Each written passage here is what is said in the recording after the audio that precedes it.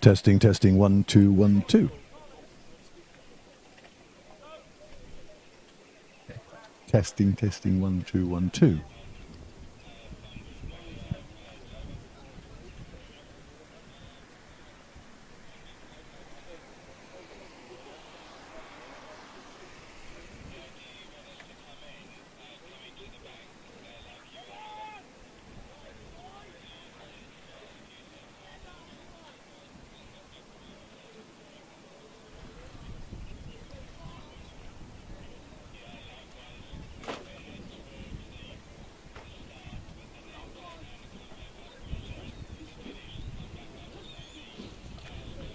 So good morning and welcome to Marlow at Dorney as a good start for the morning.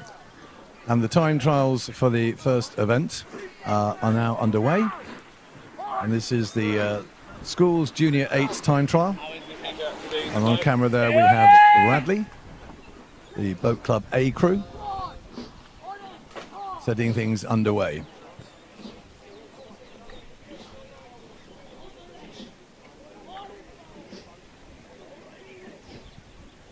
So for those not familiar with the format, what happens is that in each half of the day we do time trials, and each crew for each event will go over the 2K course and be timed. And then according to their times, they'll be allocated to the finals A, B, C, and whatever in groups of 6.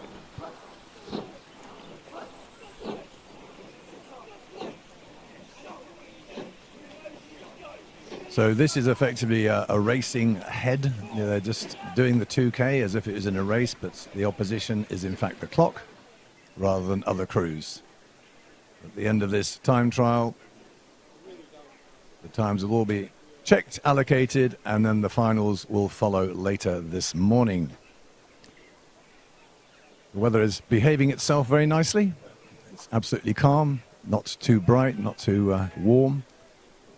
Looks like we're going to get to about mid-20s later on. At the moment, it's nice and cool, perfect training weather and perfect competition weather.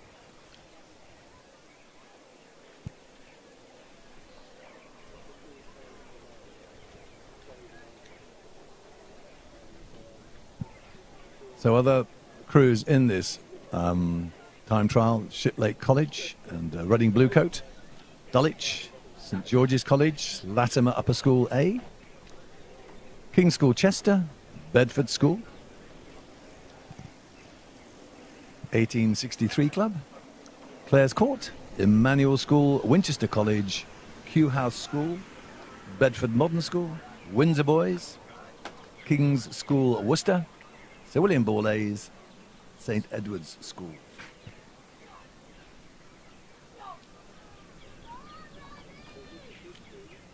And it goes on a little bit further: Westminster, Shiplake again, Latimer again, Dulwich, Kew House, St Paul's A, St Paul's B, King's College A, King's College B, Radley College, and Maidenhead.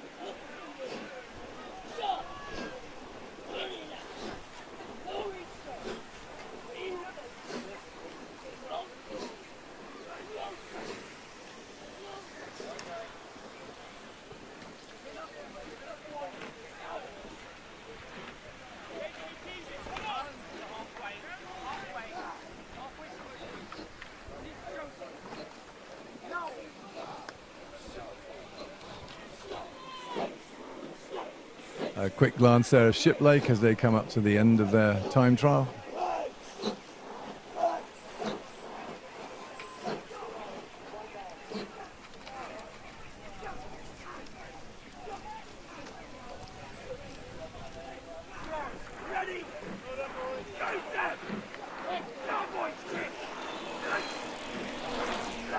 And the third boat coming over now is Reading Bluecoat. These are the time trials for the junior eights.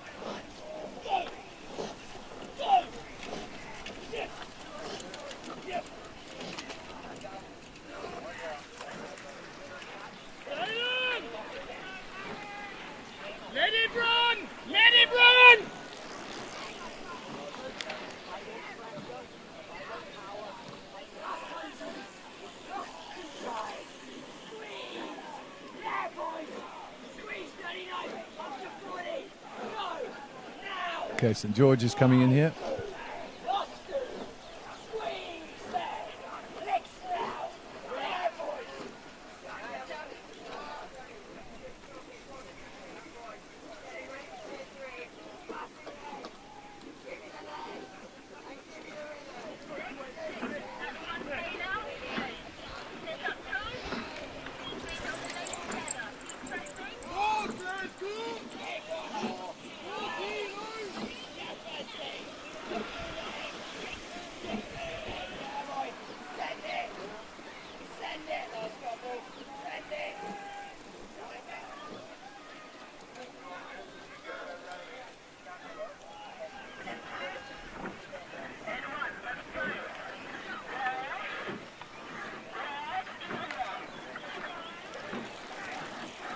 Let's go, Emmanuel! Lots of power!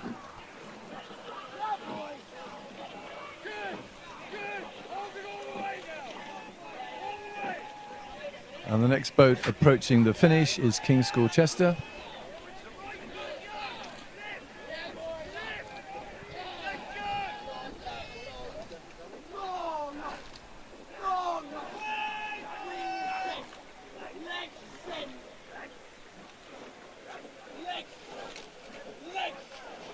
So just coming to the end of their time trial here, King's School Chester going across the timeline, and there it is on the screen.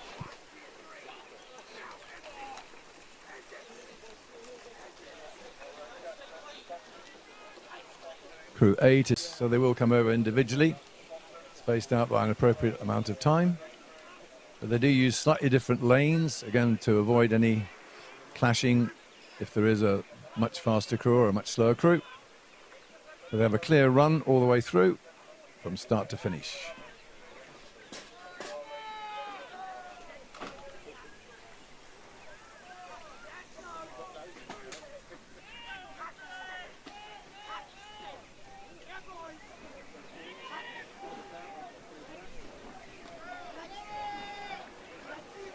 And this is the 1863 club. Very dark kit with a splash of red and white down the side.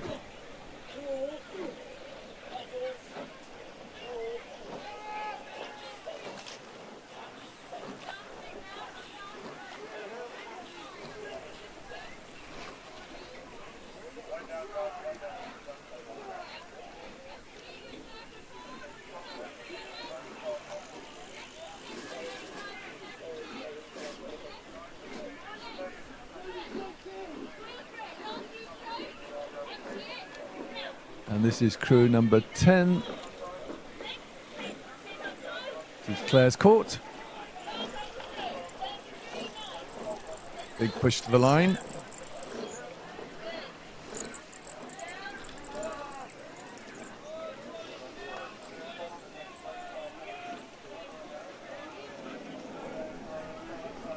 And panning back to the next crew. Oh, no, and back to the start. Okay, that was just a quick flash. But the next crew due is Emmanuel School, crew number 11. Here we go.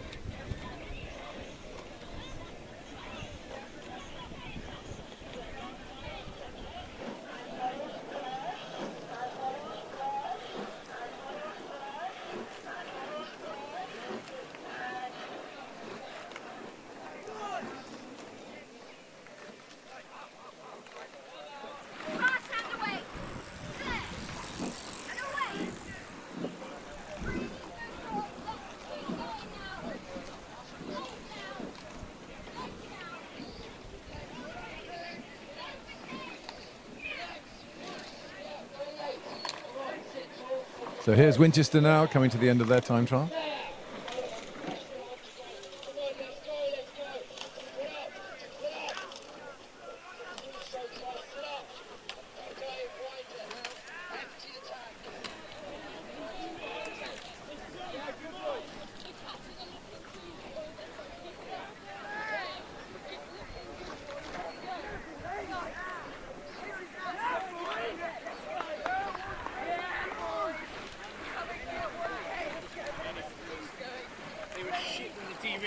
Trusses out, they left the riggers.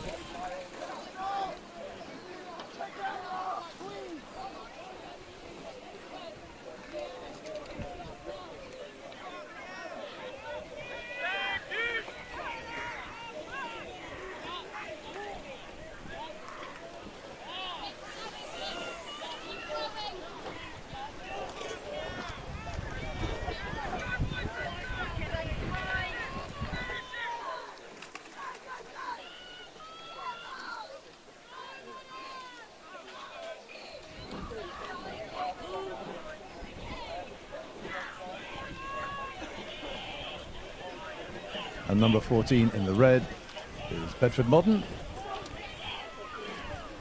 What's on camera there is Abingdon School. And there's Cerise, please don't call it pink. So we're live streaming at the moment at Marlow at Dorney. These are the time trials for the Tier 3 Schools Junior 8s. All the crews going through time trialing and then being allocated to their respective finals.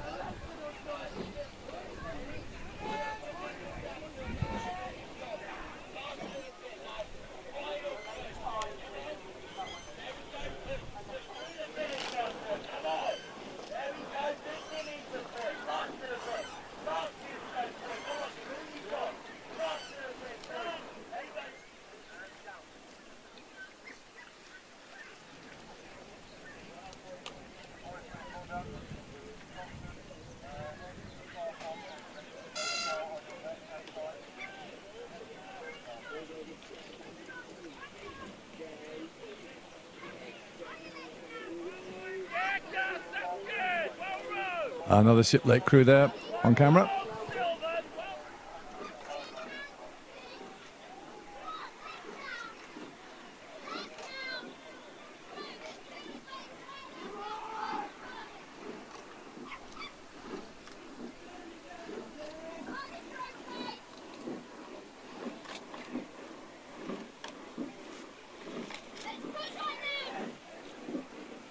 King's Boat Worcester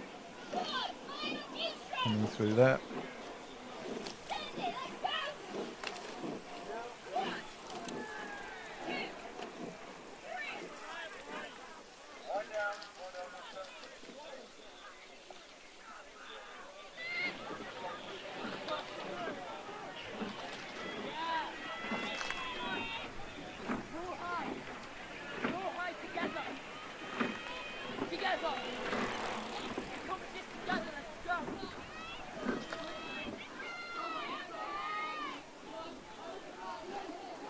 And in the red, it's crew number 17, which is Sir William Borlase,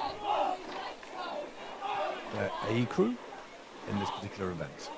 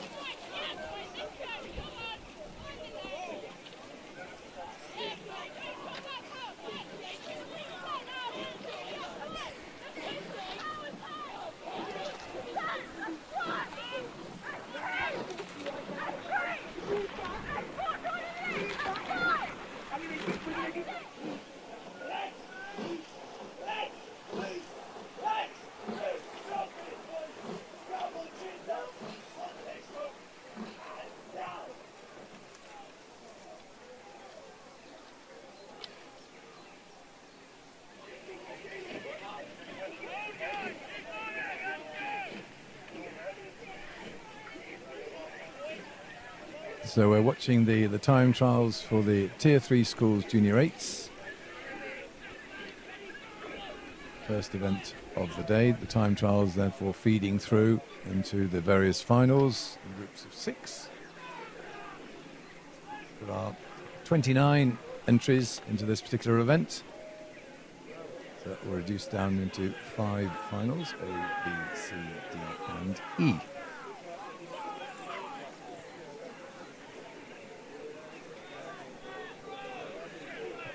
Shiplet crew coming through that.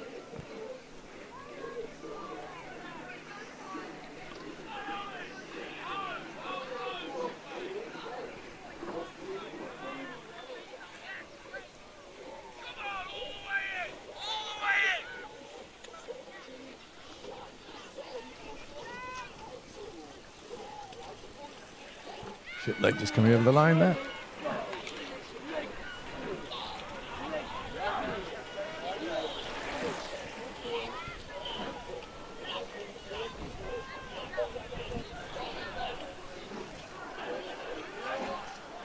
And crew number 21 going over the line.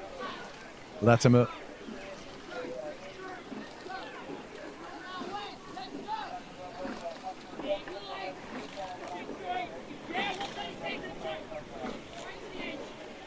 And crew number 22 now is Dulwich College, A crew.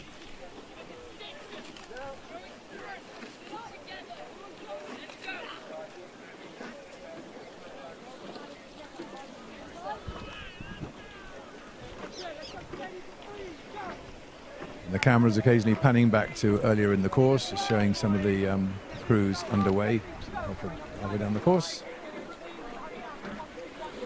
Going past the 1500 meters there.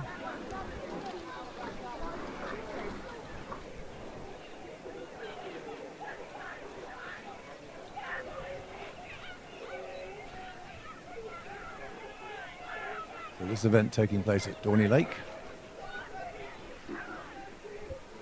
the Olympic venue for 2012.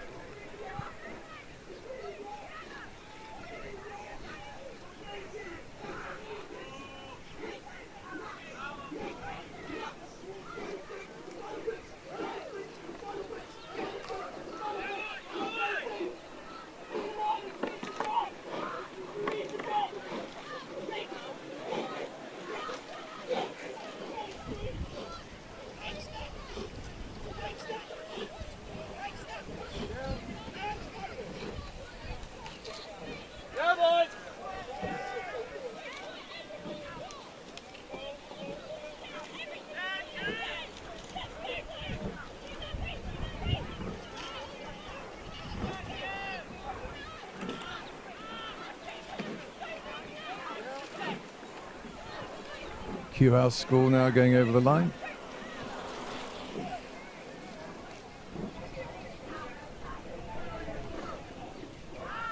We've drifted seamlessly into the school's second 8 events. There are 6 entries for this one. So they'll just be doing lane choice according to the times.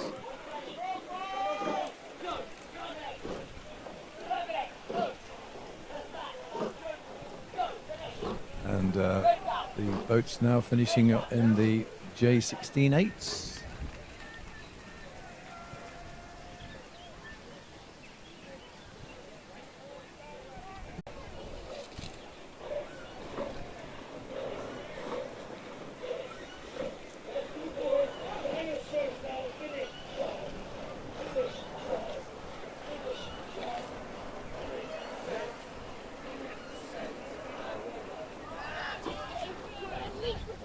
Find that way!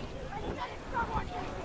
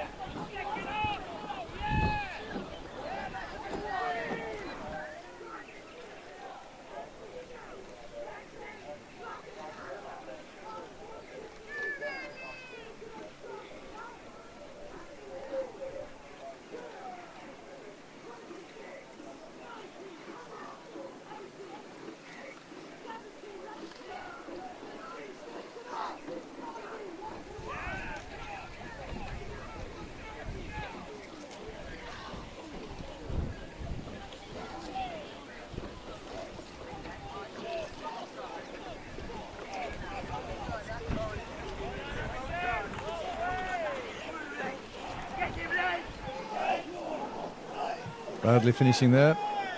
It's the Junior 16-8. Crew number 28.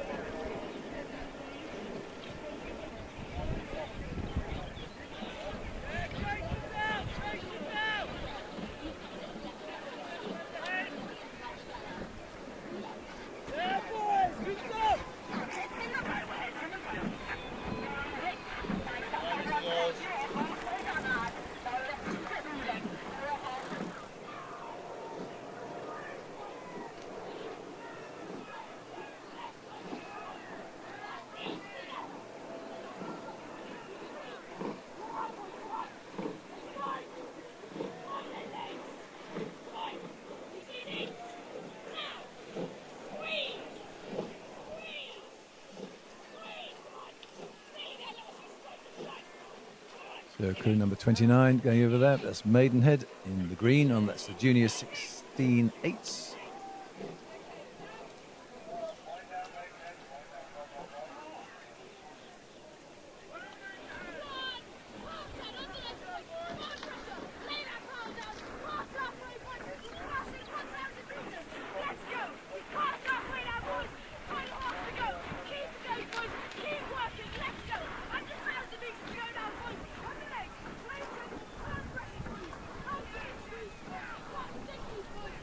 So just shots of the crews as they go the halfway mark. Just see the 1,000-meter marker in the background. At the business end of the course, that's where the 2,000-meter marker comes.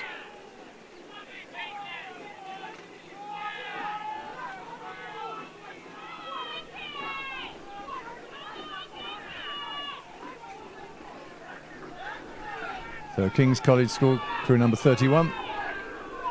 And this is the Junior 15 first eights. But these time trials are just seamlessly one event after the other, just rolling through. And I'll keep you informed about the event for which they are actually time trialing. This is the Junior 15 eights, and that's King's College.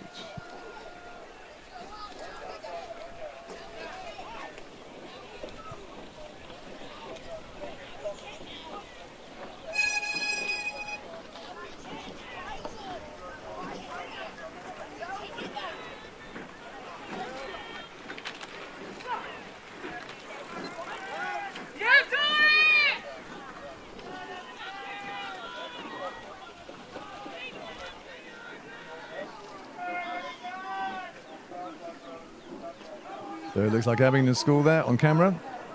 Crew number 32, still in the Junior 15 event.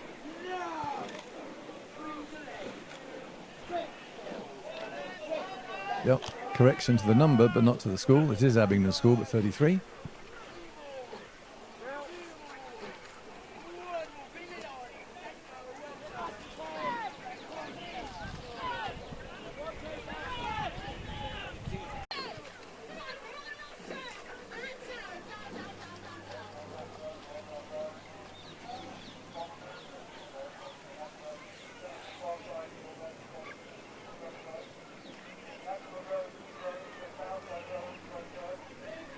Coming into the red boys here, it's Bedford Modern. In the red, crew number 35.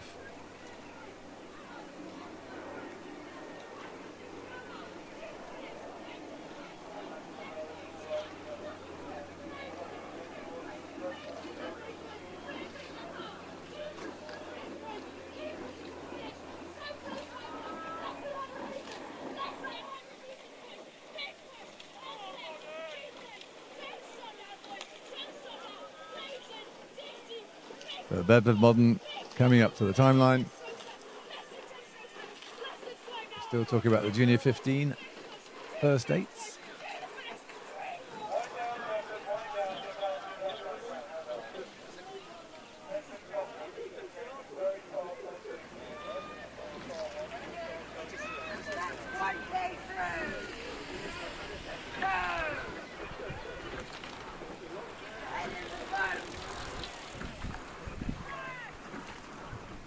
going back down the course there, watching crews passing the halfway mark.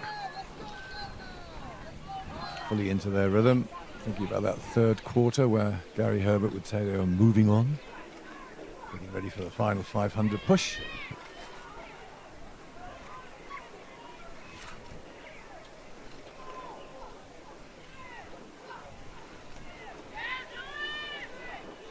Crew number 36 is Dulwich.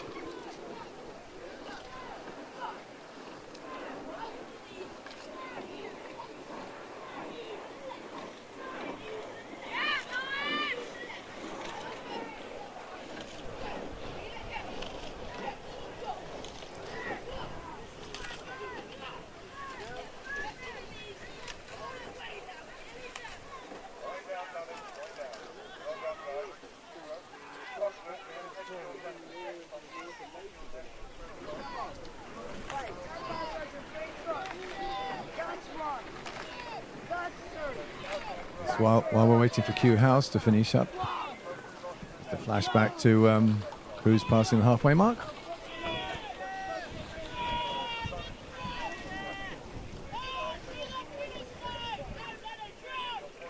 And here's Q House, crew number 37, completing their time trial.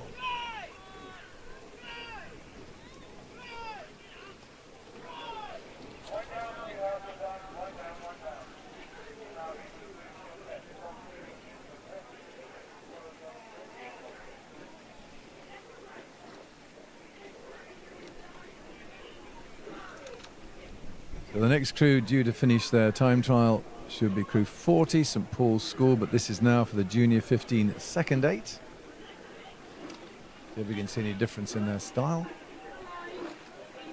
This doesn't look like the case to me.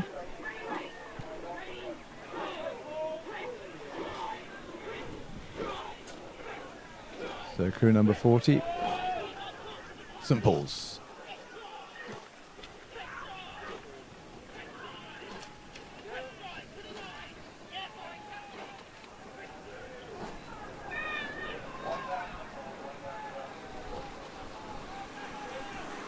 Well, 6 entries in the Junior 15 second 8s event.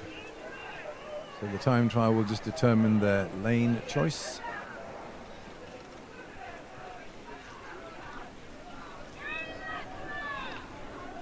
And a news flash is that we've had a scratch there, so there are only going to be 5 in that event. So no weather conditions today. Absolutely lovely and flat. Scarcely any wind to talk about. Tiny little crosswind to cool the crews.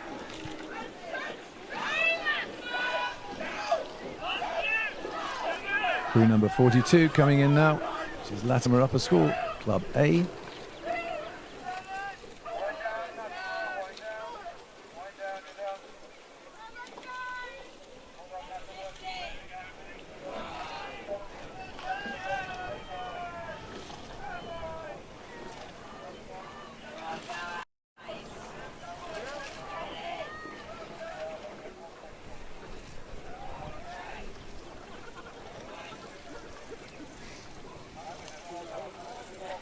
So Abingdon just completed their time trial there.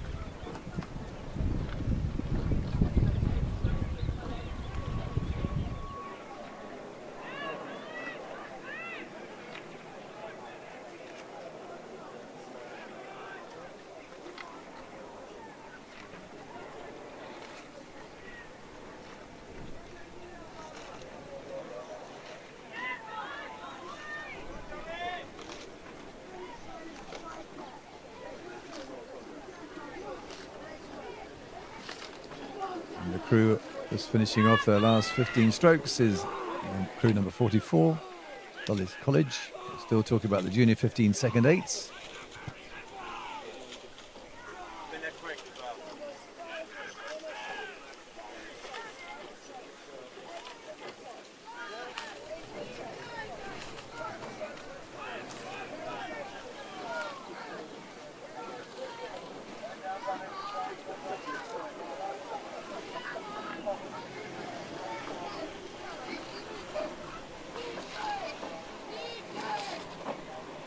Sitting here in the finish tower, it's King's College School, who are about to complete their time trial. Crew number 46.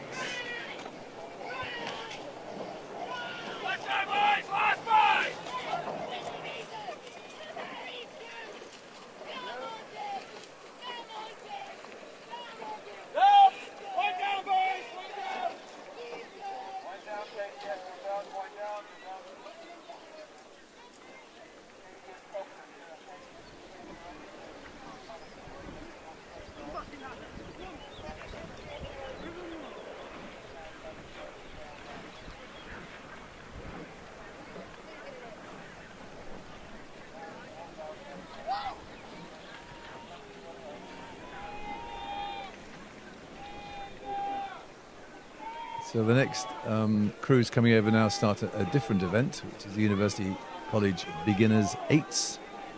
And crew number 48 is, in fact, Imperial College, who will start this with the first to complete their time trial. Only 4 entries showing here. University of York, Southampton and Warwick.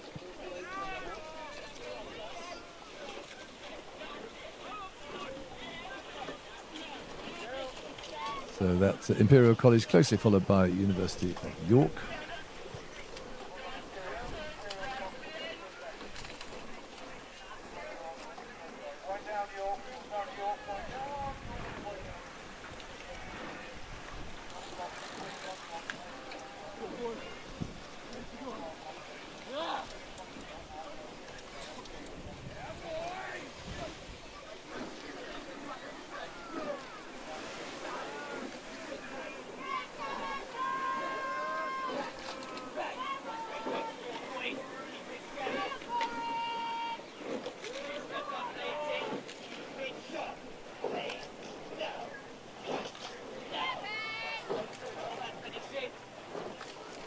So crew number 50, Southampton University, crossing the line. One of 4 entries into this University College Beginners 8th time trial. And the 4th and remaining crew is from Warwick University. So they're just racing for lanes, effectively.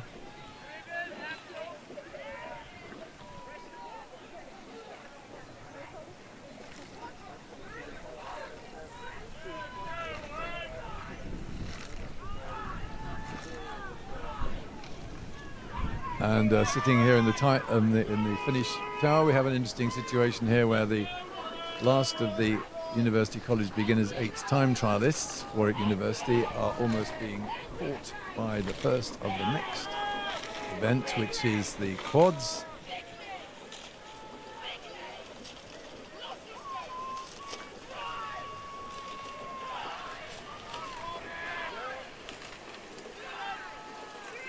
So there we have Warwick University, closely followed by Windsor Boys School in the Junior 18 quads. I'll just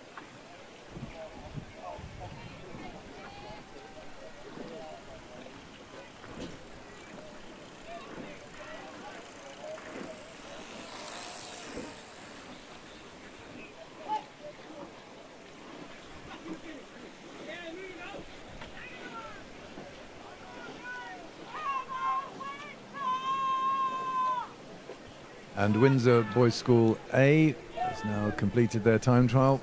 First boat was their B crew.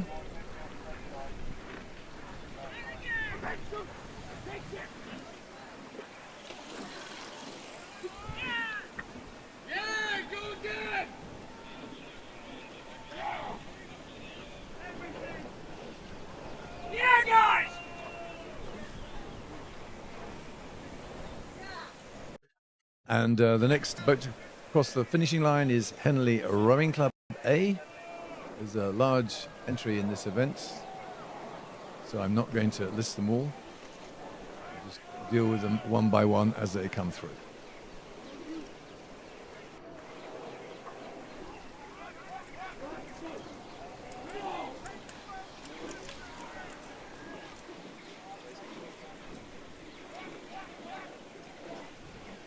.55, Sir William Borlase crossing the line momentarily, followed by a certain Marlow Rowing Club.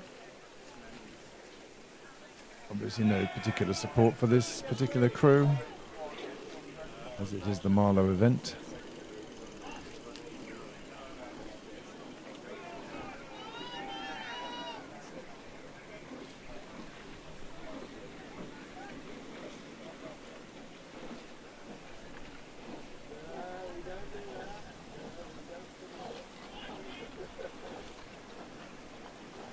The Marlow crew finishing now. This is the A crew.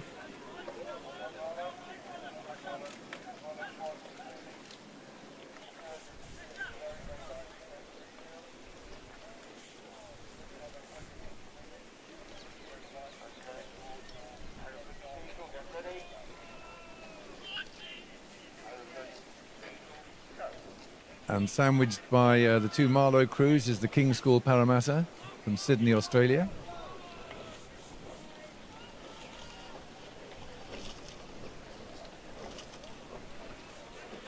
Looking long and strong after their long journeys.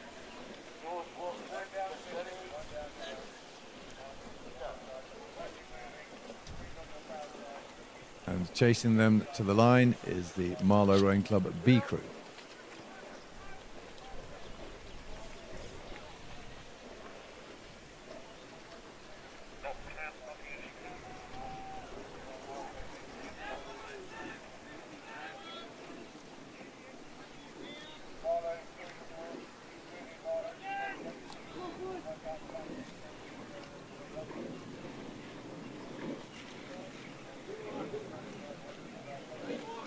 Completing their course now, crew number 59, King's School Worcester.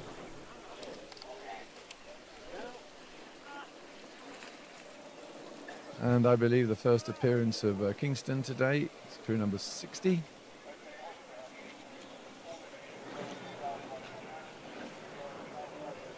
Kingston just completing their time trial.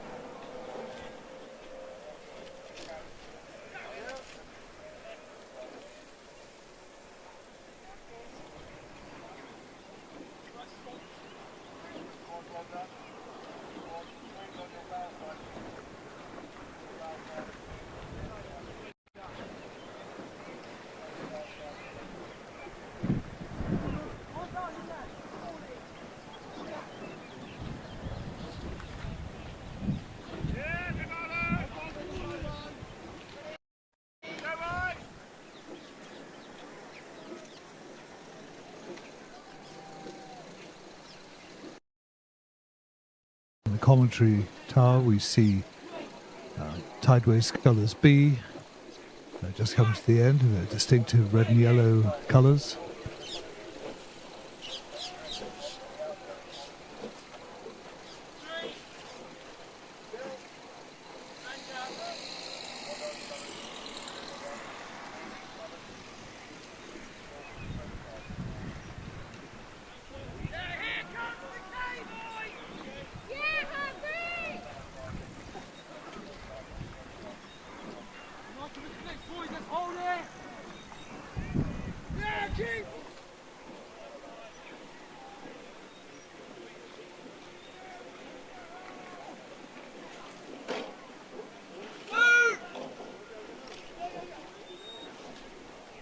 And just finishing now is Kingston Grammar School, crew number 63, followed by George Watson's and Stirling Rowing Club, crew number 64, and chased hard by Newark Rowing Club, crew 65.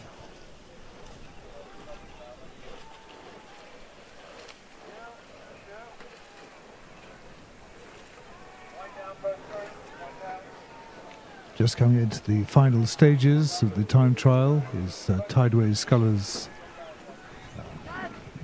A crew, crew number 66.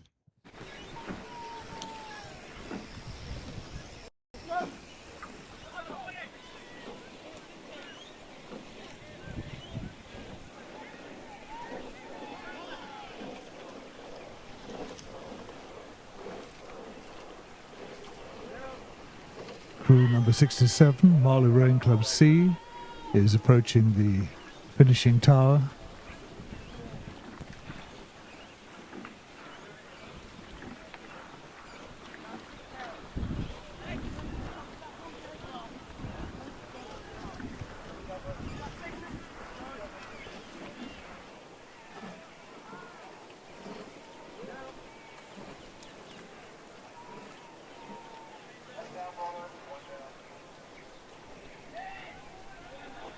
approaching the finishing tower is Crew 68, Tideway Scholars School C.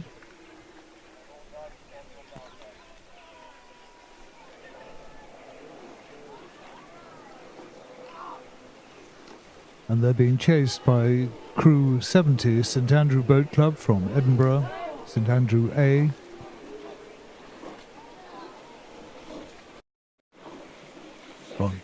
Wrong, that's Great Marlow School A, Crew 69 in the red boat, and they're being followed closely by Crew 70, St Andrew Boat Club from Edinburgh.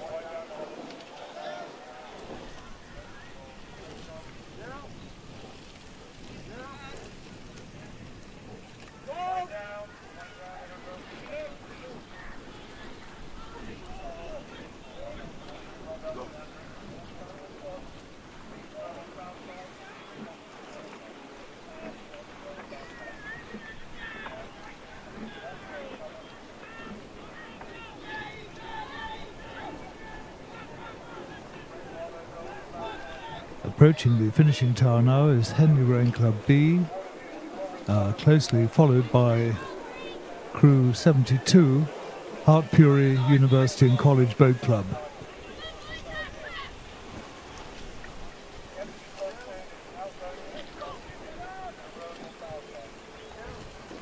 And now Crew 73, Hereford Cathedral School Boat Club, just coming up to the finishing tower now.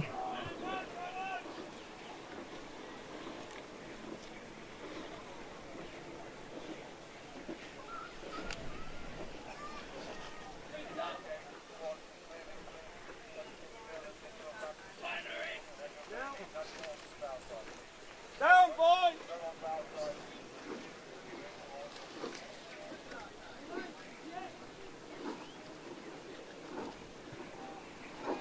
And just approaching the finishing tower is George Watson's College Rowing Club B, crew number 74.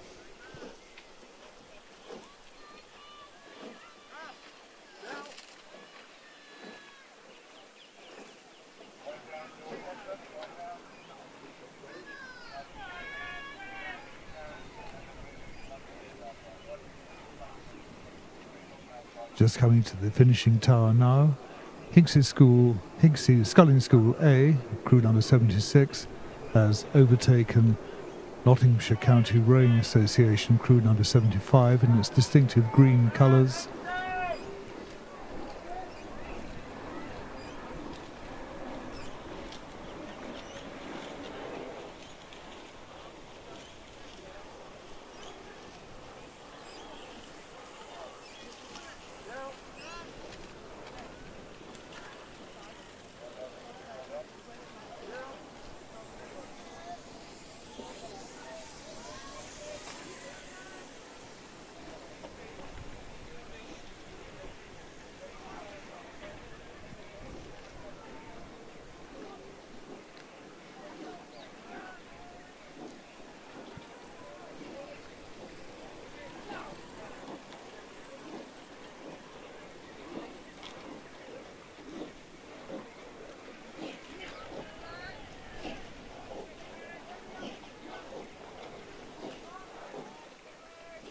Crew number 77 just passing the finishing tower, that's Molesey Boat Club A.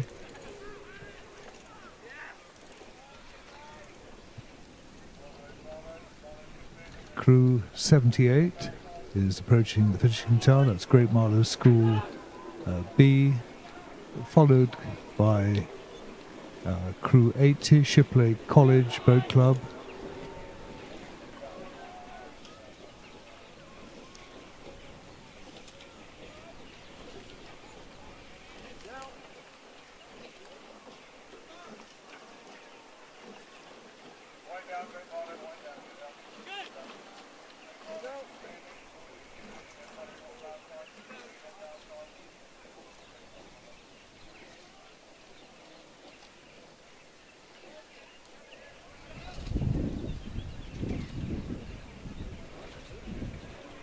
Just passing the finishing tower now is George Heriot School, Edinburgh, crew number 81.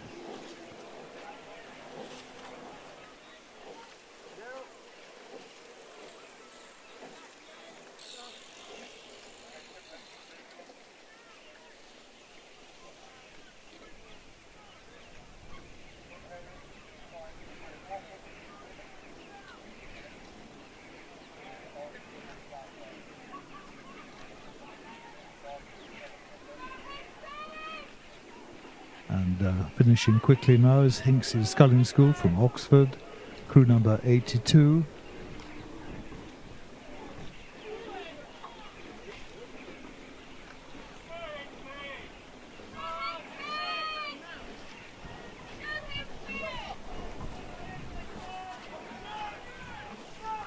And just coming up to the finishing tower now is St George's College Weybridge Boat Club, crew number 83.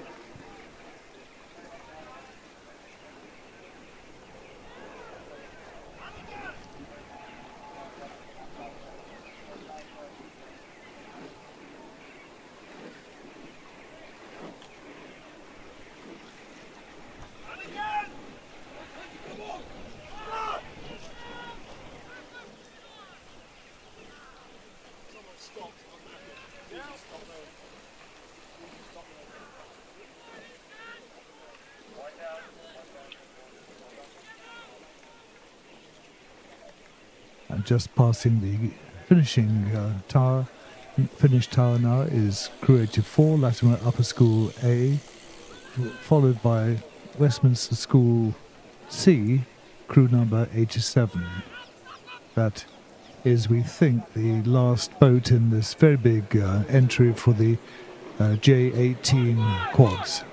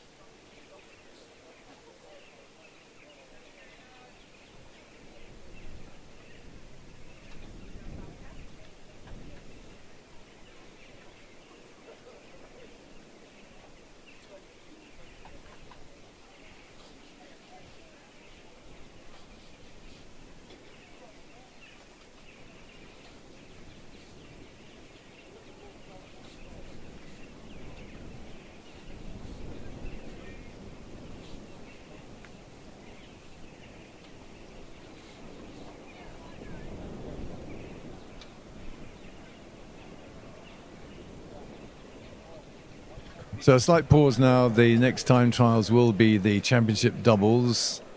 In the meantime, we're just collating a few of the times, and we'll be giving you some results imminently. So stay tuned.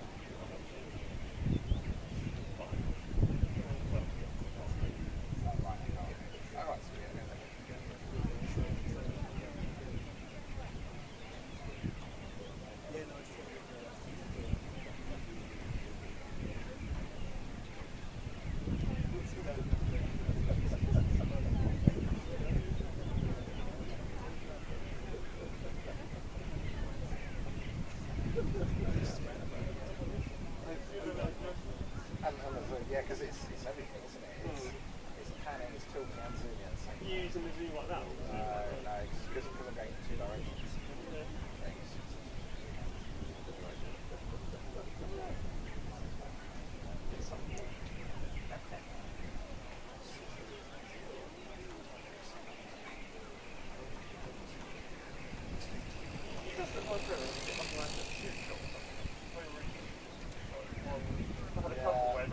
The pins over really calm.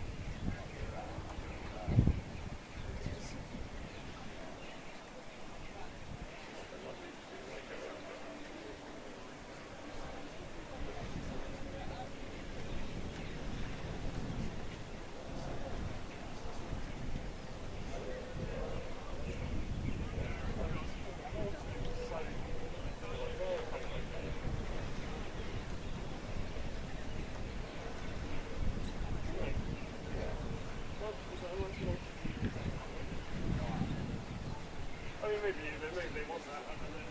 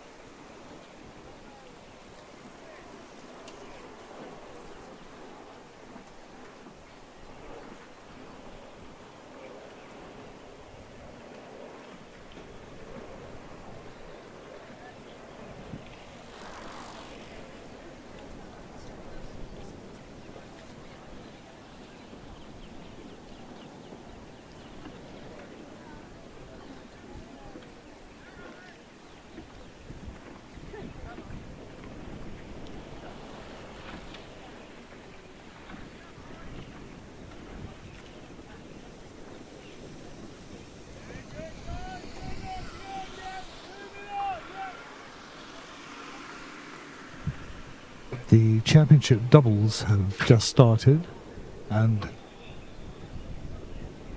we see here crew number 88, Leander Club, rowing very strongly.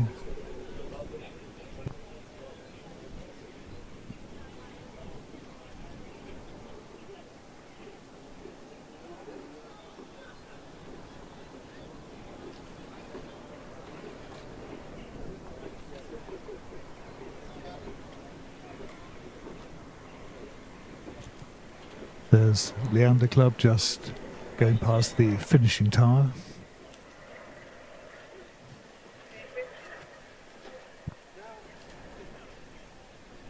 That's Matt Brigham and Alex King in Leander Club, followed by crew 89 from Weybridge Rowing Club A.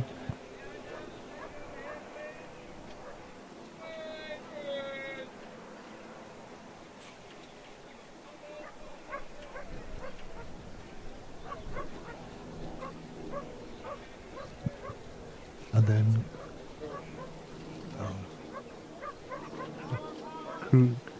they're followed closely by a composite crew from Newark and Leeds, crew 90, Newark Rowing Club and Leeds Rowing Club.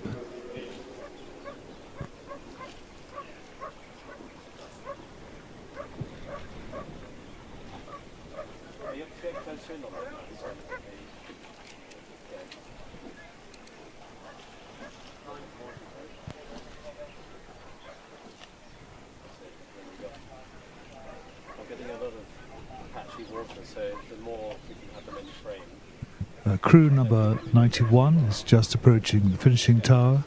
This is a composite from Twickenham Rowing Club and Queen's University, Belfast. Aidan Thompson is linked in with Nathan Hull, and both athletes have already had quite a successful season. It'll be very interesting to see them later in the day.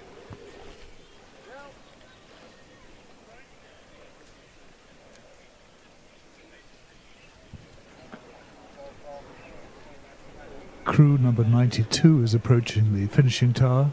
This is from Lee Rowing Club in its distinctive colours.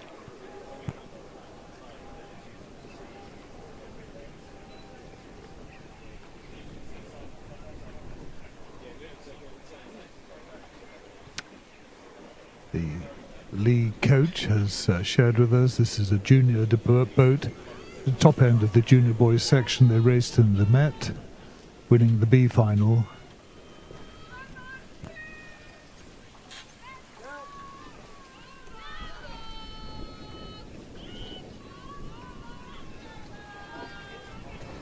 Just coming by the finishing tower is crew number 93, Nottingham Rowing Club, and followed by crew 94 from Bath University in this time trial for the championship double sculls.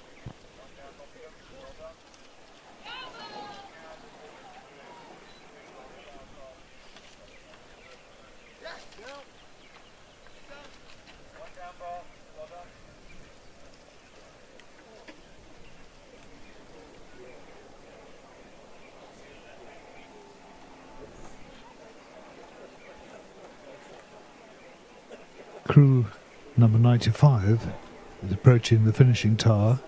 This is Globe Rowing Club A.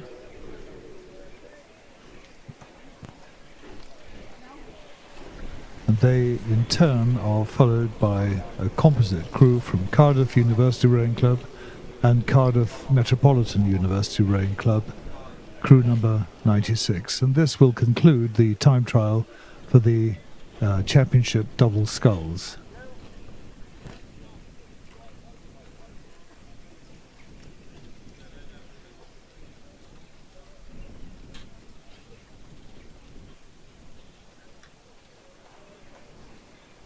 So as we're coming up to 9:10, nearly 100 boats have taken part in the time trials on this excellent day with a little bit of wind providing some cool.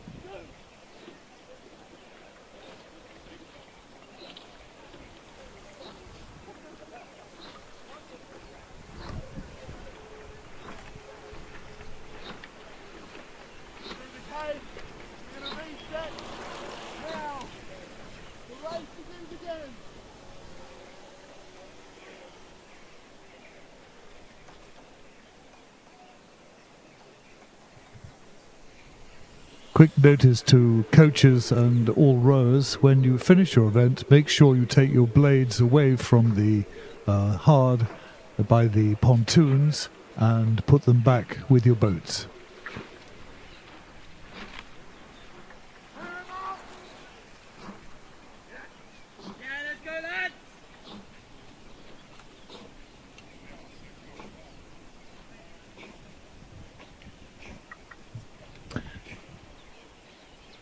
Those of you looking forward to the championship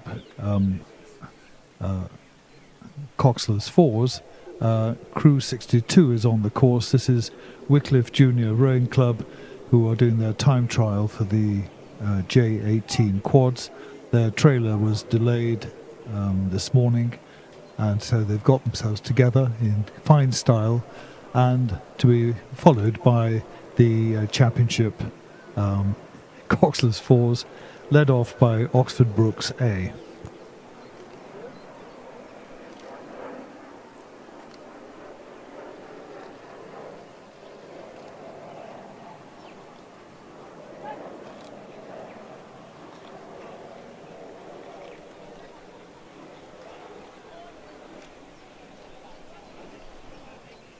There's 62 Wycliffe Juniors just finishing their time trial, and then we now have a pack of coxless fours coming down, led by Crew 97, Oxford Brooks University A.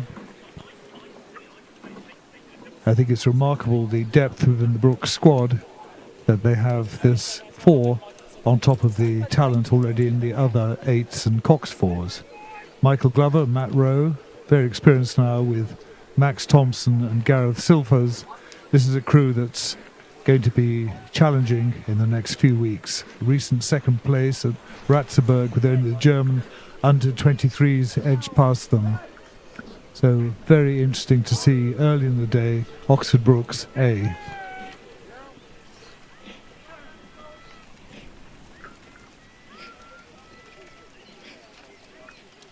And now we have the other university in Oxford finishing here. This is OUBC A, which is actually one of the top crews this country, with two Swiss internationals, Barnaby Delars and Roman Rusli, alongside Tobias Schroeder and Jack Robertson. This is actually one of the best crews on the regatta this weekend, and with the level of talent in this crew, they clearly have their eyes on the visitors in a couple of weeks' time.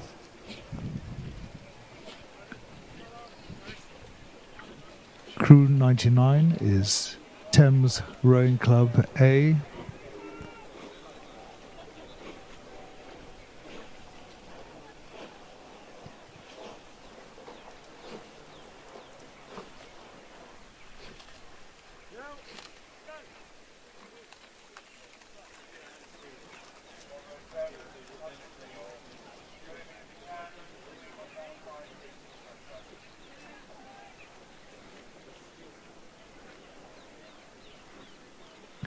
Crew 100 is just approaching the finishing tower. This is Molesey Boat Club A, and this is a crew with quite a pedigree, with Henry Jones, Thames Cup finalist last year, with Junior World silver medalist and St Paul's athlete Joseph Middleton, plus Oliver Knight and Harry Hetherington. How close they can get to Brooks and OUBC is going to be interesting as we look forward to Henley Royal Regatta.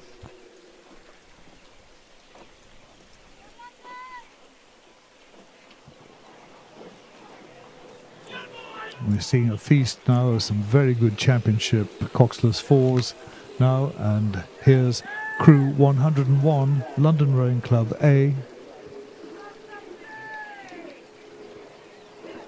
And they in turn are followed by crew number 102, Upper Thames Rowing Club A.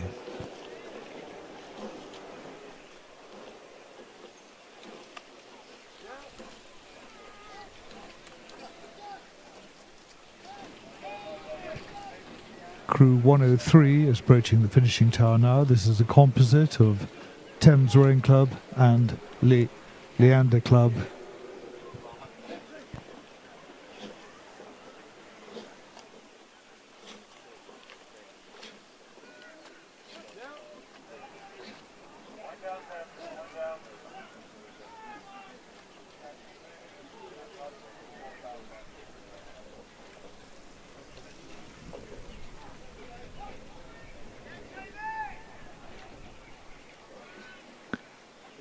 Crew 104 is coming to the finishing tower. This is Lee Rowing Club in their distinctive colours.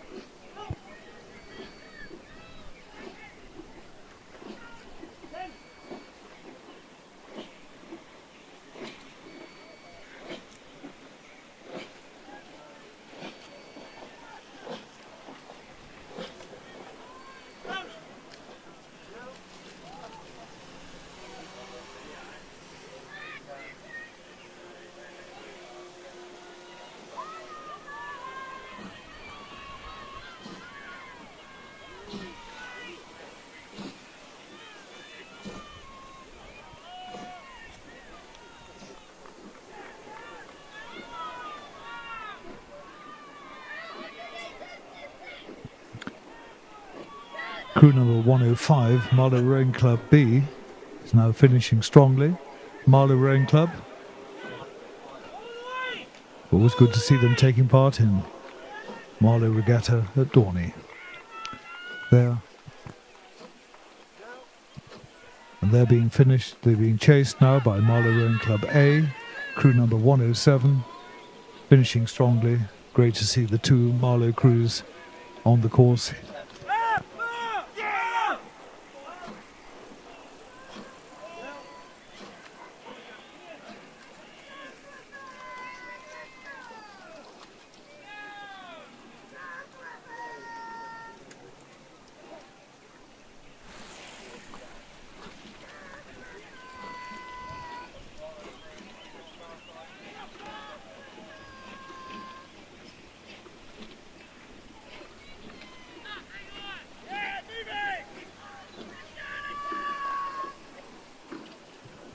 (109) Griffin Boat Club A, finishing there. That's the alumni boat from Abingdon School. And they're followed by 110 Agecroft Rowing Club A.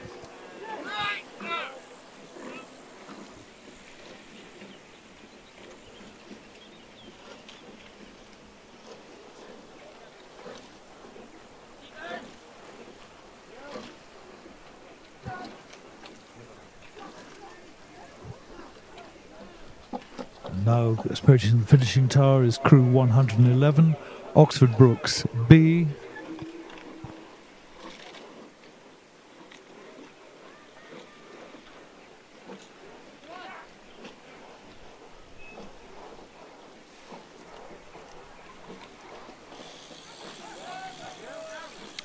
They're followed by crew 112, Nottingham Rowing Club B.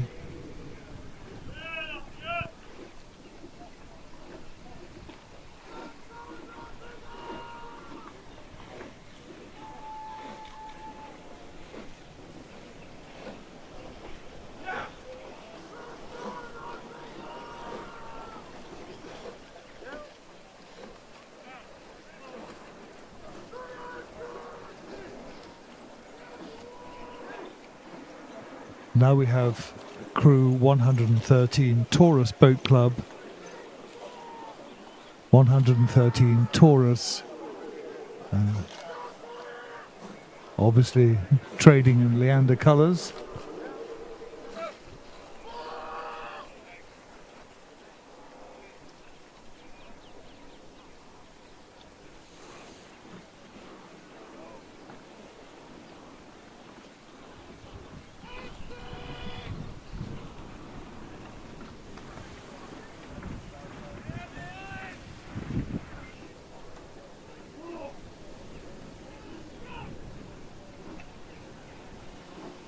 Crew 114 coming past the finishing towers, Nottingham University Boat Club A,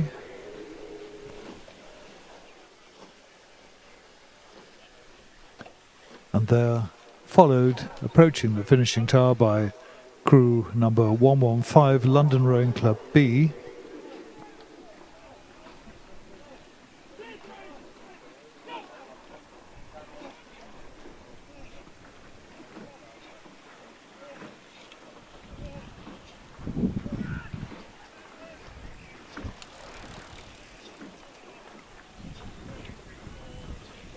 Crew number 116 is now coming up to the finishing tower. This is Vesta Rowing Club A.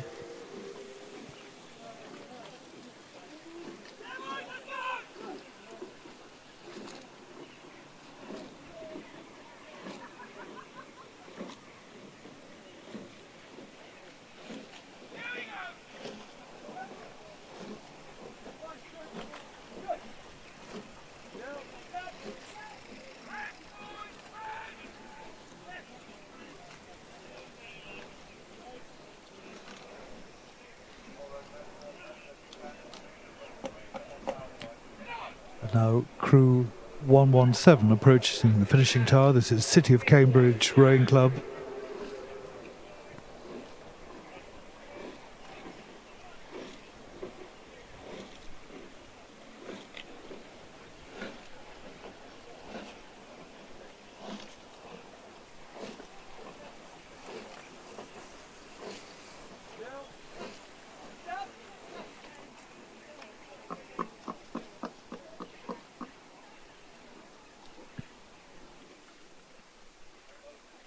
Approaching the finishing tower now is crew number 118 in its distinctive colours, Curlew Rowing Club A.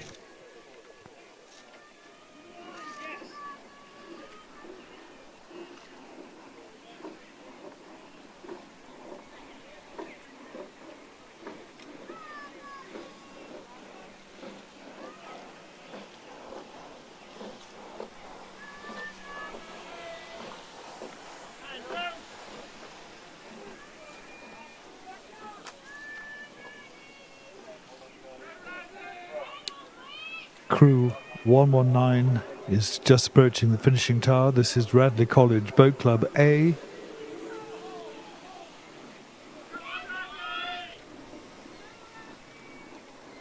And they're followed closely by crew number 120, Northwich Rowing Club.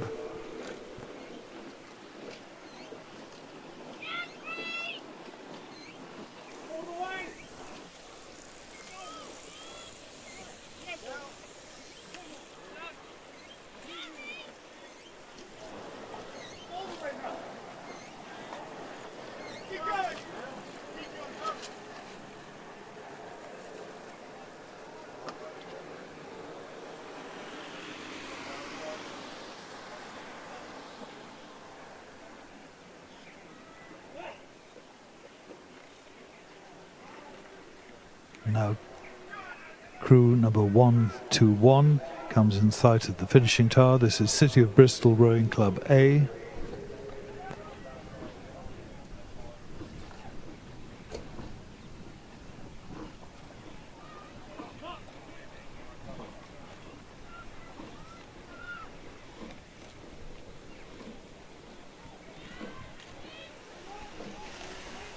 Just coming up to the finishing tower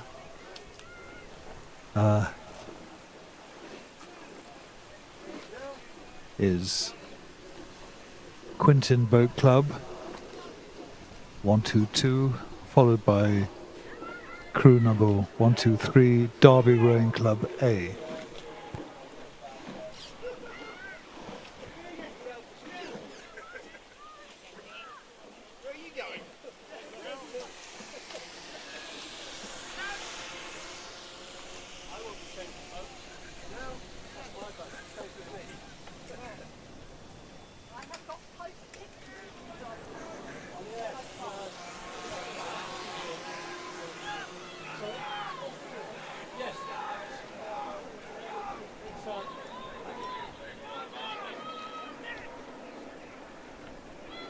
Crew number 124 coming up to the finishing tower now. This is Hereford Rowing Club.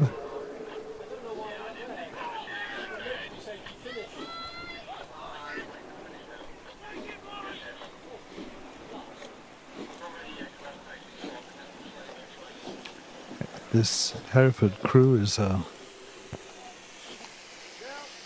junior crew, all four doing A-levels at the moment, but spearheading the resurgence of junior rowing at Hereford, producing top-level juniors after a bit of a lull. Hereford celebrates its 150th anniversary this year, and this crew is hoping to qualify for the Y-Foals. It will be the first time in 20 years if the club does so. 125 is Tideway Sculls School, finishing at the finishing tower just now.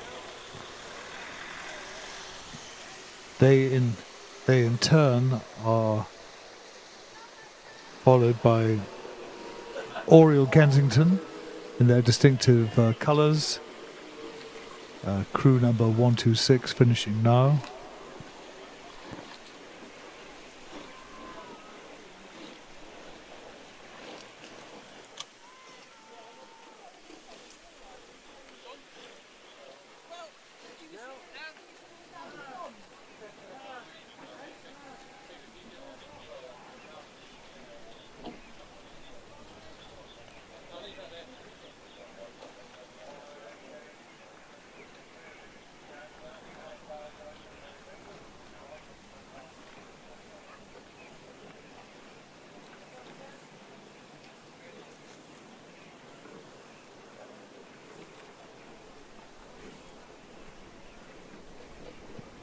And just approaching the finishing tower is crew number 127, City of Oxford Rowing Club B.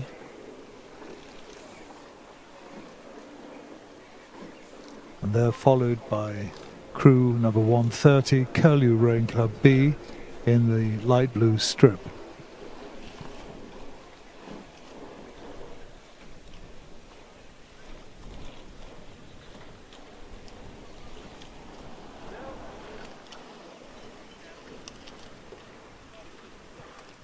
And just coming up to the finishing tower is crew number 131, City of Oxford Rowing Club A.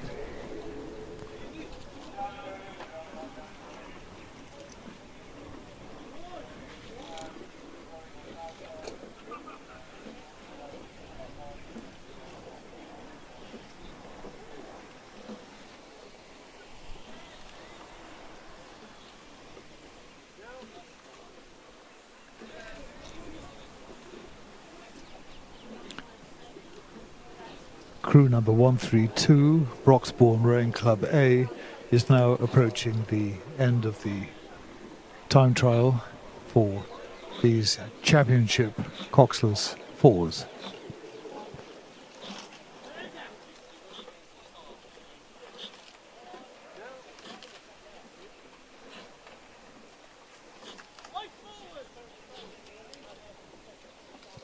Crew number 133, Nottingham Rowing Club A, is now finishing in this time trial.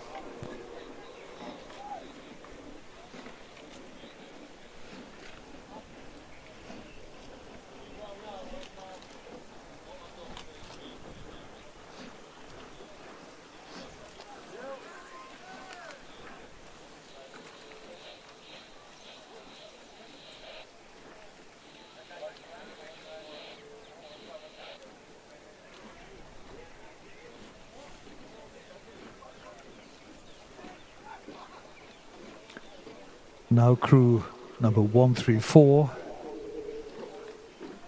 comes by the finishing tower. This is Canterburyan Rowing Club, rowing in the Tier 2 competition.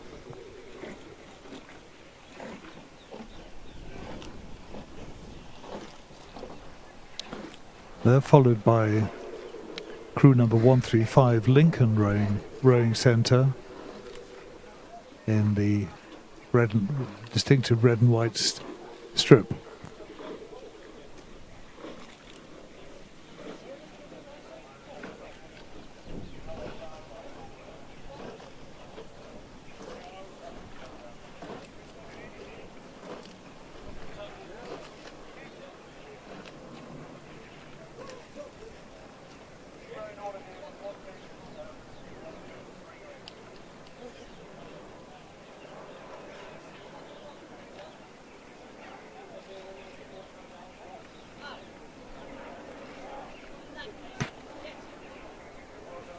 And crew number 136 is now coming by the finishing tower. This is London Otters Rowing Club A in the Tier 2 competition. They're followed by Fulham Reach Boat Club, crew number 137, also in Tier 2.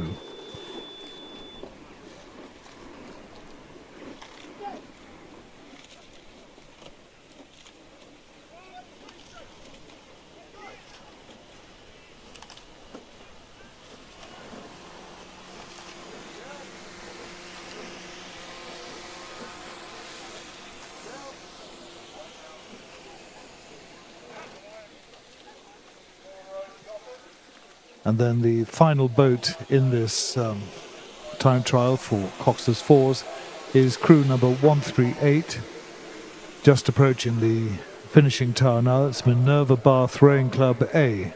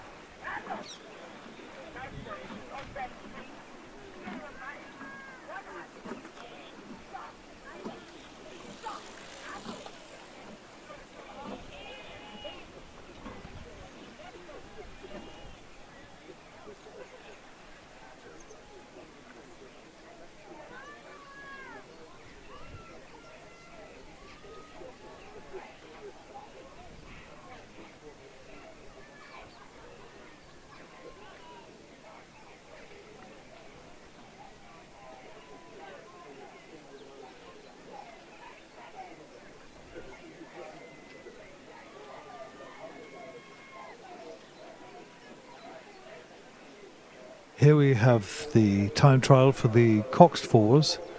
Leading the charge today is crew number 139, University of London Boat Club, in distinctive purple colours.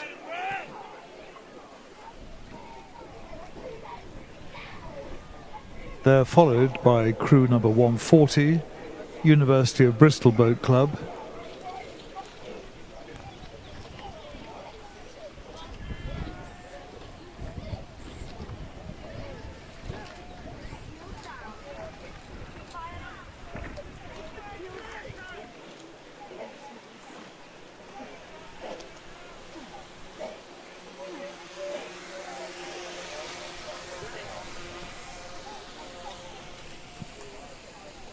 They're followed by crew number 141, approaching the finishing tower. This is the University of Surrey Boat Club.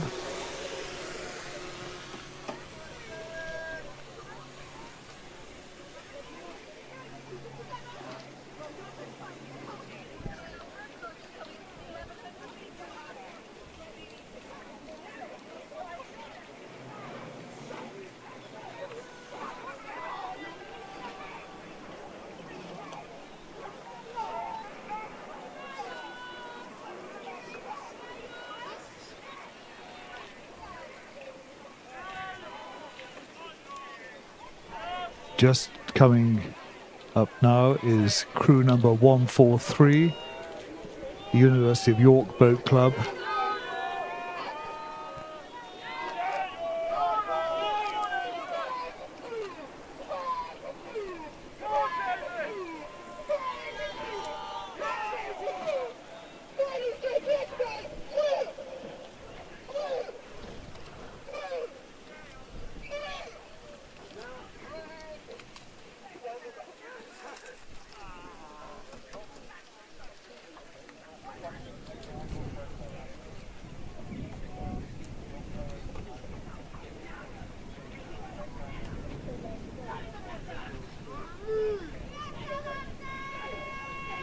now crew number 144 is approaching the finishing tower. It's also on screen. It's Southampton University Boat Club C.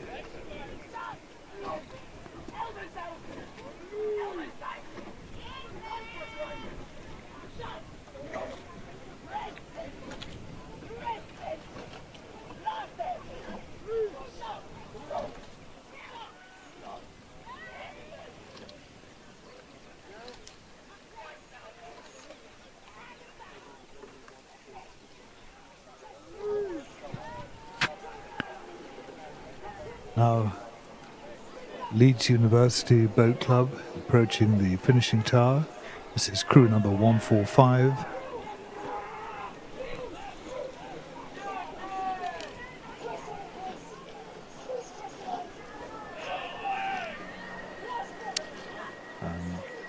Now followed by crew 146, Edinburgh University A, in its distinctive blue colours.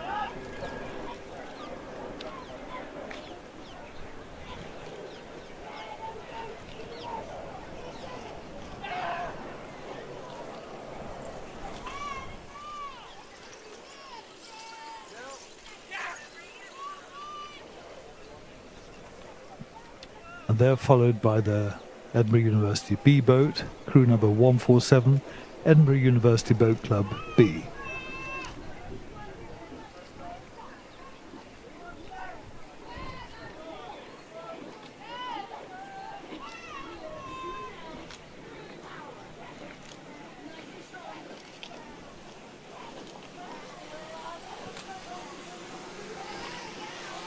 Now coming up to the finishing tower, and now on screen is crew 148, Sheffield University Boat Club.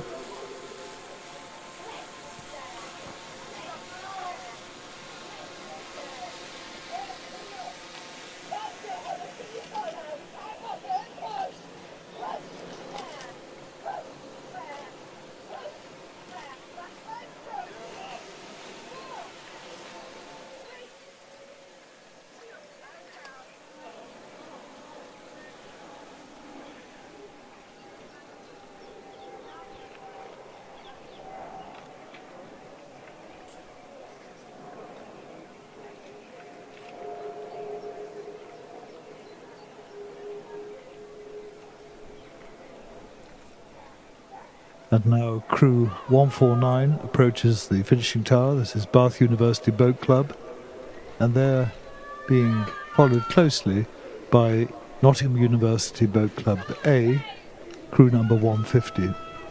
So we now see on screen Bath University Boat Club, crew 149, and followed by Nottingham University Boat Club A.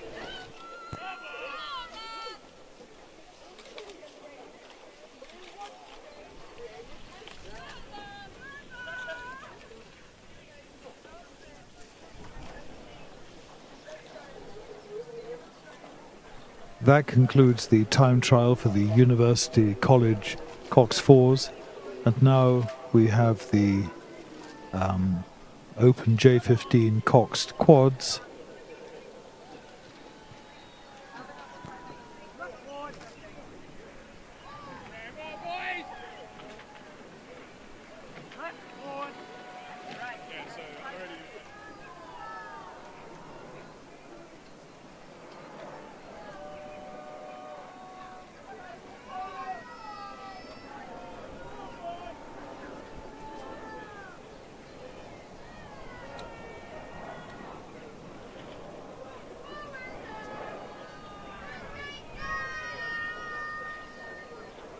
And crew 151 is on screen now. This is Windsor Boys School A leading the charge, and very much together, as you'd expect from one of the country's leading sculling schools. Windsor Boys School have made a name for themselves with this role, and here is their A boat in J15.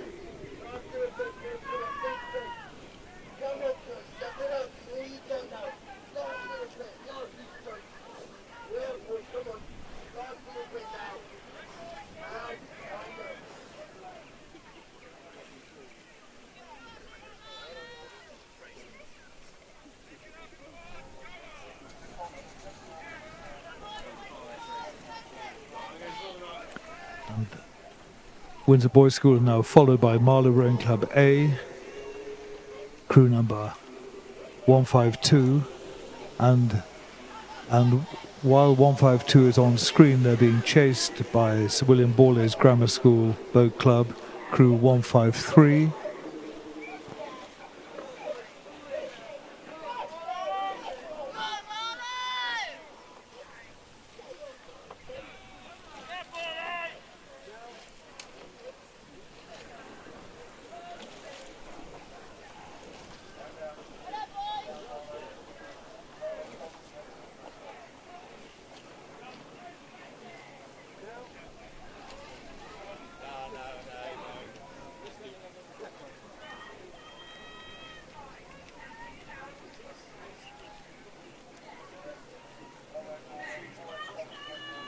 And maintaining this quality J15 coxed quad time trial, Tideway Scullers School, crew number 154, are just approaching the finishing tower.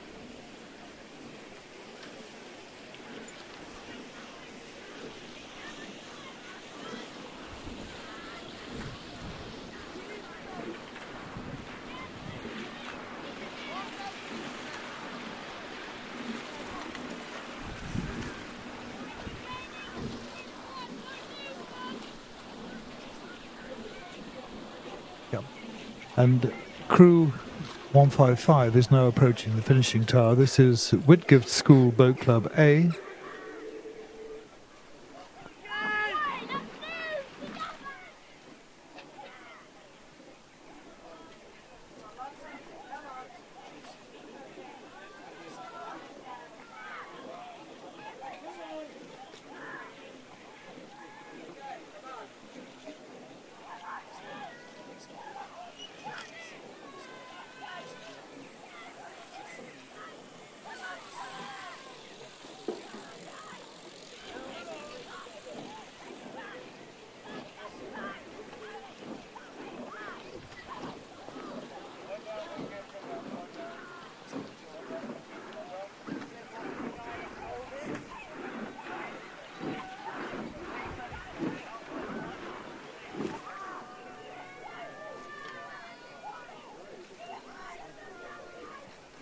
Crew number 156 is now approaching the finishing tower. This is Kew House School Boat Club A, crew number 156.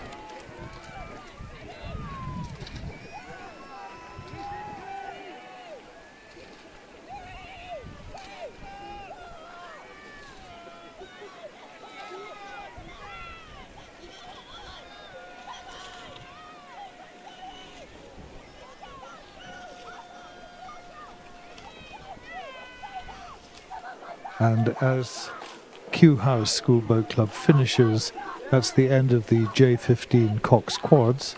And we now see the charge of the J14 octopus. The charge is led by Windsor Boys School A, rowing very nicely together in a really quality finish there from Windsor Boys School, crew number 158.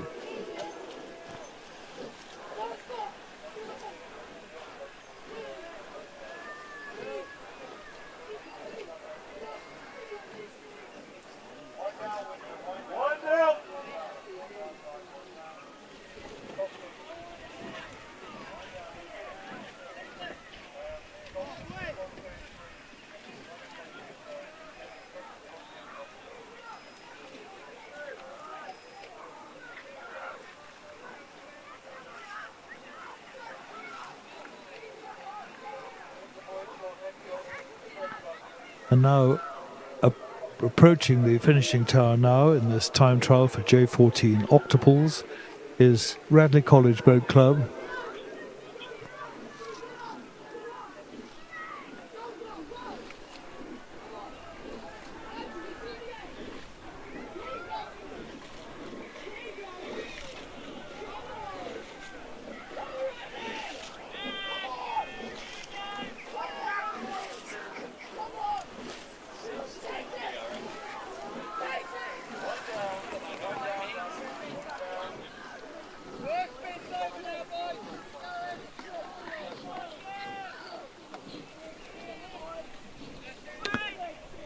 Just approaching the finishing tower now is Q House School Boat Club A.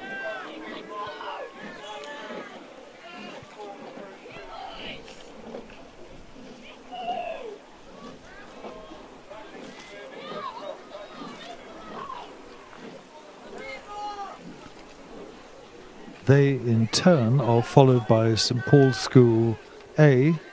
It's crew number 161.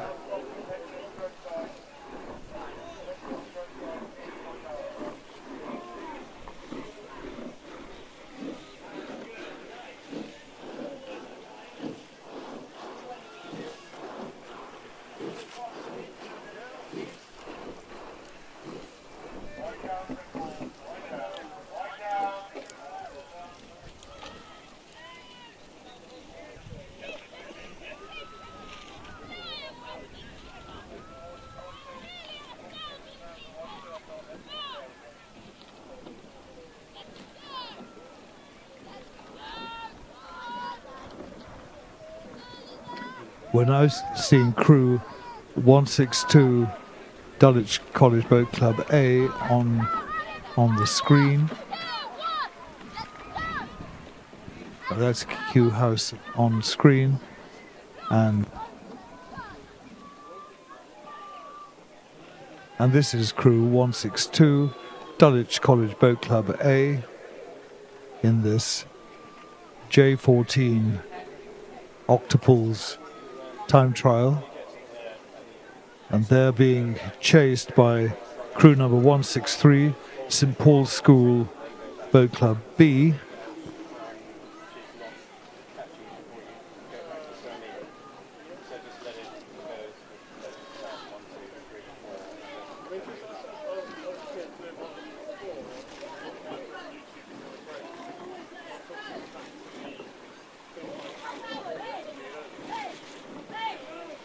And there's St Paul's School B finishing very strongly alongside Dulwich College Boat Club A.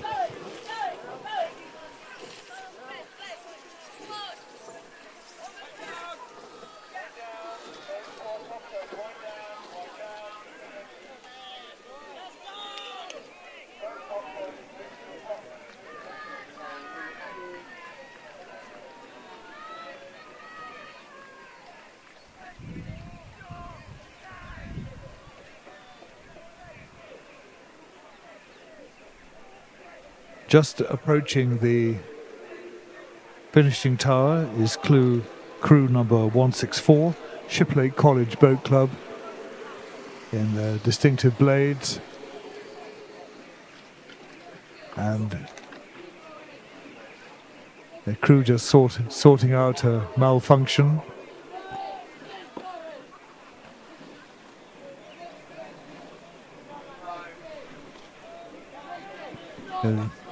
So 6 is just sitting out. His stroke blade has completely reversed itself. The crew continues with sang-froid and ably coxed. Shiplake finishing there.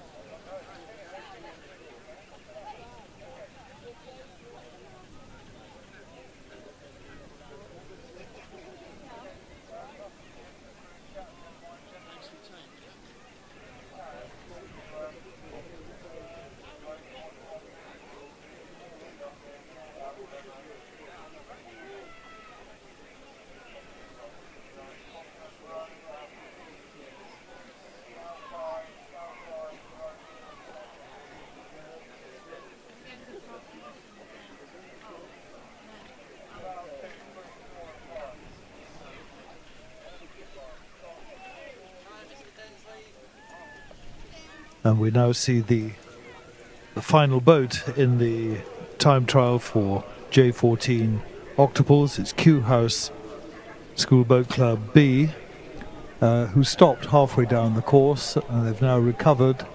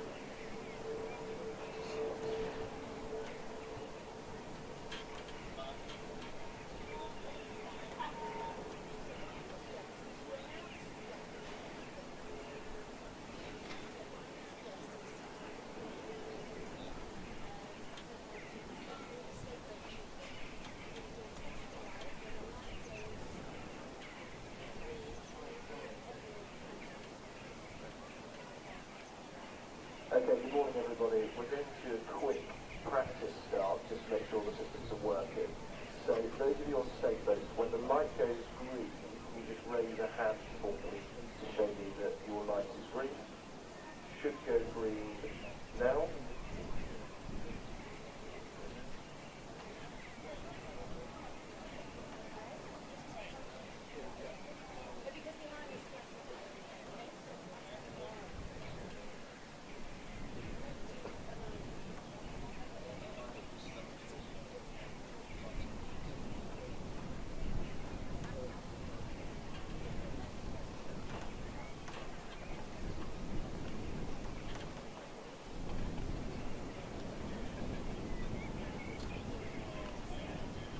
Okay, this is a practice start. The light should come on now. Raise a hand if you can see a red light. Thank you very much. It should go green now.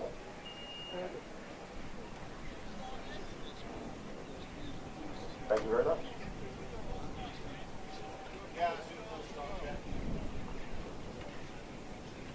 Okay, the next one is going to be a false start, so the lights will go red.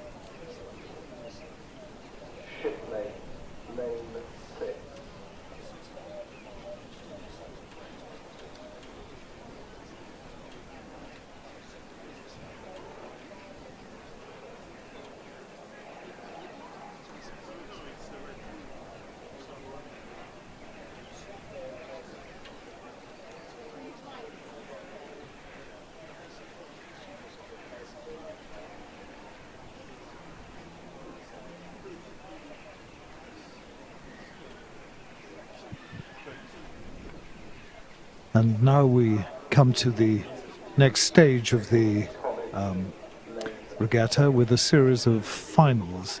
And the first final is the D final in Tier 3 School Junior 8s between Radley College A, Lane 2, Sir William Borlase Grammar School A, Lane 3, Maidenhead Rowing Club A, Lane 4, Kew House School A, Lane 5, Shiplake College A, Lane 6, King's College School B, Lane 7, and Kew House School A, Lane 8. The Kew crews are now down at the start and lining up. One or two boats still coming onto station, and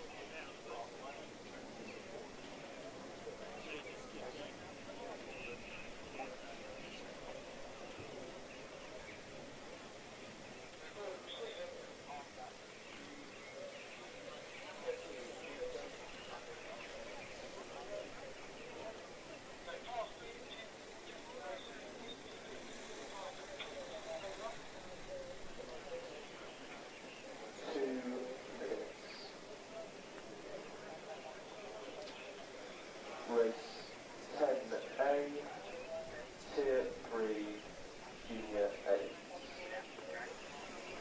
Final D.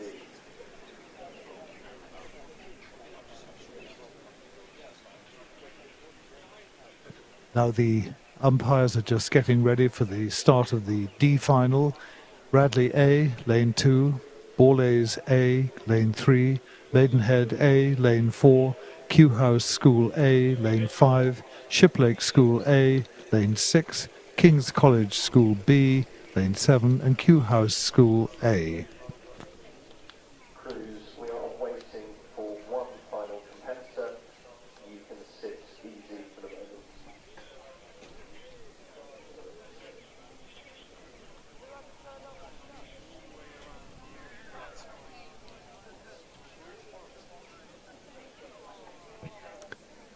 So lane 2 is the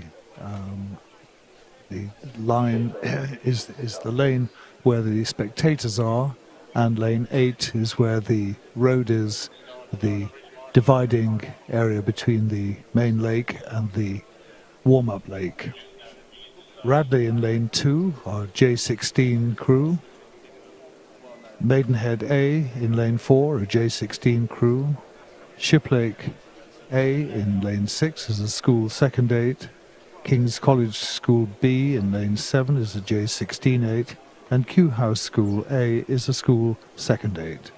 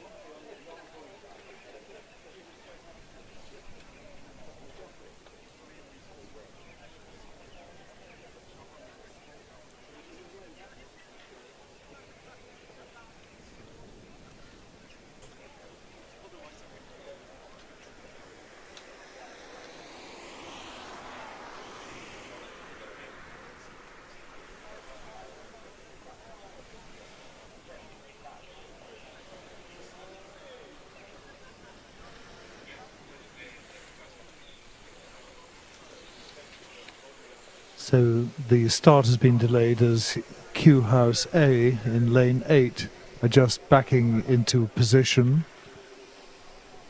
and the umpire will be starting the race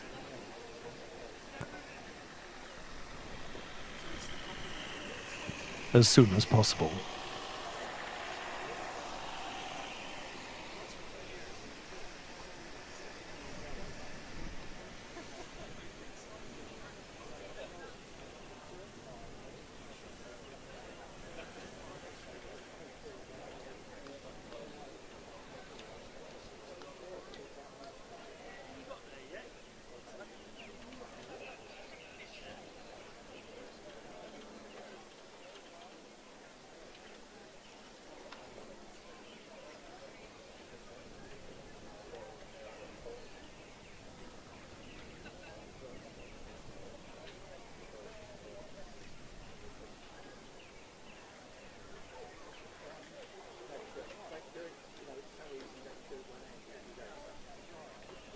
Q House, second to 8, late to start, official warning, please acknowledge.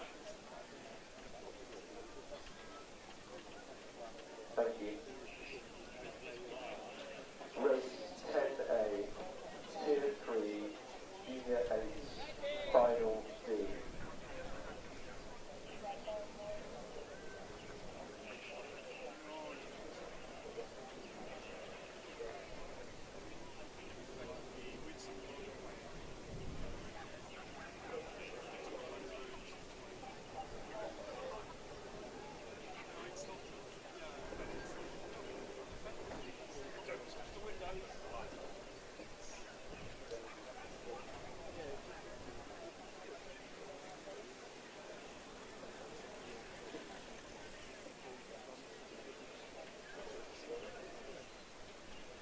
Ratley, Sir William Borlase, Maidenhead, Newhouse A,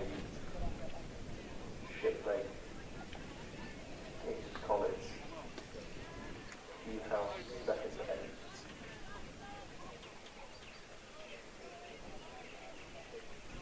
8. Attention.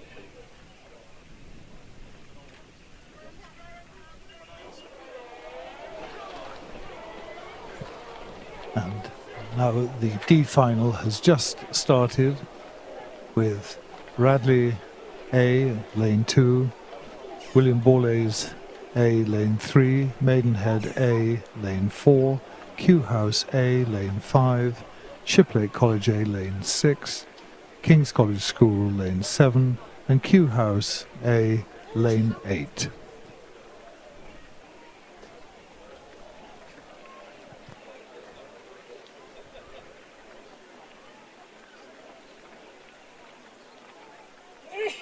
Race 11B, Tier 3.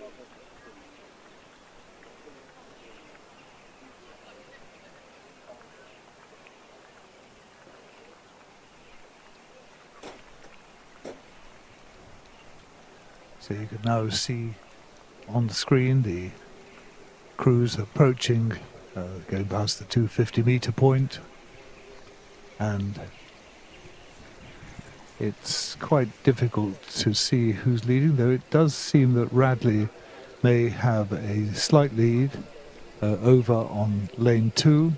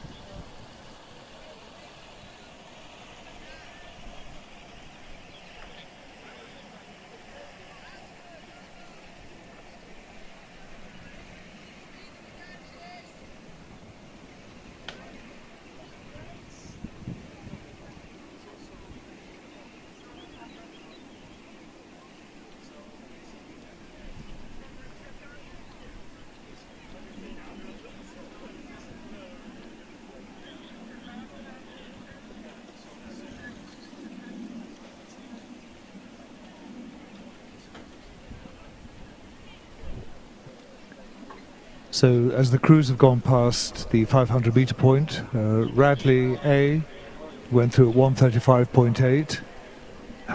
Q House A were just behind them, and it's quite an interesting row. They've just gone past 750, and Radley seemed to be striding there with a lead over the field, but we'll see what happens at 1,000 meters.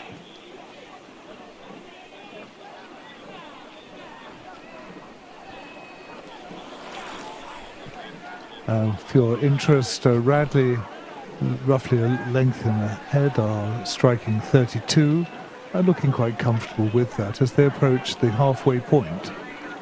But we're now starting to see other crews starting to come through. It'll be interesting to see where we are in 500 meters time.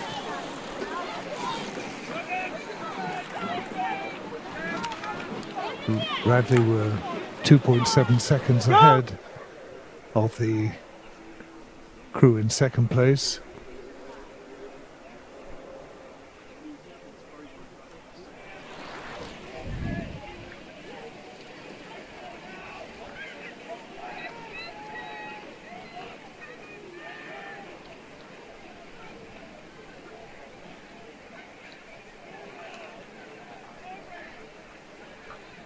Radley leading Swilliam Borlase A, followed by Maidenhead A, followed by Q House A, Shiplake A, with Q House A and B trailing.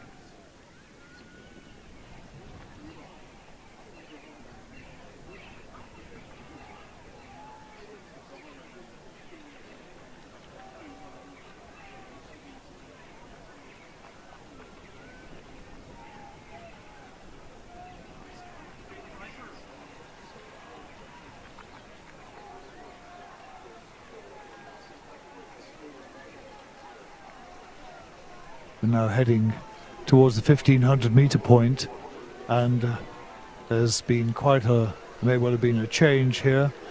We thought that Radley were being pushed, but Borlase A are pushing hard against them, followed by Maidenhead A.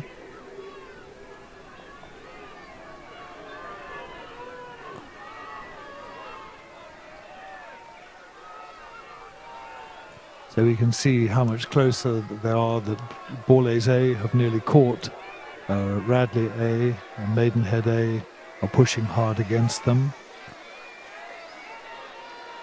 So you can see the lead has reduced to 1.3 seconds, really just about a third of a length, and Maidenhead 2.3 seconds behind. So it's between these three crews pushing hard.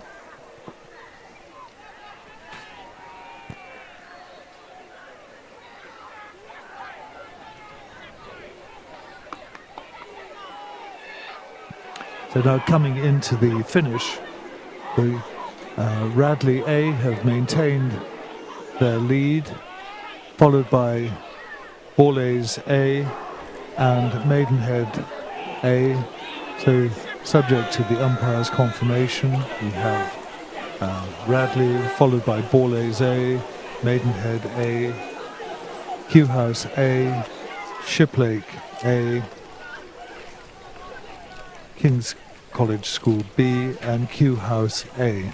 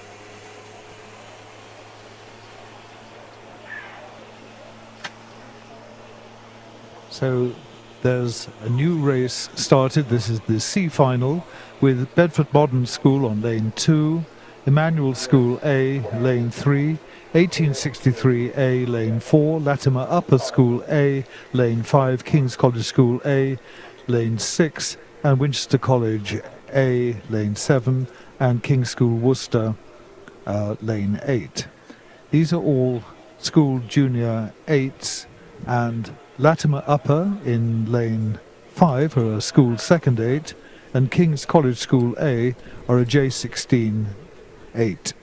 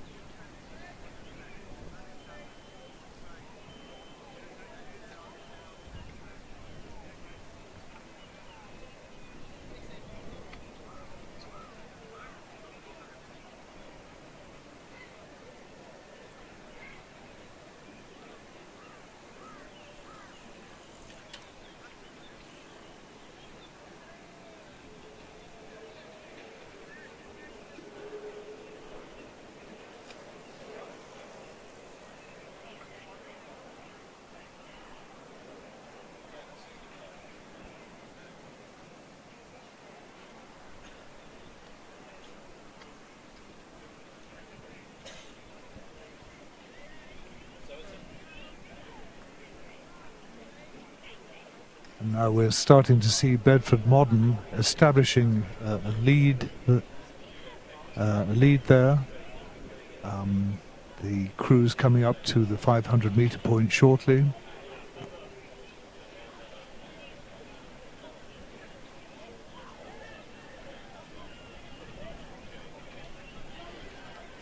So,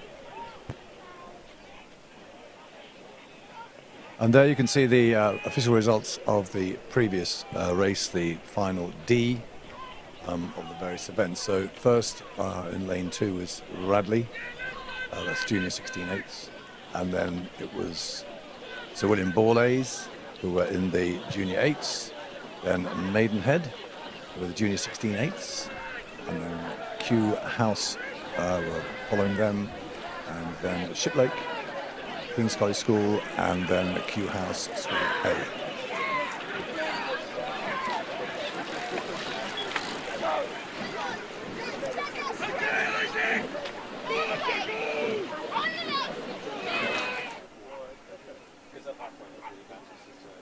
So at the 500-meter point, Bedford Modern School had established nearly a 2-second lead over Winchester A. It's followed by Emmanuel A, Latimer A,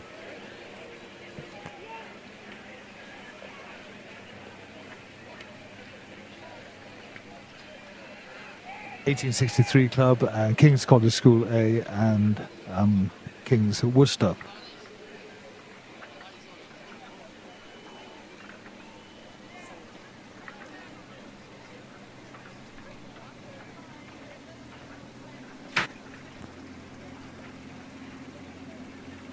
And Bedford Modern have maintained their lead, keeping it about 1.9 seconds ahead of Emmanuel. This is looking a much tighter competition now. The seeding has been just right, and you can see the charge now that really 2.5 seconds separates the majority of the boats.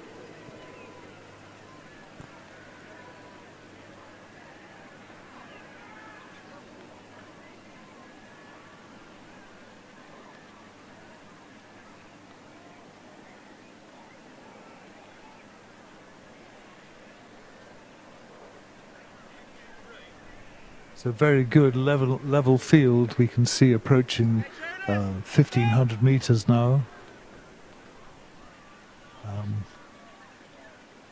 We see that Latimer Upper have got a good position there.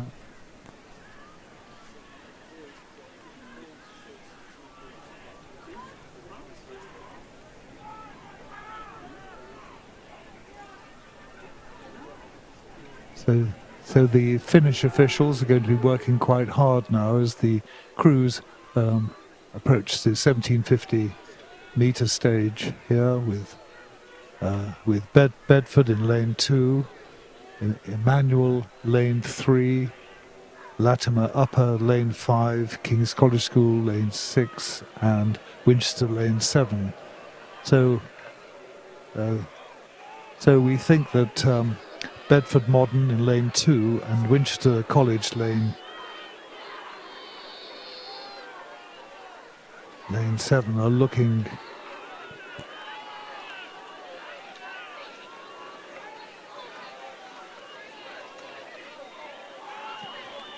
so as the crews now approaching the finish point, it seems that Bedford Modern have maintained that start, the lead they took at the start, followed by Emmanuel A, with Latimer Upper pushing hard, and a really tight finish, and good credit to the crews and coaches of these crews.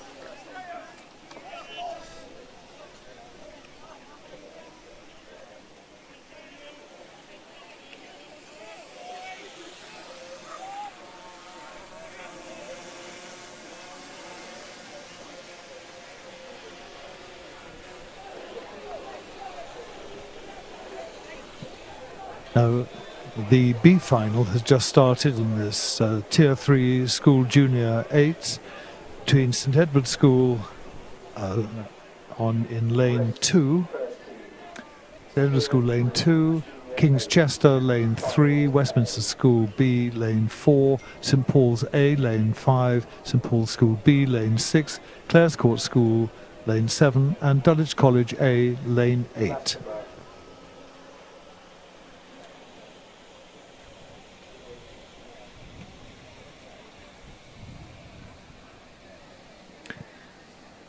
St Edward's School are a school's second 8, Westminster School B is a school's second 8, St Paul's A and B are J16 8, and Dulwich College is a school's second 8.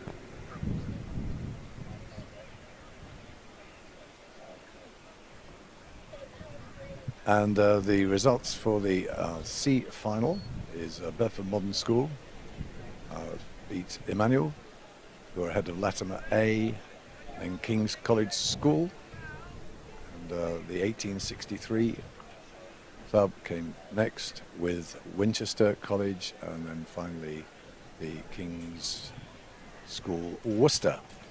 A very good result there for Latimer.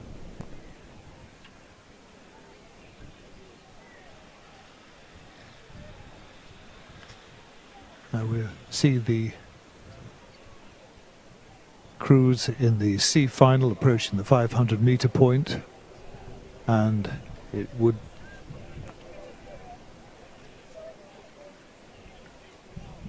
this is the B final, and it would appear that St Edward's School are maintaining a lead.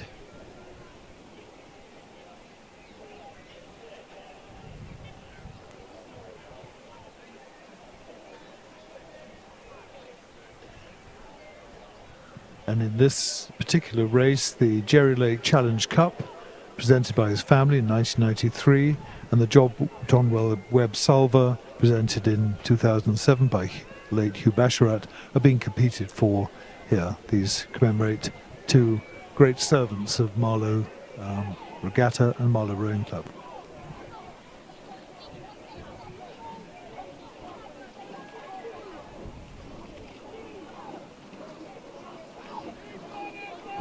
So at the 500 metre point, St Edward's School, 128.9, we're leading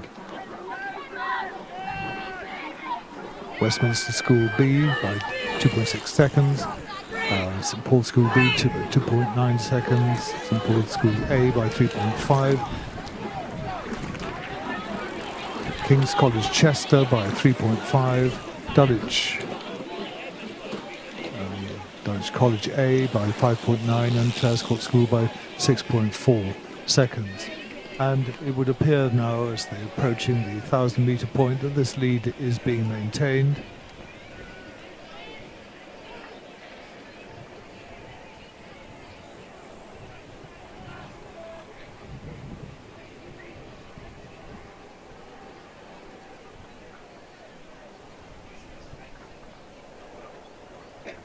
So at the 1,000-metre point, St Edward School, Teddy's, gone through in just over 3 minutes.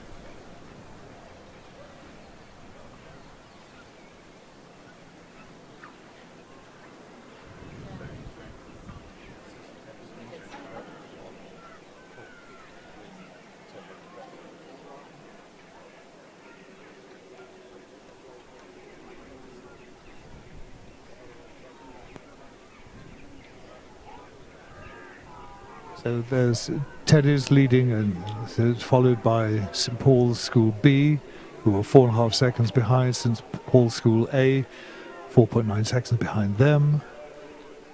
And wrong. There's Westminster School B, followed by St Paul's School A, King's Chester A, Clare's Court School, and Dulwich A. But Teddy's appear to have maintained quite a strong lead as they go out to the 1,500 point now. And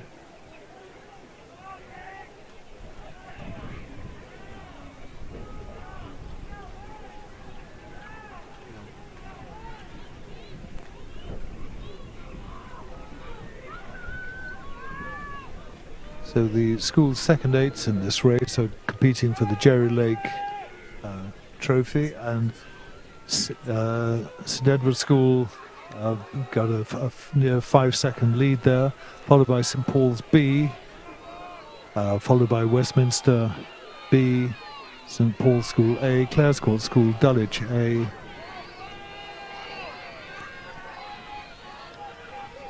And the real competition here is going to be for second place, with neck and neck crews that you're seeing that the lead is being pulled in against this, and the J16-8 with St Paul's are fighting for a trophy themselves in inter-school competition here. But we see a really good close finish now, with Teddy's going through, followed by, looks like, St Paul's School second and third, and in turn followed by Westminster.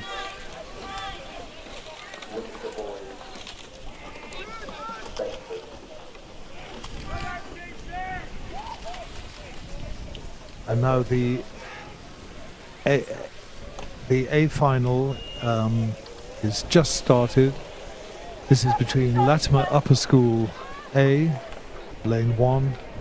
They're competing for the Public Schools Challenge Vase, which was presented in 1931, this club. St George's School, Weybridge, Lane 2. Dulwich College A, Lane 3. Shiplake College, Lane 4. Radley College A, Lane 5. Reading Bluecoat School A, Lane 6. Windsor Boys School A, Lane 7. And Bedford School, Lane 8.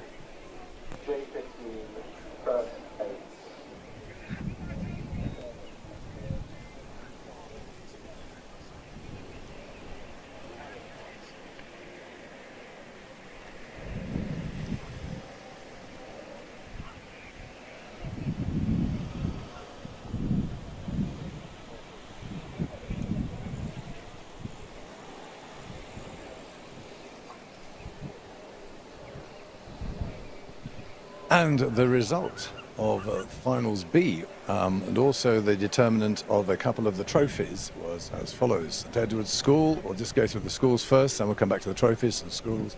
So St Edward's, and then it was St Paul's A, fractionally ahead of St Paul's B, and then it was Westminster School, then it was Clare's Court, King's College, and then Dulwich. But there were two trophies awarded in that, and St Edward's won the Jerry Lake Trophy, which was presented in 1993 by his family, and then in a very tight finish, the John Webb Trophy, which was presented in 2007 by the late Hugh Basharat, was won by St Paul's School A. So bragging rights over there by a very small margin of 0.7 of a second to St Paul's. Congratulations to both crews.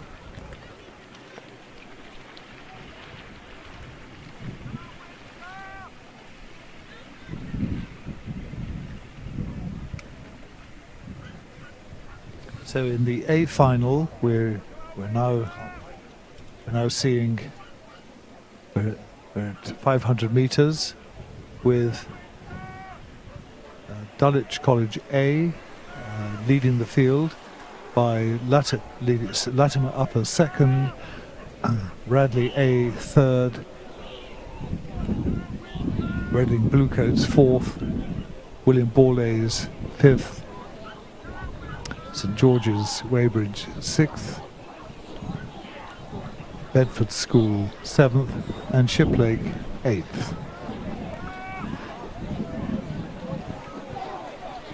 As you might expect in an A final, the crews are scrapping away, and on the camera now you can see that there's a very tight field.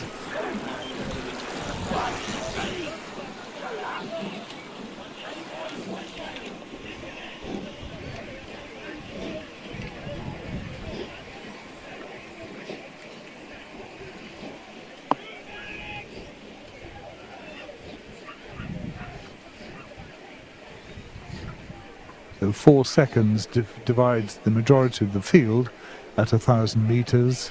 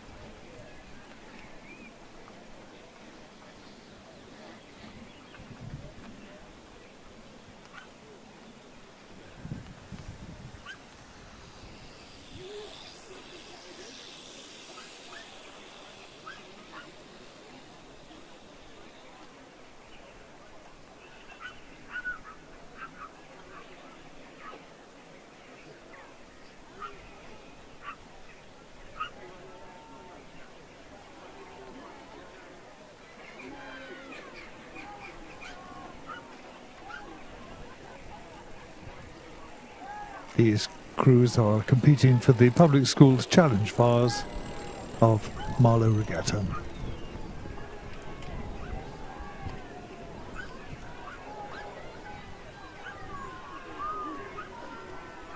It's getting to be a very tight race here with Dulwich in lane 3, who were leading, but they're being challenged by Radley. Yeah, and Dulwich leading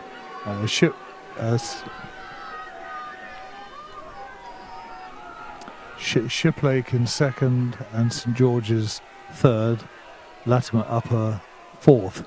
So as we're coming now up to the 1750 point, you can see that it's a very tight field, but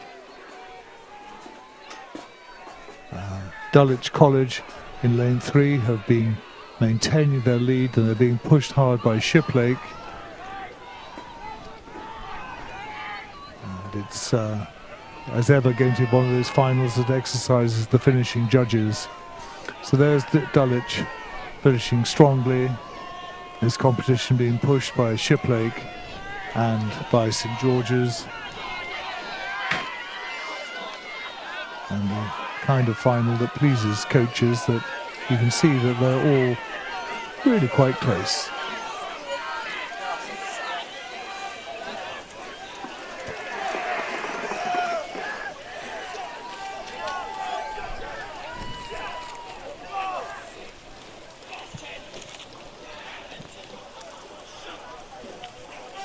This is an announcement for the course. Could a representative of Westminster School Boat Club representing the J18 Quad Scull, that's the J18 Quad Scull, Westminster School Cruise C, please report to registration. Thank you.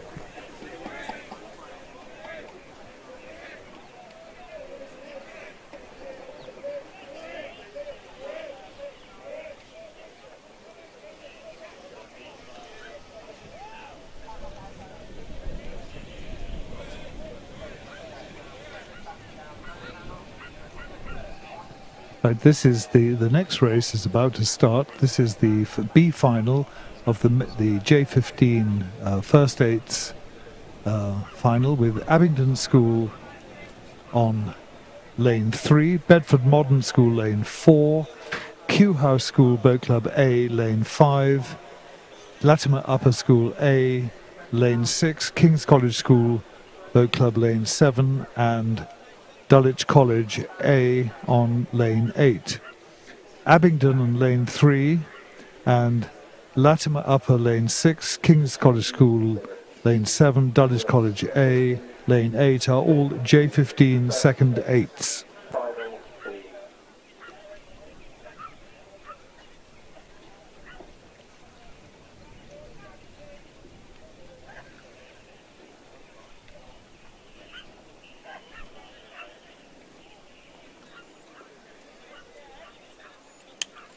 And the provisional results for the Junior 8s A final. Oh, they've just been upgraded to official. This is actually official results. Was a win for Latimer Upper School, followed by St George's College, then Shiplake, then Latimer, then Radley, Windsor Boys,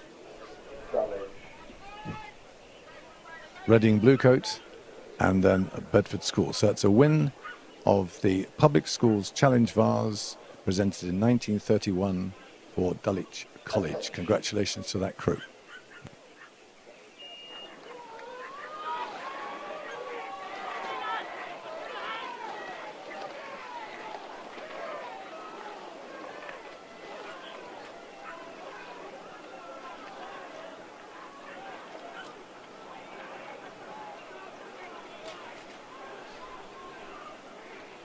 Race 16, Junior 15, first eights, final A. Abingdon, lane 3.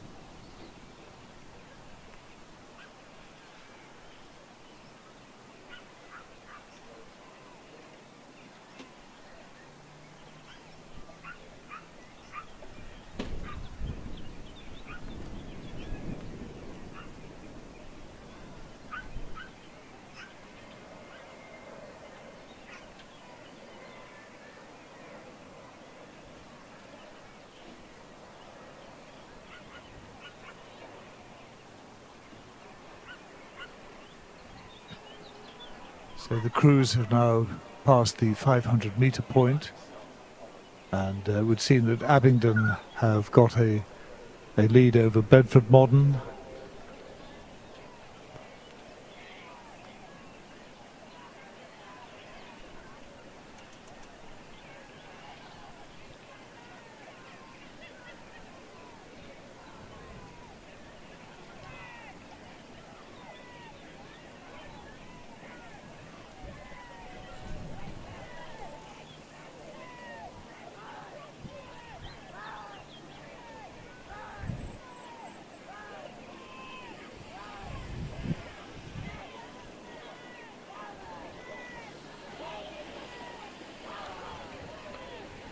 So you can see there on screen that Bedford Modern and Abingdon School are scrapping away as they come up to the 1,000-metre point.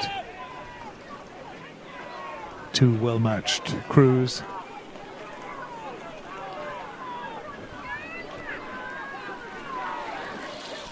Timeout 2 o'clock.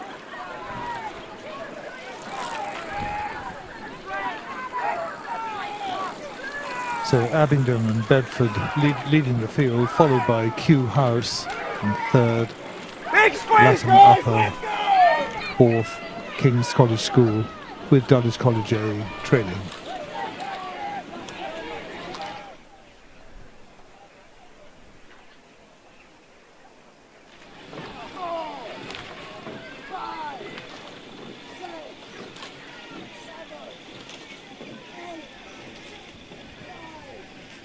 Now we thought that Bedford Modern had crept ahead of Abingdon at around the 1,000-metre point,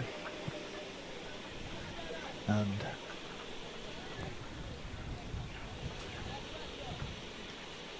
we'll see if this is borne out by the timing in the next few minutes.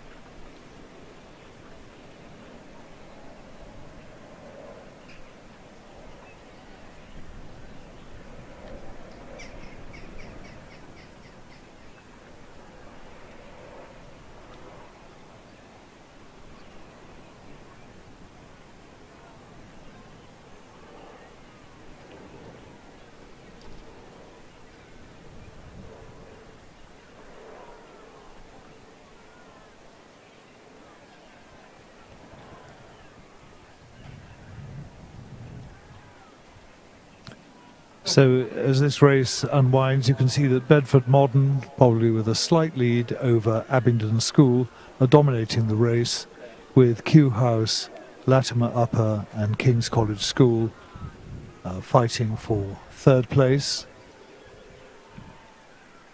And as we're now relying on old-fashioned eyesight from the finishing tower, I think that Bedford Modern may have a slight lead over Abingdon School. But equally, Abingdon are not lying down, and the two crews are matching stroke for stroke.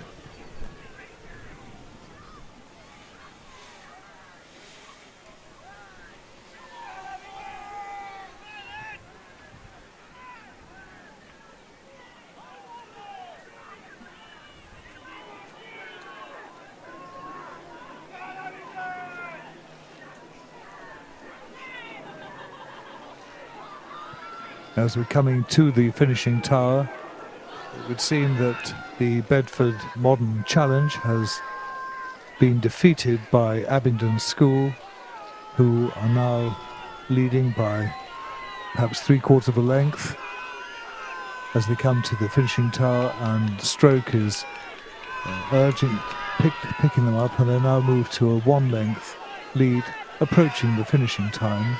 So Abingdon, followed by Bedford Modern, followed by Kew House A, Latimer Upper School A, King's College School, and followed last by Dulwich College A.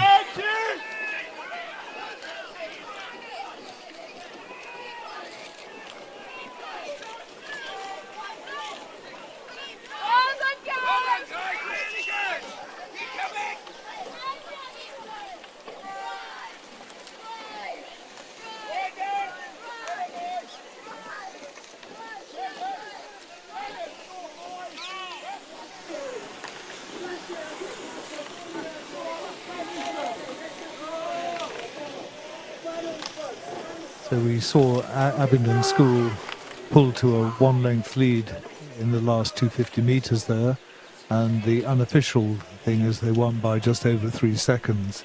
But a very good race between two good crews from Abingdon and Bedford Modern.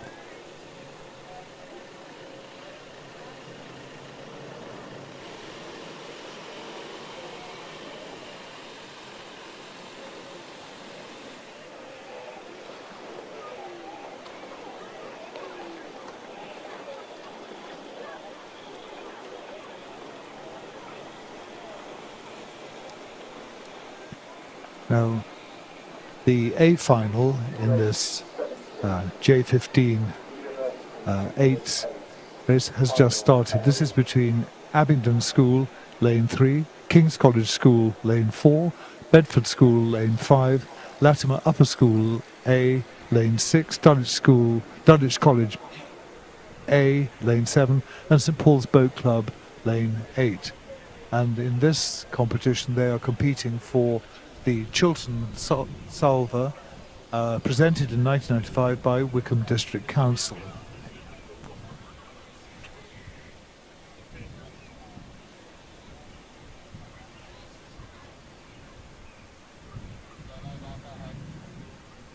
And St Paul's School in lane 8 are competing in this J15 first 8's final, and they are the only second 8 in this thing, so if they finish, they will win the second 8's trophy, which is the Enviros trophy presented by Enviros Limited to the regatta in 2001.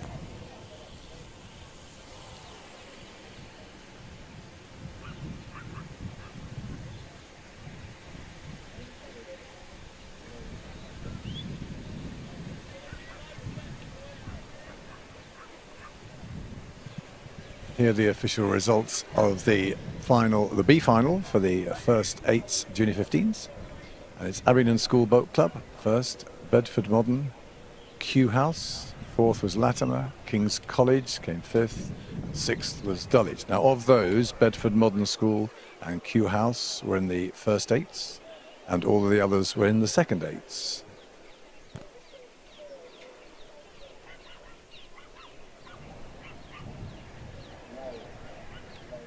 In the A final, the crews have just gone past the 500-metre point, and it would seem that Abingdon School have a lead of over a second over over Bedford School, who in turn lead King's College School. Latimer Upper A are in fourth, Dulwich A fifth, and St Paul's School in sixth position.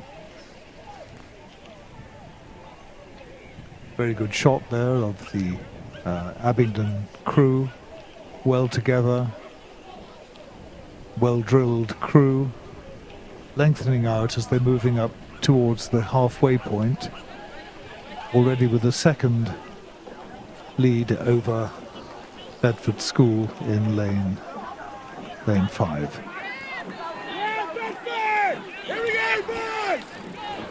They're striking 34 as they go past the 1,000-metre point, and they have been pushed hard by Bedford School in lane 5 with the rest of the field training. So we're seeing a very good race now between Abingdon and Bedford.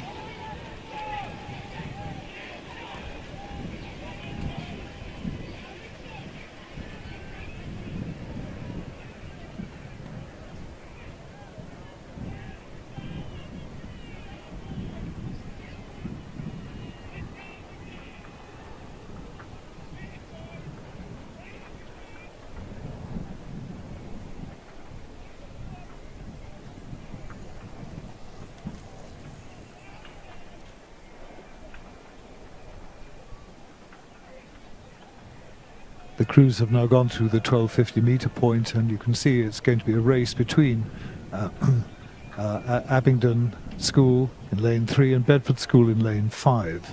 Two well-matched crews.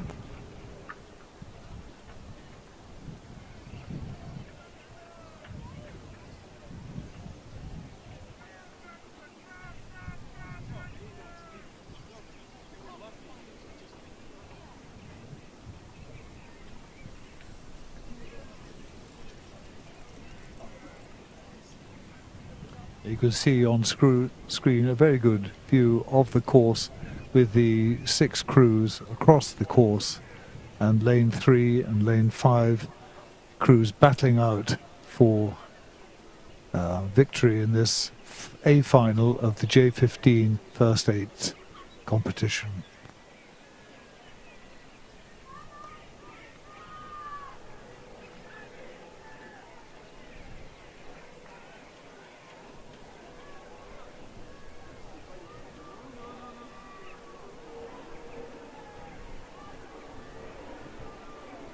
There's the Abingdon School crew in lane 3, and they're scrapping it out with the crew in lane 5, and there you see the position of the first 2 boats in this competition.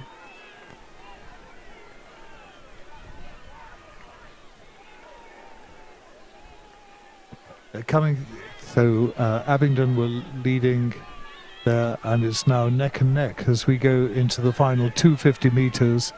Both crews taking the rate up, and at the moment it would appear that Abingdon has a slight lead, but you're seeing Abingdon are at 36 now, and they're possibly moving ahead of Bedford, who are trying to answer.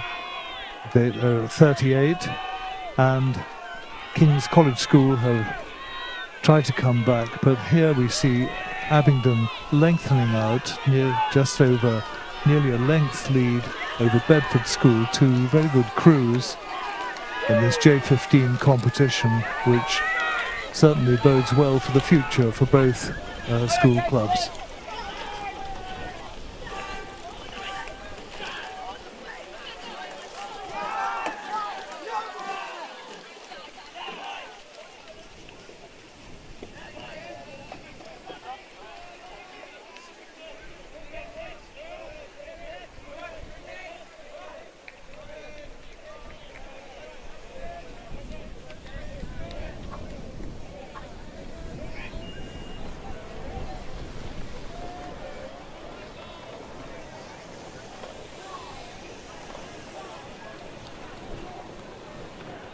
The A final for the University College Beginners 8s has just started. This is between University of York, lane 5, Southampton University A, lane 6, Imperial College A, lane 7, and Warwick University, lane 8.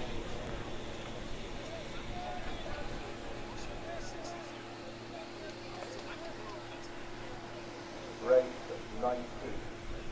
Junior 18 quad. Final heat. Marlow. Lane 3. Sculls. Lane 4. So the University College Beginners 8s, which we're watching the final of at the moment, is for the trophy which is yet to be sponsored. So any aspiring sponsors out there, if you want to find us a trophy, we can provide an event to match it.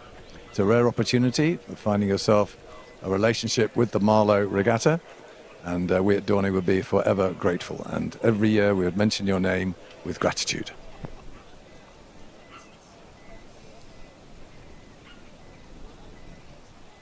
And going back to the last event, the final of the junior first 8s, apart from one crew. So let's start with them. St Paul's, in fact, won the junior 15 second 8s by being the only member of that race. So they came in 5th in that final, but they won. They were the fastest junior 15 second 8, so well done to them.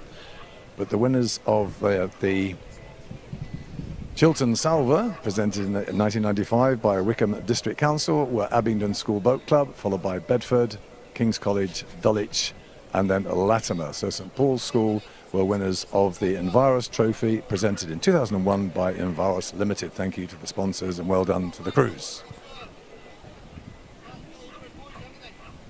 In the meantime, back to the final of the University College Beginners 8s. We've gone through the 500-metre mark. We've only got 4 crews in this, and they are placed in lanes from lane on the far side in this shot that you're looking at here. So the one on the right of the picture there is University of York in lane 5. Then coming in this direction, it's Southampton University, Imperial College, and Warwick. So the fastest from the time trials will be on the far side, as we're looking at it on the screen here, which means that these Imperial lads, I think, on this side are just a bit out of time. They should not be there, which is, I don't know if anybody's told their cox or indeed their coach, but they're meant to be one of the slower members of this crew, so maybe they held back in the time trial knowing that they were going to get through to the final, and they've been saving themselves. Good tactics. Seems to be working quite well for them. So Imperial College always able to take advantage of good strategies in the past. I remember back in the day of Bill Mason and things like that. They always used to know the rules of the racing and take greatest advantage of them. Coming through 1,000 meters there.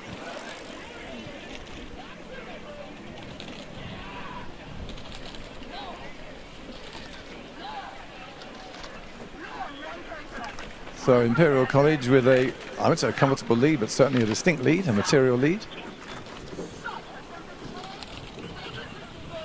Remember, these are beginners, but having said that, back in the day when I used to be a novice down on the Tideway, I know that Imperial College used to be going out sort of 6 times a week, and by the time we got through to the summer, they were practically elite. So they're sitting on 33 strokes a minute, which, to be honest, with their lead is really quite comfortable. They could probably be going less, but nonetheless, they are holding on to their lead at 33, businesslike. So yes, beginners maybe last October, but I should imagine they've had a lot of outings since then. So not what some of our clubs would consider to be novices. They'll have put a lot of time into their training at Imperial, good rowing program, good at developing their own rowers.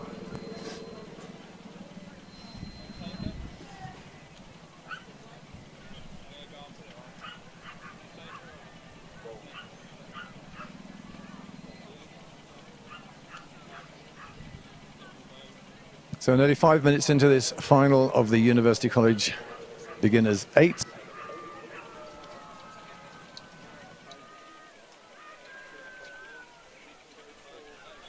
And this is for the No Trophy, sponsored by Mr. W.M. Fraser. Apologies for Mr. Fraser for not acknowledging him earlier.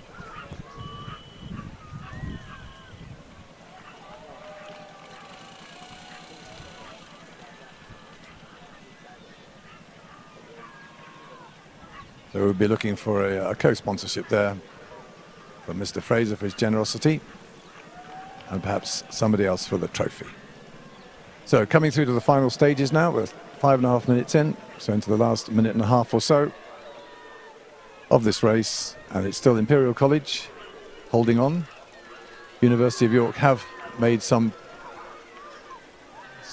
distance back on them, and so there's overlap there. If that drone shot is in fact perpendicular to it, then in fact York are really putting some pressure on the Imperial boys. I'd expect Imperial to be fit enough, so well done to York. They're coming through, they're timing this push really, really well.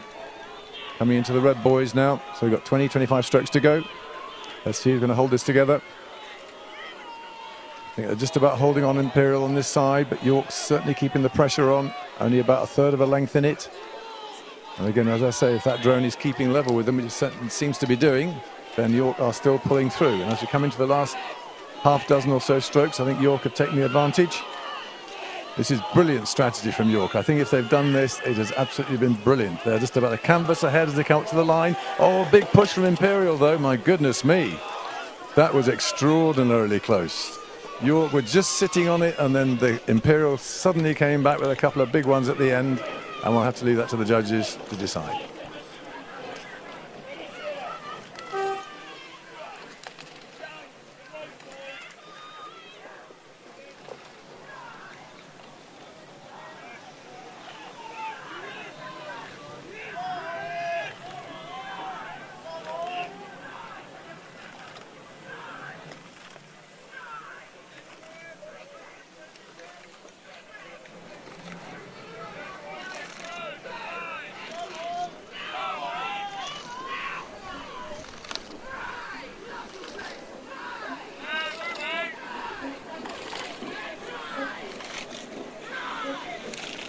And University of Warwick, here they go. Brave performance, they'll remember that for a long time.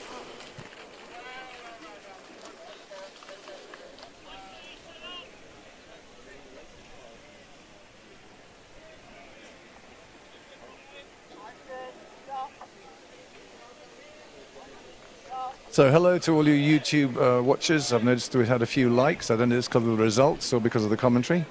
In either case, just make sure that you keep us going. We've had over 1,000 watches today, so that's great. Nice to keep you in touch with the racing here at Dorney Lake in good old UK.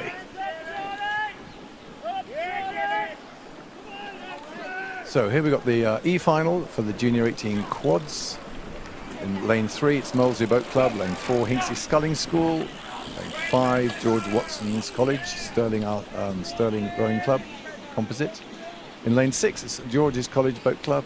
Lane 7, Great Marlow School. And lane 8, Nottinghamshire County Rowing Association.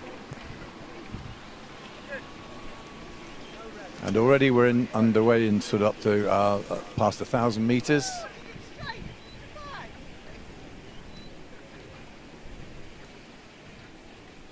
So we saw that Marlow was so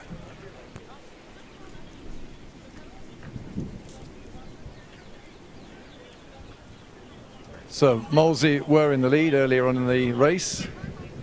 Remembering that the early lane numbers on the left of your screen at the moment should be the fastest from the time trial.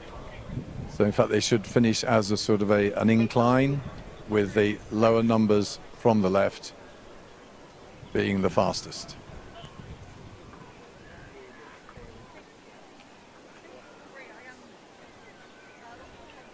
And looks like Molesey are still retaining the lead in lane 2 or 3. 3 it is, I think. 3, 4, 5, 6, 7, 8, yes.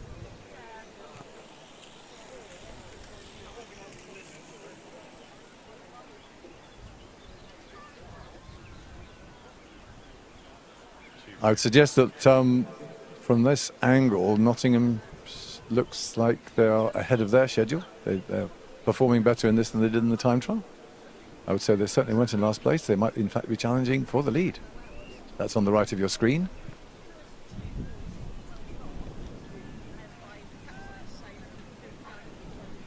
So into the last quarter of the race.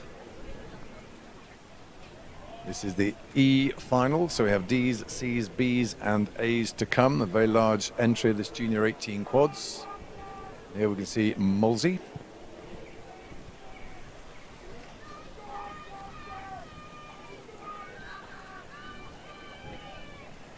Looking from this angle to certainly have a lead until we come over to this side. And as you can see, in fact, this side is doing rather better than the time trial results would have suggested, with the Great Marlow School the second up and Nottingham at the bottom of your picture.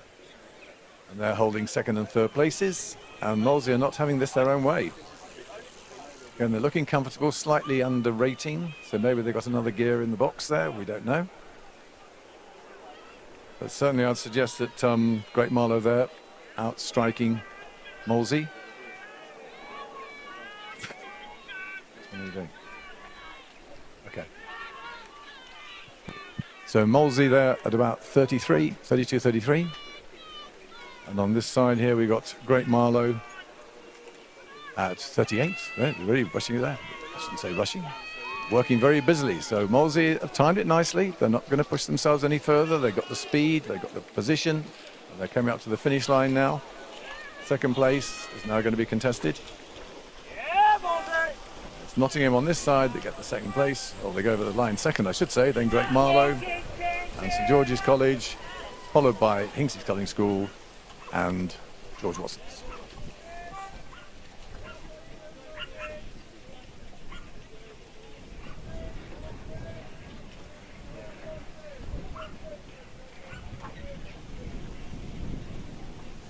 So a nice clean race. One does wonder, looking at the fact that these were all going straight through to the finals, whether the time trial was as pressurized as it might otherwise be. In good conditions like this, the lane order is not particularly important. So it was a good result there from Great Marlow and Notts to come second and third. But Molesey, the fastest time trialer and the fastest in the E final.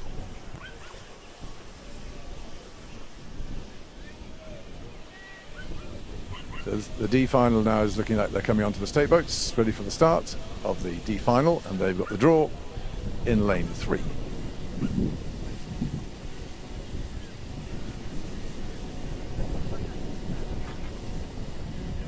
So I might be corrected on that. I think the D final is actually underway, and in lane 3 it'll be Henley Rowing Club. Lane 4 is a different one. Wycliffe Junior Rowing Club. Lane 5 Westminster School. Lane 6 Tideway Scullers School. Lane 7 Kingston Grammar. And lane 8 Latimer. So it's counting from the right hand side of your screen as you're looking at it now.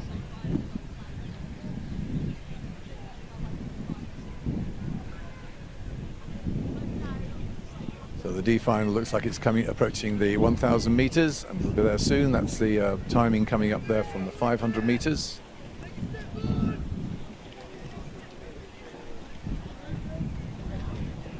It looks like it's Wycliffe Jr. probably in the lane 4, holding a lead as they cross the 1,000 meters, the halfway point.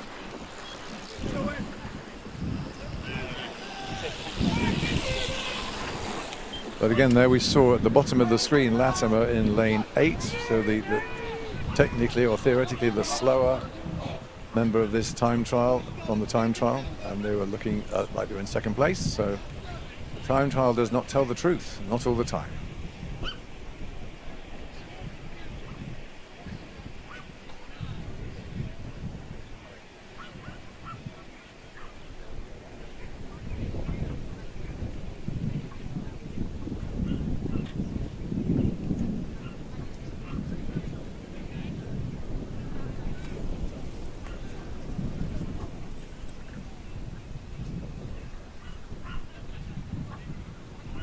Here is the official result of the J18 quads final, the E final.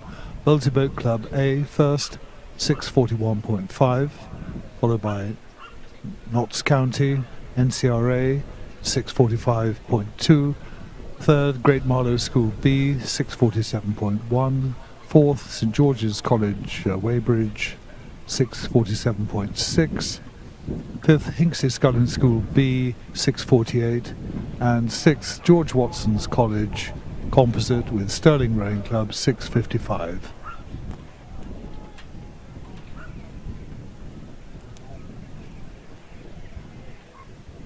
And so back to the D final, Junior 18s quads.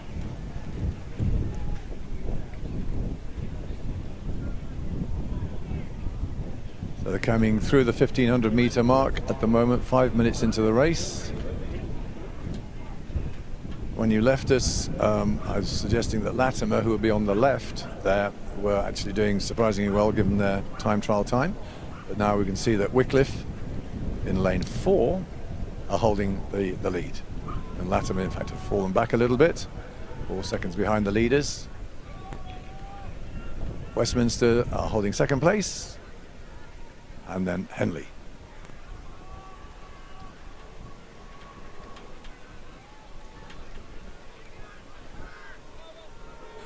And here we have the drone shot.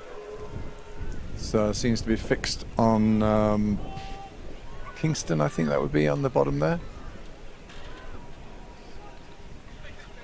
No, that, in fact, it is Latimer. So we've got Wycliffe there in second from the top, followed by Westminster, below them, and then above them Henley. Those are the first 3. So pretty tight, it's overlapping, there's a lot of pressure on them. Wycliffe don't seem to be able to pull away.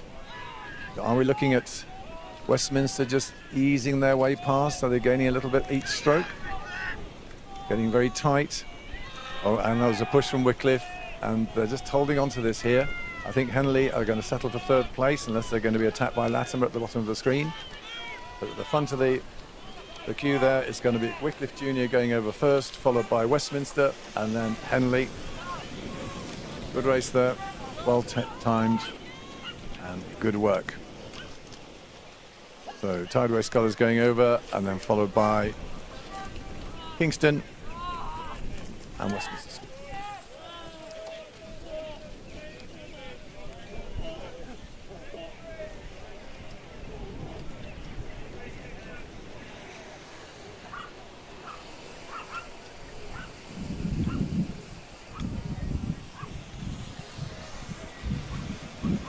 So I think we're looking at the C race there, which is about 2 minutes in. So they've gone past the 500 meters. Let me just run through the draw. From the right-hand side, as you're looking at it, it's in lane 2, George Heriot School. Then lane 3, the King's School. Lane 4, Marlow Rowing Club C. Lane 5, Newark Rowing Club. Lane 6, Great Marlow School A. Tideway Scullers A. And Shiplake College in lane 8. The King's School, of course, is Parramatta, Sydney, Australia.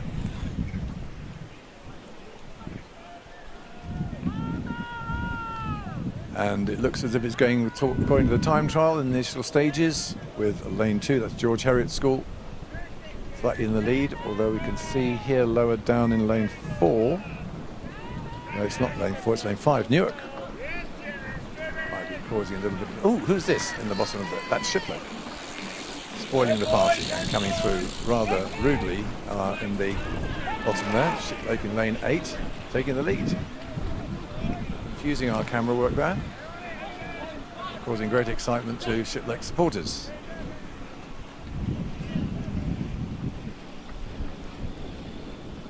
So looking very busy there, Shipley quad in this C final.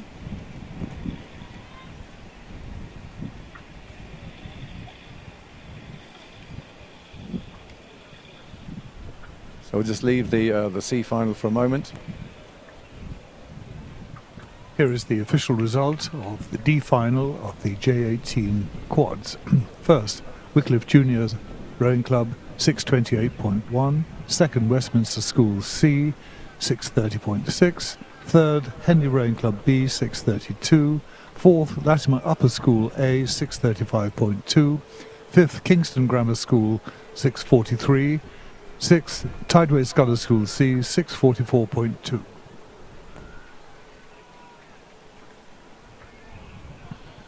And all the details there.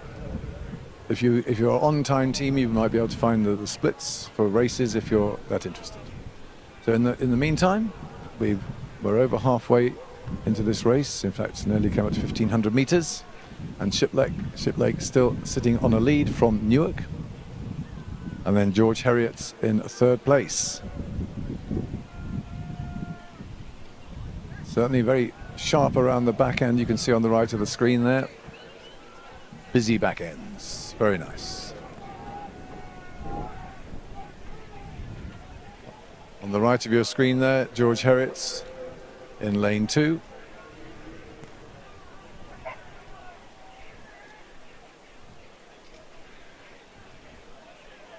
And it seems that Marlow Rowing Club have squeezed into second place now, behind Shipley, with Newark holding on to third place, but it's George Heriot's who have dropped back a certain amount.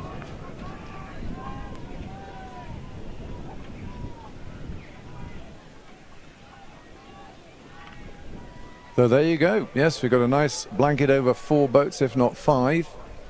And Shipley don't look at all to be worrying about this. They've been caught up, but they're still working hard. Look at the work rate on that boat down there at the bottom. It's brilliant.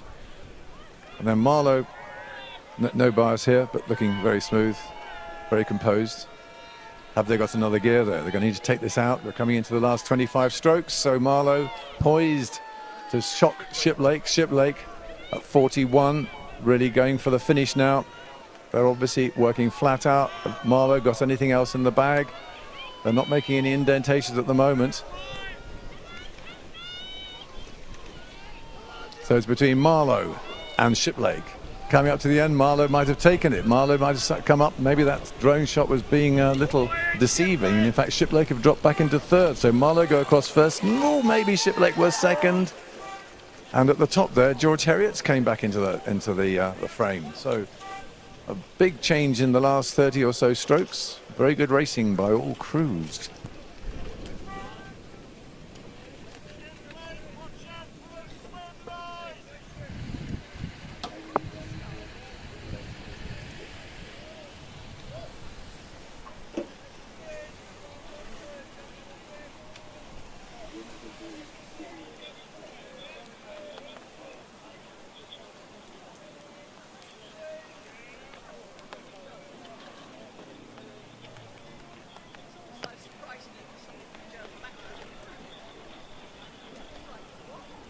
Meanwhile, in the B final, we have Hartbury in lane 2, Sir William Borlase in lane 3, King's School Worcester in lane 4, Tideway Scullers B in lane 5, Hinksey Sculling School A in lane 6, George Watson's College B in lane 7, and Hereford Cathedral School A in lane 8.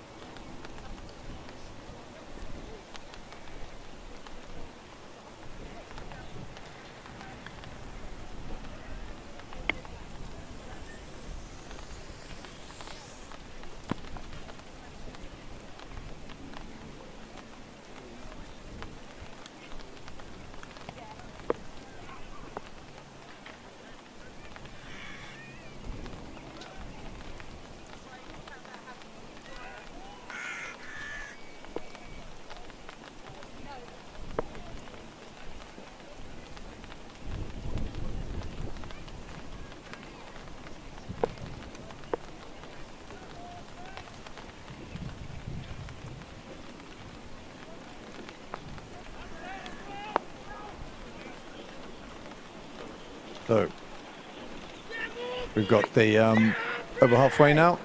Sorry, coming up to halfway in this B final of the Junior 18 quads. It looks like Harbury in lane 2 with a distinct lead over basically the rest of the field, and the rest of the field very close together. You can see that. Less than a couple of seconds covering most of the rest of them, but all of them more than a length behind.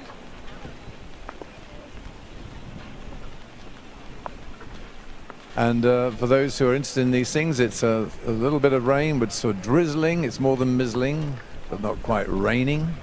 And the wind has probably just turned slightly into a sort of a tailwind and a crosswind, coming from the stroke side or the port side, whichever you do it, or the right-hand side if you're a junior sculler, the red side. So working through halfway.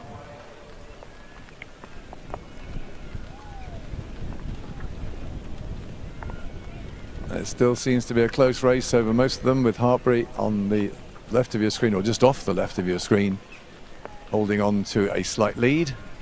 We'll see if that's been dented at all when we get the next set of timings.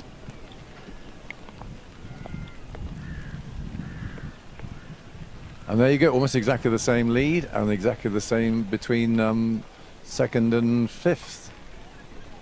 So Harbury sitting on this length or so, and everybody else fighting out for the bragging rights to come second and third and beyond.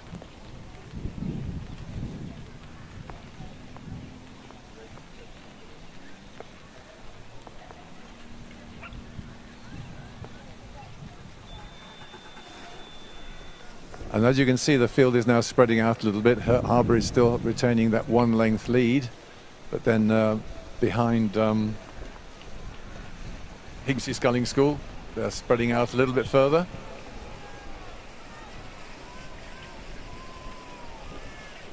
So I think that's Hereford's Cathedral School in second place. I do apologise, not Hingsey. So it's a question of whether they can actually put in some sort of challenge as they come into the last minute and a half. It's the two extreme lanes, 1 and 8, who are going to be vying for this final B win, unless we get a lot of response from the crews in the middle.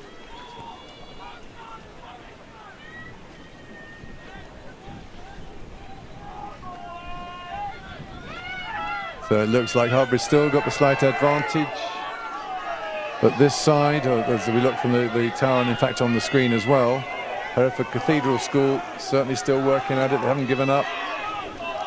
Pushing hard, staying long. That's good to see. They're winding it up and maintaining their length, but I don't think they're going to be able to do this. And on the far side, we're going to see Harbury University holding on to about a length from Hereford Cathedral School, with Sir William Borlase coming in third, and then Hingsey and George Watson's together, followed by King's School and then Tideway Scullers.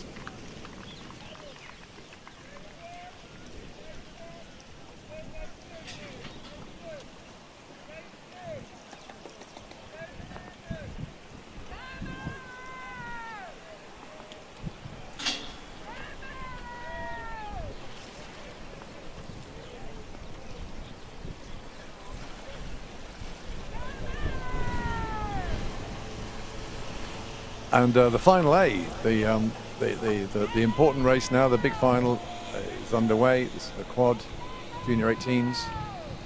Windsor Boys in lane 2, St Andrews Boat Club A in lane 3, Kingston Rowing Club in lane 4, Marlow Rowing Club A in lane 5, Henley Rowing Club A in lane 6, Windsor Boys School, the Boat Club A in lane 7, Marlow Rowing Club B in lane 8. Halfway, Marlow, come on! Okay, we can see them going through the 1,000 metres there, but at the 500 metres, it was Windsor Boys School holding a half a length lead.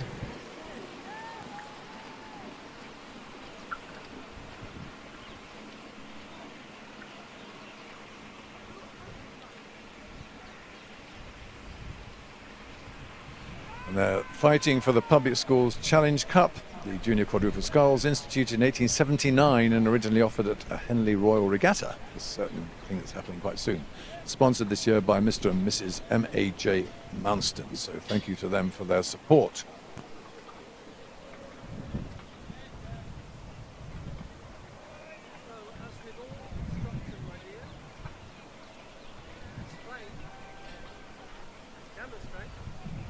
So Windsor Boys School holding on to what, length and a half there, get over St Andrews, with Kingston Rowing Club in third place. Okay, in the meantime, we have a result to announce.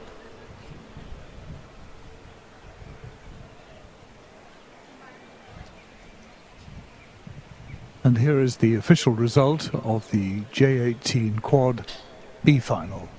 First, Hartpury University and College Boat Club, 614.7.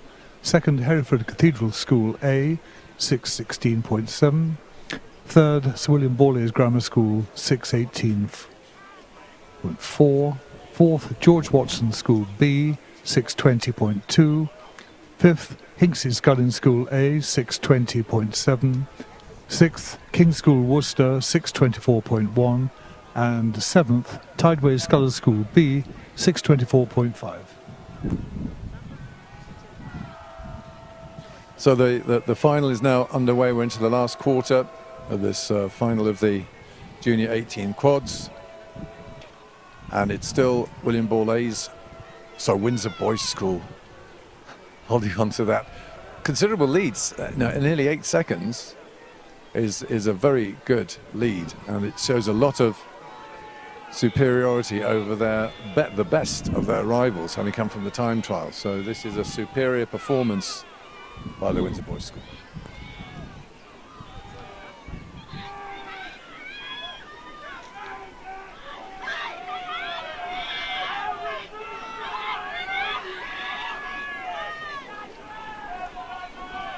And this is a tremendous performance. Look at these boys actually finishing off this excellent race, coming over the line now with an enormous distance between them and the next people. So we've got them coming over. St Andrews are going to lead the rest of the pack back, closely followed or overlapped by Kingston. And then it looks like on this side we've got Windsor Boys School, and then it's going to be Marlow, and then Marlow, and finally Henley Rowing Club. But that was an excellent performance in Windsor Boys School. Congratulations. They will unofficially be winning the Public School Challenge Cup, instituted in 1879 and sponsored by Mr. and Mrs. M.A.J. Mounston.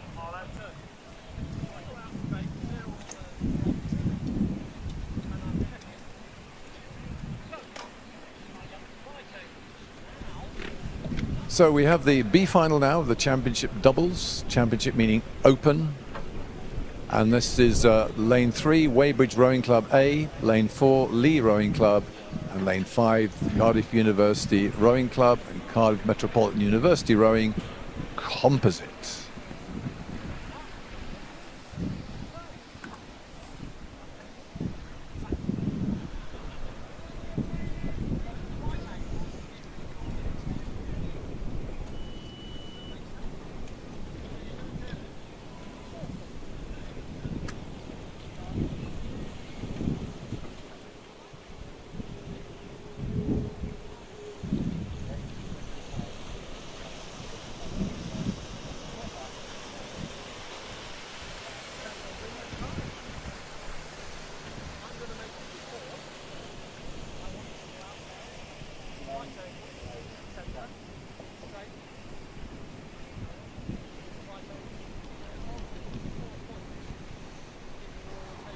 So at 500 metres, we've got the Weybridge in the lead. I'm speculating on that, but I'm looking at the camera so you can look at the screen so you can see that. And then Lee and Cardiff, the Cardiff Composite, pretty much nip and tuck.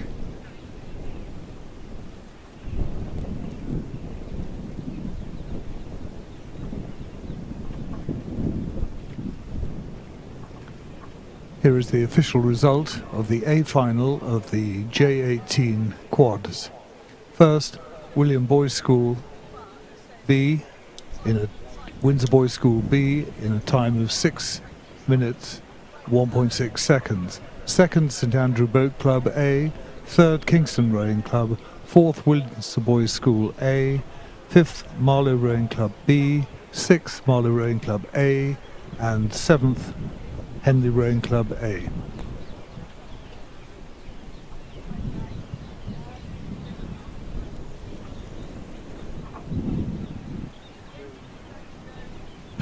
And the lead appears to be consistently maintained by Weybridge. Just a little note here that the Lee double is in fact a junior boat, representing the top end of the club's junior boys section. They did race at the Met Regatta on Saturday in the Open Championship doubles, winning the B final. So that would have put them fourth in the A final. Lee's very keen to point out that they both learnt their rowing sculling at the Lee. So there you go, all racing experience. In the meantime, it's the story about Weybridge and Cardiff. The Cardiff Composites just squeezed past the junior double there into second place.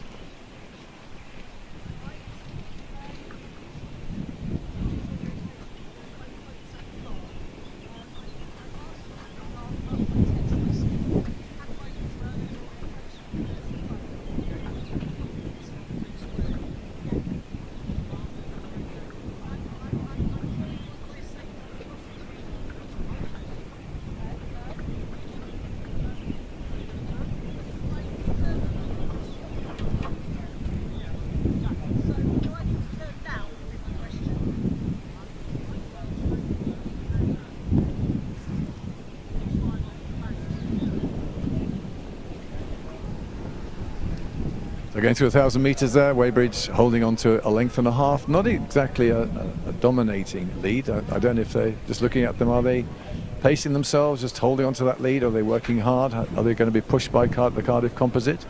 So the Cardiff Composite, you can see are getting that swing around the back end. They're working hard. There's no doubt about that. So are they playing the waiting game? Or are Weybridge comfortable with their lead? Not very much of a lead, 5 seconds, length and a half or something, maybe 2 lengths at the most, coming into the last third of the race.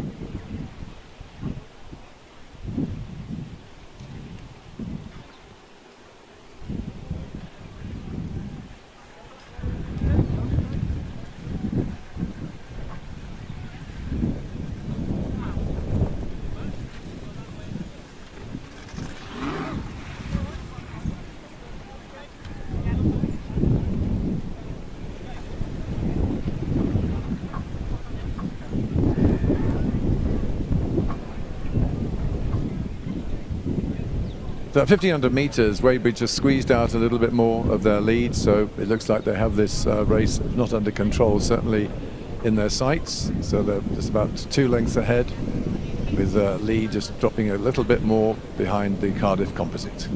I mean, for the last 35 strokes or so.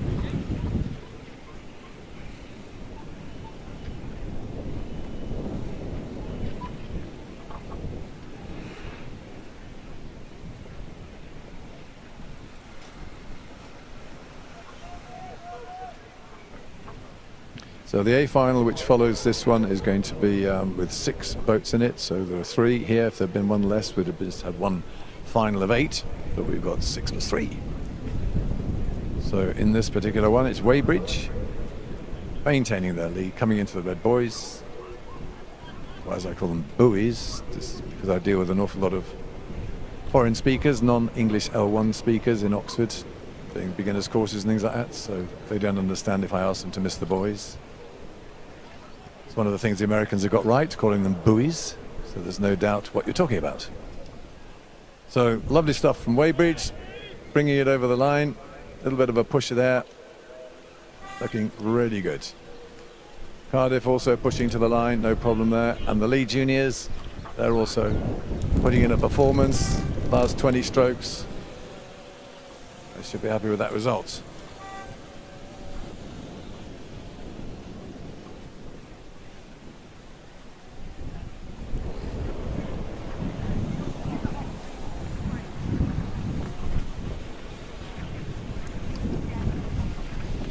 And the A final of the championship doubles, where they're competing for the John Brocklebank Challenge Cup, presented in 1946 by the late Mrs. Brocklebank, sponsored by Tutu Consulting. And the draw is up on your screen there. It's lane 3, Leander Club, lane 4, Twickenham and Queen's Composite. Bath University is in lane 5, lane 6 is Newark Leeds Composite, lane 7, Globe Rowing Club A, and lane 8, Nottingham Rowing Club.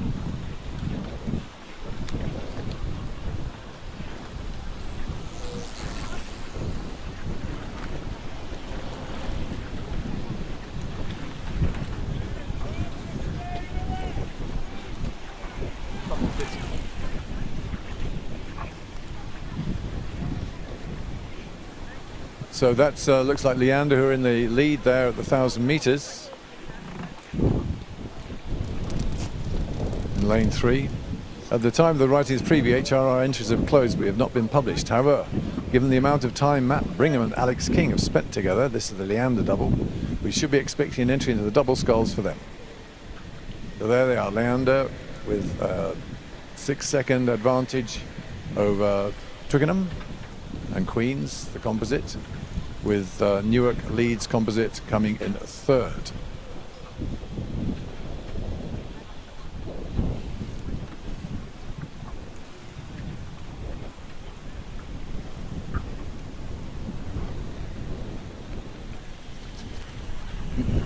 Matt Brigham needs no introduction. The Kingslayer paired up with former Twickenham start rower Alex King. The two have raced well at the likes of Ghent, picking up the 4th and 5th place over the 2 days of racing on the continent. Having recently backed this up with a 2nd place finish at the Met, this dynamic duo can be fairly confident of a top place finish this weekend at Dorney. Well, that's what Leander think about their double, and so far they seem to be playing up to form.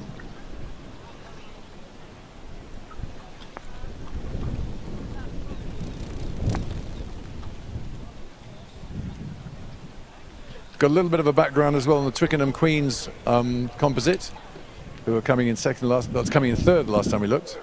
This is another product of the Twickenham Start, that's with the capital S. Aidan Thomas will be teaming up with under-23 European champion Nathan Hull. Both athletes picked up silverware at Bucks for their respective universities. Thompson has already seen success in the double this season as he won the championship event at the Callum Dixon at the Met. So he'll be hoping for the addition of the Nathan Hull, and we'll continue this patch of winning. Okay, so how are we doing on screen? Leander still with that advantage, looking good. So,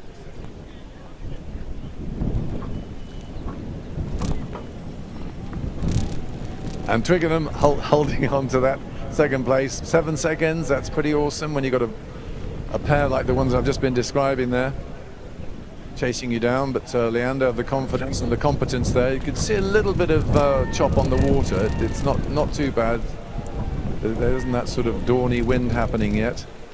But Twickenham here just trying to hold on to something, a couple of lengths behind Leander, who are really dominating this and imposing themselves on this. Newark Leeds Composite are coming in 3rd place. So coming to the last 10 or so strokes. Leander looking for a wind-up? Yes, why not? Come on, let's push it on. That's good stuff coming from Leander, holding on to this, trying to maximise their lead. Yeah, well done! Over the Twickenham and Queen's composite in the lane next to them. And in 3rd place, coming over the line 3rd is Newark and Leeds composite. And it looks like Nottingham have just squeezed out Globe, coming in there. And still to finish, Bath University. It's a little bit behind.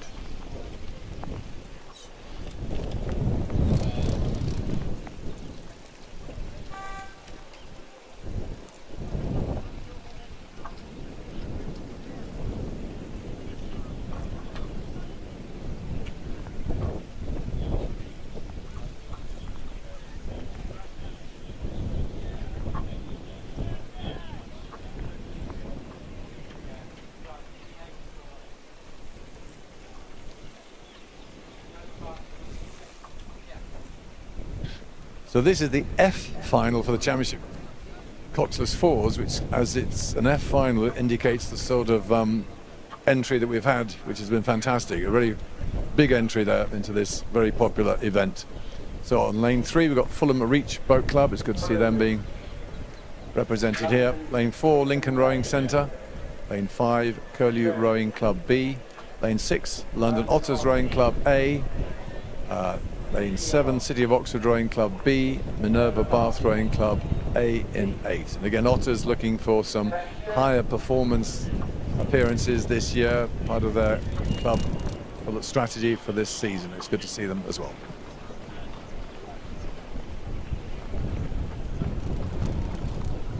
And as they say, it's a clean start.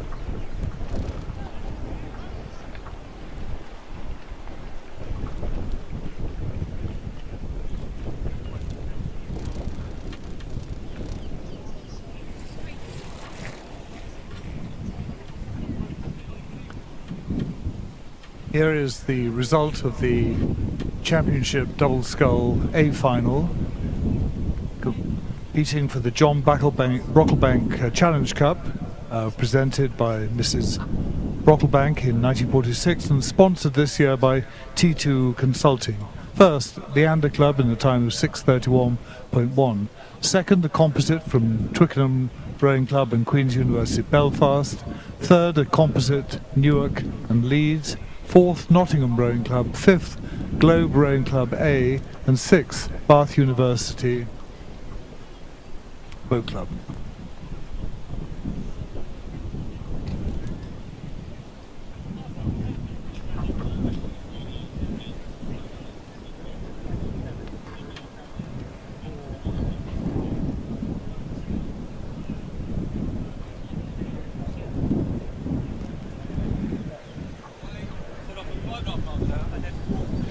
So coming up to 500 meters in this F final. Just a quick reminder to those who haven't heard this before is that the time trials determine the speeds of the boats and their allocated final groupings based upon those time trials. So you're actually competing against boats that have performed at a similar level to you in the earlier time trial. So that's hoping to promote slightly tighter racing, closer racing. And the fastest boats are put in the lowest number lane. So as you're looking at that screen there, the lowest number lane is on the right. So we would expect, if it's stuck to the time trial times, for that right-hand crew to be the fastest and therefore the favourites to win this. But as we've found out recently, that's not always the case, for reasons that we could all speculate about, but nonetheless, it's what the crews do on the time at the time. So Fulham there, showing themselves to be in the lead.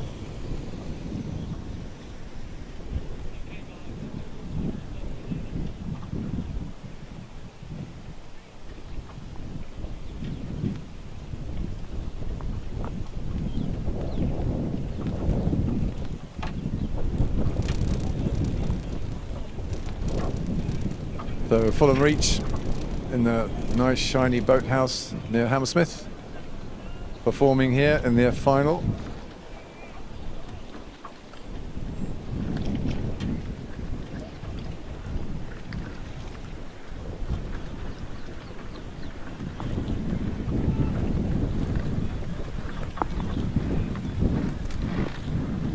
Just going through 1,000 metres there, it's Fulham Reach, closely followed by, I think it's Curlew B there, and in the middle, Lincoln Rowing Centre.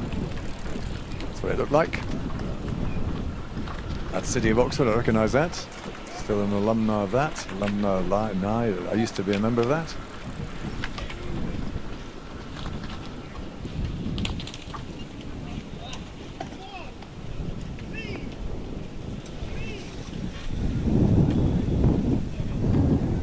And for those people who are just wondering about those figures up in the top left-hand corner, the timer ticker, according to the boats as they go through, set off the stopwatch, and so you get the times. Then at a slightly later time, the actual name of the crew, which is the abbreviations there, so Fulham and Curlew and things like that, are allocated. So the times come up first, and then we speculate about the crews that are associated with those times.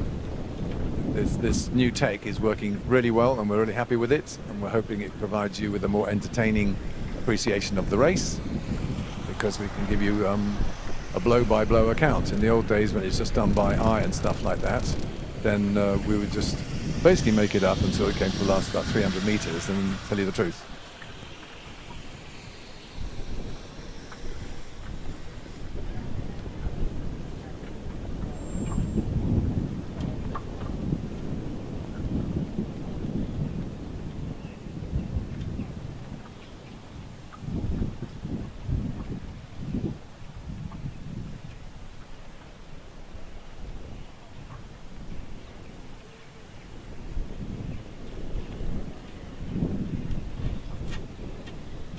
So we've just gone through 1,500 meters. Again, you can see the times coming up there.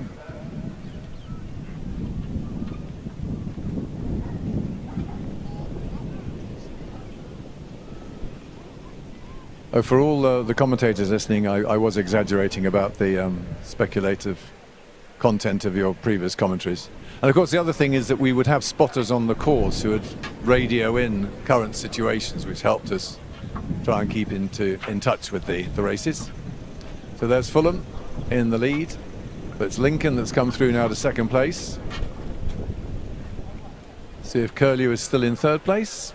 Yes, it is. Curlew B in third place. So coming into the last 30 strokes or so, just approaching the buoys, the buoys, the red ones, which indicate to the crew that they're almost home. Time to empty the tank.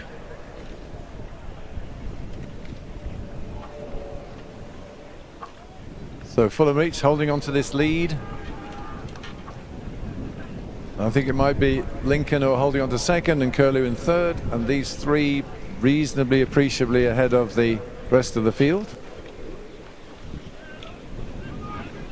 And Fulham Reach really winding it up, looking very strong at the end there. Lincoln trying to keep Curlew off their tails and almost succeeding, but certainly fighting all the way to the line. Lincoln going over the line about 3/4 of a length ahead of Curlew.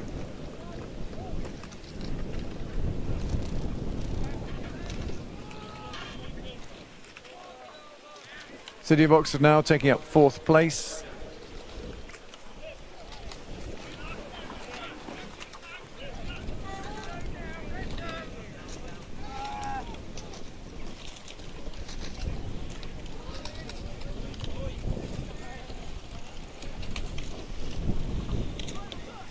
And it's London Otters and finally Minerva Bath.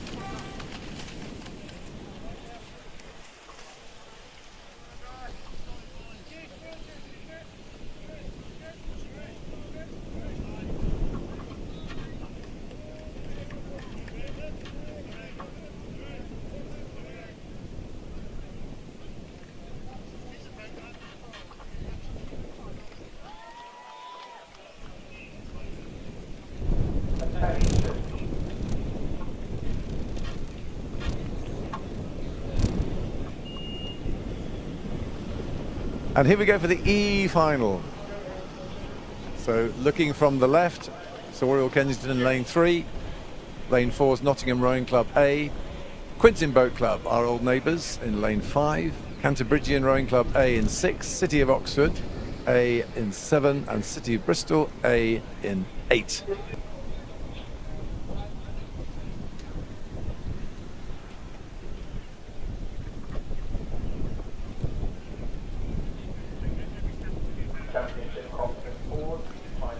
Here is the result of the F final, the Championship coxless fours.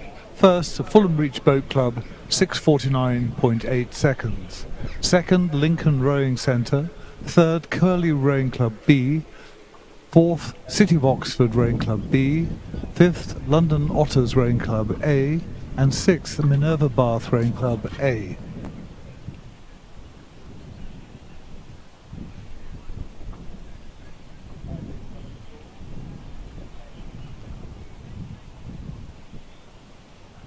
Okay, we're back to the E final now, just to tell you that although this race is not competing for it, the actual event is for the Championship Coxless Fours, the Senior Fours Challenge Cup, presented in 1882 and sponsored this year by Mr. Neil Galbraith.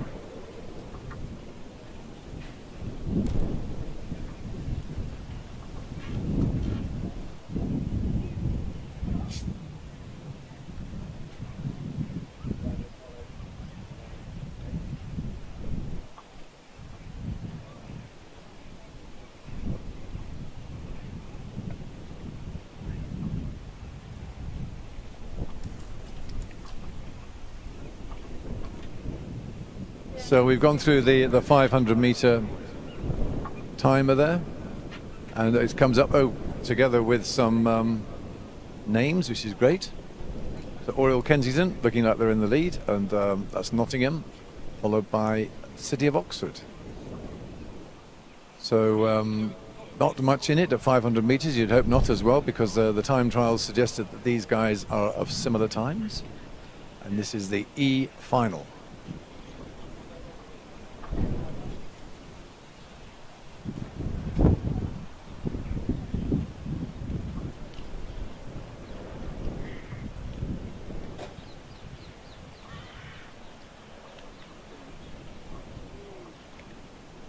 So on the far side, it's Oriel Kensington in lane 3, looking like they are reflecting their fastest of this group from their time trial. Nottingham sitting perhaps a length behind them.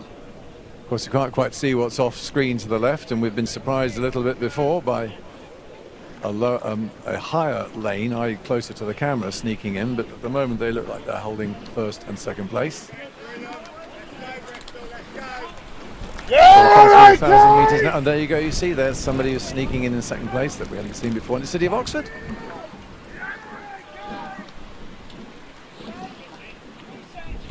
So old loyalties to City of Oxford here.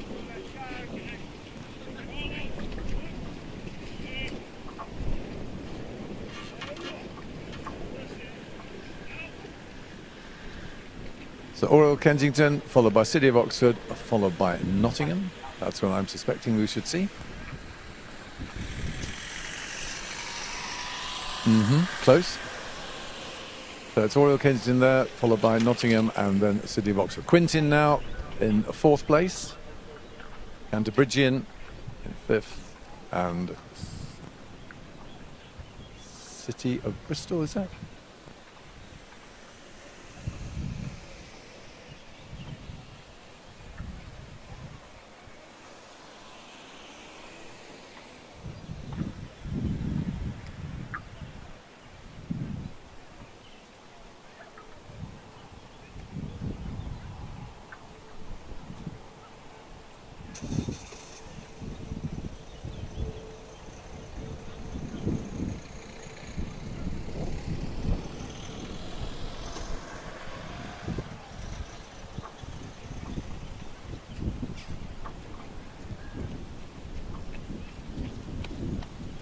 So coming up to 5 minutes into this race, the E final of the Championship Coxless Fours. Championship meaning the open event.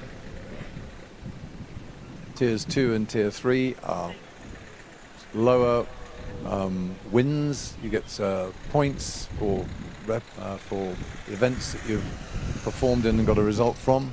And according to the number of points in a boat, then the crew can compete in Tier, well, the Championship is the top event, and then Tier 2 and Tier 3 are below that. So you're trying to compete with similarly experienced and competent rowers in the various events at the various regattas. So that's what the tiers mean. So this is Championship, this is no restriction.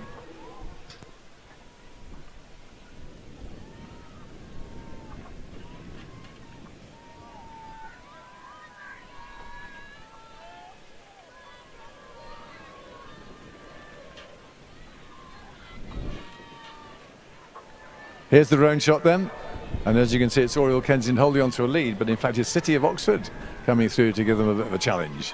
And behind them there's 3 other boats who are not happy to leave it to City of Oxford to challenge, so there's a blanket over 2nd, 3rd, 4th and 5th, but Oriel Kensington just holding on to a little bit of clear water. And if that camera is telling us the truth, I would suggest they're pulling away slightly.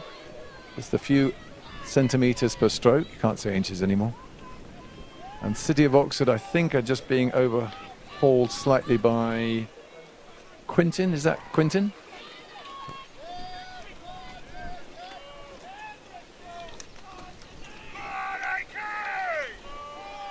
So here we come to the end of the race, and it's Oriel Kensington who's going to be crossing the line first. Who's going to take the bragging rights a second? Is it going to be Nottingham?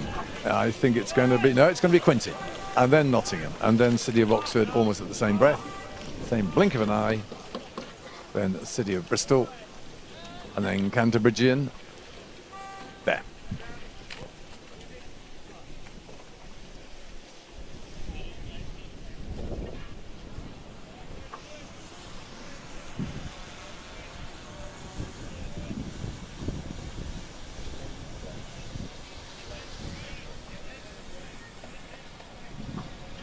So here's the D final.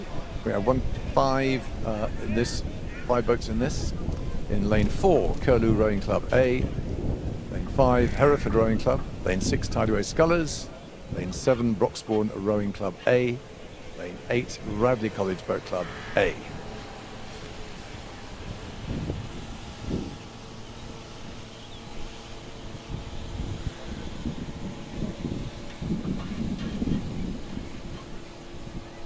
Going out to the 500 metres.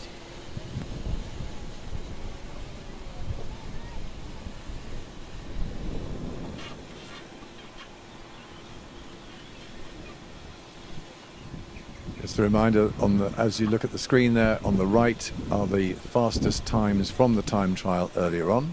We'll see how that reflects in this actual side-by-side race. Certainly that Curlew crew on the right there, working very hard.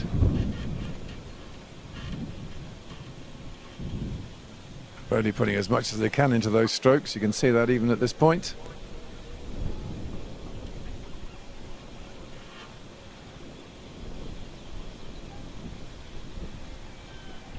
So I'd speculate that it's maybe Curlew in the lead there with Hereford. The other crew that you can see in there in second place, between those two anyway. There you go, yes. But I've got RAD, yes, that's interesting. So Radley is sneaking up on this side. We can't see them on the camera. That's why it's not showing on the screen. So they'll be closest to the camera if the camera was able to accommodate them. So it's Radley out in the front with Hereford, and then Broxbourne, Curlew, and then Tideway Scullers.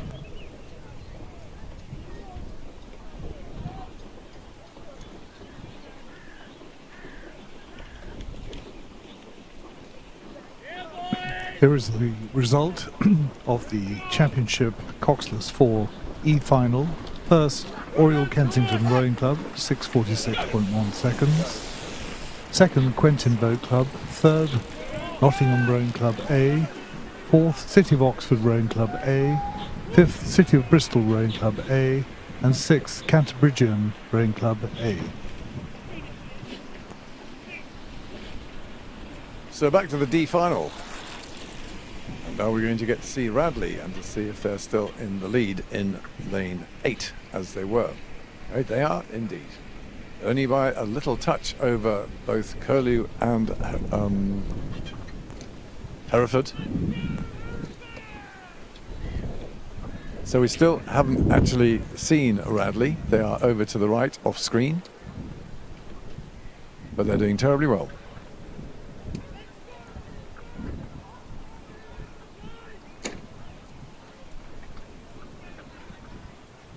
So there you can see Radley on the right, and they're holding the lead at the moment, but not by very much.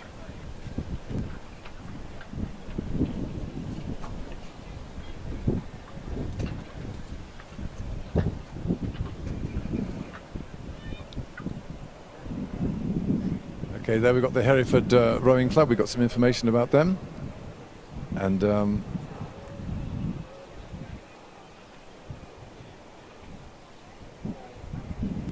so this is a junior 4 with two 17-year-olds. They won the silver medal at the Nat Schools, and all 4 are doing A-levels currently. Well done to them.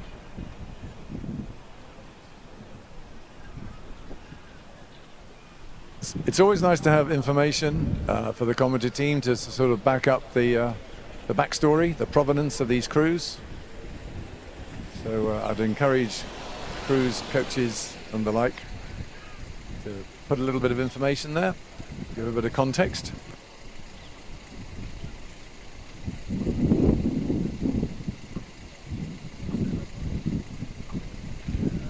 Okay, came up to the 1500 mark there, and you can see this is a very close race. And it's Hereford that's taken over from Radley. Where are Radley there? And they slipped back. Tideway Scullers have come through into second place, unless they're being corrected. No, it's Curlew's in second place. Tideway Scullers are in third. There's Radley. It's dropped back into fourth place. So this is really good finishing now. That's Curlew. That's Curlew now in their colours. Looking really hard, 0.8 of a second. That's absolutely nothing as they went through the time line there. So Hereford, that's a big push. So it's on the far side. We've got Curlew just in the lead from Hereford. This is working out very nicely for the most part to the time trial, with Tideway Scullers in third place, just counting down from the top. Then Broxbourne have fallen back a bit. Radley have also, having been in the lead, have also dropped back. So it's Curlew just holding on for the last 15 or so strokes. But Hereford are now pushing through. Hereford have got their noses in front. Unless it's the drone shot, the accuracy, this is going to be very close. I'm looking at it as they come up now, and I think it's just Hereford who are sneaking ahead. It's going to be on the surge. It's going to be on the surge. It's going to be that close. I think just in that last stroke or so, I would say Hereford went over first. But fantastic finish between Hereford and Curlew, and we'll leave it to the judges to confirm.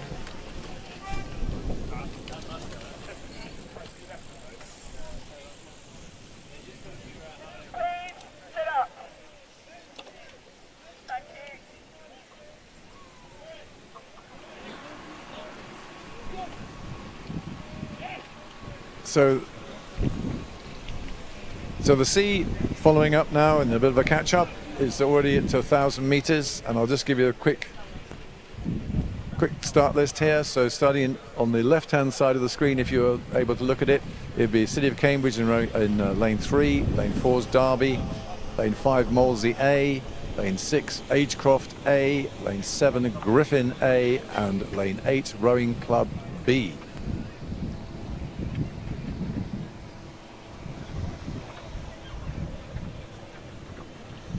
So at 1,000 meters, Derby were in the lead in front of Griffin by 0.2 of a second. Then Agecroft. These are just a blink of an eye, and then London Rowing Club followed by that. So again, some good racing coming up here.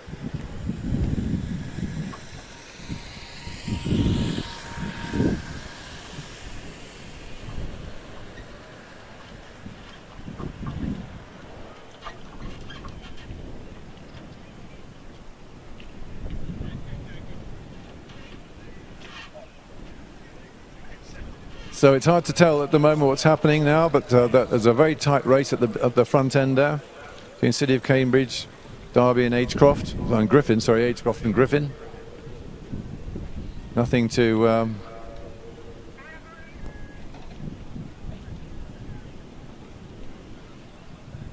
and a warning for Molesey for their steering from the umpire. Obviously encroaching upon their next door lane. So there you've got the results. Molesey, Griffin, Agecroft following Derby.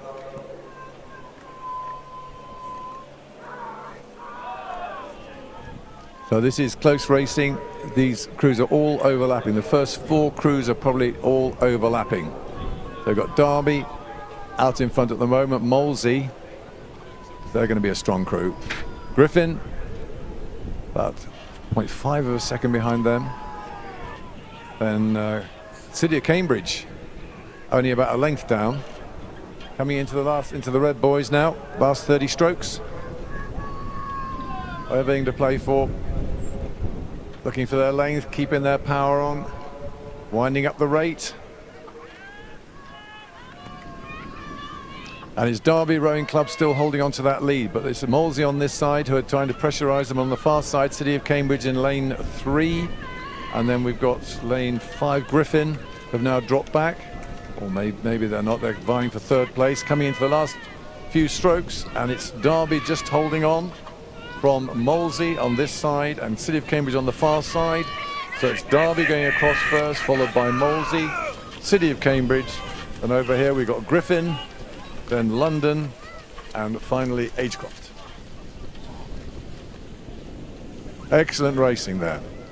That's why time trials work.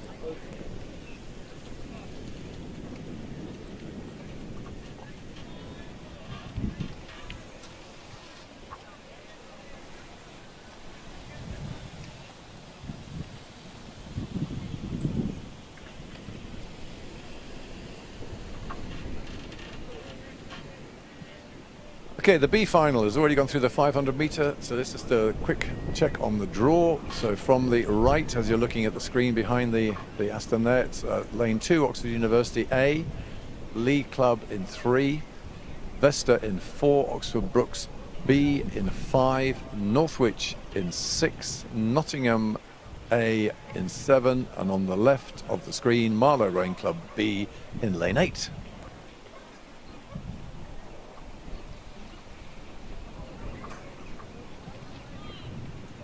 I think some will be surprised to see Oxford University A in this B final. They were not quite favourites, but certainly think people were thinking that there's a stacked boat.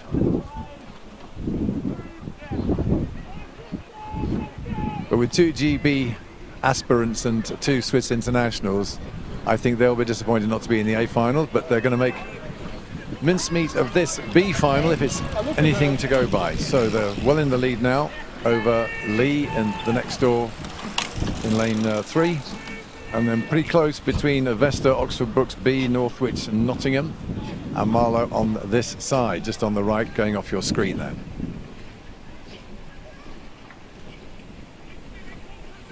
Yes, that'll be a pretty efficient machine going on that engine room over there on at the top of your screen, or in the middle of your screen there, the Oxford University A crew. 6 seconds.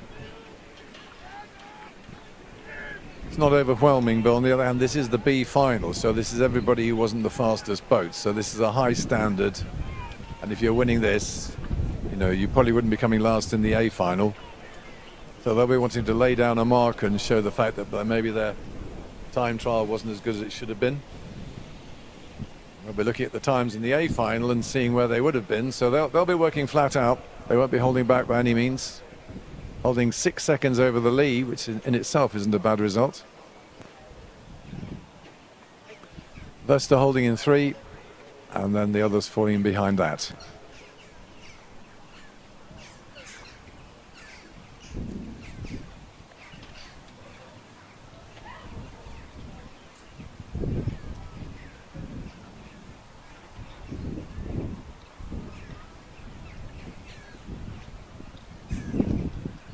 Here is the official result of the C final of the coxless 4s.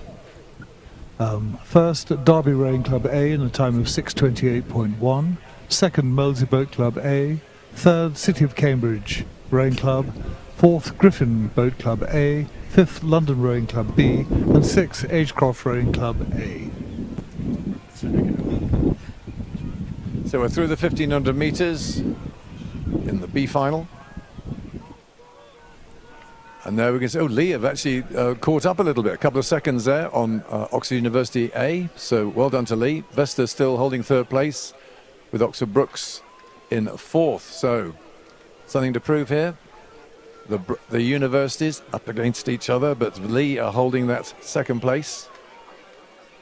Putting the pressure on Oxford University to try and hold on to their lead. They've reduced it by 2 seconds over the 3rd 500 metres. What are they going to do over the final 500?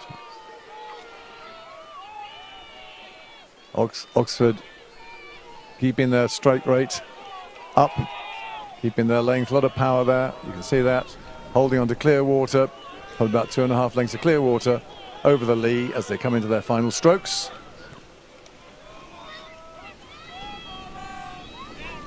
Lee really winding it up for these last strokes, but they're holding off Vesta, who are coming in 3rd. And then it's in fact Nottingham it's Nottingham who are overtaking Oxford Brooks. Northwich coming in just ahead of Marlow, and that's the way that they finished in the B final. Northwich, in fact, was a Tier 2 coxless force, so they did well to get into there.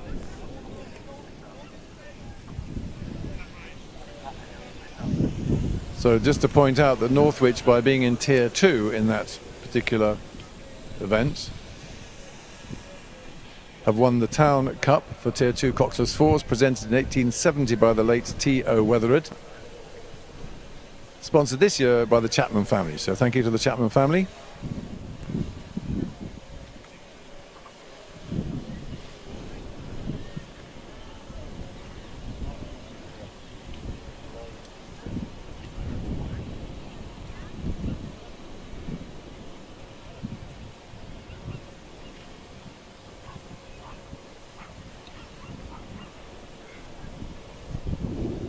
Let's do the draw for the A final. This is the big one.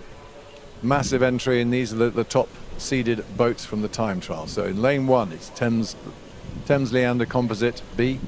Oxford Brooks are in lane 2. Taurus Boat Club 3. In lane 4, Thames Rowing Club A. Lane 5, Marlow Rowing Club A. Lane 6, Nottingham Rowing Club B. Lane 7, Upper Thames Rowing Club A. Lane 8, London Rowing Club A.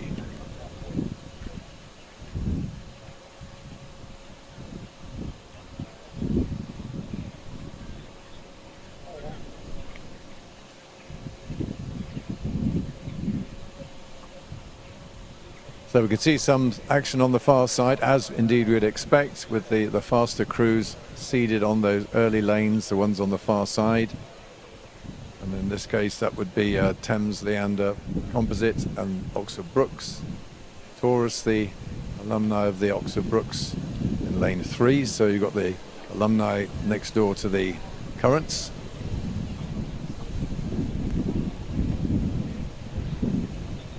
So this angle, it looks like the Thames Leander Composite have got a slight advantage, but it's always difficult to notice until they come up to the line, up to the mark timing point. And as you can see, as it unwinds, it's pretty much nip and tuck, with perhaps Oxford Brooks University A a bow ball ahead. And then probably Thames coming up next.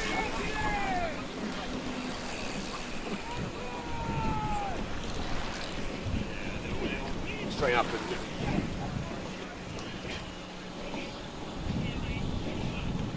So Thames just a fraction of a second over Oxford Brooks. That's a bit of a surge advantage, so it could have been the other way around. And Taurus coming in at third.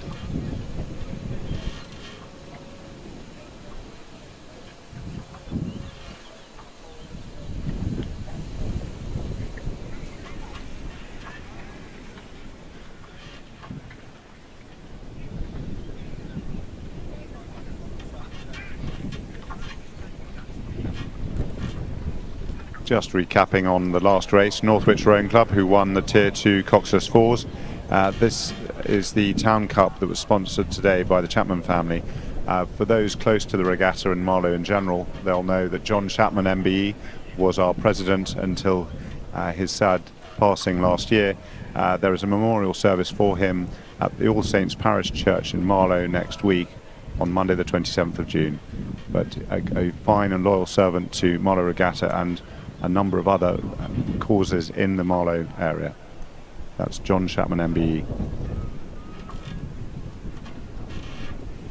So back to the A final of the Championship Coxless Fours for the Senior Fours Challenge Cup, sponsored by Neil Galbraith. They've passed the 1500 metre mark, and when last we saw, it was in fact Oxford Brooks, Taurus and the Thames Leander Composite fighting it out. And it's Thames, Oxford Brooks and somebody else, Taurus, who have dropped off. So it's just the top two there who are fighting us out, Thames Leander and Oxford Brooks. Absolutely nip and tuck. I mean, it says a second on there, but who knows? That's going past 12:50. So, as Gary Herbert said, if not you, then who? If not now, then when? Or whatever he did say. But this is going to be the big shout, the big wind-up. Who's doing the calls in the crew? How much do they believe in each other? This is the A final. This is the one that matters. There's a little bit of a push there from Thames Leander. Might have given them a little bit of a sniff of advantage, but it's stroke for stroke. Question of keeping that length, keeping that power, keeping that connection. I think the composite on the far side have got the slight advantage. Oxford Brooks on this side dropping back to maybe a half a length down. This is really good strategy and tactics by the far side, the Thames Leander composite, as they go over the line first, followed by Oxford Brooks, hardly a second behind. Next they're going to be Taurus, and then Thames, followed by Marlow. On this side we've got London going across, then Upper Thames, and then Nottingham. A good final, but a good win there for the composite crew, just nipping in front of Oxford Brooks in the last 10 strokes.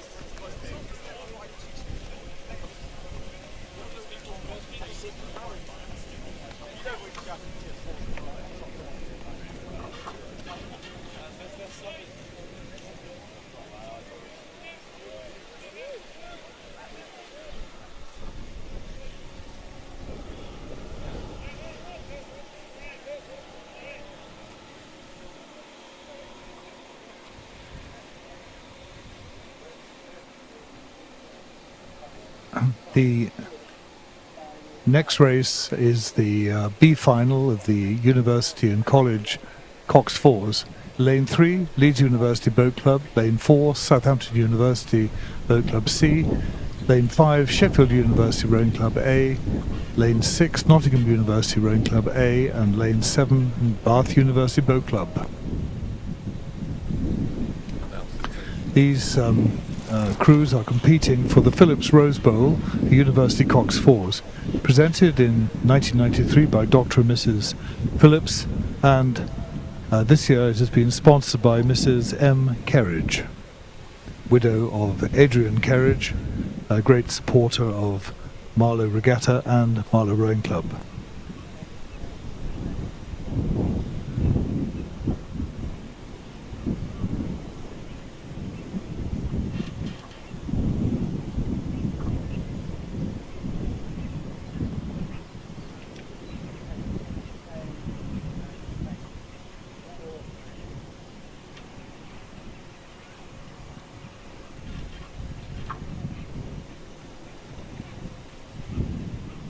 So the crews in the B final, race 32, have now passed the 500-meter point.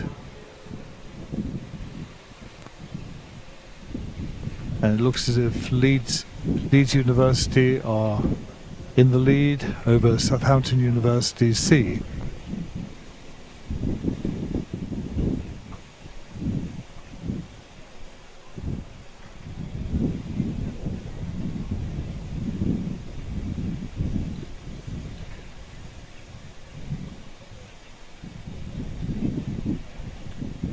Here is the result of the championship coxless fours for A final.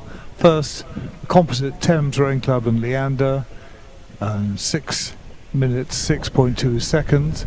Second, Oxford Brooks A. Third, Taurus Boat Club. Fourth, Thames Rowing Club A. Fifth, Marlow Rowing Club A. Sixth, London Rowing Club A. Seventh, Upper Thames Rowing Club A. And eighth, Nottingham Rowing Club B.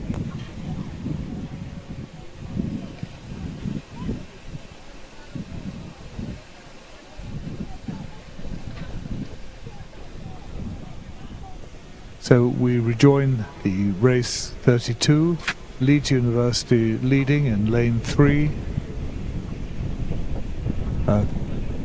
being challenged by Southampton University and Sheffield, but Nottingham and Bath falling behind.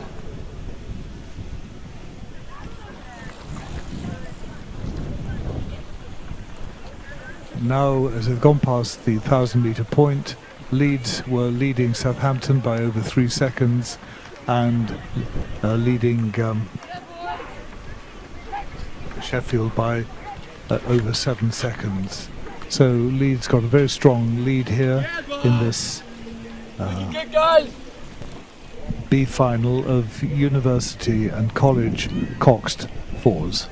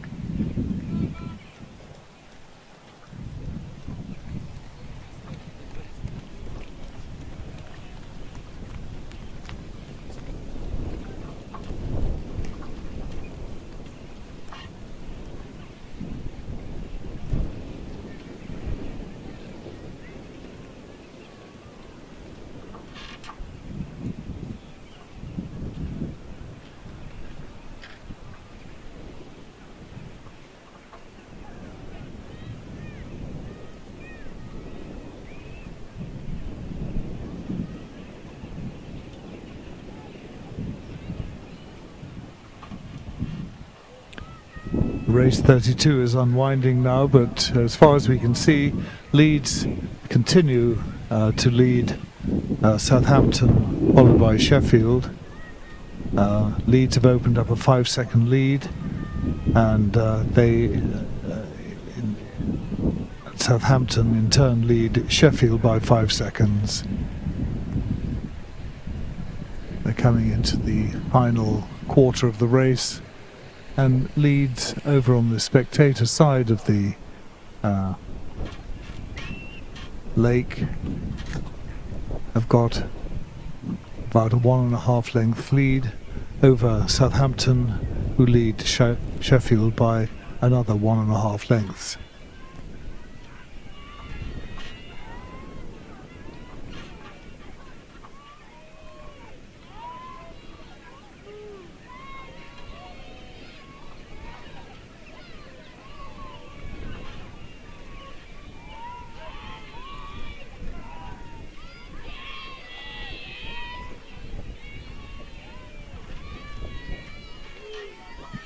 So we come into the final stages now, and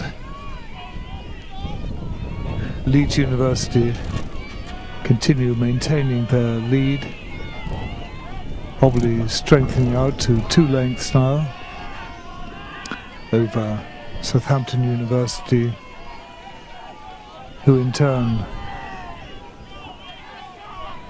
lead Sheffield University, with Nottingham University in 5th place and Bath University in 6th.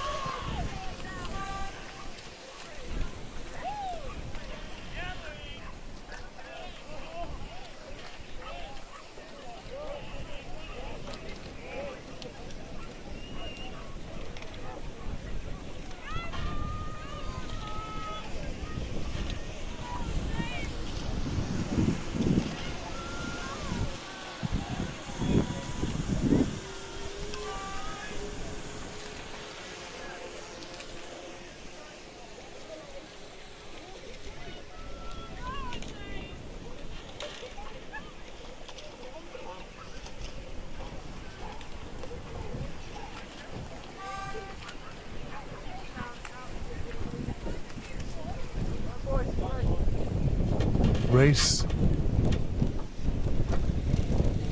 We now have the A final of the University and College Coxed Fours.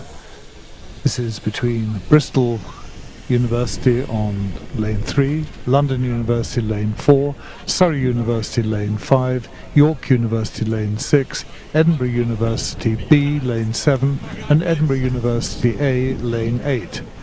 They are, of course, competing for the Phillips Rose Bowl for University Cox Fours, presented to the regatta in 1993 by Dr. and Mrs. P. Phillips, and sponsored today by Mrs. Kerridge.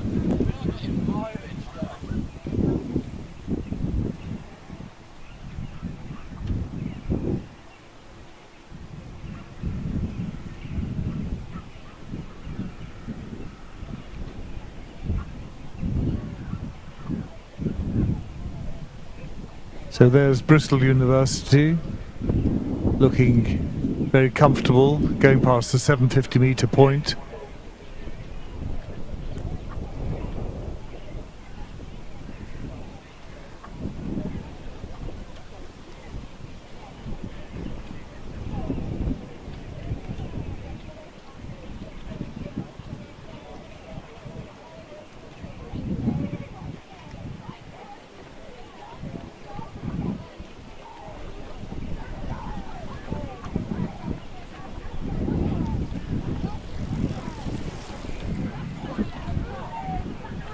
Bristol seem to have opened up quite a useful lead as they go through the halfway point. They're leading University of London, who in turn lead Surrey.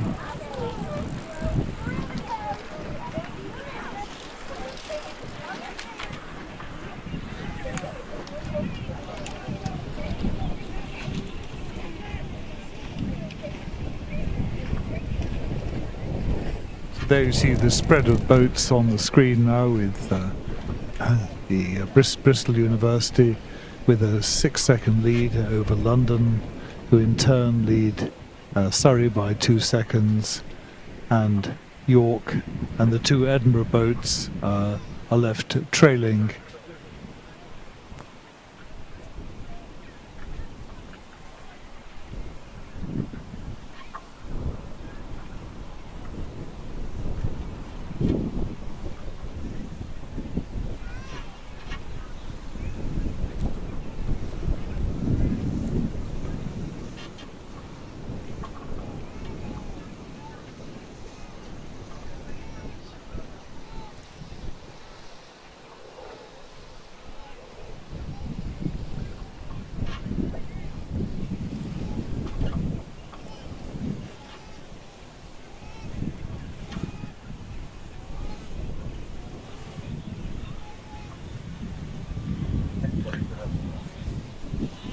So coming up to these, through the 1500 metre point and approaching the 1750 metre point, Bristol continue to lead, maintaining a lead over London University and being chased by Surrey University. York are pushing hard, but three boats ahead of them are now drawing away, leaving Edinburgh's B and C boats trailing today.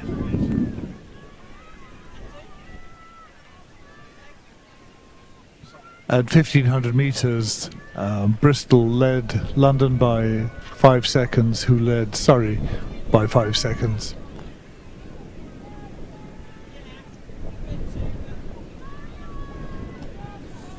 On the screen we can see the drone footage that Bristol continue their lead, but London have made a push and raising their rate and pushing hard, and Bristol are now matching that. London pushing hard and Surrey unable to make any changes on this, and then it looks as though Bristol have overcome the challenge and are now just holding it in. Two crews that have given everything in this race. Just got Bristol finishing now, followed by London about a length apart, and then Surrey perhaps 2 lengths down.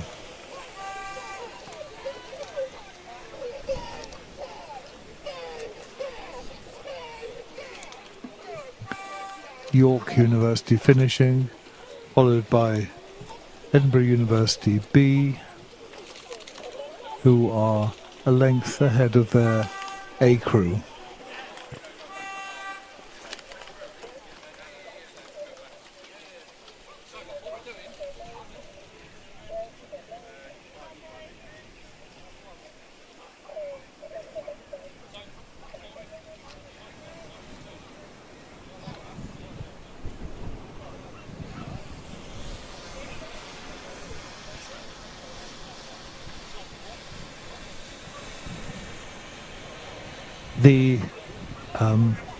The J15 coxed quad final A has just started.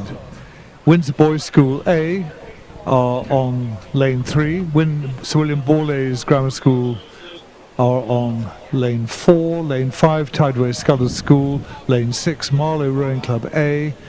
Lane 7, Whitgift School A. And lane 8, Kew House School A. They are competing for the Iris Lakovich Cup for junior under-15 coxed quad sculls, presented by Mr. and Mrs. Lakovich to the regatta in 2007, and today the cup has been sponsored by the Lakovich family. We are very grateful for their continuing support of this regatta.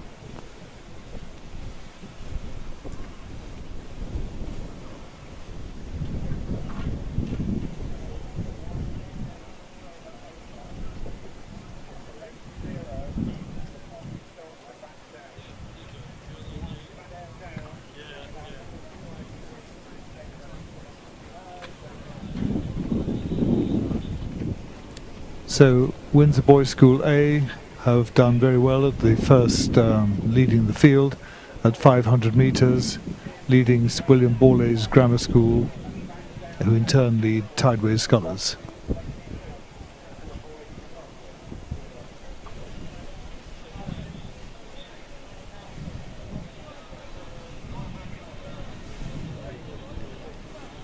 Here's the result of the university and college coxed 4 final, A final. First, Bristol University in a time of 6:29.4. Second, London University. Third, Surrey University. Fourth, York University. Fifth, Edinburgh University B. And sixth, Edinburgh University A.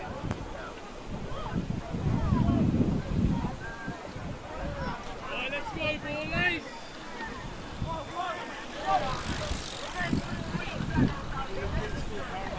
A sort of unknown crew from there. And then in the final of the J15 coxed quads, we see Windsor Boys School maintaining their lead over Borlase and Tideway Scullers.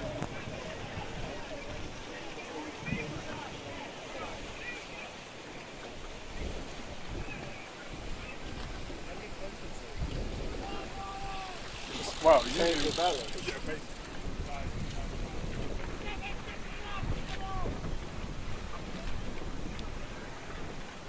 At 1,000 metres, Windsor Boys School had a nearly 10-second lead over Borlase, who led Tideway Scullers by 3 seconds, Marlow A by 2 seconds, and Whitgift are trailing a long way down.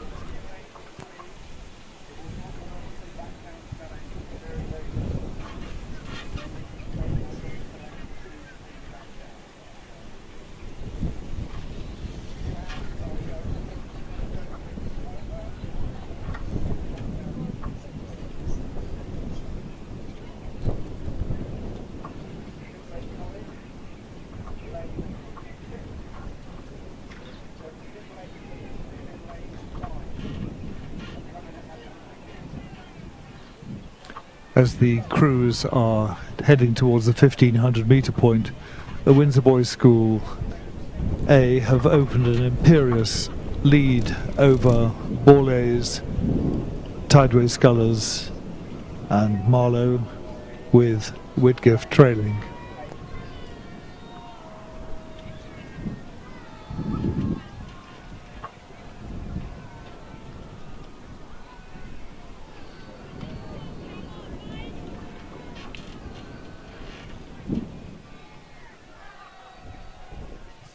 So at 1,500 metres, Windsor Boys School led Borlase by 14.6 seconds. Borlase led Tideway Scullers by 5 seconds, who in turn led Marlow A by 4 seconds.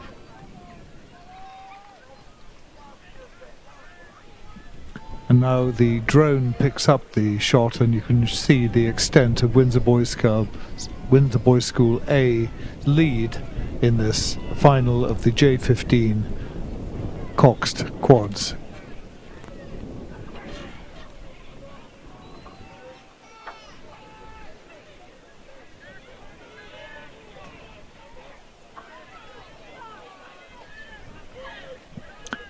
So those in front of the enclosure can now see Windsor Boys School A finishing. Those people using the drone, looking at the thing on the drone, they can see Ball A's in second position, followed by Tideways Scullers School and Marlow A and Whitgift A, trailing, possibly after an incident earlier in the race. And there's Ball A's just finishing now, followed by Tideways Scullers School finishing now, and there's Marlow finishing. So we've seen an extremely good example of junior sculling from Windsor Boys School. And here's Whitgift School A coming in at the end of the race, possibly after an incident earlier in the race that has put them in this position.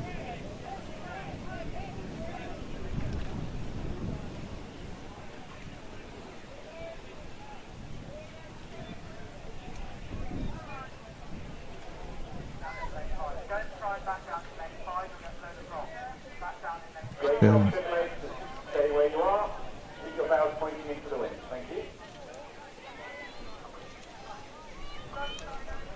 you. Do we have a right? And now we have the final of the J14 octopus. Lane 1, Windsor Boys School A. Lane 2, St Paul's School A. Lane 3, Radley College. Lane 4, Kew House School A. Lane 5, St Paul's School B.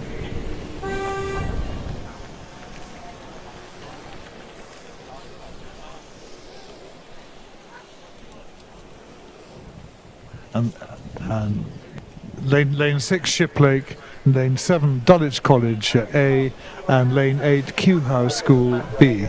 They're competing today for the Borgness Cup for Championship Coxed Fours. This was presented in 1882 by the late Mr. P. Borgness, and today is sponsored. Wrong.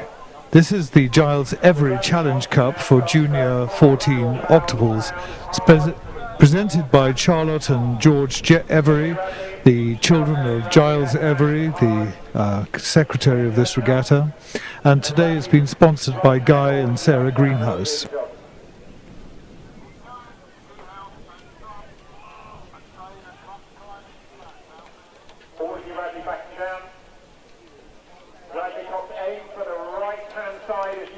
Right, the octopus are now going on to the stake boats, and we'll be starting in the next few minutes.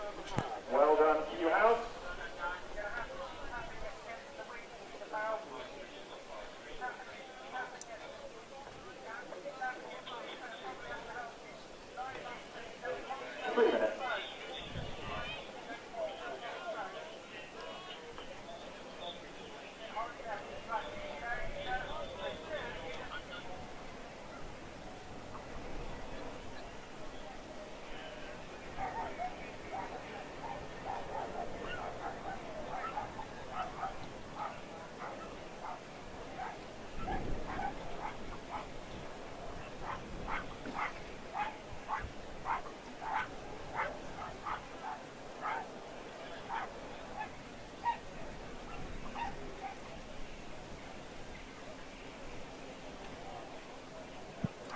We can see here Kew House coming through from the last race. The two-man is not rowing. He's got his blades across the boat, and obviously an incident has caused them to drop out of this race.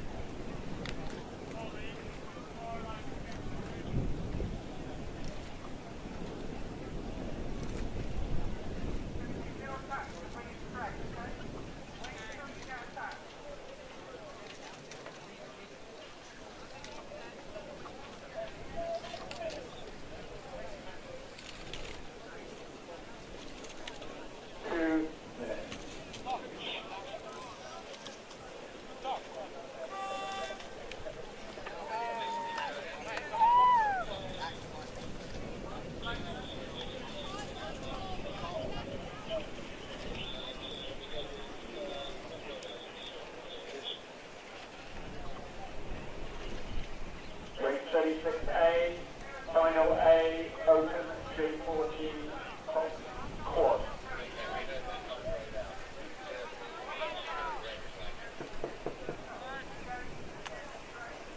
Once you are attacked, we will make a quick start.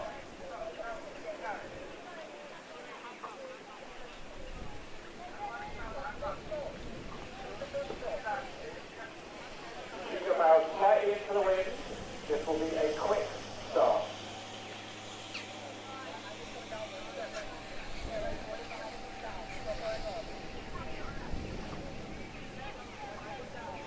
All crews ready? Attention.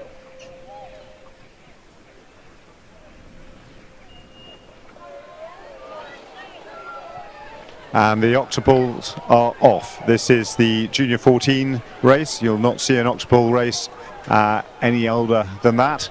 Fantastic procession of crews now in flight. So those watching online will see them progressing towards the 250 mark all the way safely. Just refreshing your memories now in front of the screen. And for those on the course, in lane 1, Windsor Boys School. Lane 2, St Paul's School Boat Club. Lane 3, Radley College Boat Club. Lane 4, Kew House Boat Club. That's A. Lane 5, St Paul's School Boat Club B. Lane 6, Ship Lake College Boat Club. Lane 7, Dulwich College Boat Club. And Lane 8, Kew House School Boat Club B.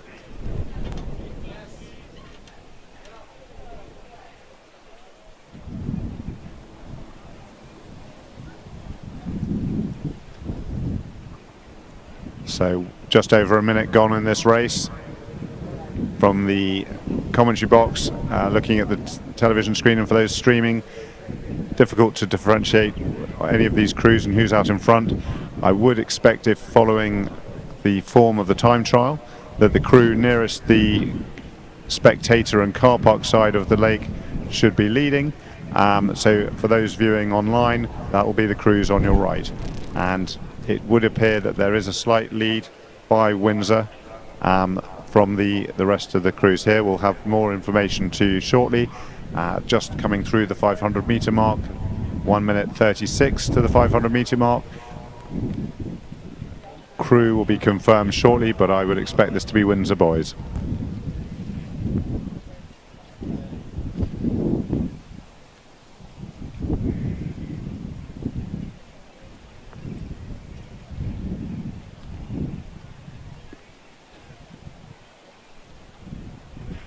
While we wait for the octopus race to proceed to 1,000 metre and get a bit more clear picture of who's in the lead, just pass you to my colleague for the results on the J15 coxed quadruple sculls. And here they are. So the winners were Windsor Boys School in a time of 6:37.8. They were ahead of Sir William Borlase, who came in second. Tideway Scullers came third. Marlow Rowing Club A came fourth, and Whitgift came fifth. And they were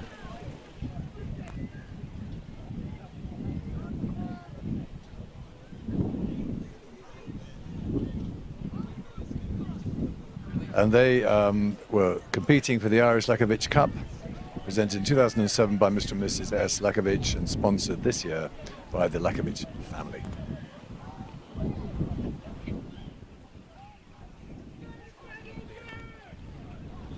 And now back onto the quadruple,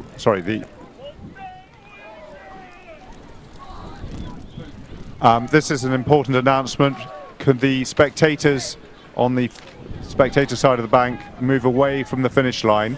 Someone is standing in front of the finishing line post. Thank you very much indeed. That's very important for any close type finishers. Thank you. And now back onto the Junior 14 octopus sculls. We are through the 1,000 metre mark. Windsor Boys School continue to lead, as they have done for the first half of the race. Time to the 1,000 metre mark, 3 minutes 16, and that is over a length ahead of the other crews in this final of the octopus J14 sculls.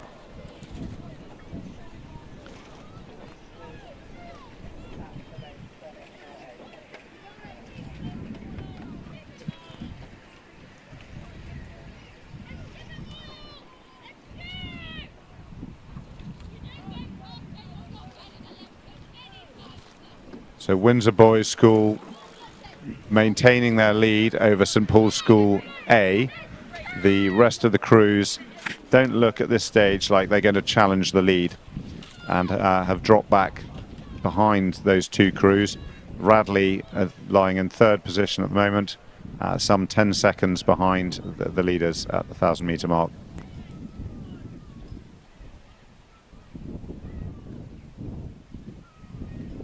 Race is now coming to the 1,500-metre mark. Windsor Boys continue to lead over St Paul's School A.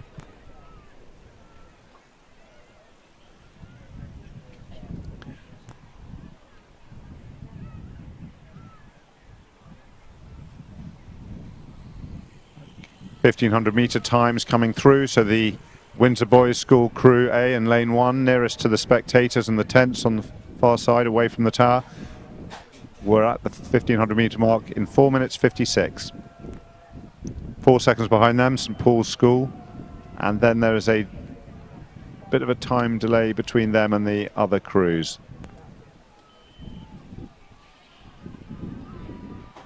Now approaching 1,750, 250 metres from home. Windsor Boys School approaching the supporters, school supporters clustering around the 1,750 mark. And there's a fair few cheers there, urging them on, urging St Paul's to put in a final push. They're going to have to do it now if they're going to give Sir Windsor Boys any meaningful challenge. But this, probably their first year of competitive racing, they look at Windsor Boys School winding up for a very fine finish. This is very, very good octopus sculling, nicely together, driving the legs. And they are just over a length ahead of St Paul's School A. Two crews hammering it out in their first year of competitive racing. Well sculled. And Windsor Boys now know that they're home and looking to cross the line in the last few strokes. So it'll be Windsor Boys School from St Paul's School A. And then clear water between St Paul's and Radley, who are approaching the finish. Some 2.5 lengths behind St Paul's. And from Shiplake College coming to the close now, and looking to cross fourth over the line. And then it's looking like St Paul's B now coming in front of the spectators and leading towards the final few strokes for their race for a 5th position.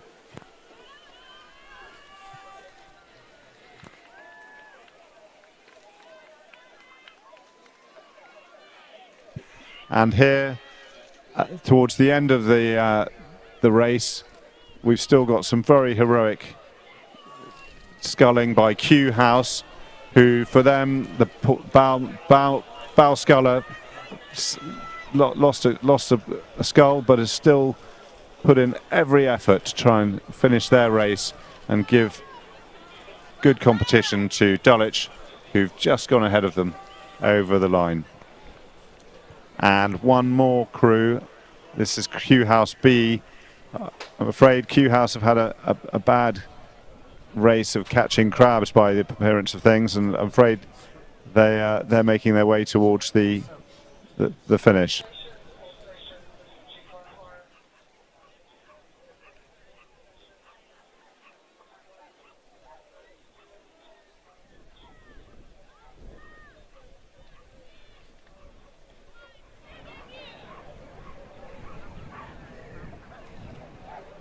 So for those of you watching online, this is Q House School B, who unfortunately have had a caught a crab by the appearance of things, and are now within the last 200 metres of the finish.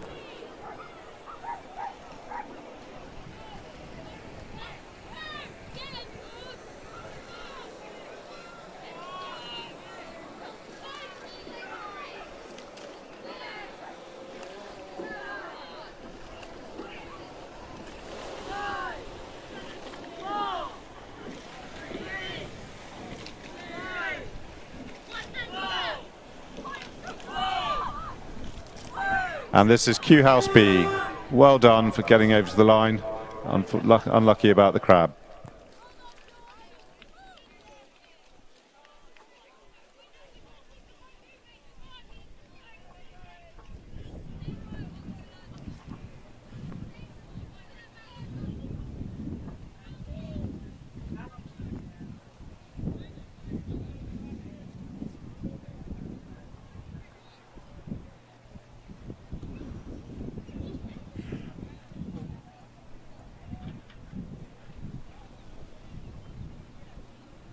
We now have an exhibition race outside the normal schedule of Marlow Regatta. This is to mark the Platinum Jubilee of Her Majesty Queen Elizabeth II, to recognise all the crews who competed 70 years ago, not the actual crew members, but the actual clubs who competed in the Marlow Regatta 1952. So an invitation event to those clubs who competed 70 years ago. In Lane 1, Thames Rowing Club. Lane 2, Lady Margaret Boat Club. Lane 3, London Rowing Club. Lane 4, St Edmund's College Boat Club. Lane 5, King's School Worcester. And Lane 6, Trinity Hall Boat Club.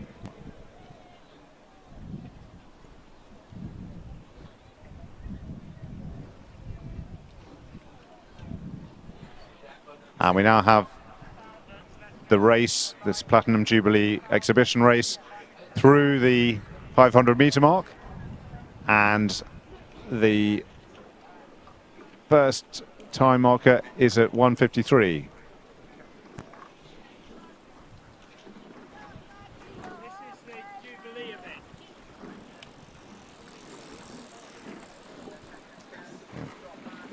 And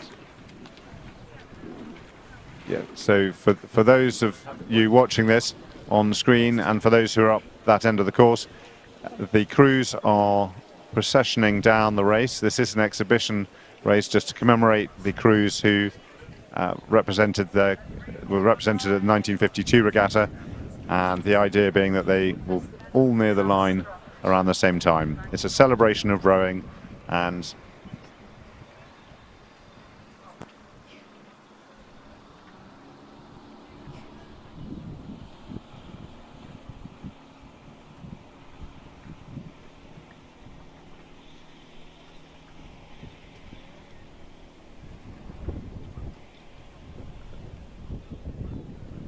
a reflection of the traditions of rowing over the last 70 years.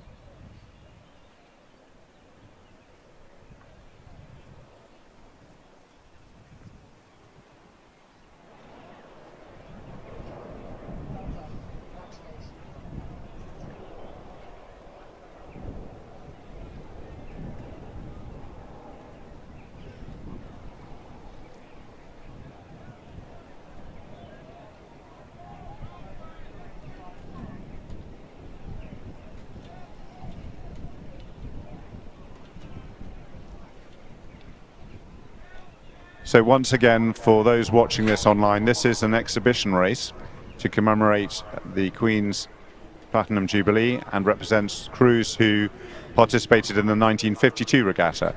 I brought up the crews up on the screen that are competing on this race. I say competing, they're processioning down the course. Thames Rowing Club, Lady Margaret Boat Club, that's a Cambridge College crew from St John's College, Cambridge University. London Rowing Club in lane 3, lane 4 St Edmund's College Boat Club, lane 5 King's School Worcester, and lane 6 Trinity Hall Boat Club. And for those who are watching this online, you'll see on the drones, you see that they're all keeping very much in line and pacing themselves so that they proceed down the course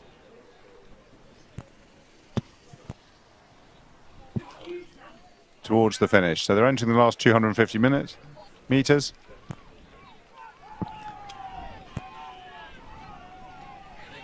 And there's going to be a final push. See who's going to take the honours. They're in final push here. And it's going to be out between lane 3. Hanging through there. Well done, St Edward's School.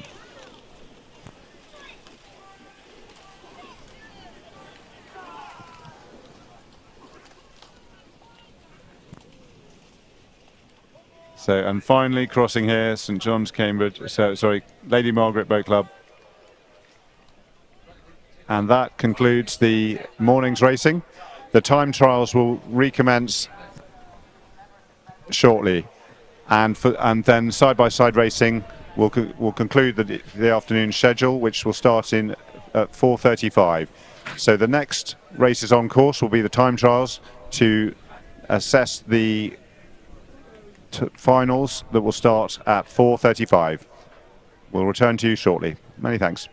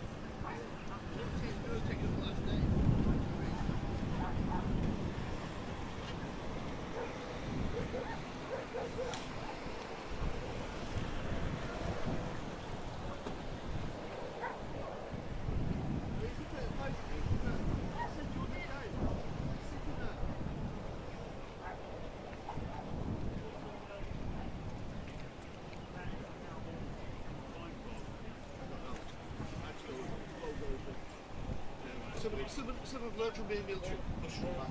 Yes? Yep. As long as you don't get off the screw.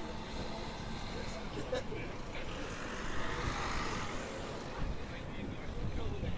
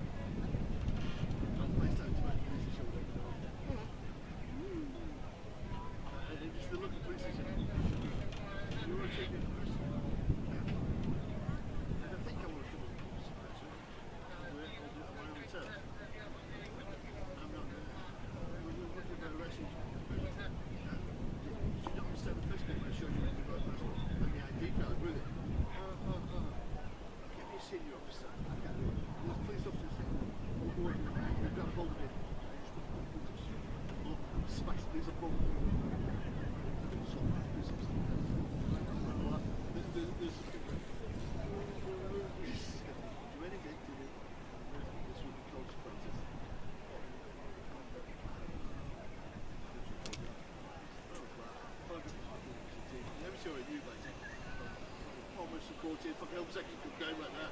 These pieces are literally very simple pieces of shoulder. You can try and touch it, try to arrest it. I want to talk to the question about, did you try to put a dick in? You put a hand on him with handcuffs? Yes. Yeah, he's already identified himself as the biblical. He's broken international law. So you can mention that's just nice fucking talking about it. That's why he was in the right to do what he did. But he just so red about it. So everything we do about it, Dad? That's sort of as real as usual. But yeah, anything else is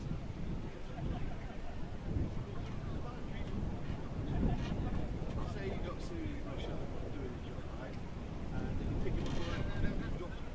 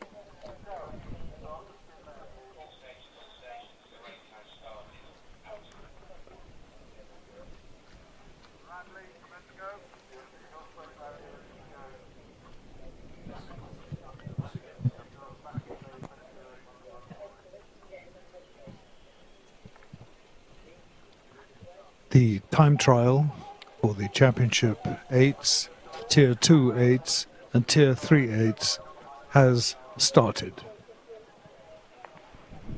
This comes in the program as race 37, and the first 8 to go off is crew number 166, Oxford Brookes University A.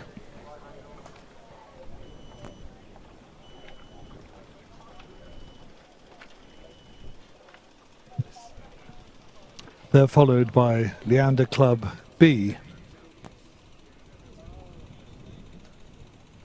Brookes have operated at the very top of British rowing for some years now, and this year's Student 8 is a young crew with massive shoes to fill, but they've done so with aplomb and clearly looking to right some of the wrongs from Henley 2021, when the student portion of the Brookes squad wasn't as successful as hoped. However, with athletes like Matthew Haywood, Jake Winkham, Toby Lassen and Miles Devereux at the helm, they're in safe hands technically, and this crew, like so many, is defined by characteristically savage rhythm. Rhythm makes them really formidable. They're favourites for the Temple, and if they can take Leander down here, it's going to be a very interesting event. Leander B is their top 8. Really talented crew. With a great combination of power and technique. Got James Vogel and James Robson, with people like technicians like Ryan Todd-Hunter and Felix Drinkle, with a massively experienced and decorated sculler Jack Beaumont at bow. They're certainly the crew to beat here. So the last time the 2 8s met was at Marlow Regatta, where Leander very narrowly pipped Brookes to the post after lagging down behind the students during the winter. So it's going to be very interesting today to see how the time trial unfolds and see what the final itself looks like.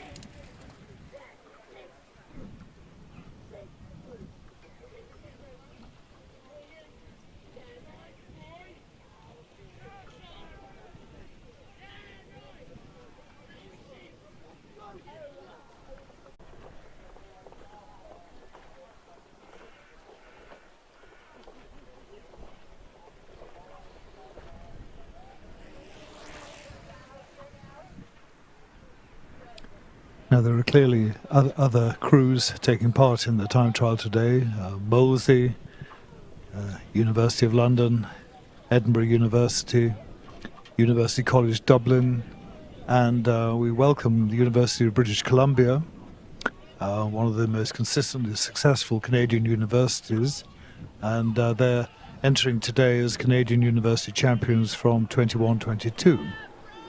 I won't say too much about the order, but what we see now is Oxford Brookes finishing strongly, a unit that's really working well, and it's great to see rowing of this standard right at the start of the time trial.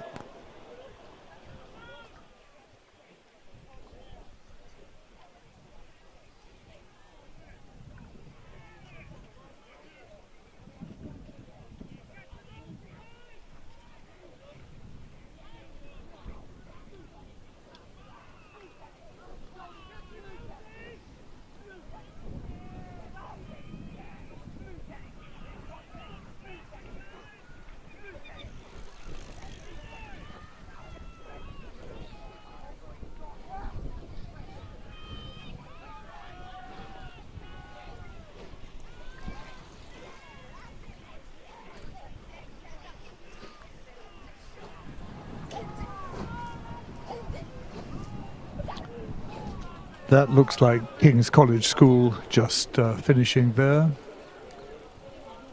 And we have Radley Boat Club A coming down near the finishing tower.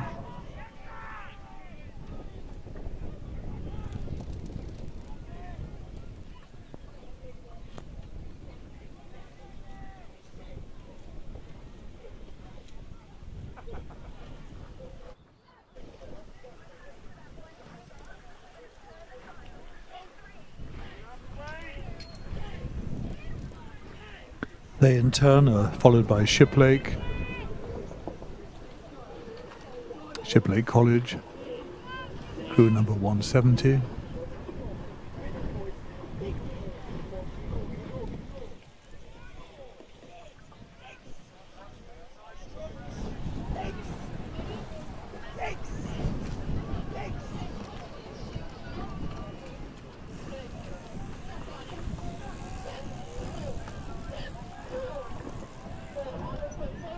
The crew just finishing is the University of British Columbia, Canada. Very good to see them here in the UK. Wish them all success in the next few weeks.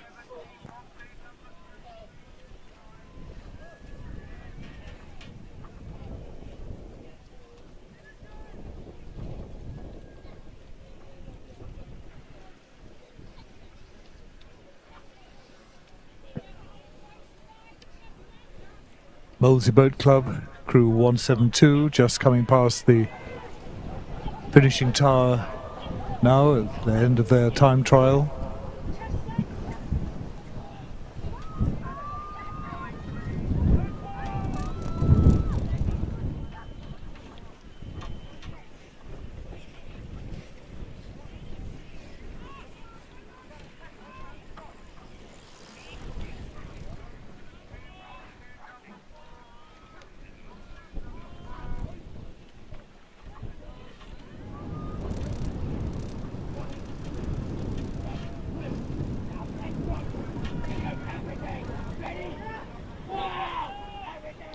Crew number 173, St Paul's School Boat Club A, just finishing their time trial now.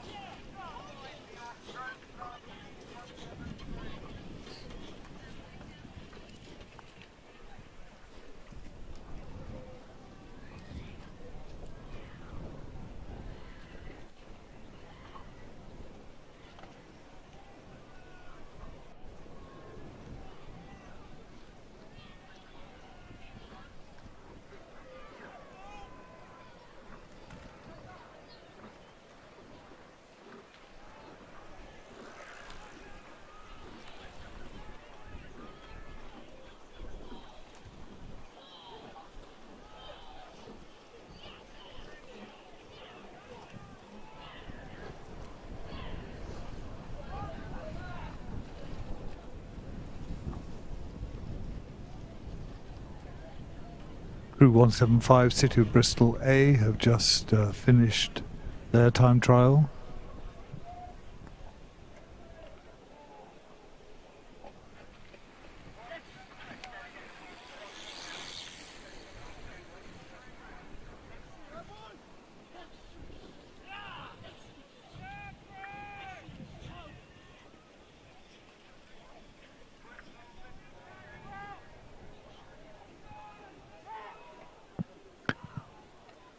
London University A is just coming through the red buoys now, coming to the end of their time trial this afternoon. Always keen to make the point that they're one of the fastest eights, looking to close the gap on Oxford Brookes following the British Universities Championships. They've got the people to have a real go this year, and with people like Isaac Workman and Tom Cross on board, the tenacity only gained through rowing on the tideway, they're going to be strong contenders. Crew 178 St Edward's School Boat Club is just finishing.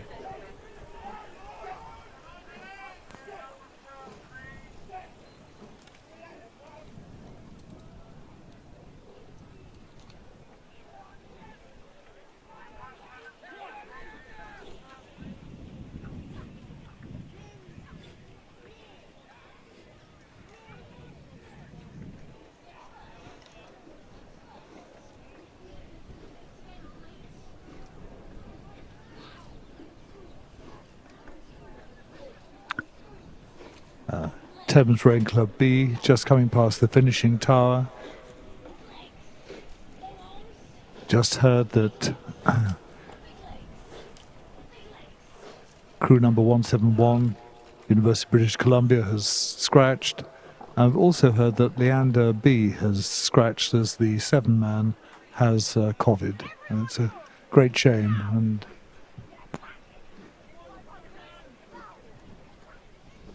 wrong, correction, not British Columbia, it's actually University College Dublin A. Apologies there. This is an Australian crew just coming in, crew 180, the King's School Parramatta from Sydney, Australia. Just finishing strongly. They're keen to make a point while they're over here.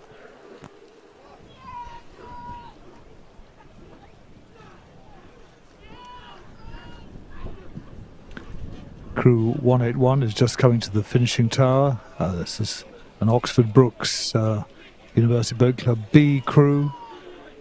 Another crew keen to make a point today.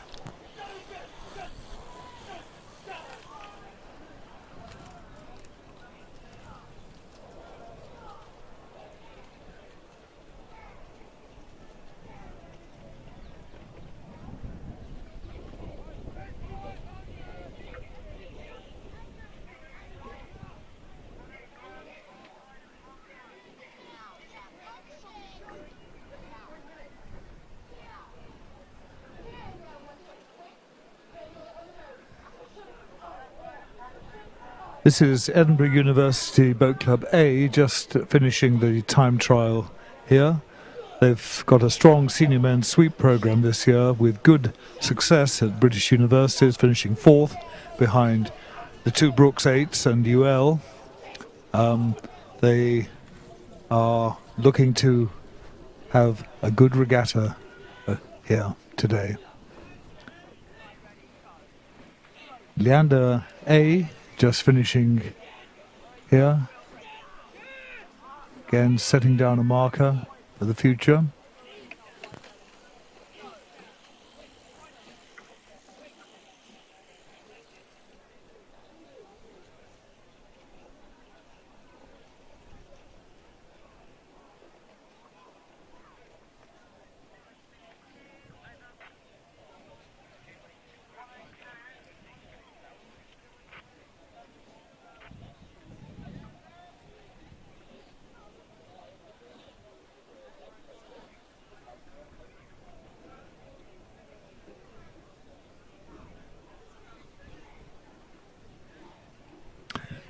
Just finishing his crew 184 Imperial College Boat Club A.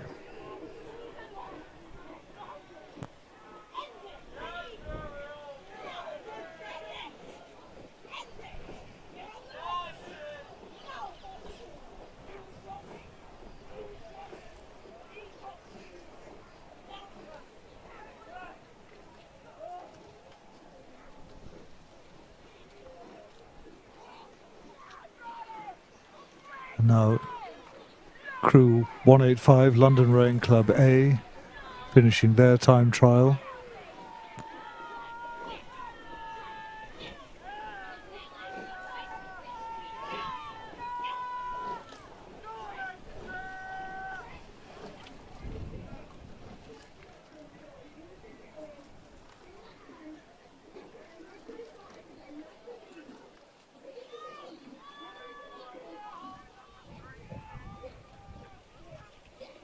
Just coming past the finishing tower is the Exeter University Boat Club A crew.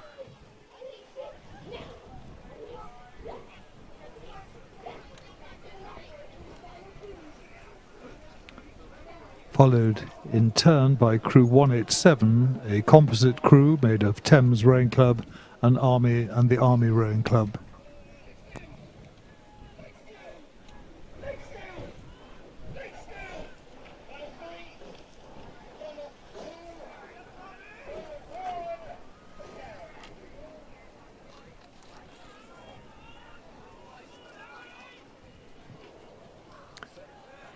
Just approaching the end of their time trial is Westminster School Boat Club A in their distinctive pink strip. And you see them on the live stream feed. That's Westminster School Boat Club A, just finishing their time trial.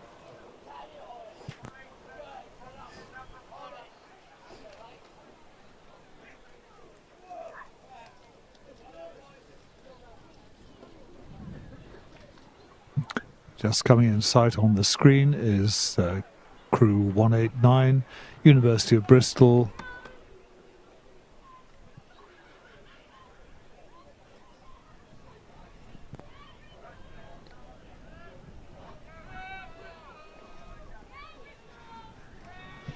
And there's University of Bristol now finishing their time trial.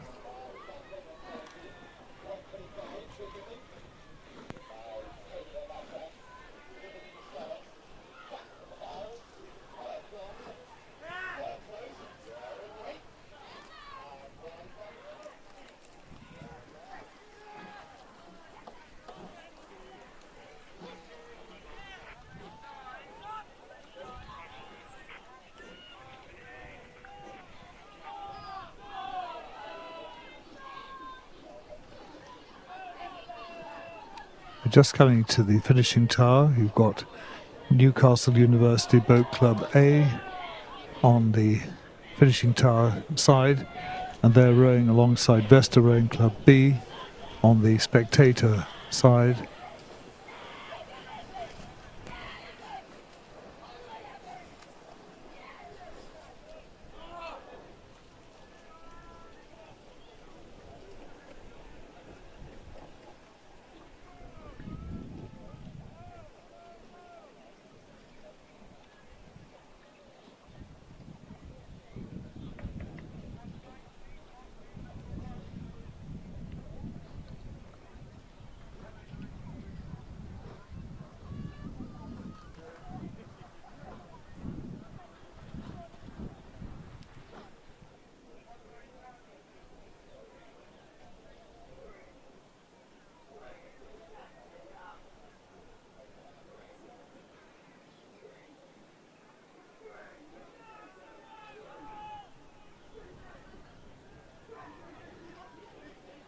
I think what we see now on the screen is St Paul's School Boat Club B, crew 192, just approaching the finishing tower.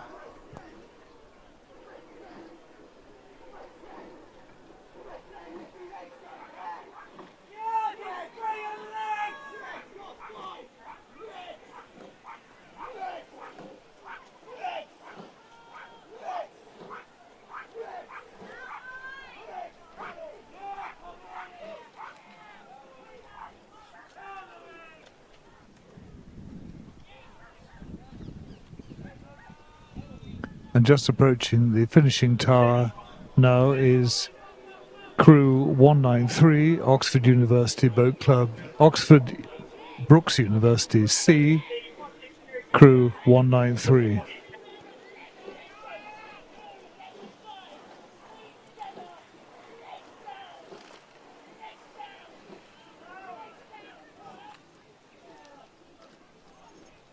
crew 194, University of London Boat Club B in Tier 2 is now approaching the finishing tower.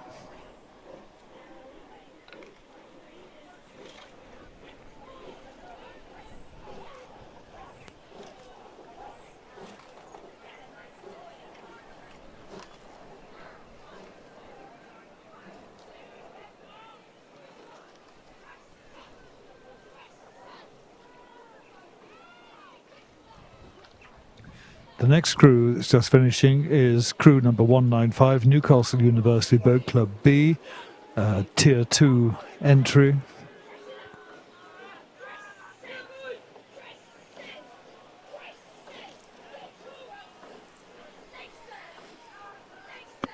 There's Newcastle finishing with their distinctive blades with the blue star on the white spoon.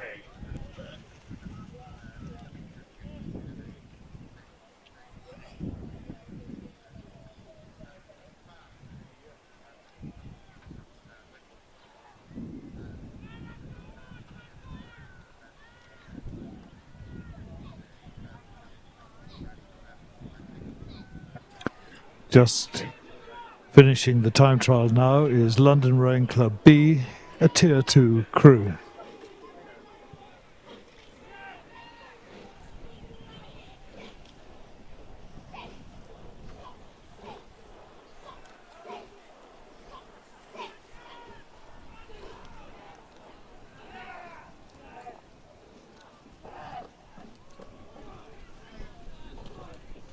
Crew 197 finishing now. This is Dulwich College Boat Club A in Tier 2. You can see them on the screen now.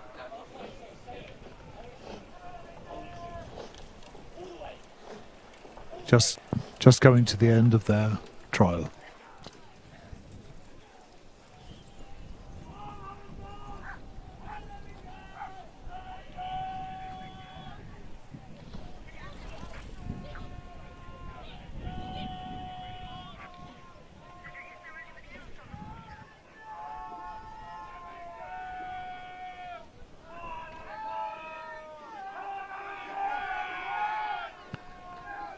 Coming to the end of the time trial is crew 198 from Abingdon School Boat Club A. Their distinctive coloured oars, easy to spot on the lake today.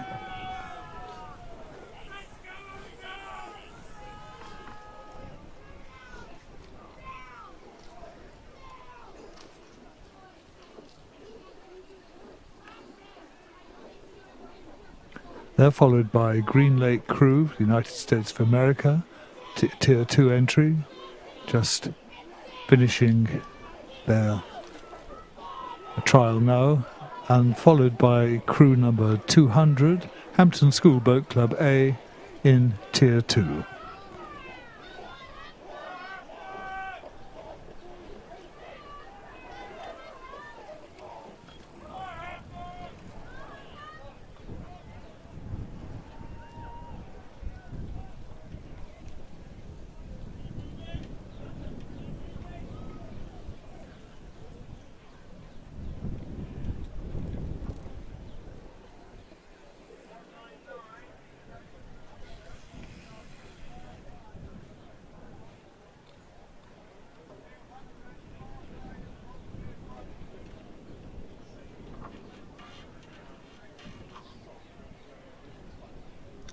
We're now seeing crew number 201, City of Bristol Rowing Club B,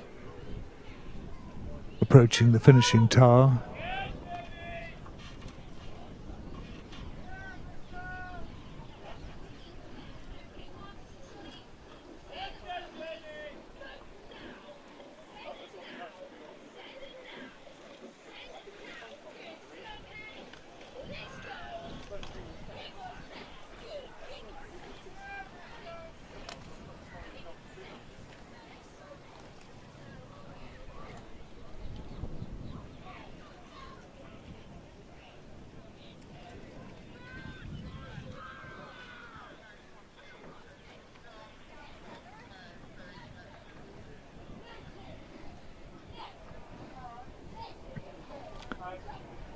Crew number 202 is just finishing. Royal Shrewsbury School Boat Club A crew. That's Shrewsbury School.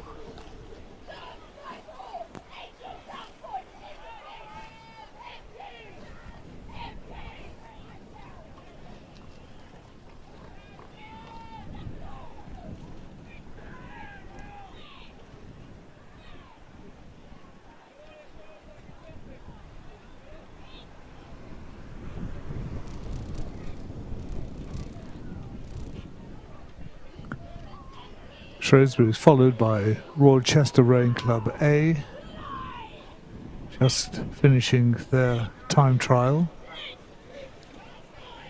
at Royal Chester.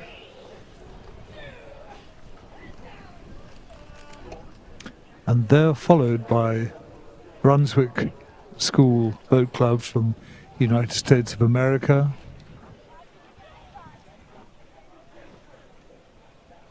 And there we see Brunswick on the screen finishing their time trial this afternoon.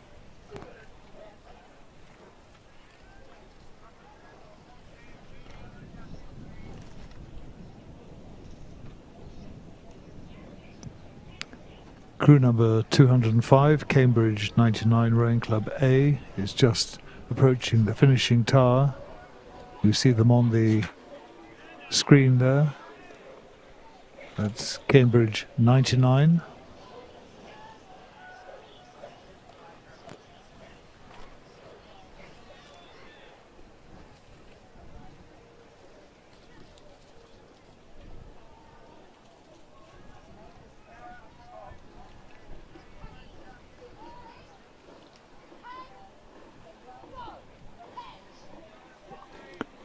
.206 is a composite crew, Molesey Boat Club and University of London, competing in Tier 2. There you see the composite crew wearing Molesey kit, completing their time trial.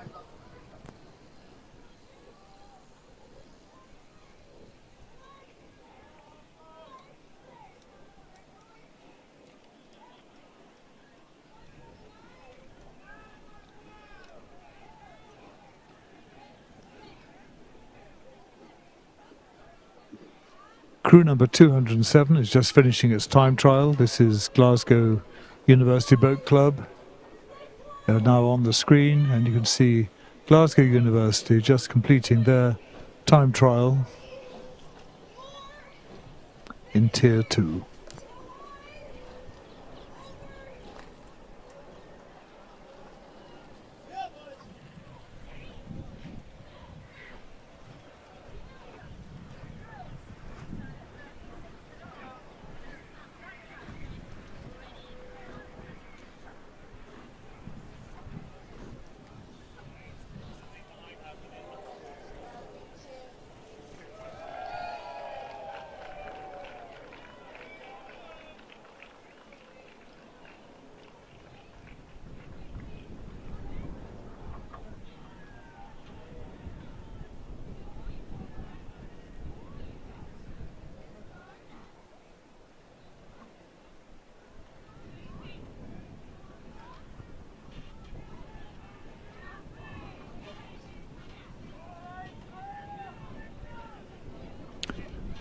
Crew number 208 is just approaching the finishing tower. This is Agecroft Rowing Club A. Agecroft now on the screen, finishing strongly.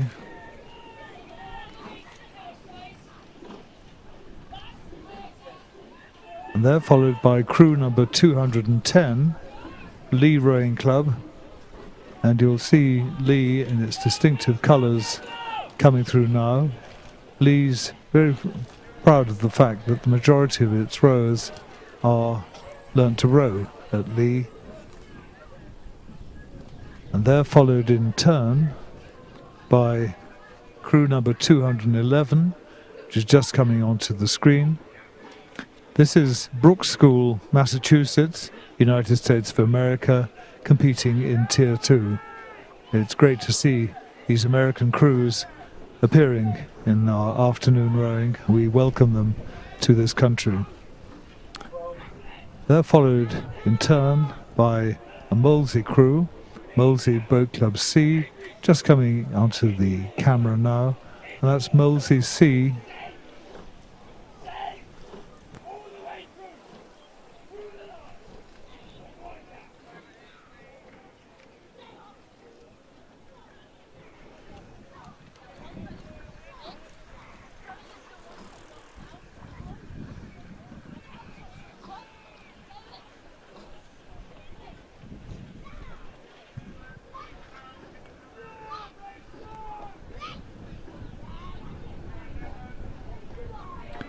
Crew number 213 is approaching the finish. This is Newcastle University Boat Club C. So Newcastle University Boat Club C just finishing their time trial.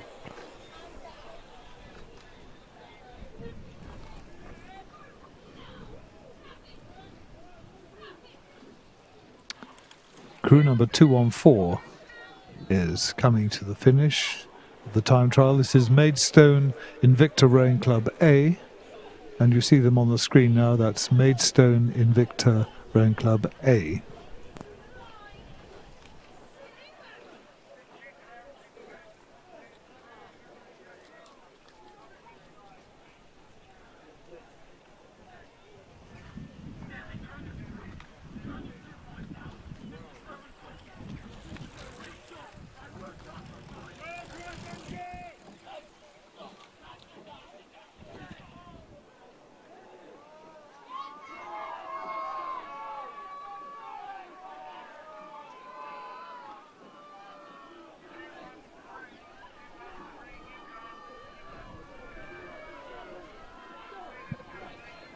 Imperial College Boat Club B is now on the screen. They're approaching the end of their time trial. That's crew number 215, Imperial College Boat Club B.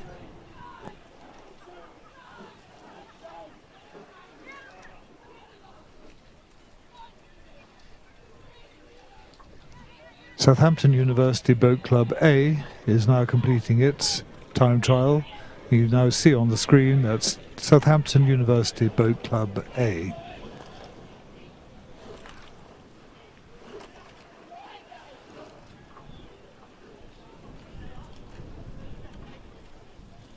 Crew number 217 is approaching the end of its time trial. This is Oxford University Lightweight Rowing Club A.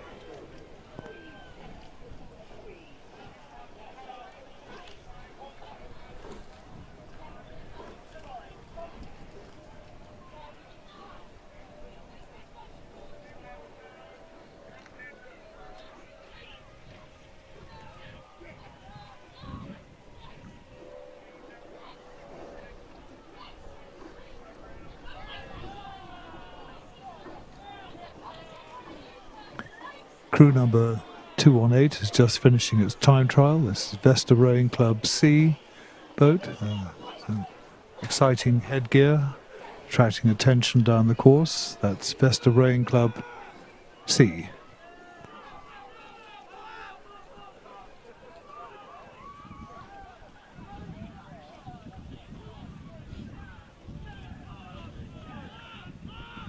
Crew number 219, City of Oxford Rowing Club A, 8 is now approaching the end of its time trial. That's City of Oxford Rowing Club A on the screen.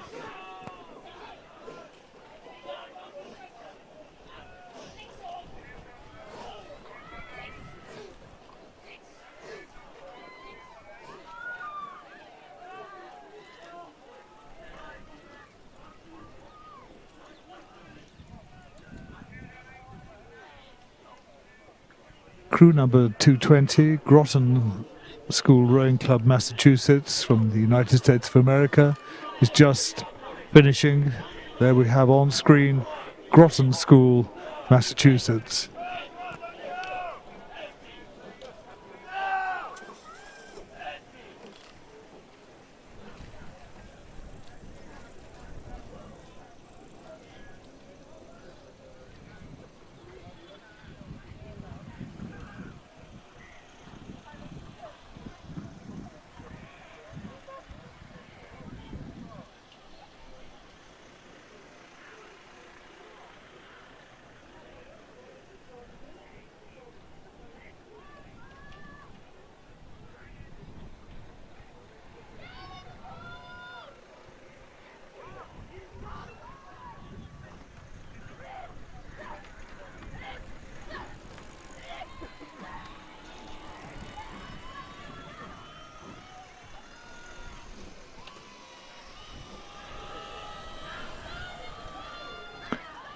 Crew 221, Liverpool University Boat Club A, is just finishing its time trial. They're on the screen at the moment. That's Liverpool University A.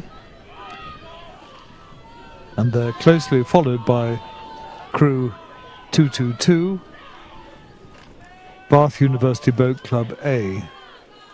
There's Bath University A now on screen, just approaching the finishing line.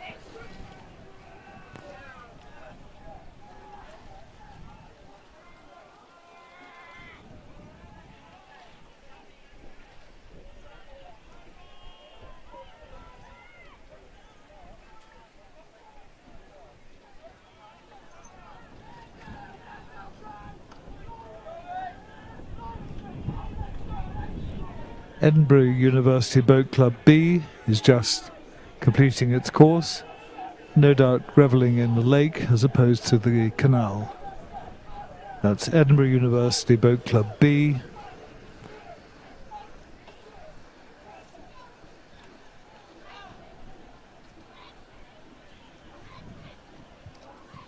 Ironically, it's boat number 225, St Andrew Boat Club, following them. They both share the canal in Edinburgh, and it's great to see the clubs down here in the south, no doubt making a few points clear to people.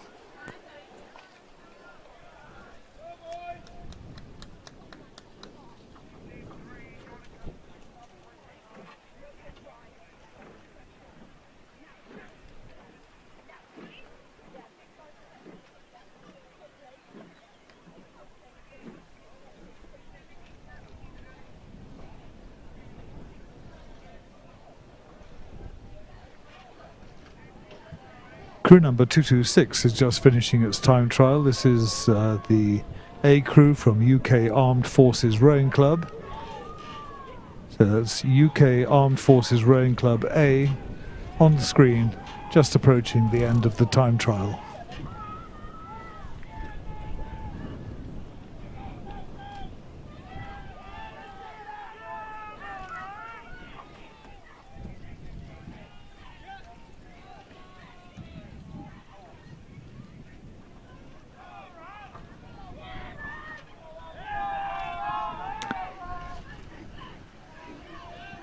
Boat number 227, Marlow Rowing Club A, finishing strongly in this time trial for Tier 2 in Marlow Regatta at Dorney. Great to see Marlow crews featuring here as they are.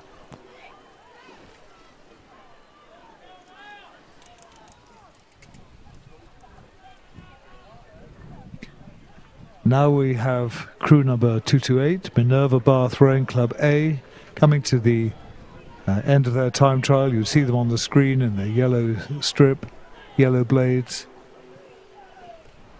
That's Minerva Bath Rowing Club.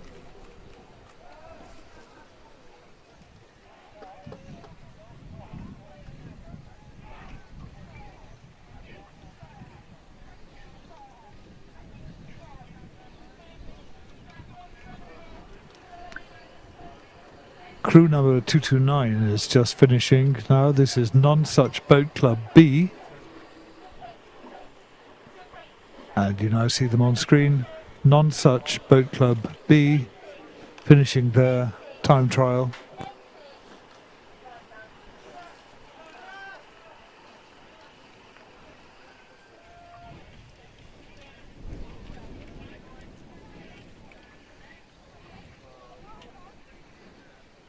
Non-Such Boat Club is Bristol University alumni.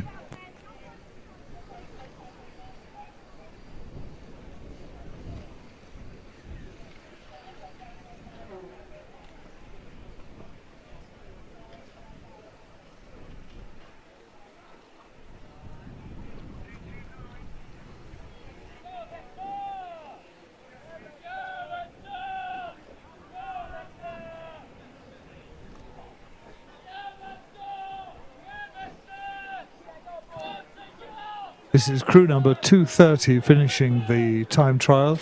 You see Vesta Rowing Club D, Vesta from Putney in their distinctive red and black strip. Finishing here, this is the D boat in Tier 2. They're followed by crew number 231, Upper Thames Rowing Club A. It's just coming onto the screen now. That's Upper Thames Rowing Club A, finishing their time trial in Tier 2.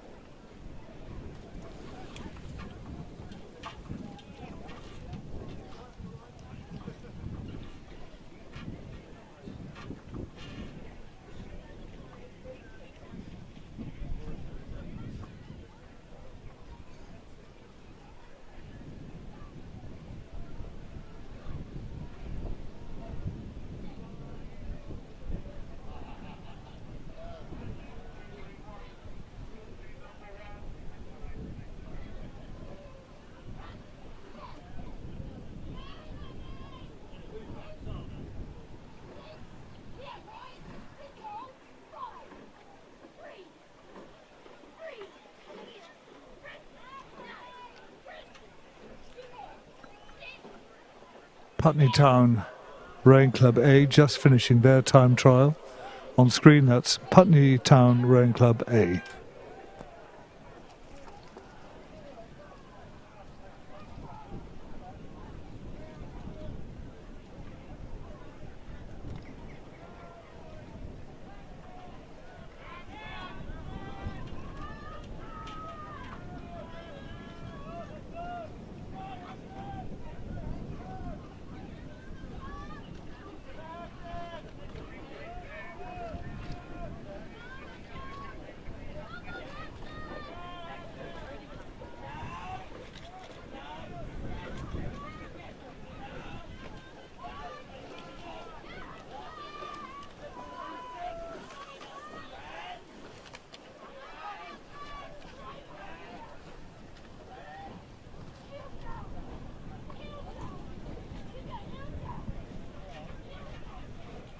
Just coming into the finish of the time trial now is Henley Rowing Club, crew 235.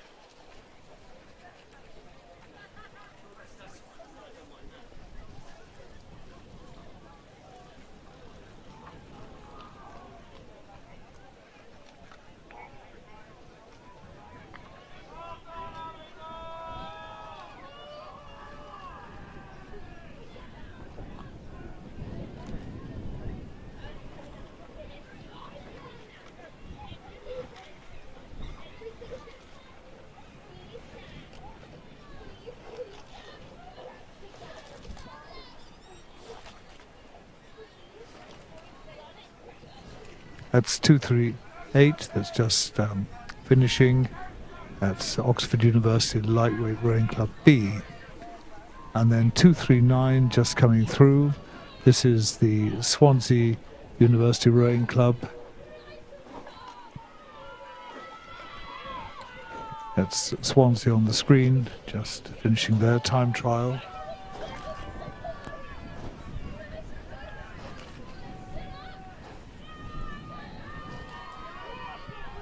After this time trial for eights, there's a series of time trials for smaller boats, quads, fours, coxed and coxless, pairs and singles. And then we have finals from about 4:30 UK time onwards.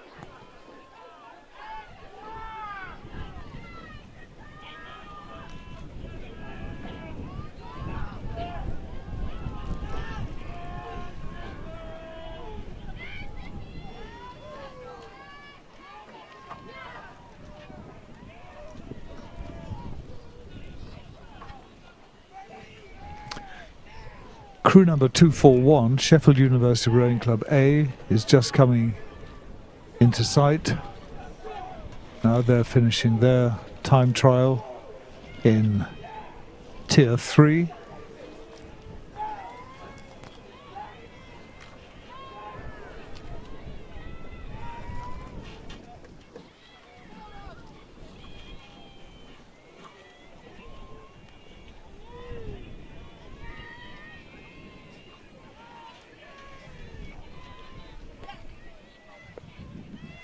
Just finishing the time trial is Crew 242, Leeds Rowing Club, finishing their time trial in Tier 3.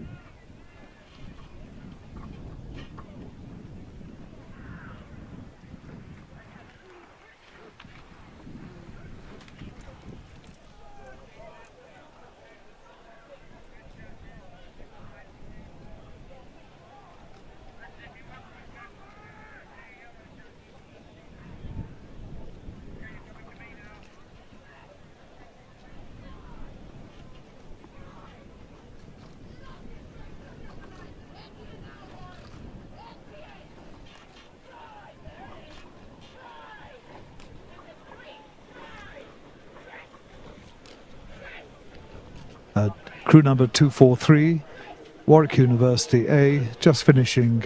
There you see Warwick University A completing their time trial.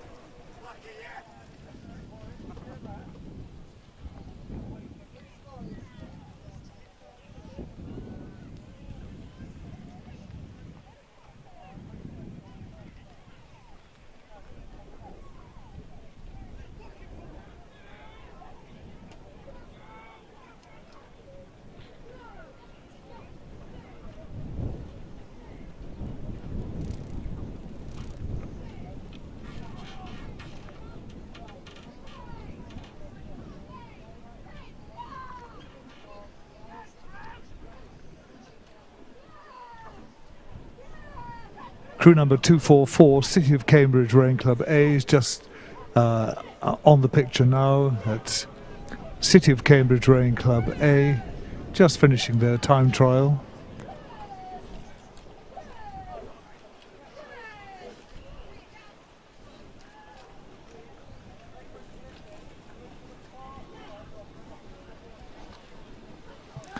Crew number 245, Royal Chester Rowing Club B, coming to the end of its time trial.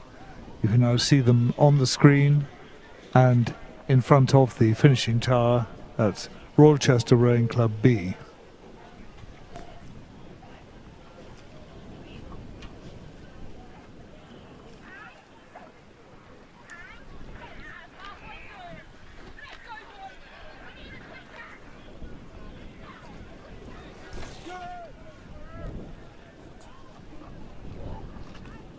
Crew number 246 is finishing here. This is Twickenham Rowing Club A boat. And now on the screen, that's Twickenham Rowing Club A.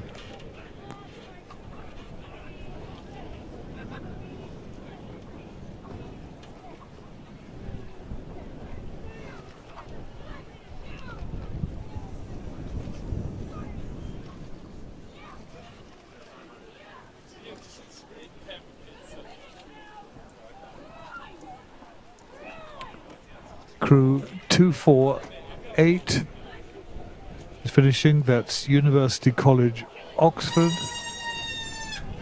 Their distinctive dark blue blades with the yellow cross on. University College, Oxford in Tier 3.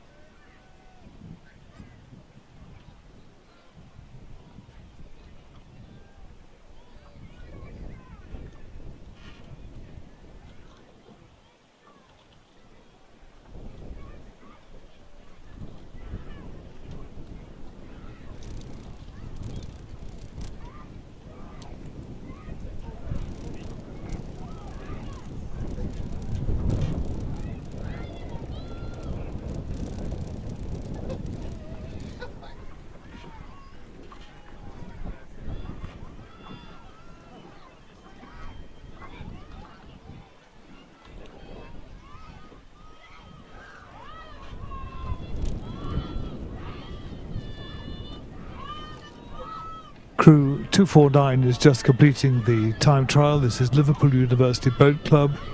That's Liverpool University on the screen now, just going past the finishing tower. Crew number 249.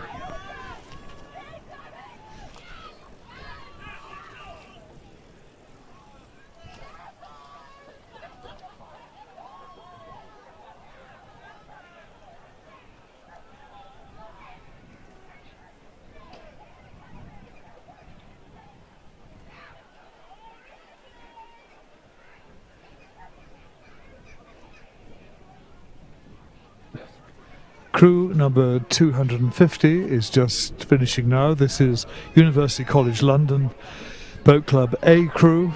That's University College London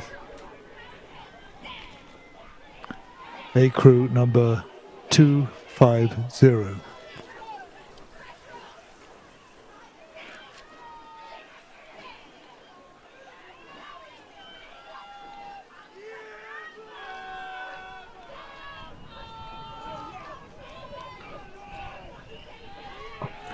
Crew number 251 is just finishing its time trial. This is Bath University Boat Club B. And on the screen there, just going past the finish tower, Bath University Boat Club B. They're followed by crew number 252, University of Birmingham Boat Club. In red, you see them now on the screen. And that's Birmingham University Boat Club, finishing in front of the finish tower and on screen.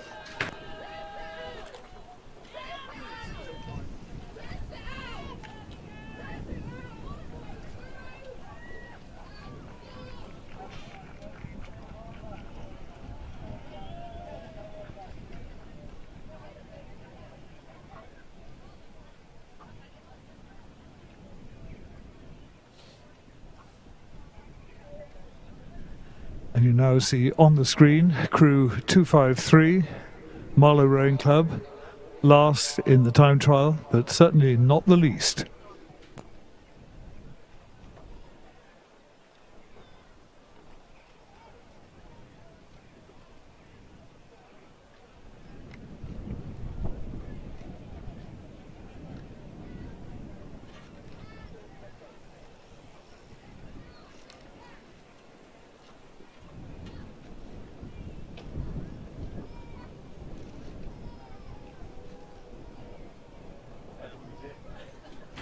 And now we see Marlow Rowing Club B finishing their time trial. That's the last 8 in the time trials.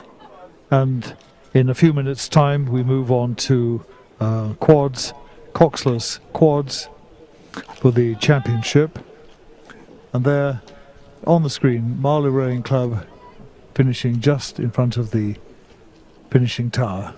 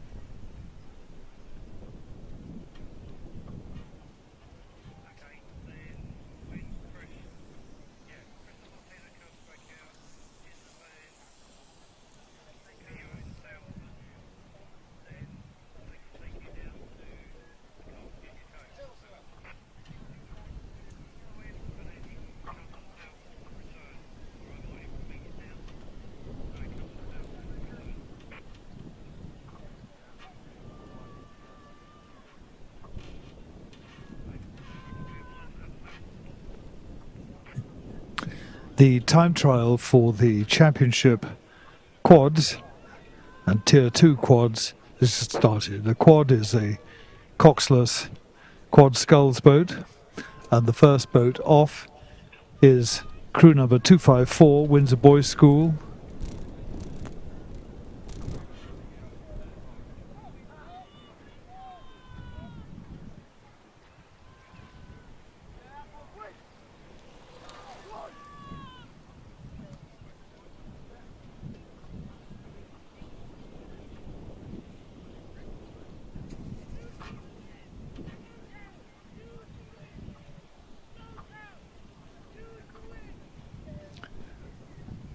mentioned that Windsor Boys School has been first off. This crew won the championship quad event at National Schools, and the crew is firmly fixed on winning the Forley Challenge Cup this year. They were very close last year, beaten by Tideway Sculls in a thrilling final. This year has been a different story. They're clear favourites after dominating the Fours Head, the Schools Head, taking gold at National Schools. And while their top athlete is now racing in the single, they'll be looking to complete a triple by lifting the Forley Challenge Cup in less than a couple of weeks' time. They are a very impressive crew, and it's an absolute pleasure to watch really good sculling at this level, particularly on a day like this, which has cooled down a little from the start.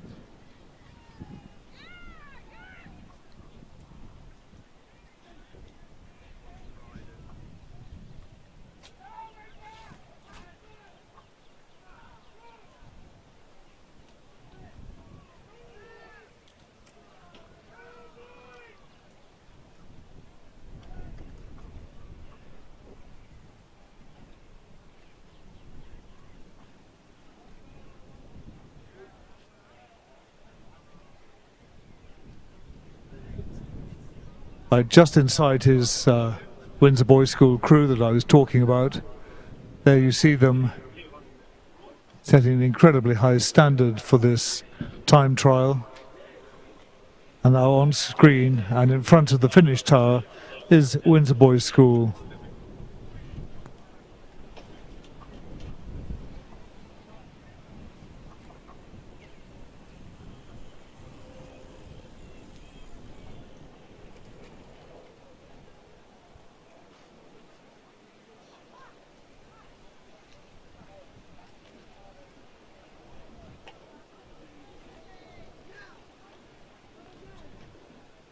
Next, we have crew number 255, Henley Rowing Club. And then it's followed by Leander Club. So we've seen three excellent crews sculling very well in this quality event.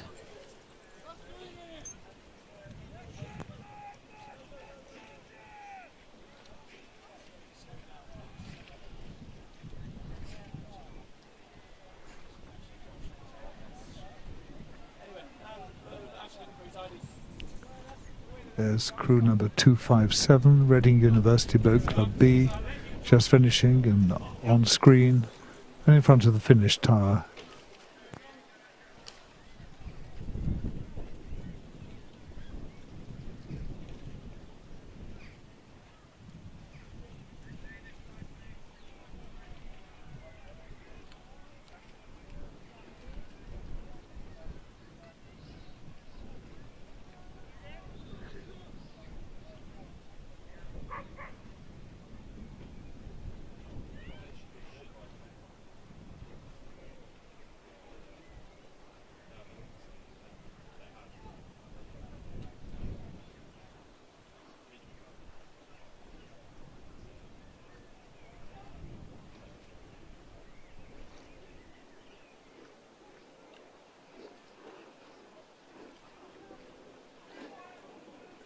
Crew number 258 is just finishing the time trial. This is Hartpury University and College Boat Club B. And on your screen, that's Hartpury University and College Boat Club from Gloucestershire.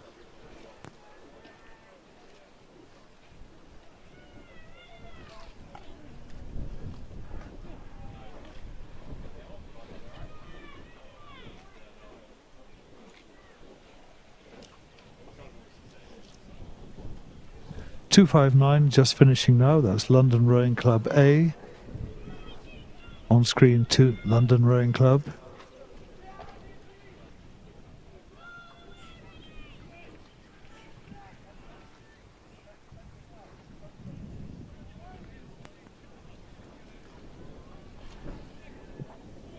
.263 is finishing now. That's Reading University Boat Club A. So on your screen, that's Reading University Boat Club A, crew number 263.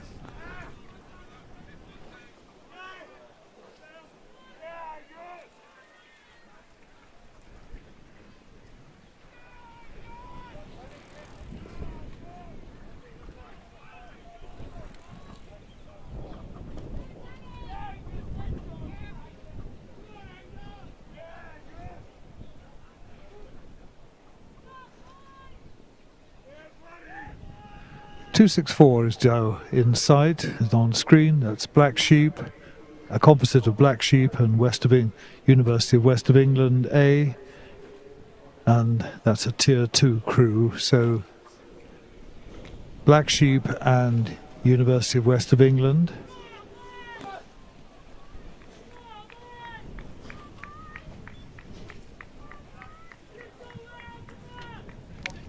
That's followed by another composite, 265, Cardiff University Rowing Club, Cardiff City Rowing Club, and Llandaff Rowing Club. The composite, crew number 265. And sorry, there's an additional member from Cardiff Metropolitan University. So it really is an ecumenical boat from Cardiff.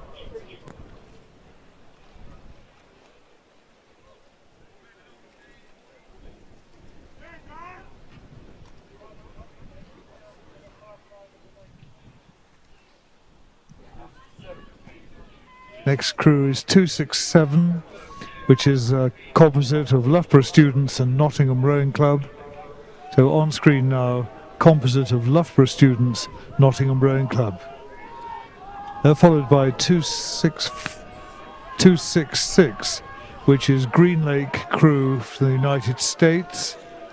Green Lake is from Seattle, Washington, and they were regional champions in the quad and have just recently come from the national championships at Sarasota. They're followed by crew number 268, Nottingham University Boat Club.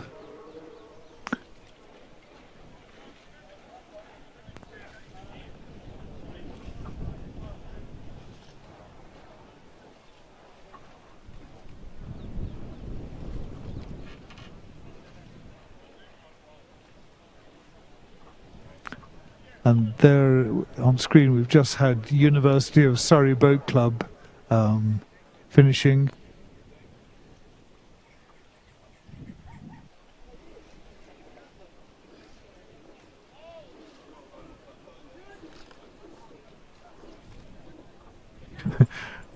Yes.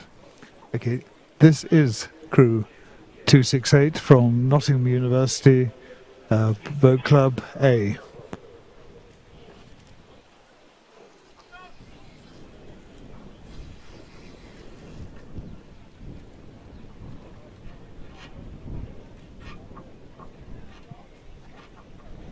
The purple-coloured hull is Glasgow University Boat Club, crew number 270, finishing the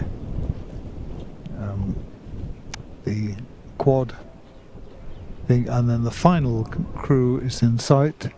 This is Cardiff University Rowing Club, crew number 271, which will bring the time trial for the quad competition to an end. So what we have here is crew number 271, Cardiff University Rowing Club A.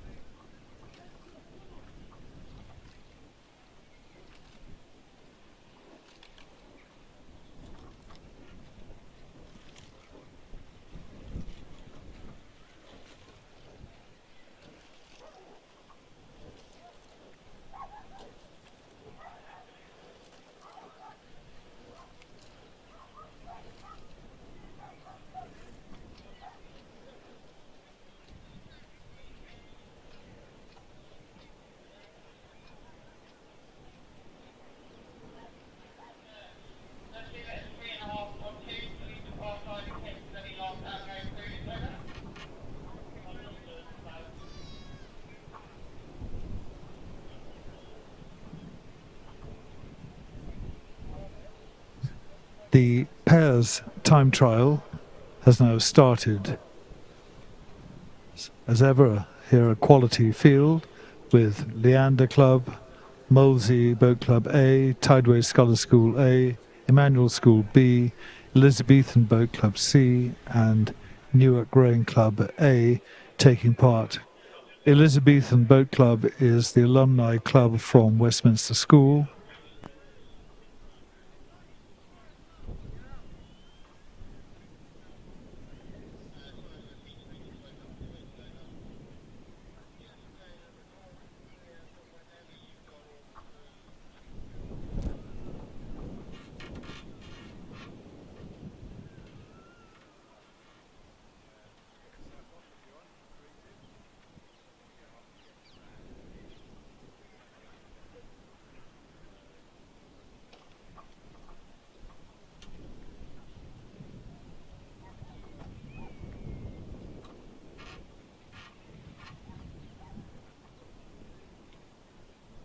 Right.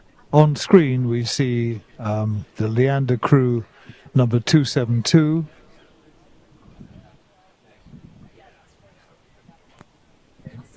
They're just coming up to the halfway point.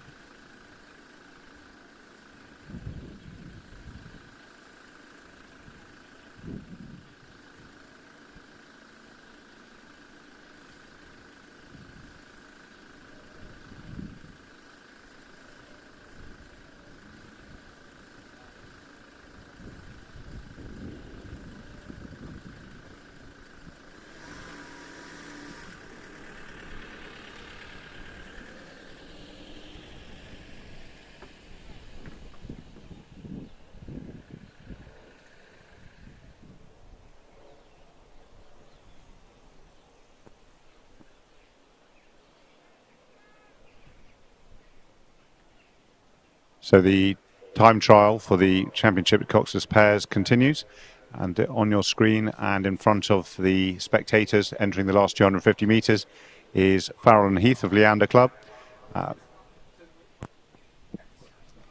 and they are leading the procession of the time trial with Molesey Boat Club after them, and then Tideway Scholar School some 100 metres behind Molesey. So this is a time trial. all of these time trials of this early part of the afternoon session will go forward to finals starting at 4:35. So for those on the course, but also those watching online, the finals, which are the side-by-side racing, will start at 4:35 UK time, and very much look forward to that exciting racing that we get through the time trial format, putting closely matched crews into the same finals.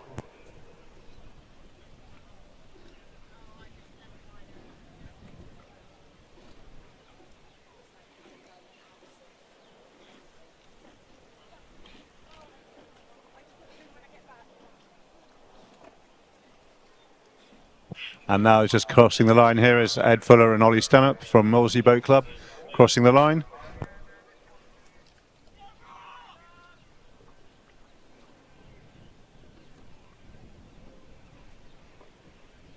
And now we have Kieran Brown and Rob Hodgson from Tybay Scullers in the last 100 metres of their time trial, putting in the last few powerful strokes to try and secure the best lane that they can get for the final race.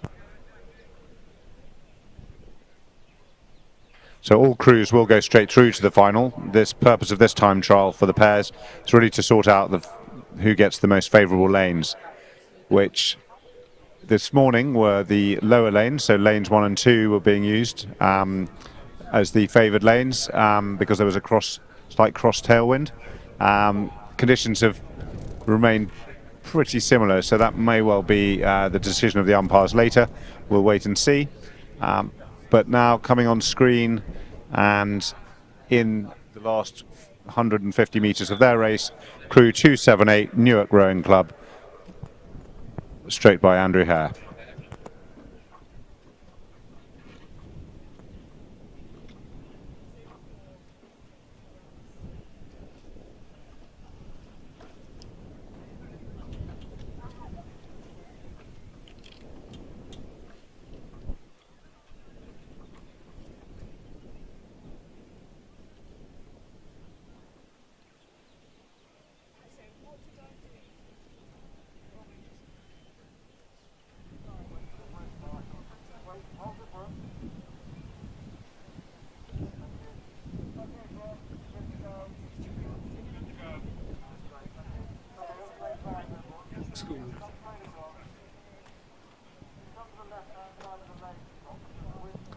So a slight interlude while we wait for the Coxed 4 time trial to commence. This will start with Championship 4s, followed by Tier 2 4s, and then Open School Junior 4s. So the Coxed 4 time trial scheduled to start any moment.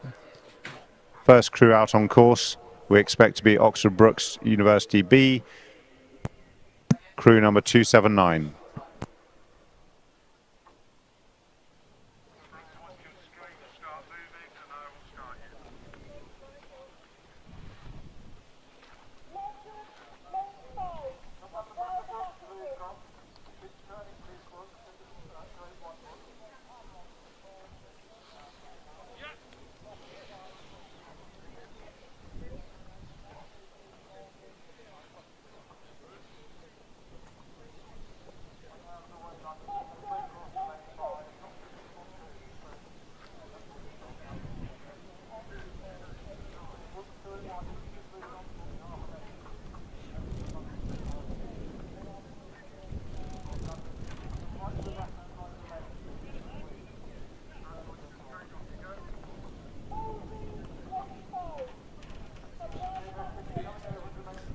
And now the time trials for the Championship Coxed 4, the Tier 2 Coxed 4, and the School and Juniors Coxed 4 has started. The first crew has been set off by the umpires.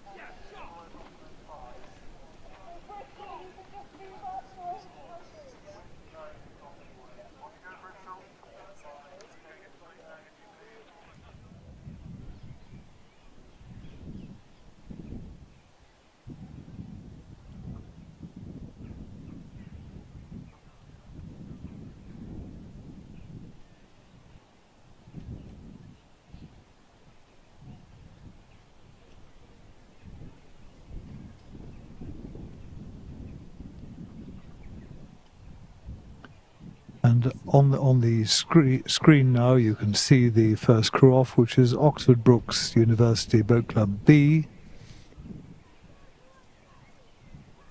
sculling very tidily through a little bit of chop on the just gone past the 750-meter point on the course.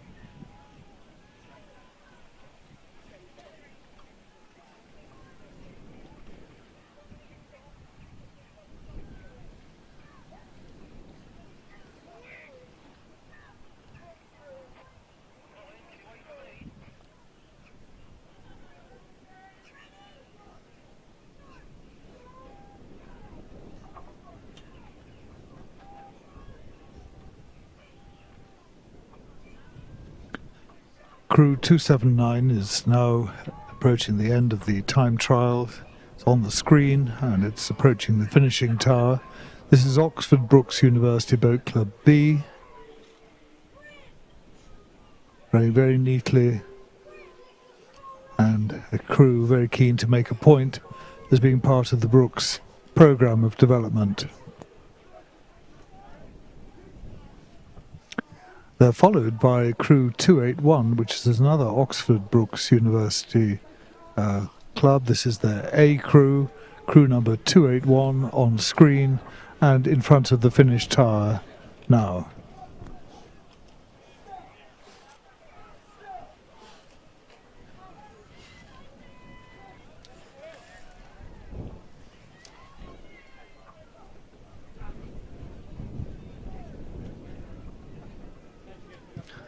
They're followed by crew number 282, London Rowing Club A.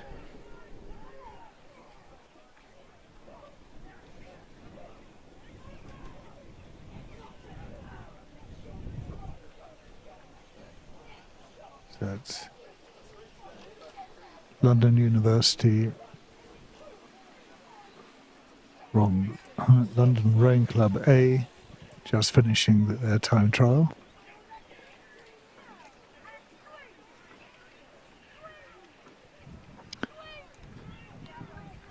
Crew number 283 is just finishing the time trial.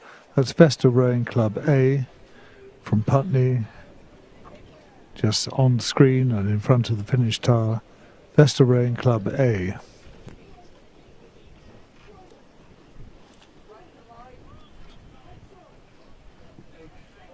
They're followed by crew number 284, Molesey Boat Club A. That's Molesey Boat Club A. And they in turn are followed by University of Bristol Boat Club,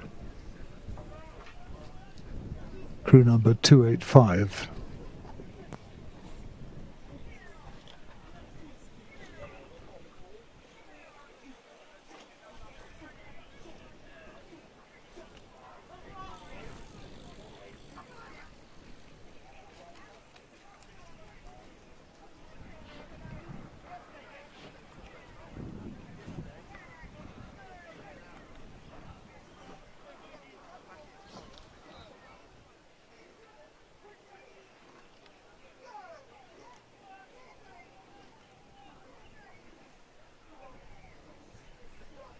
Crew number 286 is now finishing. You see them on screen, and coming in front of the finish tower, that's 286 Henley Rowing Club. They're followed by Oxford University Boat Club, crew number 287 OUBC, chasing Henley.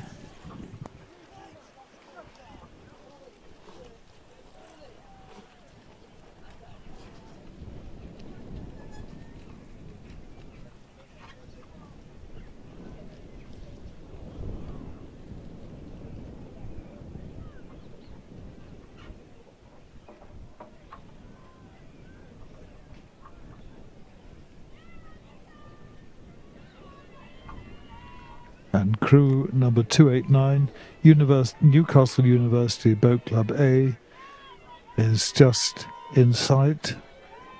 That's number 289.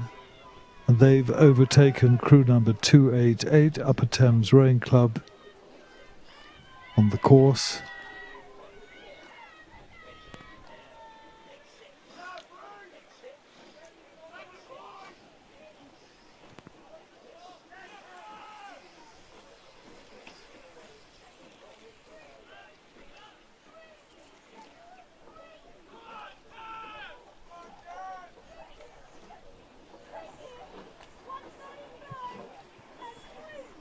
Crew just coming in sight now is crew 290, Thames Rowing Club A, on screen and in front of the finish tower.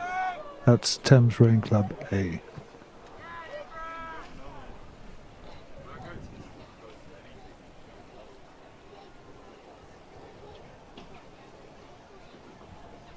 Crew 291 is finishing the time trial. This is Edinburgh University Boat Club A. The distinctive blue there, and then they're on screen and in front of the finish tower now. That's Edinburgh University Boat Club A.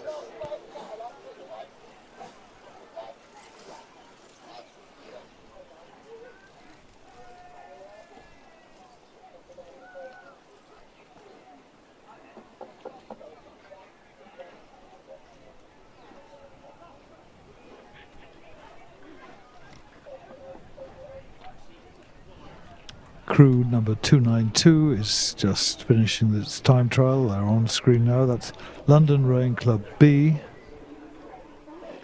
The first of the Tier 2 club entries.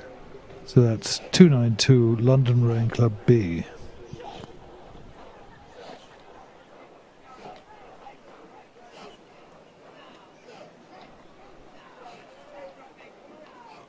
They're followed by crew number 293.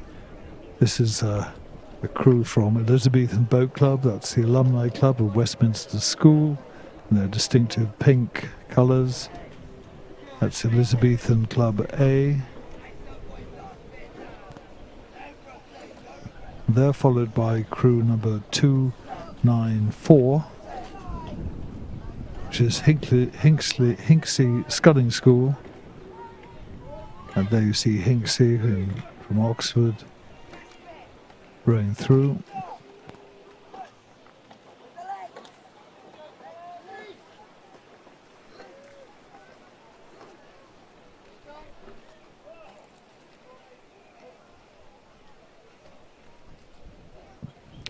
.295 crews coming in sight. This is Tideway Scullers School.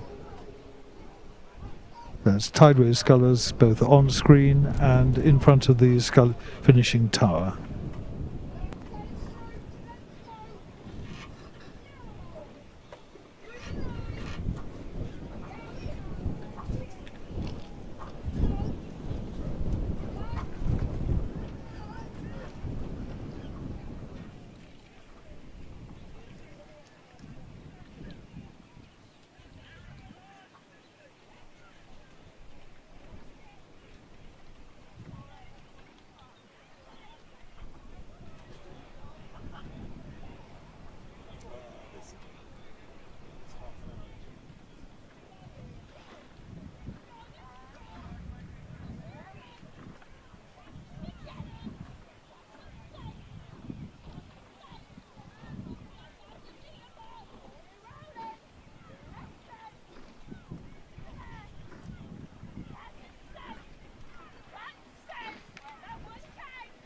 Good boat speed, boys!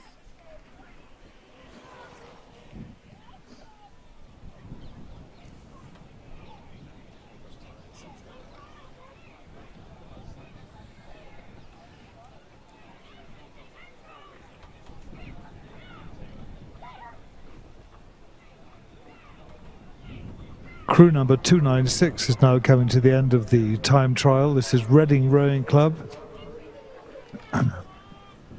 And on-screen Reading Rowing Club coming to the end of its time trial, approaching the finish tower now.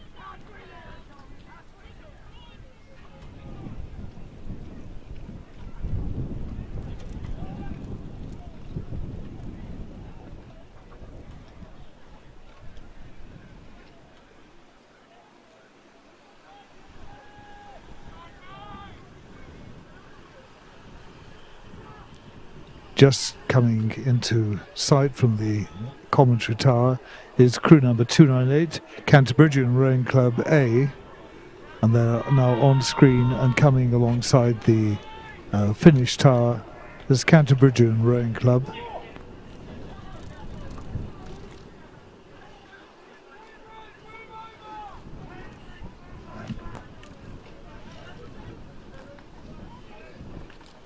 And now we see 297 Cambridge 99 Rowing Club, 297, and they're in front of Kingston Rowing Club, crew number 299.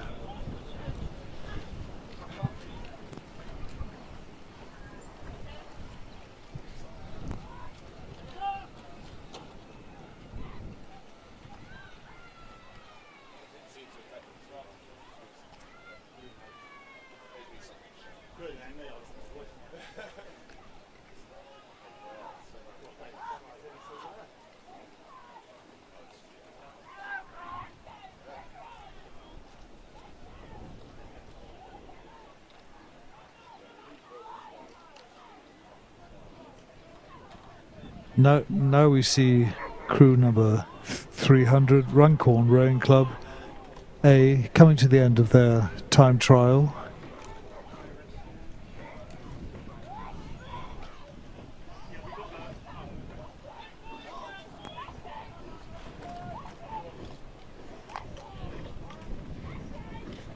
Now we're just seeing Bideford Rowing Club rowing through.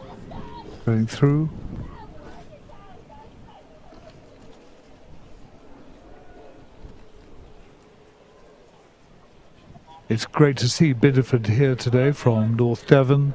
They normally compete in West of England events. And they've been coming down. They were they rode in the Henley Head this year, and they appeared in the Met, where they were 5th in the D final and 6th in the C final. It's great to see these people from Bideford here in our competition, and one's always interested to see people like Charlie Colwell in the bow seat with the best hair in the crew, and Tanswell too. It's a shame about the rowing.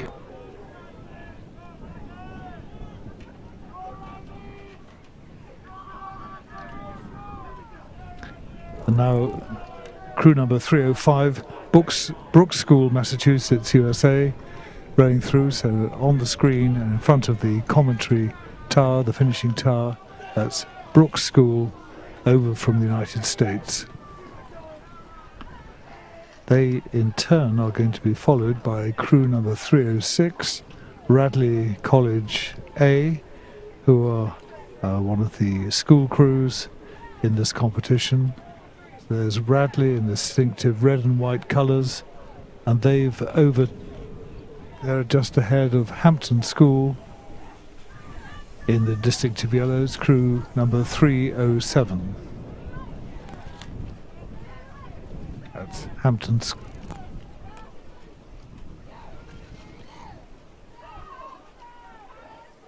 Wrong, that's 303, that was Minerva Bath that has just finished. And now this is Hampton School coming through in distinctive yellow with black t-shirts. There's Hampton School A.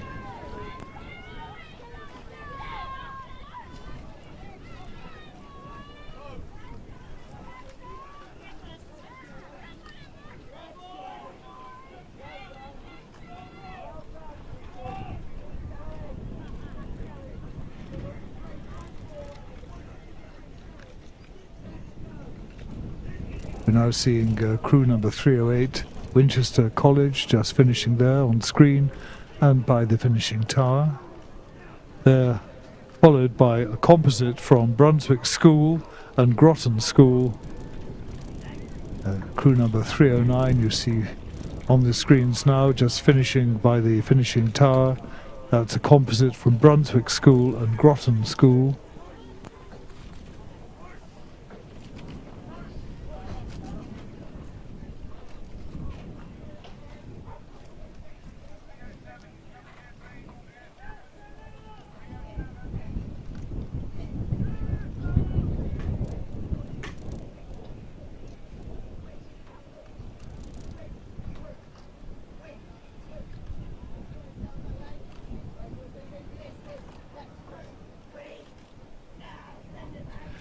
And now on screen and by the finishing tower is crew number 310, Royal Shrewsbury School Boat Club.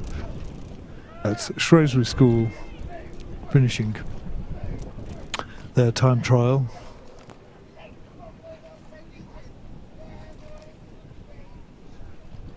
And that concludes the time trial for coxed fours.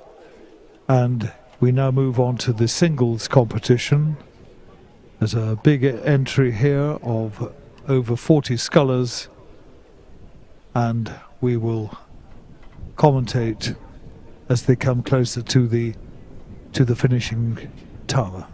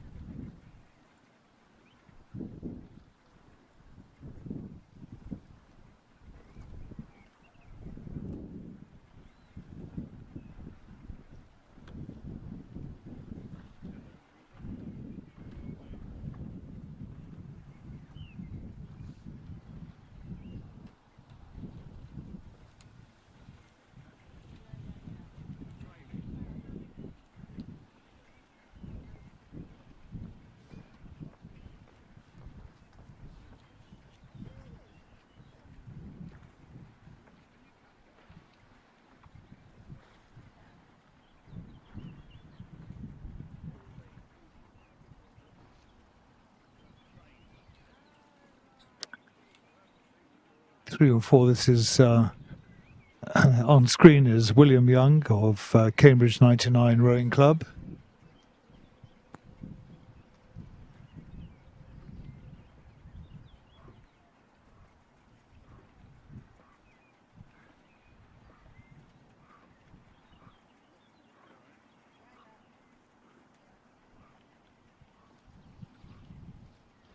On screen is Matt Brigham of Leander Club.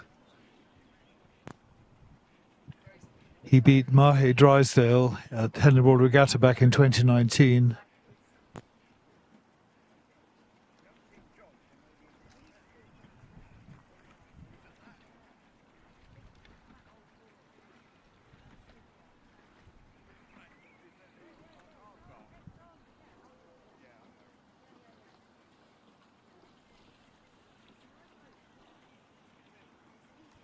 On screen now is Alex King of Leander Club, who's very highly rated. He was a member of the Twickenham quad that reached the final of the Prince of Wales last year. And it's very good to see so many fine young scullers battling it out here today. And these are all names that we're going to be repeating a lot in the next few years.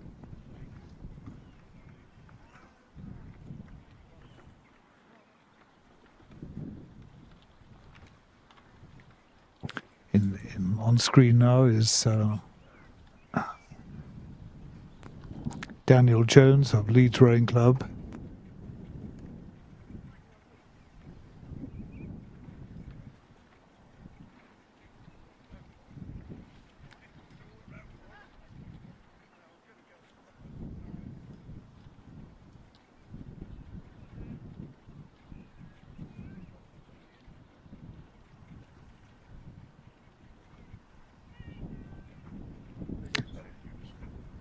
We're just approaching the finishing tower, and the enclosures is sculler number 313, Callum Dixon of Twickenham Rowing Club, who's been in fantastic form this year, aged 21. He attended the senior men's training camp in Avies earlier this year. He was in the B final of the men's singlet final trials. He then finished just 1.5 seconds behind the trials winner and Tokyo Olympian Graham Thomas in Belgrade. So we're looking really pleased to see Callum finishing strongly here. That's Callum Dixon of Twickenham Rowing Club, number 313.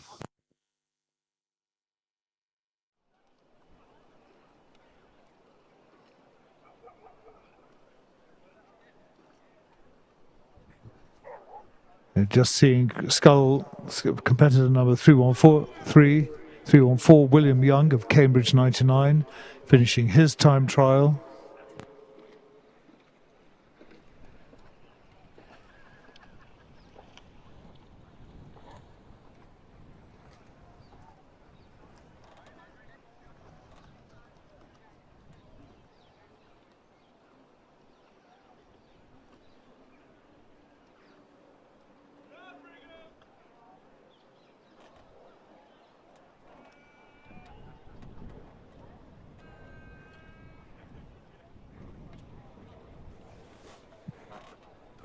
We now see Matt Brigham of Leander just finishing competitor number 315.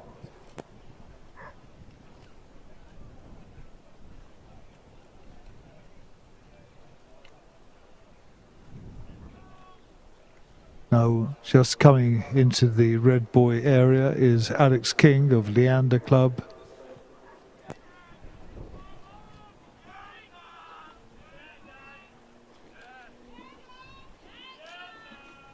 There you see Alex. You see Alex King of Leander Club finishing, and as he finishes,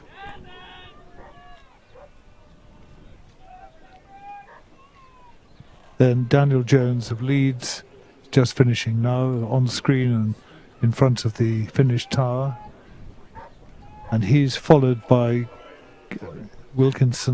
Corey Wilkinson, his clubmate from Leeds Rowing Club.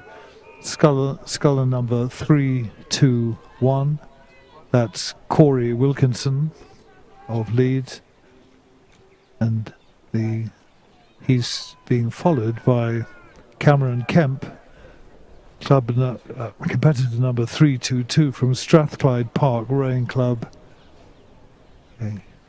So as the camera pans back to the sculler in Strathclyde Park Rowing Club's colours, that's Cameron Kemp.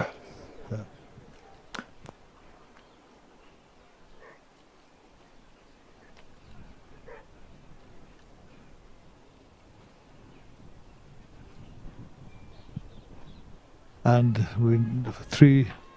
sculler number 323 is James Scott of City of Oxford Rowing Club, who's finishing now. He's on screen and just by the finishing tower, putting a quick flourish in at the end of his time trial.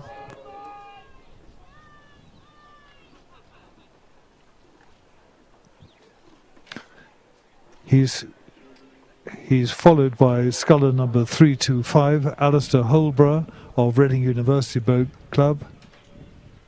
So, Alistair Holborough of Reading University just finishing now on screen and opposite the finish tower. And he in turn is followed by Mike Simpson of Strathclyde Park Rowing Club, sculler number 326.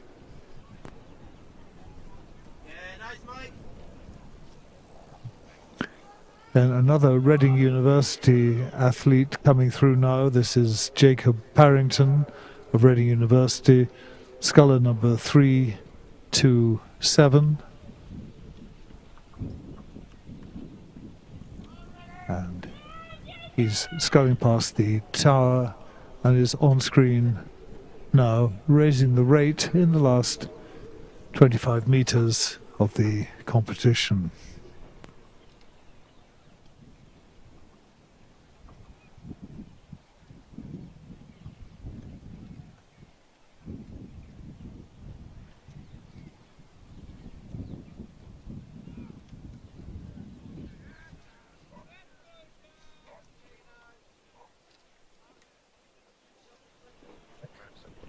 Sculler in red 329 is Adam Randall of Minnesota Boat Club, United States of America, and he's overtaken Jack Good of City of Cambridge Rowing Club, just finishing now.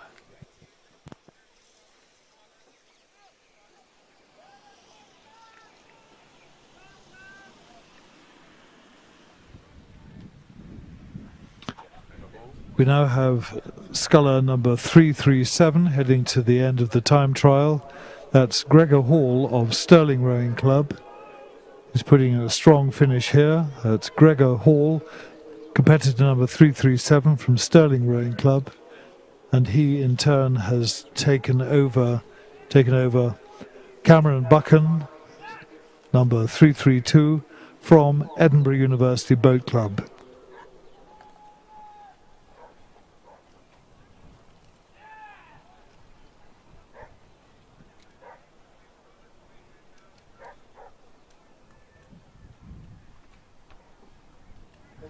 And just coming into the red buoyed area is sculler number 334, Sylvain Boyer of Kingston Rowing Club. So just coming up to the finish tower with a strong finish is Sylvain Boyer of Kingston Rowing Club.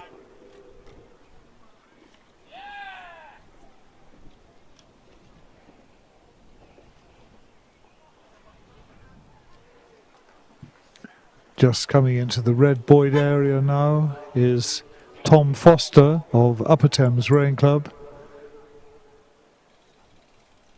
Tom is now coming on screen and is heading to the finish tower.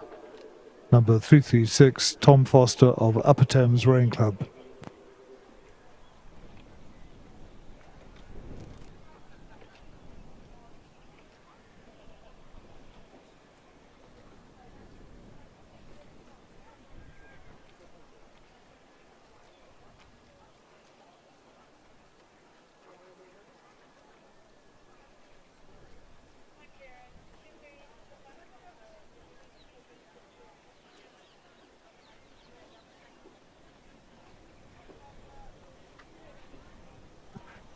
Sorry, now just realising a mistake. We'd got 337 is just finishing. This is Gregor Hall of Stirling Rowing Club, and I mistook him for Oliver Dominique, of number 331 of Nottingham Rowing Club earlier. Apologies to both.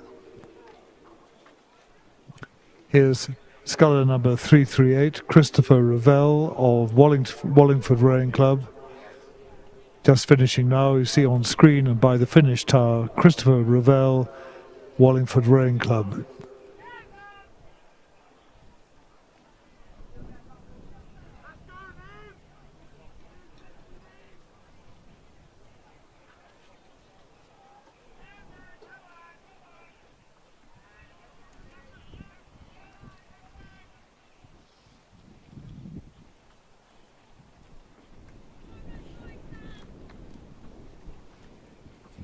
And now entering the red buoyed area is sculler number 339. This is Zan White of Reading Rowing Club. So 339, that's Zan White on the screen and just by the finish tower.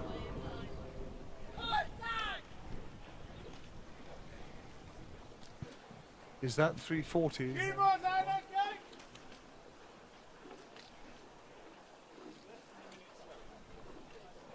And he's followed by 340 Harry Neame of Thames Rowing Club, sculler 340, and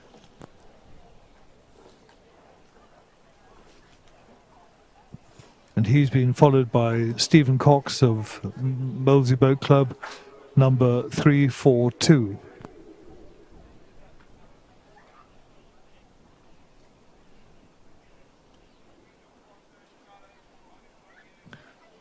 Now in the red buoyed area is Dylan Mitchell, number 343 of Oxford Brookes University Boat Club. So on screen and in front of the commentary tower is Dylan Mitchell.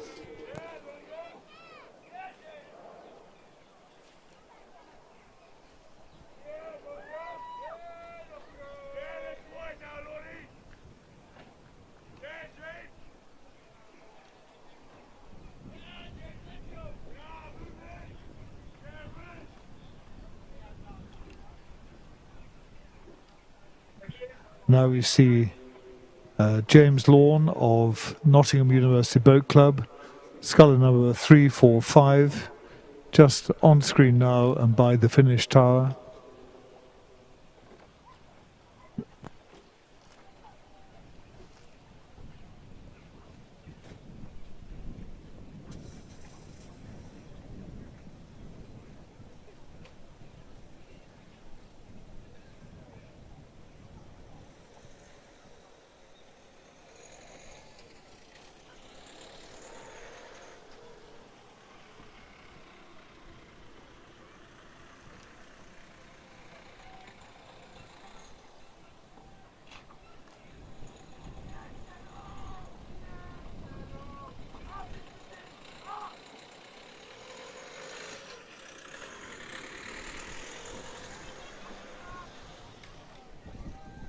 Sculler number 347, Angus Gould of Cardiff University Rowing Club, is just finishing the course as you see him on screen and in front of the finish tower.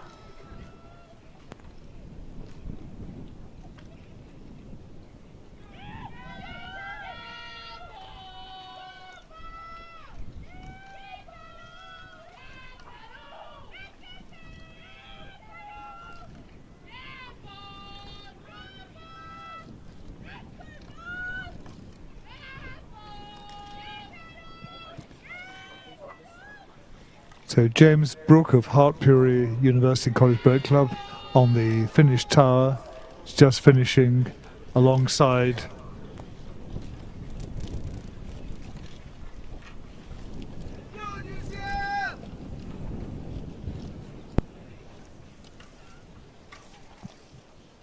Kedal David of Bath University Boat Club, and Alexander Slaughter of University College London finished just after them.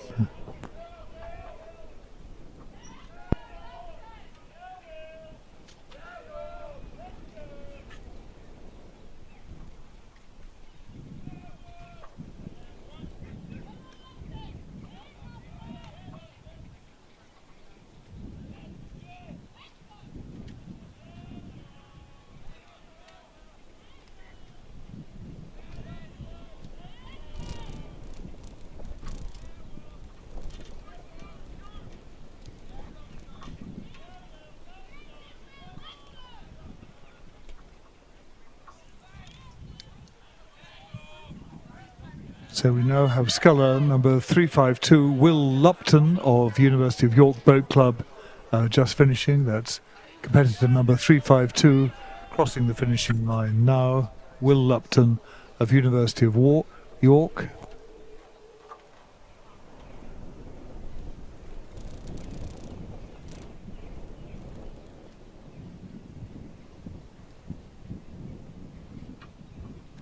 And then the last sculler is Ben Liddell of Windsor Boys School, competitor number 354, and he will be the last sculler in the time trial. So Ben Liddell finishing just now for Windsor Boys School.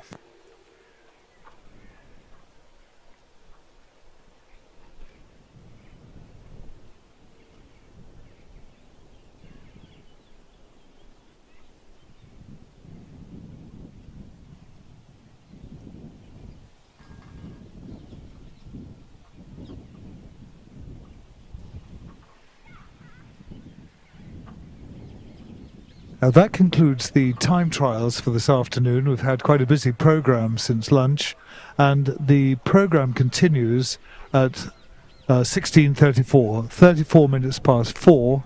We start events with the Championship 8, Tier 2 and Tier 3 8, K final, and we're busy then from just after 4:30 until just after 7:10 this afternoon. So we've got a very busy programme of finals.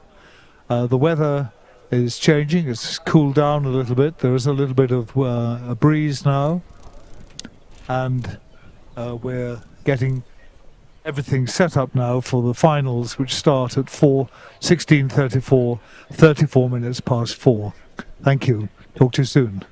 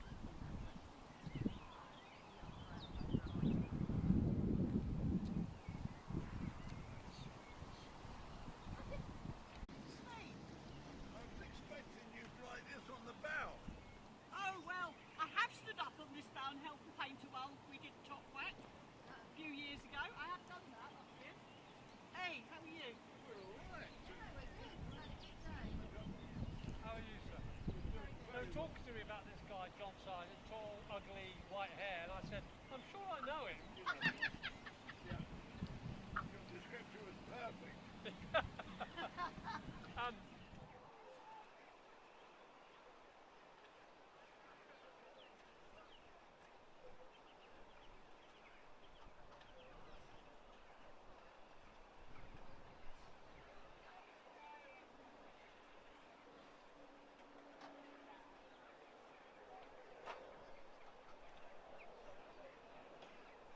Well, it cost you, but...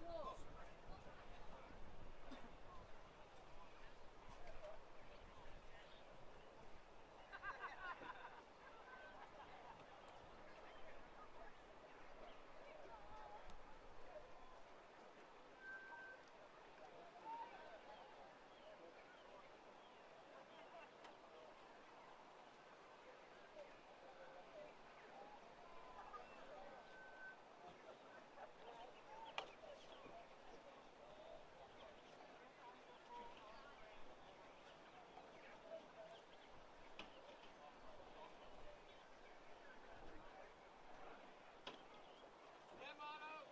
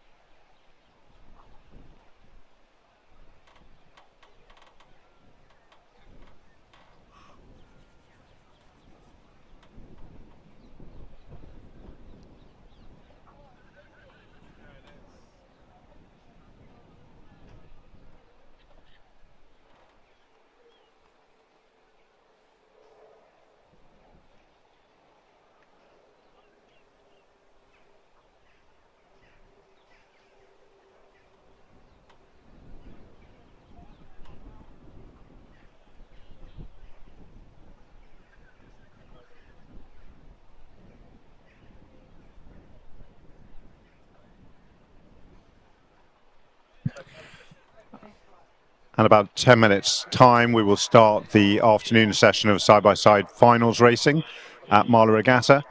For those of you watching on the live stream, you'll have a view of the crews in the supply lane, which is to the side of the main rowing lake, out of view from the spectators on the course. But crews are there, they're warming up, getting ready, and in about 10 minutes' time, we will start with the 8 finals. And final K will be the first final of a very large field of 8s that we'll have for clubs, schools and universities, and the Championship 8s trophies and the various tiers beneath that. We'll bring the start of that race in a few minutes. Thank you.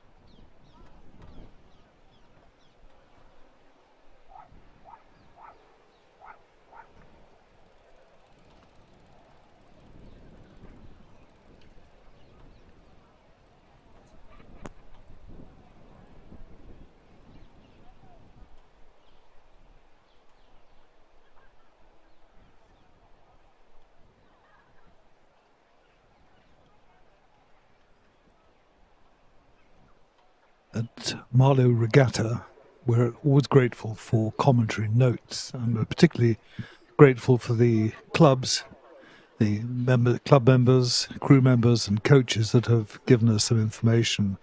And Bideford got in touch with us, explaining who they are, where they're from. They row on the River Torridge in North Devon, and their club was established in 1882, and they predominantly row in West of England events, but they have ventured to the east and were at the Henley Head earlier this year and raced at Wallingford and the Met, and they have a redoubtable 4 stroked by Mark Simmons, who's a Reading University alumni. Ross Bennett is at 3, a Bath University alumni. Lewis Wilkins at 2 is the club captain and the junior coach, and Charlie Colwell, aged 20, has the best hair in the crew and tans well. The cox is Emily Bracken, who's an aspiring paramedic, starting university in September. It's great to see you guys here. Another club that contacted us was Brunswick School, and Brunswick is a college prep day school for boys of general potential in pre-kindergarten through to grade 12. The first day was undefeated during the spring. New England Interscholastic Rowing Association champions this year. They're coached by former Colombian lightweight John Martin, and it's his first year as head coach, assisted by Dylan Gould. And they do a lot of sculling, particularly in younger years, and it's very good also to greet another American crew, Green Lake School from Seattle in Washington on the West Coast.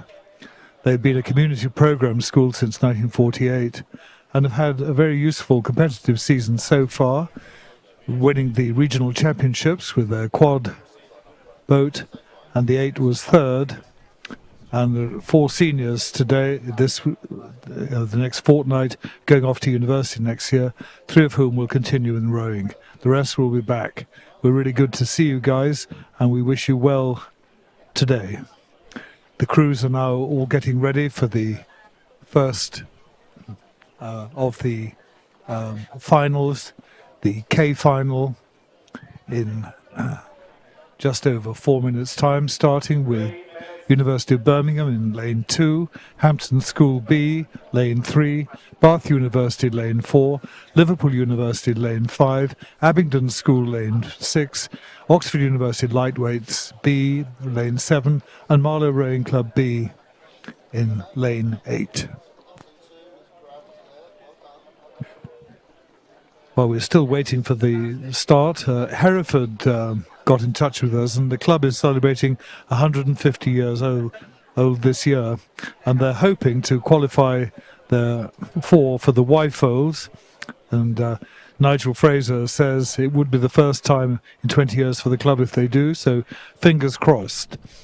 It's a junior 4 that they have, with 2 17-year-olds who won silver medal at national schools, and they're all doing A-levels currently and doing their best to get qualified this year. Lee Rowing Club have sent a very useful thing explaining what they do at the Lee and how keen they are to promote the community side of rowing. In the championship coxless 4, 3 of the crew were in the final of the Y-Folds last year, in 2021, and it'll be the first race for the club. New Empacher coxless 4 purchased with support of past members via the Friends of the Lee. New crew member is the strokeman Marlow de Pisa Purvis, who was in the Lee 4 League quad in 2021. He's stepped up now from the junior squad to the performance squad, making the transfer from sculling to sweep. They were 6th in the A final at the Met a couple of weeks ago, and the coach is very pleased to say that two of the crew learned to row at Lee. Their championship 8 is a blend of youth and experience. The bowman has raced at Henley Royal Regatta 8 times, while the foreman, Finn Mosdale, is only 18 and learnt to row at the Lee. James Bevan was national champion in J14 quads in 2011, and Rob Dutton, the 3-man, came through the Learn to Row program. They've had a good year, and they've had juniors appearing in the open double scull, and they believe very much in trying to have a competitive program as well as running a recruitment system that works well for the community and the club in the future. London Otters have appeared in the Cox's 4 Tier 2, and it's their top racing crew with rowers pushing to represent the club at the UK's top regattas. Marlow 2020 is the first such top regatta for them, and hopefully serve as a stepping stone for the future. Tom Watley and Vishal Sharma learned to row at UCL and Yarm School respectively. Tibor Labadi and Spiros Stamu both learned to row at the London Otters. The crew formed organically this year with a common goal: push each other and the level of expectations within the club. We're now getting ready for the start of the K final, which I introduced about 4 minutes ago.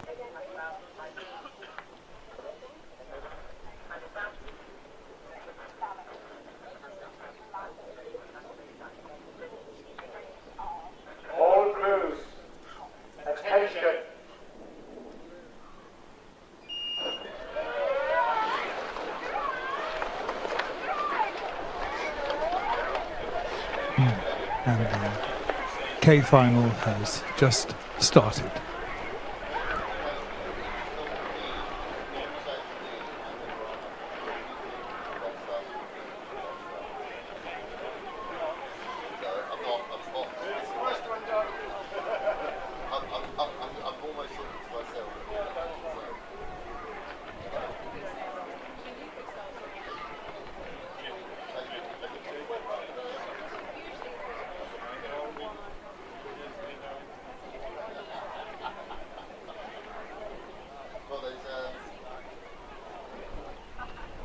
Race 43, Championship 8 final, Putney Town, Lane 2.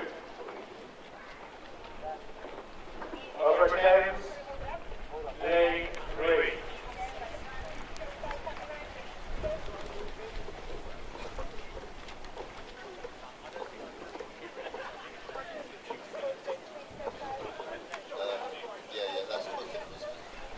Twickenham, Lane 5.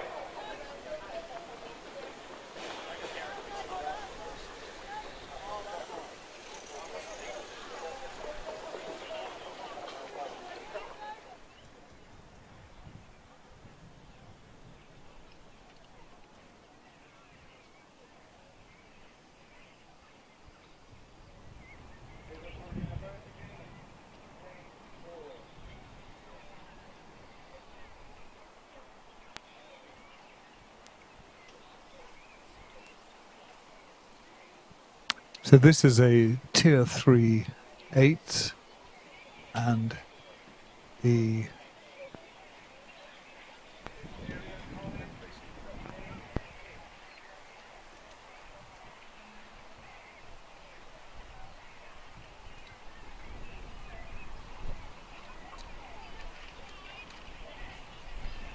so University of Birmingham led at 500 meters, leading by just about a second. So what we have here is a mixture of Tier 3 and Tier 2 8s.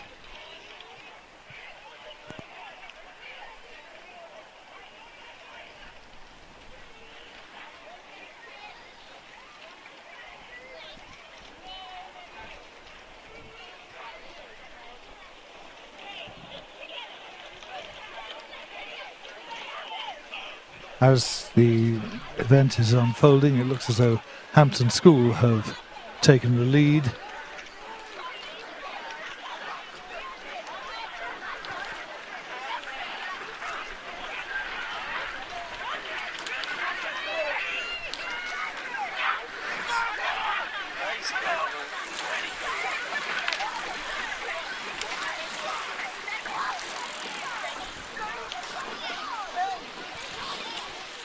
They've just gone through the halfway point, and all the crews are roughly together. The indicator implies that Birmingham lead Hampton by just over a second, and the holes and all the boats are divided by under 5 seconds. So they're all pretty well together.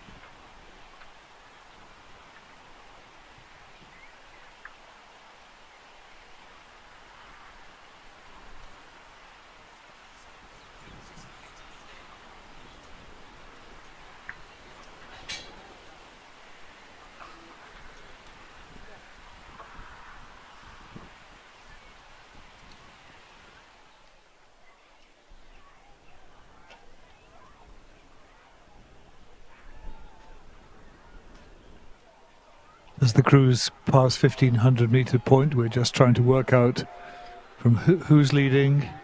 I think Hampton and University of Birmingham are close, and the and Oxford University lightweights, and yes, and Hampton have a lead over University of Birmingham, and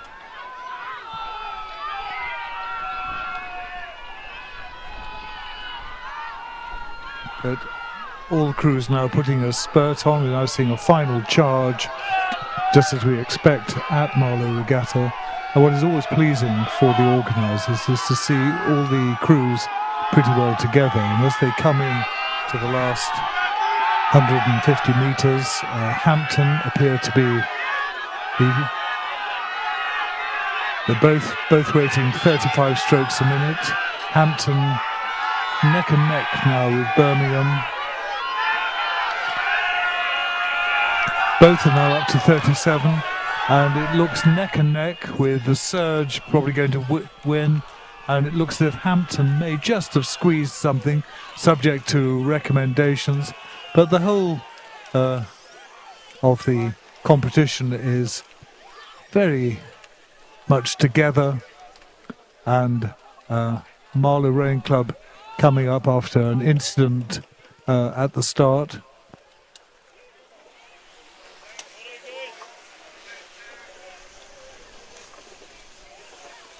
So, unofficially, it looks as though Hampton squeezed that by 0.07 of a second.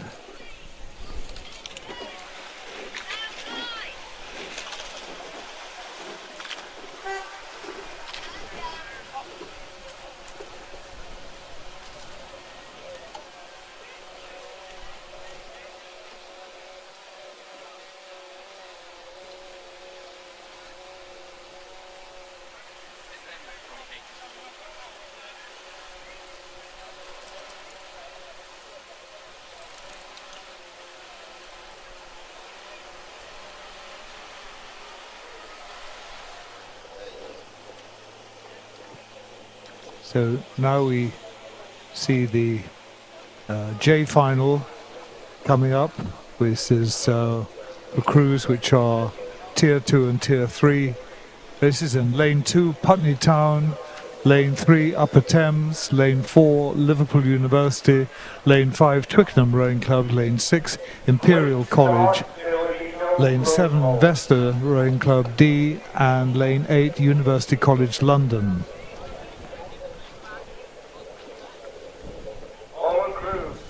Twickenham Rowing Club and University College London are Tier 3 boats.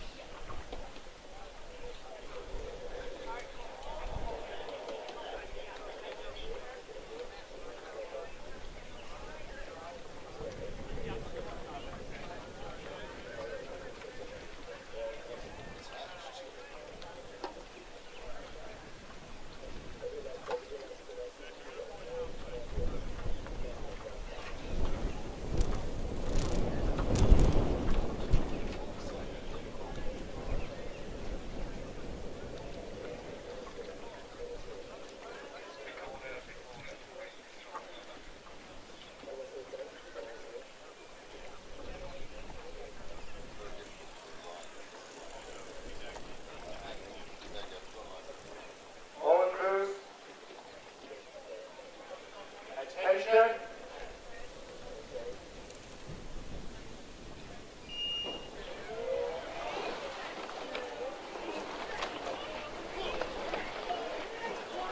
And the J final has just started. Let us hope for a similar charge in this event as we saw in the last event. Lane 2, Upper Thames A seemed to have shot away, and it'd be interesting to see how the race unfolds.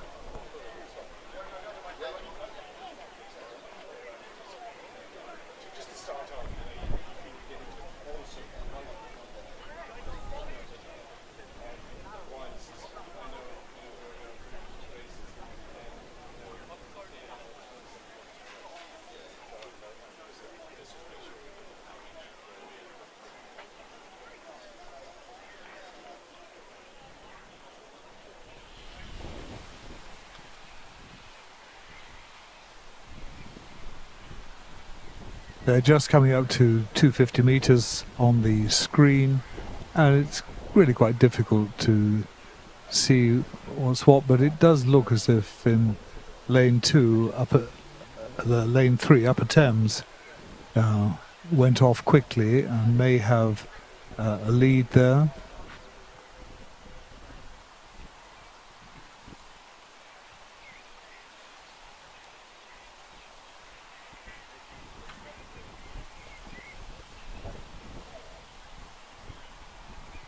And here are the results from the K final. Hampton School Boat Club B won the final in 6:34.8, beating Birmingham University in second place, Bath University in third place, Liverpool University fourth place, Oxford University Lightweights fifth place, Abingdon School sixth place, and Marlow Rowing Club in seventh place.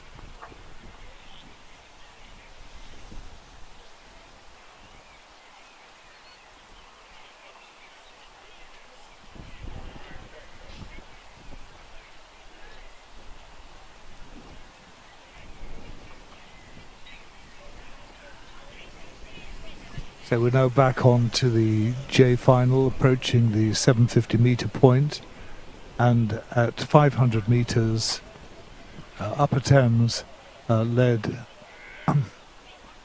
Putney Town by just 1.7 seconds. Twickenham were third, Vesta fourth, Imperial fifth.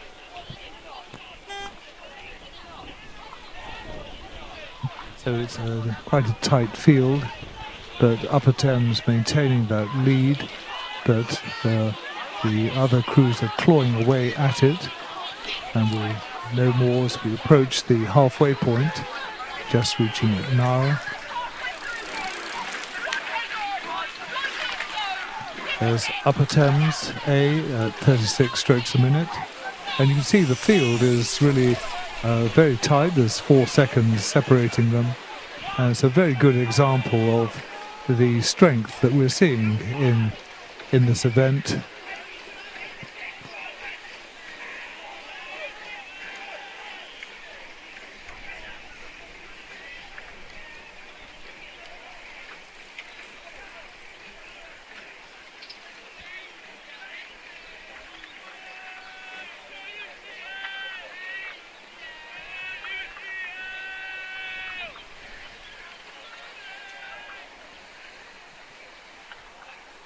So no more than 4 seconds separating the field at 1,000 metres.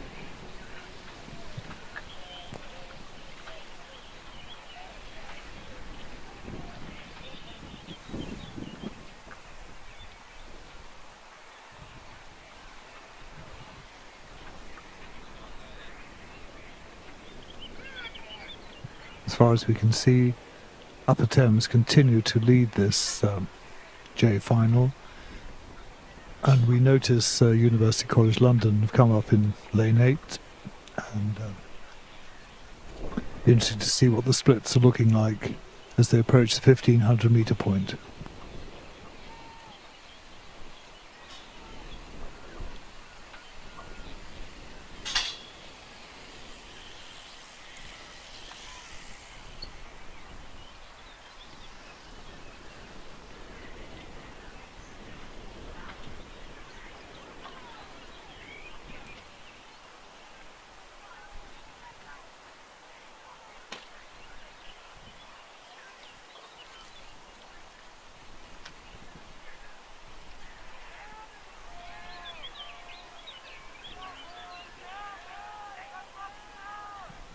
Upper Thames at 1500 metres, had a 2-second lead over Putney Town.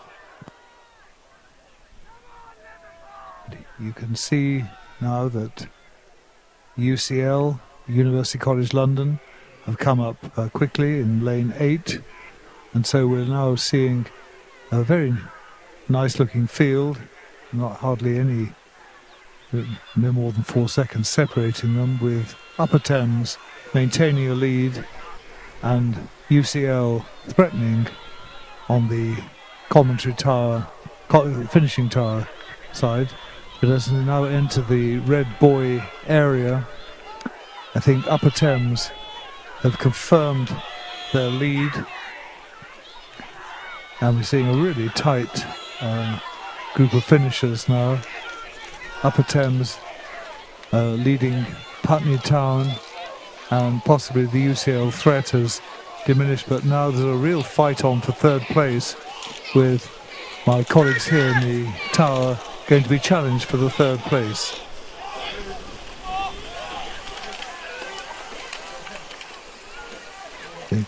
So congratulations to all competitors for a fantastic finish, and it's subject to confirmation. It would seem that Upper Thames have won that race.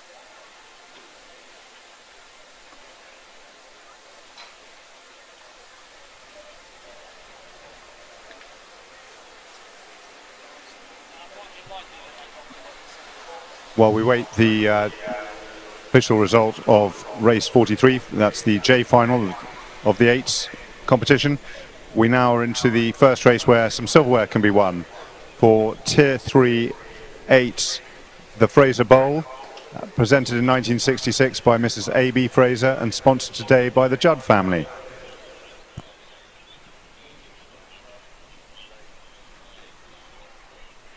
Okay. So this I final comprises Tier 2 8s from clubs and Tier 3 8s from both universities and clubs. And we have Exeter University in lane 2. There is no crews racing this afternoon in lane 1. Lane 3, Marlow Rowing Club A. Lane 4, City of Cambridge Rowing Club A. Lane 5, Henley Rowing Club A. Lane 6, Royal Chester Rowing Club B. Lane 7, Swansea University Rowing Club. And Lane 8, Warwick University Boat Club A. The contenders for the Fraser Bowl in this are the clubs City of Cambridge A in lane 4 and Royal Chester Boat Club in lane 6. And for those on the course, not commentating, I'm doing that, spectating, the crews nearest to the tents are the lower numbered lanes, the tower side are the higher number.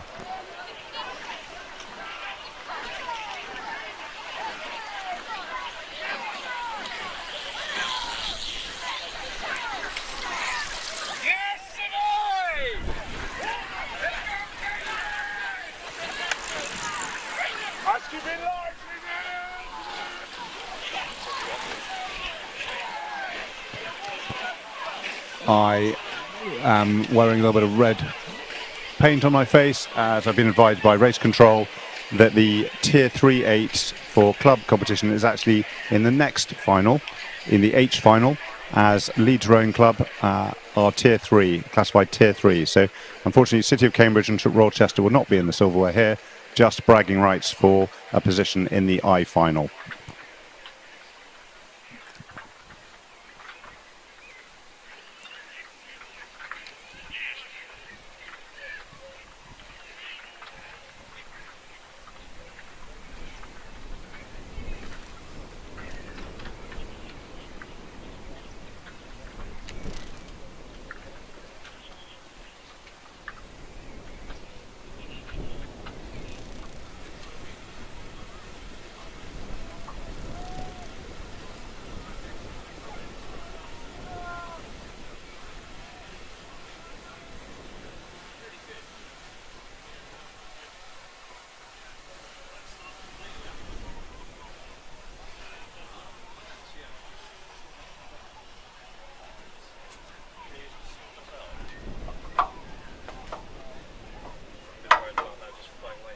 otherwise you're going to have to sit out altogether. It's like, so I think it might have to come down. If it flies off. I should have got something to. I'll have to come back with cable ties or something. Actually, I think we've got some here actually. I'll sort it out in a minute. We'll cable ties it. See ya. If we do this race, then I'll sort it out. And now, as the I-final reaches the business end of the competition, it's just over 5 minutes gone. Royal Chester are leading over a very tightly fought field. This could all change in order before the end of the race. All depends who's got the will and the lactic acid resistance to fight out the last 250 metres. So entering now in the last 250 metres, it's anyone's race from Exeter in lane 2 to Royal Chester, who still seem to have the edge from what we can see both from the tower and from the drone footage. Great footage now from the drone for those who are watching online, and for those on the course you'll have absolute ringside seats of a very, very tight final here. Now it's Royal Chester and Swansea University for the honours of crossing the line first. Royal Chester hanging in there, putting everything they can into the last few strokes.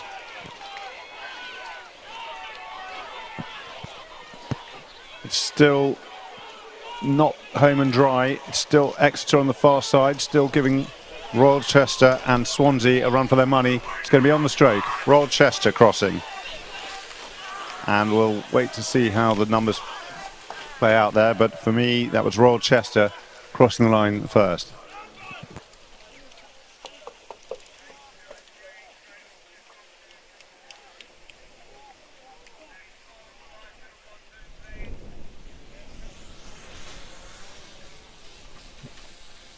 Okay, while we wait for the I-final results and for the TV to pan back to the start of race 45, race 45 is now on the course, and that is the H final of the H competition.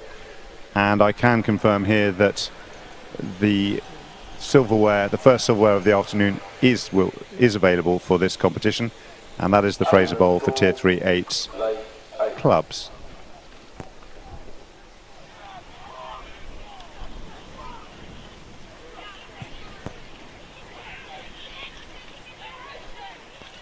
So we can see here now on the screen, and for those listening on the lakeside, we'll announce the crews. Lane 2, St Paul's School Boat Club B. Lane 3, Green Lake Crew from the United States. Lane 4, St Andrew Boat Club, of which more later from my colleague. Lane 5, Southampton University A. Lane 6, Leeds Rowing Club. Lane 7, Sheffield University A. And lane 8, Agecroft A.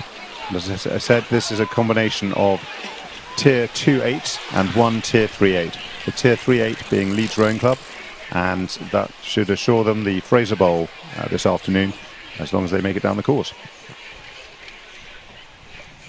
And we've just gone past the 1,000-metre mark, where Southampton were leading the rest of the crews in a tightly fought final. And that is 3 minutes and 7 seconds for Southampton crossing the line at 1,000 metres. I'll hand over for Richard just for insight into St Andrew Boat Club.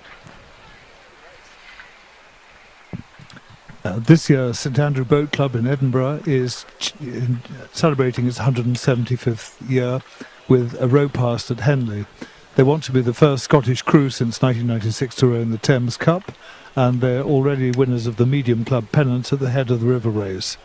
They've had a last-minute substitute as the strokeman had COVID. They're being coxed today by Katie McLaughlin, ex-Glasgow University rower. Joe Nelson is at stroke, a former Scotland Home International rower. Tom Duke is at 7, the oldest person to row for Scotland, we think.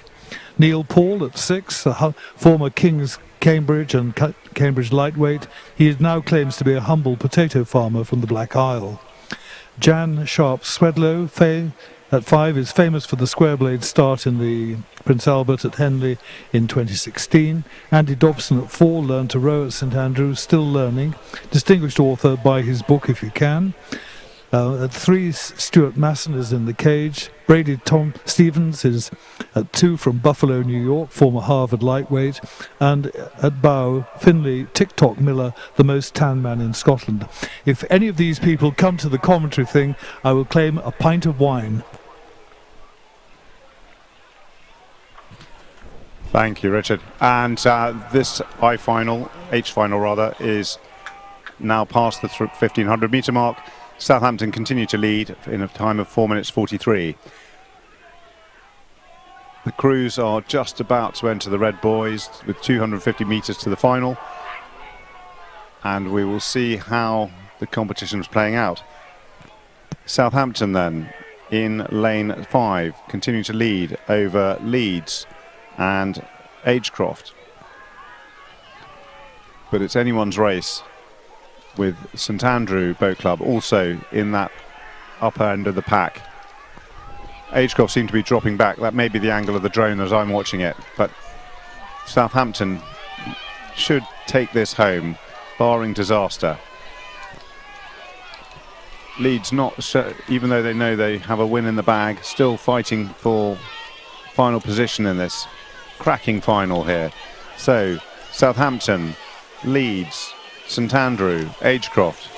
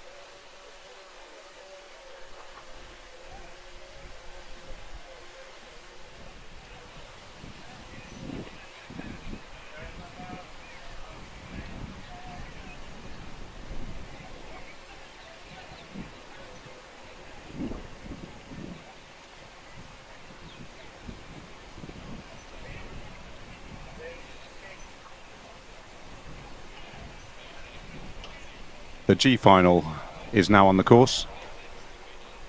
This is between City of Oxford Rowing Club A in lane 2, Nonsuch Boat Club B, lane 3.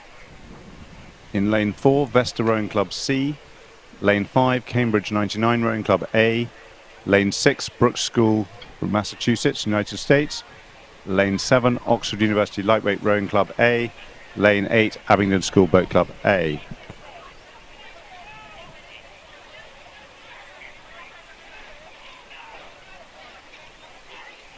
At 500 metres, we have a time of 1 minute 29. Tightly packed competitors. Do not have an assigned crew yet, so we'll just have to wait to see that.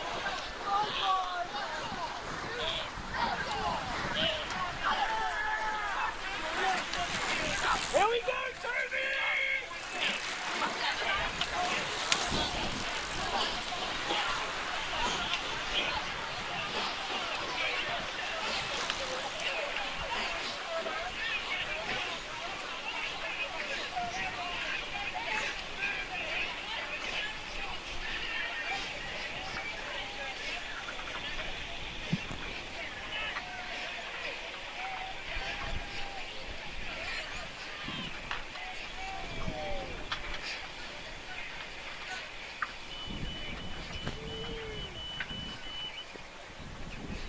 So race 46 has now passed the 1,000 metre mark, and it's neck and neck between Abingdon School in lane 8 and the Oxford Lightweights in lane 7.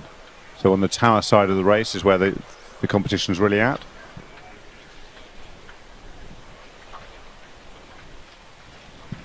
Quite a stiff cross tailwind on the course now. One would expect the favoured lanes of the lower numbers to give the extra advantage to the crews who clock the best time in the time trial, but right now. That is not the case in this race. So it's lightweights from Oxford and Abingdon School, just down the road from here, are competing for the honours in this G final, race 46.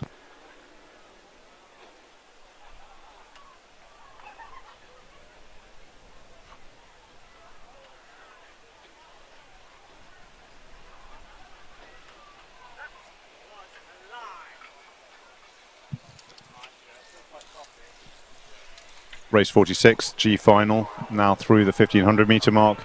Still less than 4 seconds between all crews, so just over a length between all of them. And Oxford lightweights in lane 7 leading the field, with everyone else pretty much neck and neck. Abingdon and Brooks School and Vesta all just tucked in behind the lightweights, who now have about 300 metres to go. Just coming through, actually 250 metres. They've just gone through the 1750 metre mark. And 3/4 of a length up from Vesta and Brooks School. Abingdon falling back a little. Great side-by-side racing. Every crew feeling in touch with their competitors. But it's Oxford lightweights looking just to pull out to just under a length out. There's still Coxmans at the bow ball of the Brooks and Vesta crews, asking for more, wanting to make sure that there is no dispute that they will cross the line first. It's going to be tighter than that in reality. That was the line. I think it's going to be 3/4 of a length for Oxford lightweights, forgive me. Oxford.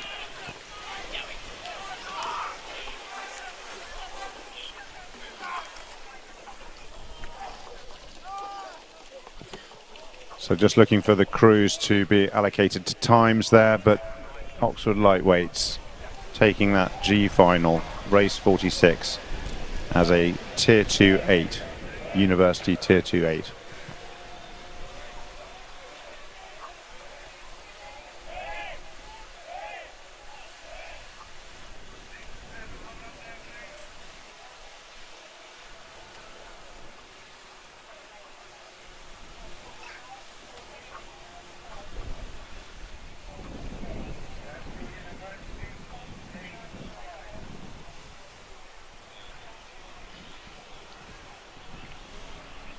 We'll bring you the results of the H and G finals in due course, but meanwhile the F final, race 47 of the H competition, is on course. This is between, in lane 1, University College Oxford Boat Club A, lane 2, Groton School Rowing Club from the United States, lane 3, Newcastle University Boat Club C, lane 4, Maidstone Invicta Rowing Club A, lane 5, Minerva Bath Rowing Club A, lane 6, Lee Rowing Club, lane 7, London Rowing Club B, and in lane 8, Dulwich College Boat Club A.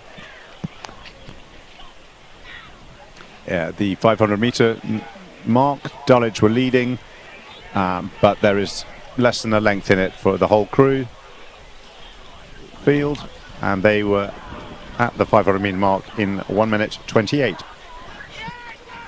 There is a piece of silverware in this race for the Clayton Cup, the Tier 3-8 university competition, and that will go to either the University College Oxford or Newcastle University. Sorry, it will go to University College Oxford. They are the only Tier 3-8 in this competition. Newcastle University are a Tier 2-8.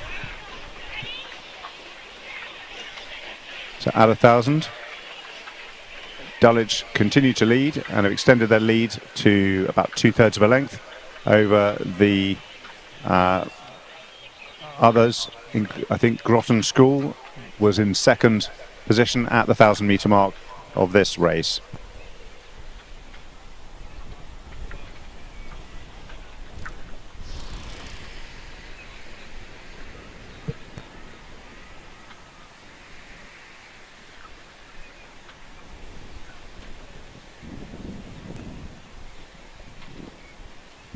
And for those watching online, we've just brought up the G final on screen for you to see the timings of the winners, Oxford University Lightweight, and the rest of the competitors.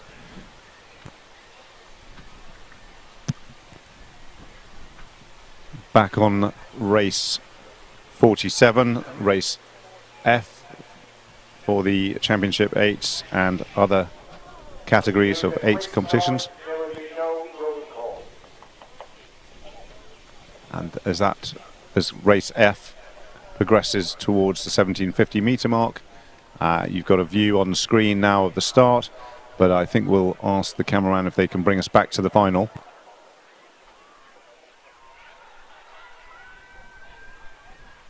And yes, back now for race F, where Dulwich continue to lead the other crews by just over 2/3 of a length.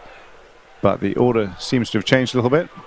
London Rowing Club B are now in the second place position at the 1500 metre mark. And so it's going to be still a very open race. 300 metres to go. Anything could happen. Dulwich College nearest to the tower side of the lake, extending their lead. London Rowing Club B going with them, as is Newcastle. Who's got the guns for the last 200 metres? Dulwich, serious bragging rights as a school, having the honours over universities and colleges. The only other school in this final is Groton School.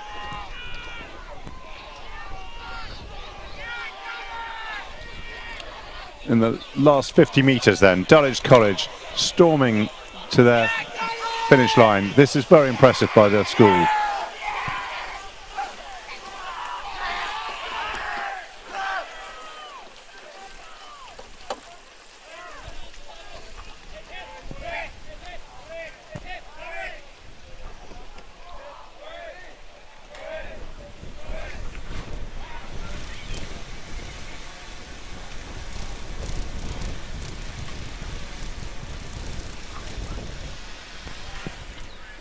So once again, we'll wait for the official results there, but if all is signed off by the umpires, then that would have been a win for Dulwich College in terms of winning the F final, and a win for University College Oxford as the fastest Tier 3 8 of the afternoon, and they'll be picking up the Clayton Cup in that case. Meanwhile, back on course, we have race 48. The E final, a mixture of schools, colleges and universities in this, clubs, schools and universities in this, starting with Hampton School in lane 2, this is Hampton School Boat Club A. Lane 3, the UK Armed Forces Rowing Club A. Lane 4, Brunswick School Boat Club from the United States. Lane 5, Glasgow University Boat Club. Lane 6, Bath University Boat Club A. Lane 7, Royal Chester Rowing Club A, and Lane 8, Molesey Boat Club C.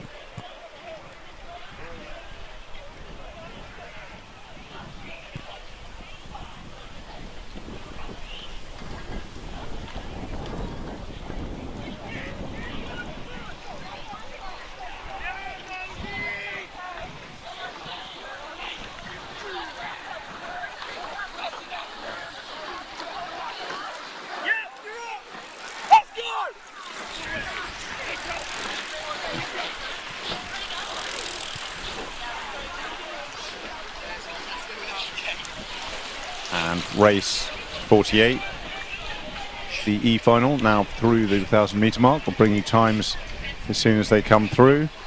At the moment, it seems that we have the UK Armed Forces within a whisker ahead of Molesey, and that was in a time of 3 minutes and 1 second. 3 minutes and 1 second for the Armed Forces, as you'd expect with all these finals in the 8s. Very close racing, particularly still at the halfway mark.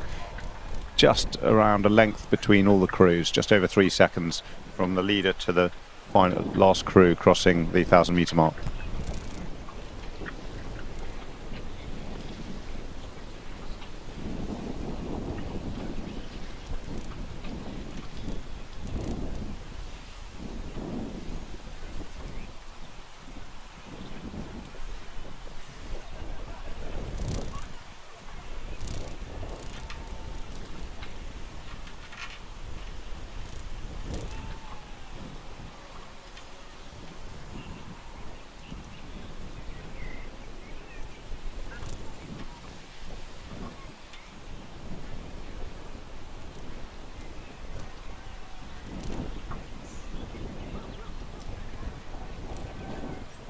Coming through the 1500 metre mark now. The time of the leading crew was 4 minutes 33 at the 1500 metre mark. This is race 48, the E final of the 8s competition.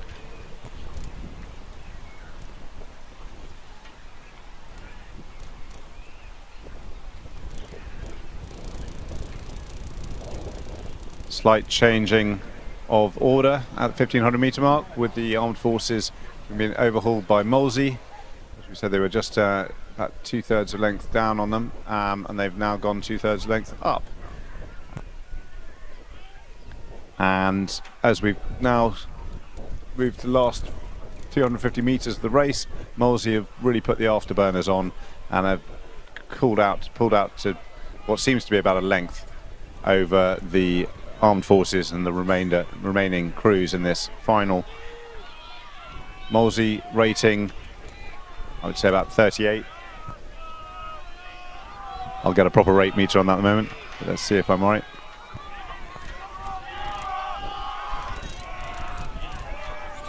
They've upped it to 40. And that was an accurate rate meter reading. So Molesey really did put a charge in there in the last quarter of the race to secure a win here. Over the line they go in this E final in a time of just over 6 minutes.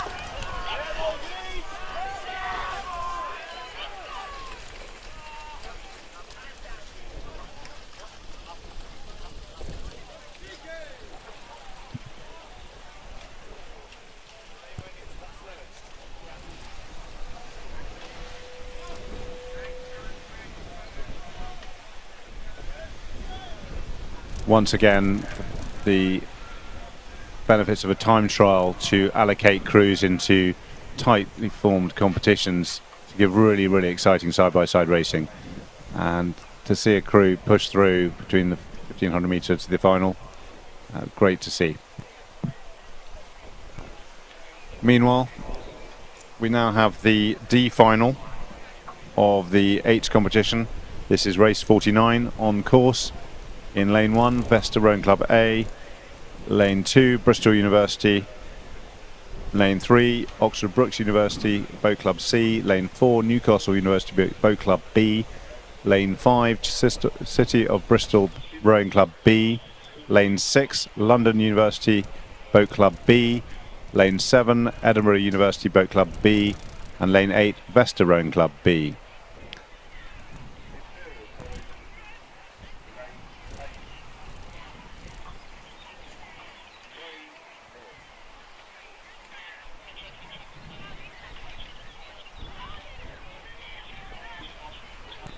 Now there are a number of Tier 2 8s from universities in this competition, and they will be competing for the Willett Taylor Trophy as the fastest Tier 2 university 8s in the competition. And those crews comprise Oxford Brookes University Boat Club C, Newcastle University B, University of London Boat Club B, and Edinburgh University Boat Club B. So those crews will be competing for silverware in this race. And I'll pass you over to my co-commentator John to take the race home.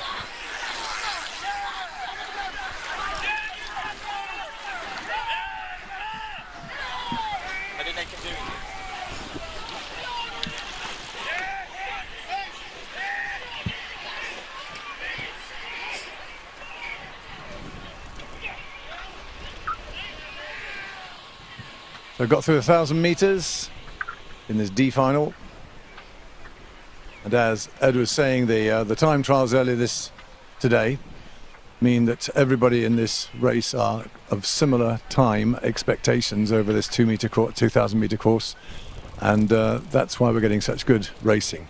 And oarsmen will really appreciate the idea about being racing side by side with other people of a similar time expectation. That's what's really important, side-by-side racing in tight situations that eke the worst and the best out of an oars person.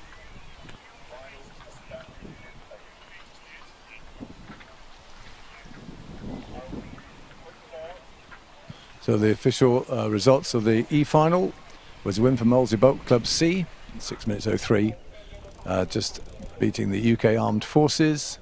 Brunswick School came third, Hampton School A came fourth, Glasgow University fifth, Royal Chester sixth, and Bath University seventh. Attention.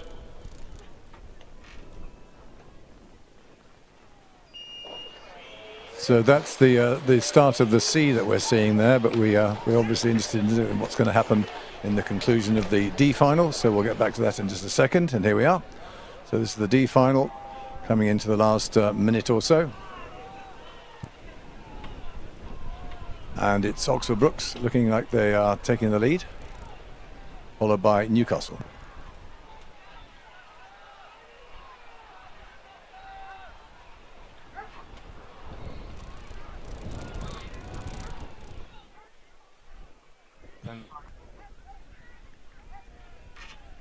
So Oxford Brookes here are up for grabs on that silverware that was available for this event, for the Wilmot Taylor Trophy, and they are currently holding that lead. But there again, you can see how close these races are, and I can assure you that as an athlete, being in the midst of this sort of race is exactly what spurs you on. So it's just lane 2 over on the spectator side. So lane 3 and lane 4 who are at the moment fighting it out. Bristol, the lane 2 is empty, so it's 3 and 4, Oxford Brookes and Newcastle. And Newcastle just looking like they might have taken a slight lead there as they're coming through. It's difficult to tell.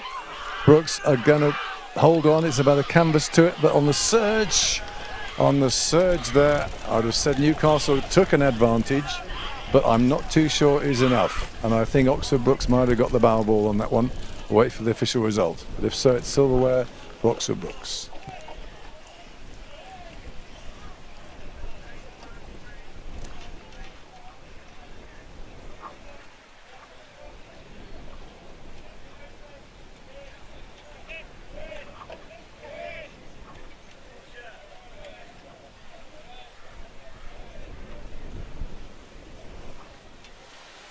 So good racing against, particularly between the first two boats. We're getting some very close finishes, very exciting racing.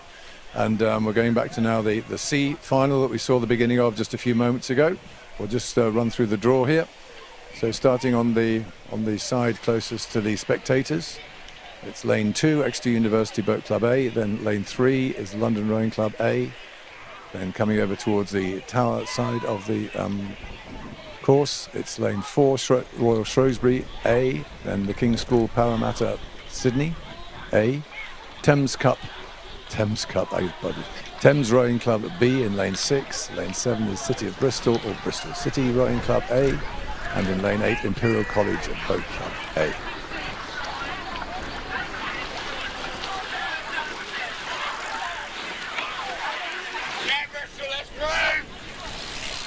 Okay, there is a Tier 2 8 in here, which we are at the moment looking at. The other ones are all Championship 8s, and that's the Molesey Univ Composite.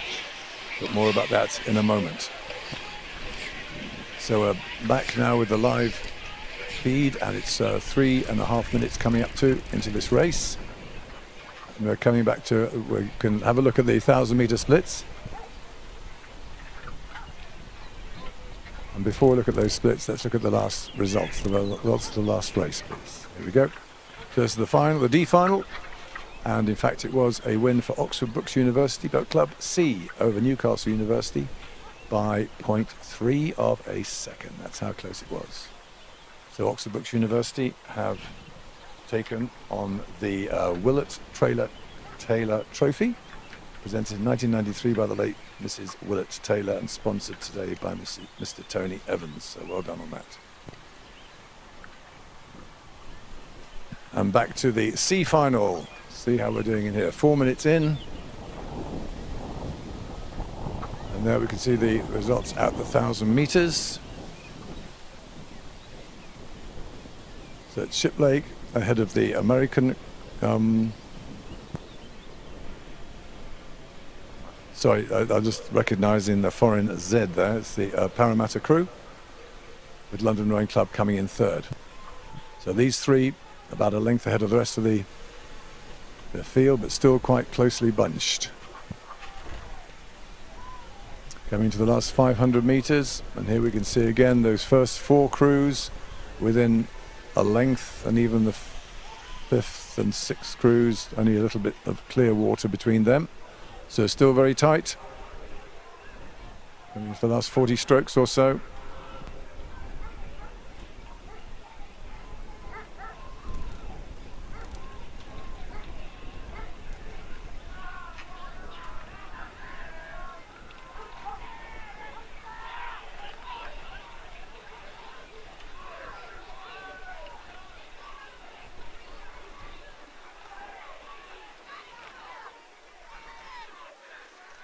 So coming into the final stages now of the C final, and we have a slight review on the contents of this.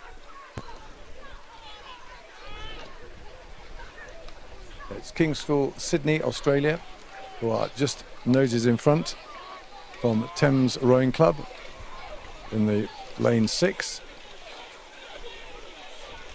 And they'll certainly keep it together as they come into the final strokes. Australia holding off Thames. And then there's a blanket finish over the next 3. So Australia going to take it by about 1/3 of a length, followed by Thames, and then everybody else within 3/4 of a length, apart from Bristol City.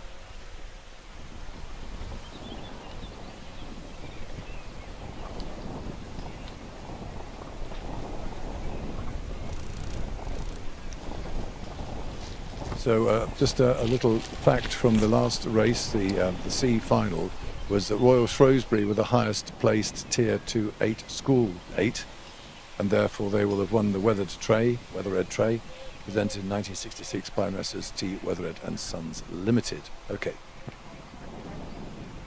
So into the B final.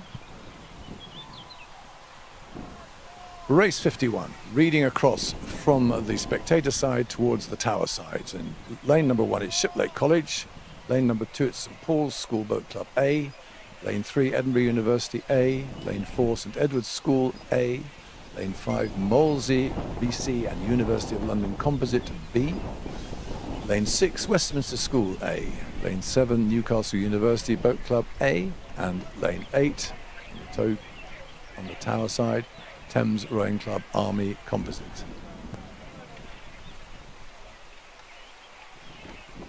So we're past the 500 metre mark, and we just have a look at when they identify which the crews are going through at the same rate.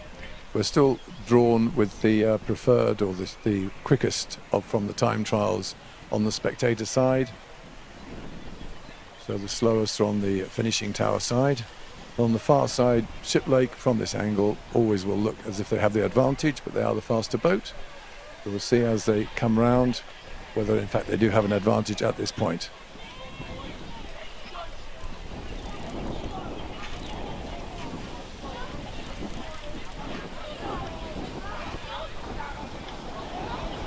They're coming up to the 1,000 metres.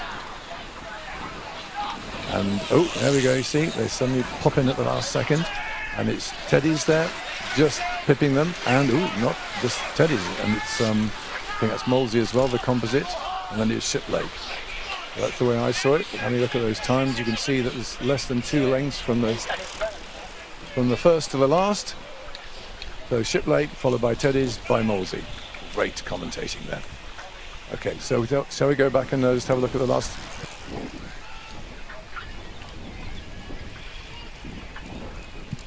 So there's the full results of the previous race. So it was won, this is the C final, it was won by the King's School Parramatta Sydney in 5:56. But I should point out that Royal Shrewsbury were the winners of silverware as the fastest Tier 2 Schools 8 in that final. Thank you.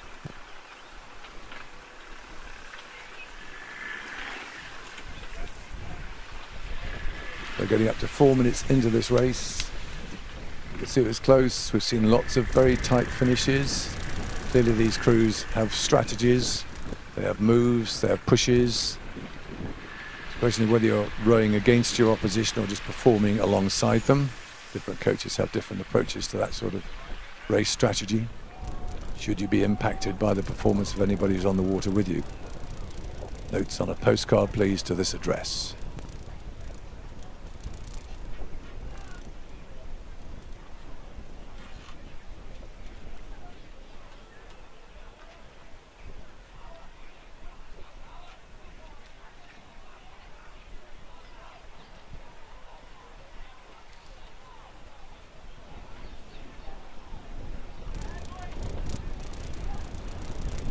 So still really tight at 1500. Look at that. It's less than a length and a half between the front and the back. So it's still anybody's race. I mean, a length and a half to make up with these crews at this sort of level. Obviously, the faster the crews, the higher the level, the more that the rowing's consistent. You don't get people tiring in the last 500 meters, and you can't make an awful lot of difference to high boat speed. The sort of the returns are less and less as you get to a higher level. So you've got Ship Lake, then St Edwards, Molesey. So the first three are still in the same order. Look at that. Where would you like to be? At the front.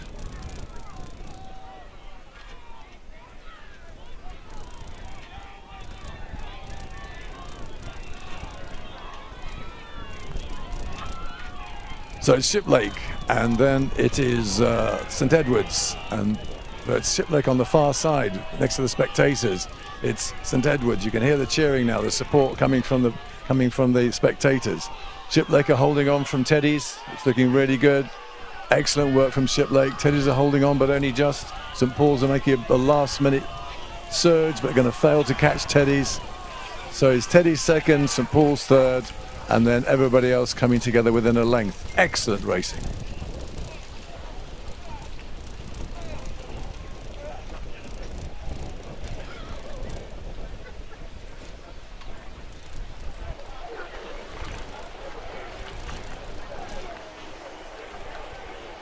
And that's the beginning of the A final.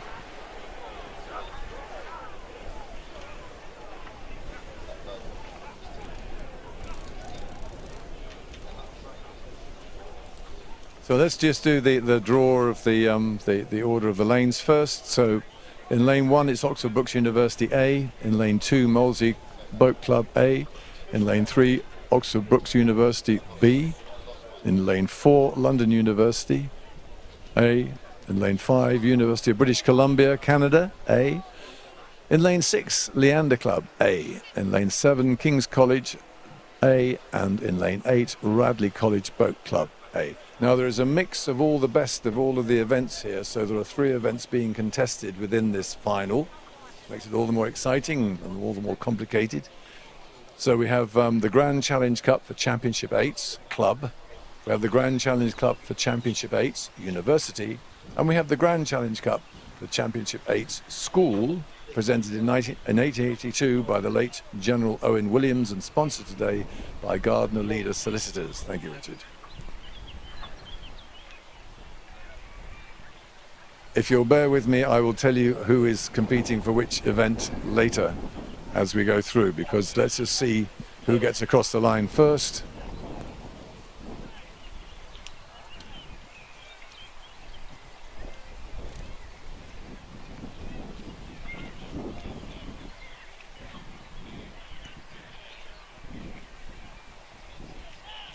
So very, very determined rates. You can see this as a very high quality skill level of 8s.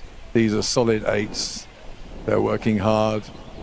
Be interesting to see in the drone shots whether they're getting cover, but certainly they're moving their boats hard. A little bit more splash from some than others, a little bit more accuracy on the placement. Those are accurate placements there, look at that. Sorry, I'm talking about the screen. If you're not watching the screen, I should be giving you crew names, and I'm not, so I apologise for that.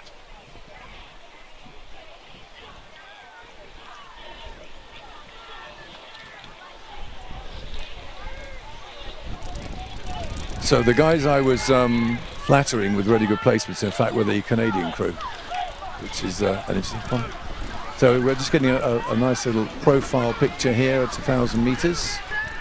So I get an idea of who is ahead, and in fact it is Oxford Brookes on the far side, and it's Molesey coming in second, then probably University of London next, with Oxford University B crew in lane 3 coming fourth.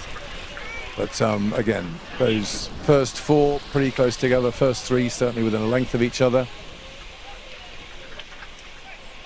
So just over halfway into this A final with 3 trophies being contested.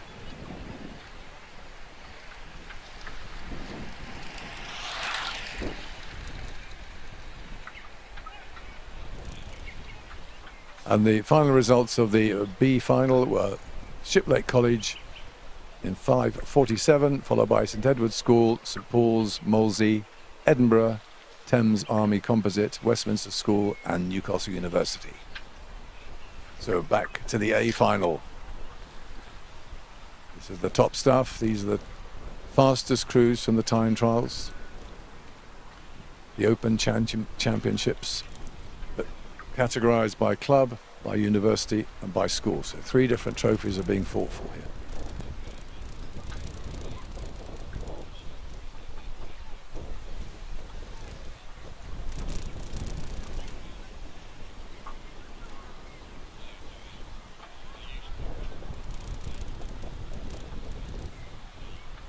So if it's still Oxford Brookes in lane 1 that are taking the lead, it looks like they are, then they've actually eked that out to a full length in clear water, and then there's a little bit more of a gap as well, so that the elite of the elite are in fact spreading themselves out a little bit more. These are the fastest crews, and to stay with them you have to be hot, hot, hot. So there you go, that's great. Brookes in front, Molesey second. University of London have now moved up into third against Oxford Brookes B. University of British Columbia might be rowing very nicely, but they haven't got the speed to keep up with these monsters at the front. Look at that, Oxford Brookes, clear water, length of clear water over these amazing other rowers. This is really superior and tantalizing work. And it's just that pickup. If you look at that pickup, there's hardly any stern check at all. It's run to run. It's all efficiently done. It's strong. It's efficient. It's effective. It's great rowing from Brookes A there. Coming up, remember, there's still silverware to be won by crews that didn't cross the line first. So crossing the line second, it's looking like it might be University of London, or no, in fact it's going to be Molesey on the far side. And then University of London, Oxford B. Then University of British Columbia, Leander, King's College, and then Radley. And in fact, in those last 2, there was a trophy to be won.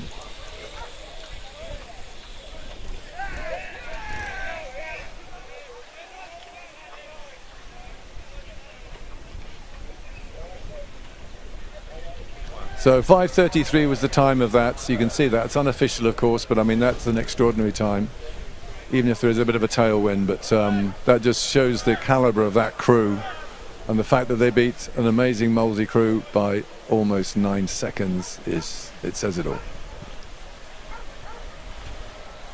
So when we actually finalise the results on that, we'll also announce the trophy winners and make it clear as to who has won what.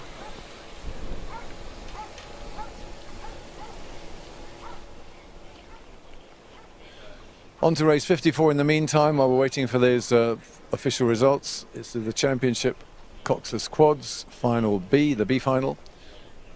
Lane 1 is Loughborough Students Nottingham Rowing Club Composite A. Henley Rowing Club is in lane 2. Lane 3 is Glasgow University.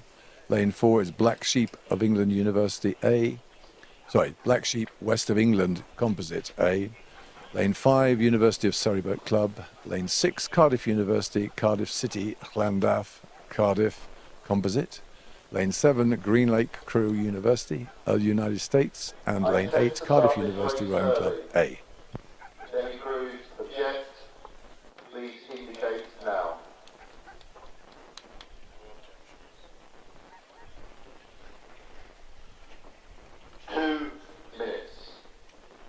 Race 54, final of Championship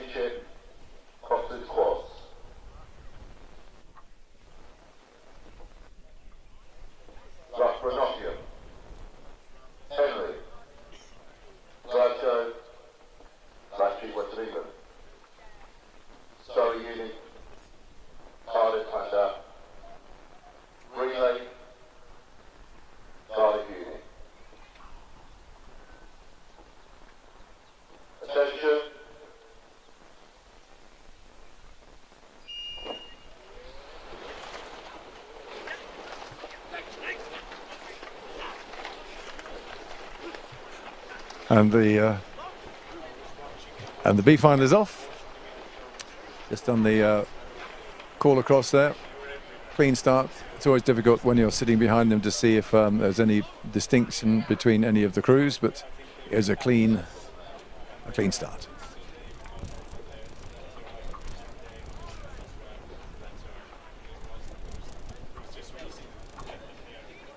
And we now have the results of the A final of the Championship 8th. Thanks, John. So winning the overall Championship 8 A final was Oxford Brookes University Boat Club A in a time of 5 minutes 33. They also win the university competition for the Championship 8s. Molesey Boat Club A was second in a time of 5 minutes 42 and will win the club element of the competition. Then it was London University Boat Club A, Oxford Brookes University Boat Club B, University of British Columbia, Canada A in 5th position. 6th were Leander Club A. 7th, King's College School Boat Club A, who win the school element of the competition, and Radley College Boat Club in 8th place. Back to John with the quad sculls. And here we are with the B final of the Championship quads, coxless quads. Just gone through 500 metres. Noticeable that the Kings beat Radley by only 1.5 seconds, so that was a very tight result for the schools championship, even if it was at the back end of the A final for the 8s. Great racing, lovely stuff.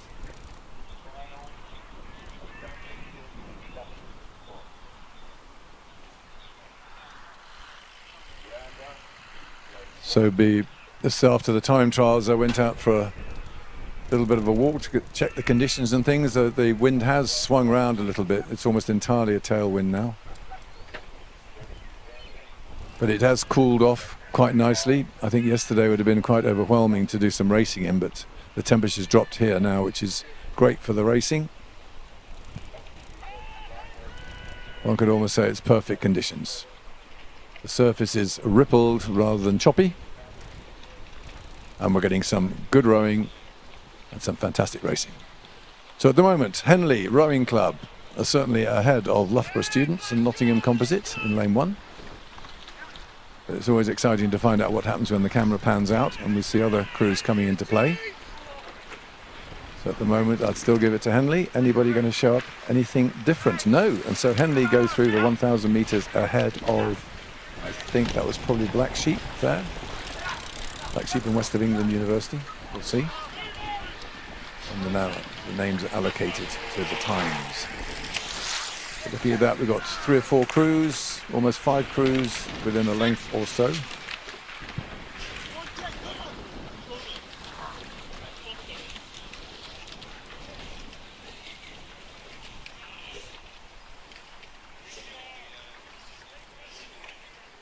So there are 8 in this B final.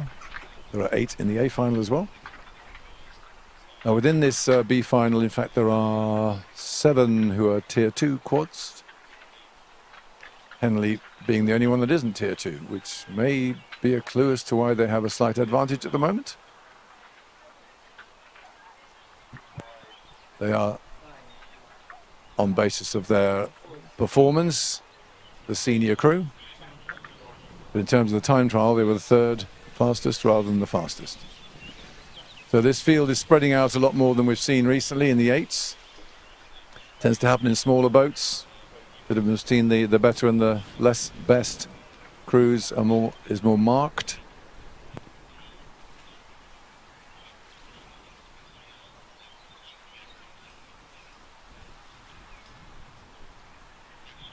So the Black Sheep West of England Composite in lane 4 certainly looks to be ahead of the group in the middle of the picture. It's hard to compare them with what's happening over on the side next to the spectators in lane 1. At 1,500 metres, there are 3 boats contesting. One of them we know will be Henley, Another one I suspect is Black Sheep West of England Composite, which is the third.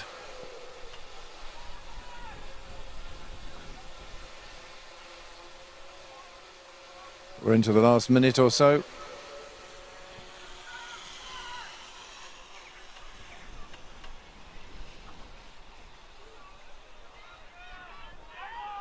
Still looking neat and together. Nice stable boat. Just picking up the run. That's the way to get these quads moving.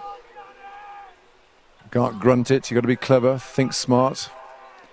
Henley certainly staying ahead there of the Loughborough Students Nottingham Composite in lane 1, but only just. I'd say that the lane 1 crew have come back a little bit on Henley. See if Henley can respond. And here we go. And Henley are just in front with both sides, lanes 1 and lanes 3, vying for a little bit of the action. And in fact, lane 3, which is the Glasgow University, have come through to start contesting the finish. So are Henley going to hold on to this? It's lane 2, Henley with a slight advantage coming into the last few strokes. And it's very, very tight there with just lane 3 just ousting out lane 2 for second place. So here's Henley going over first, followed by Glasgow University and then Loughborough Students Composite, Nottingham Composite in lane 1, finishing third, subject to confirmation. So we managed to do that quite close. We still managed to get some close results, even if the whole field is somewhat more spread out than we have had in the recent 8s. Always good racing at the top end.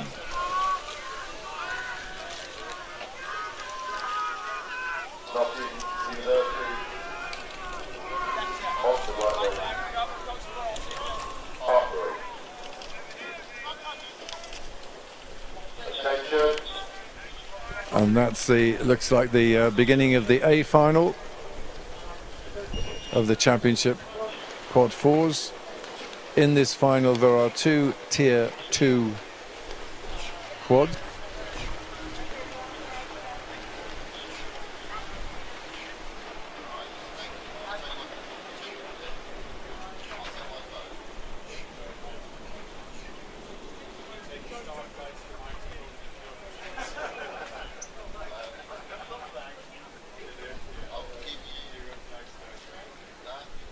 Okay, so here's the draw, the lane draw for the A final of the championship quads. In lane 1 is Leander, lane 2 Reading University B, lane 3 London Rowing Club A, lane 5, there's no lane 4, lane 5 Reading University A, lane 6 Nottingham University A, lane 7 Oxford University Lightweight Rowing Club A, lane 8 Hartbury University and College Boat Club B.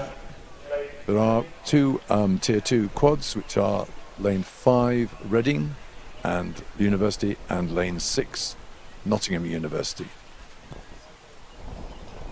The main event trophy is for the Hugh Maddock Trophy, presented in 2006 by the late Mrs. B. Maddock and sponsored today by his family. Thank you very much to them.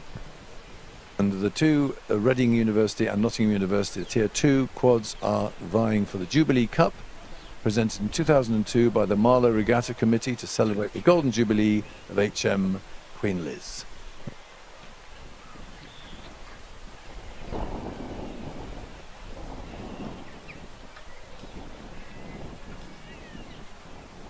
So times at 500 metres, there they are.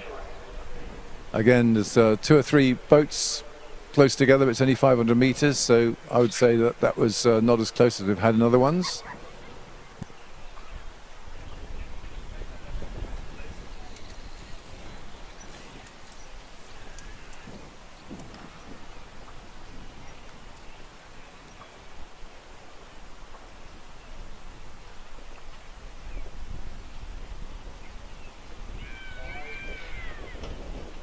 So you can see them there striding through the 750, and that's per the seeding, the fastest crews in the low numbered lanes. It looks like Leander should have the lead there as we pan round towards the 1,000-metre mark. Leander in lane 1 is the one that's seems to have the advantage that you can see on your screen if you're watching on a screen. Reading University is in lane 2. And it seems to be clean and like that.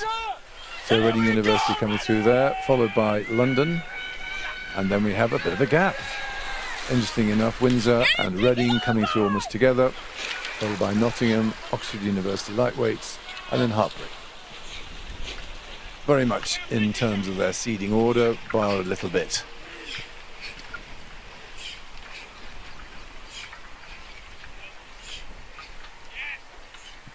So the results of the B final of the Championship at Quads. It was a win for Henley Rowing Club in 6 minutes and 21 seconds.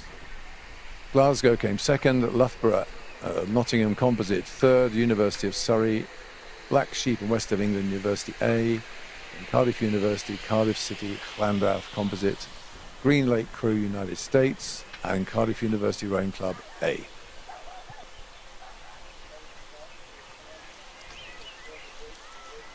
And here we are 4 minutes into the A final of the Championship Quads.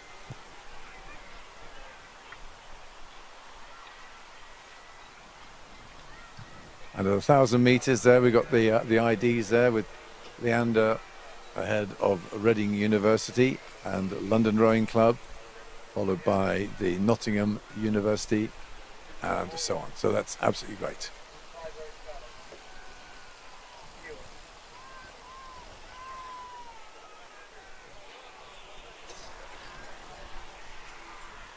So there's a missing lane there.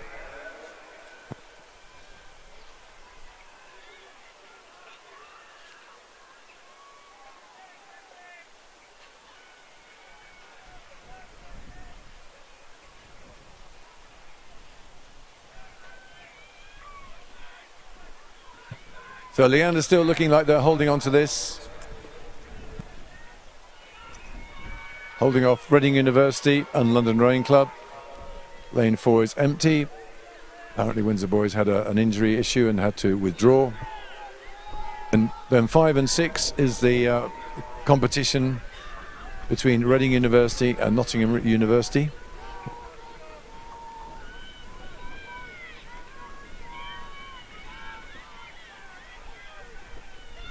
And there you can see they're basically the head of the race, the top 3.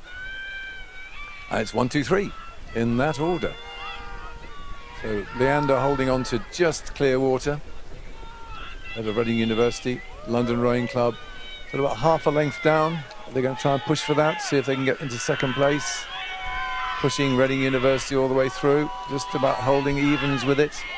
Leander slightly being squeezed, holding on to their clean water, but only just. So Leander going across first, followed by Reading University and London. Very good. So let's have a look now for the lanes 5 and 6, Reading University and Notts University. And it's very close, but I think the bragging rights are going to go to Nottingham. Yep, that's the way I read it. We'll wait for the official result, but it looks like Nottingham University got the Tier 2 quad trophy.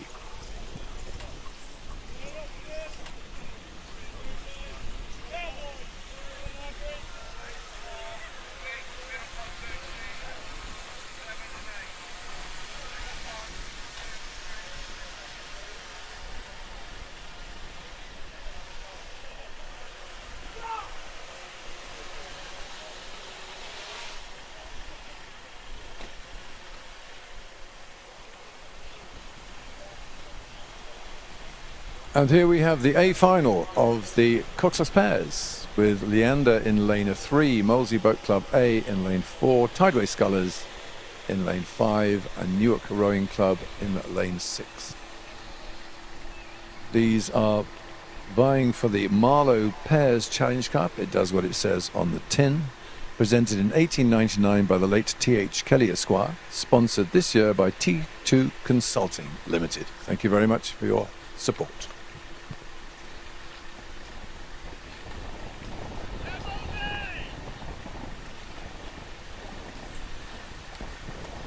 So these are elite rowers. You put 2 good rowers in together, you try and match them. And the idea is to work together as a team, and it is that pairing that makes a boat work, makes it sing. Sometimes working 95% can make a boat move better than at 100%. It's matching, it's the shape of the stroke as well. The bow person and the stroke person need to be doing slightly different things just to keep that bow going straight.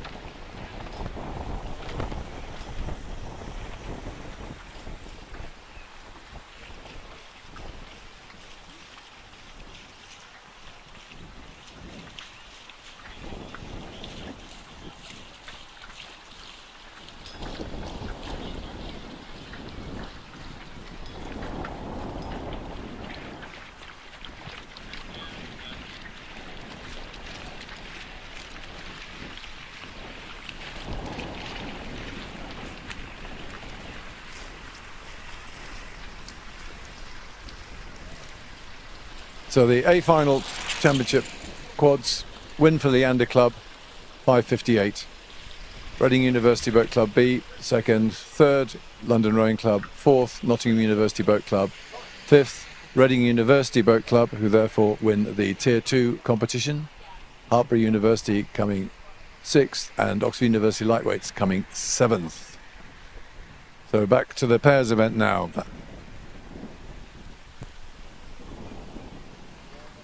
The Leander, let's have a little bit about the Leander pair. This is a strong pair made up of a former Brooks athlete, Alfie Heath, and the strong South African Nick Farrell. Farrell was in Leander Ladies Plate 8 last year, but hasn't quite made the cut this year. Still a great contender, and this pair should be one of the ones to beat here. Just passing 1500, so I've only got a couple of minutes to go. And Molesey's A entry here is an exciting pairing of two para-athletes, Ed Fuller and Ollie Stanhope.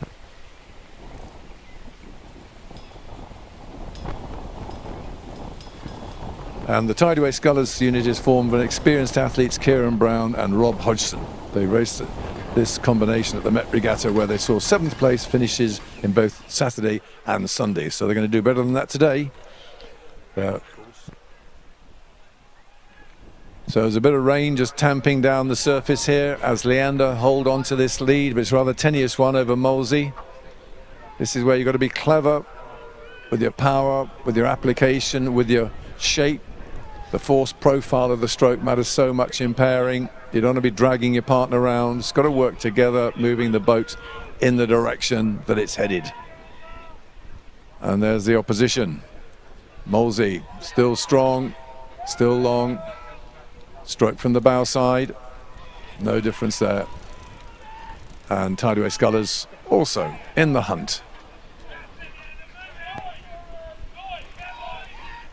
At the front, we have Leander and Molesey really punching it out now, belting each other. I think Molesey might have the advantage here. Leander really working hard, Molesey being a little bit smoother, but not quite as many strokes per minute. I think that Leander is going to push it over the line by a canvas. Yes, it's just on the surge, perhaps less than a canvas, but Leander certainly crossed the line first ahead of Molesey, and Tideway Scullers will be following them later.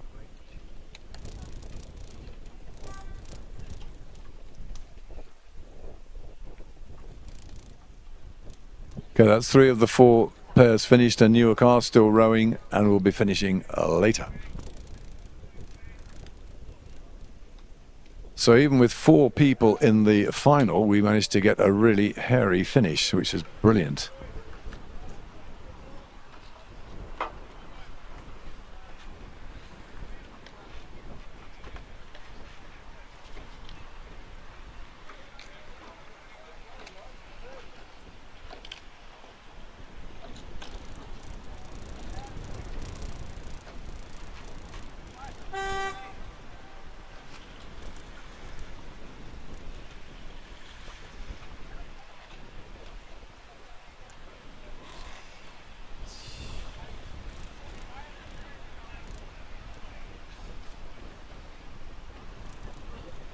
Okay, that just gives you an indication of how close they were. That's the drone being cleaned because it's raining. It's not ugly out there, but it's certainly precipitating. So if you're not rowing, it's nice to have an umbrella.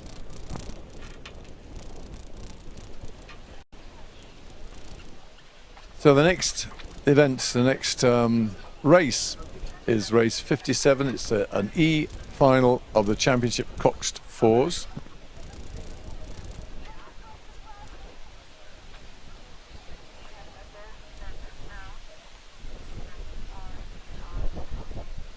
So just calling across the lanes here. In lane 3 it's Brunswick School USA and Groton School USA Composite. Then in lane 4 it's Bideford Amateur Rowing Club. In lane 5 Runcorn Rowing Club A. In lane 6 Cambridge 99 Rowing Club. And lane 7 Minerva Bath Rowing Club B. This will be a quick start. There will be no roll call. All crews. Attention.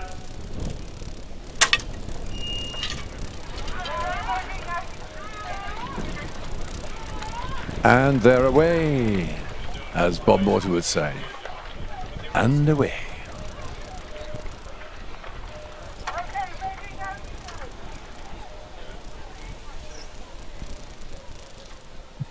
A nice clean start there. Coxed fours shouldn't have a problem with the steering.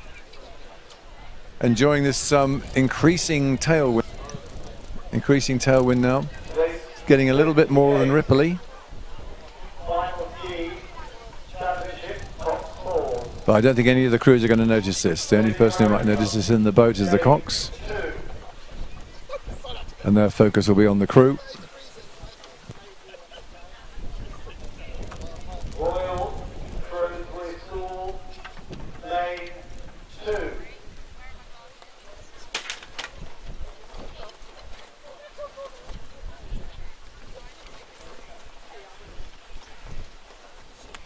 Sorry, Royal Shrewsbury School, lane 3. Hampton School, lane 4.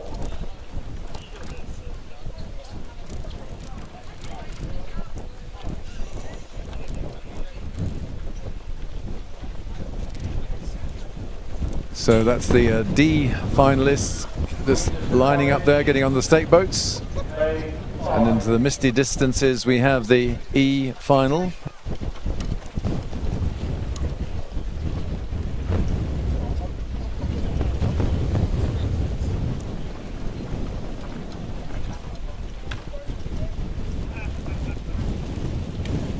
Bradley Collins.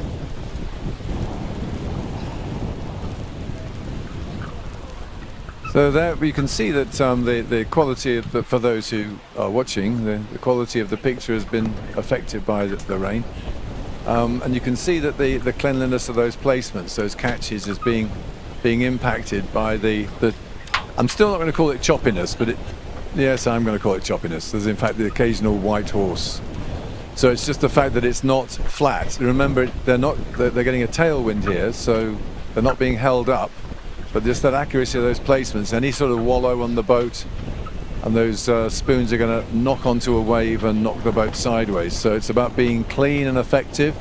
And here we go with the first 500 meters. So it's Bideford who are holding the lead there, but two crews. The Americans coming in second and Runcorn holding third, all within about half a boat length, if less than that. I think that that sort of look of sunlight is just the contrast on the camera. I can assure you there's no sun here.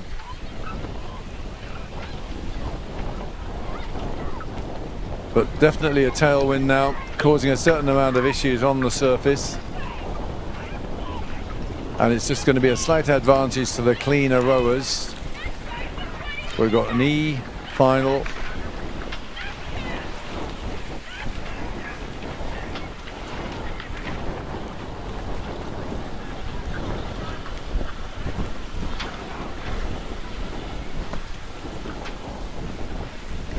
So going through 1,000 meters, and the lead boat there has pulled a full length away.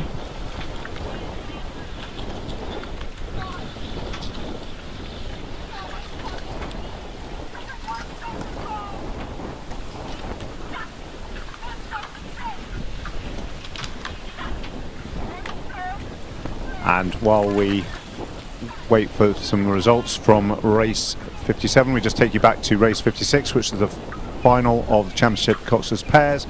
This is won by Leander Club in a time of 6 minutes 48.5. Very closely followed by Molesey Boat Club A in a time of 6 minutes 48.9. Super close racing by those two crews. Tideway Scullers School were third, Newark Rowing Club were fourth.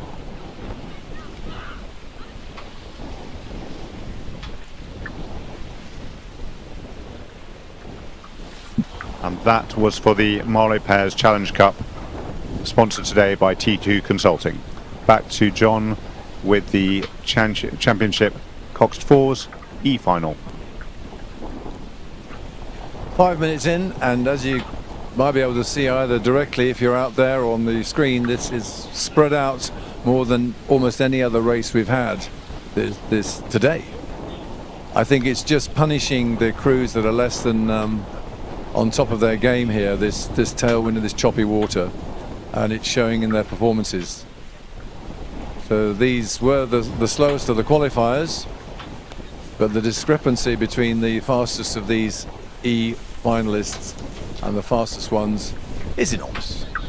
So Biddeford there still holding off the Americans, but by a couple of lengths at least, and then followed by Runcorn, who are very close to the Americans. So Biddeford holding on to a healthy lead as the rain intensifies, as does the wind.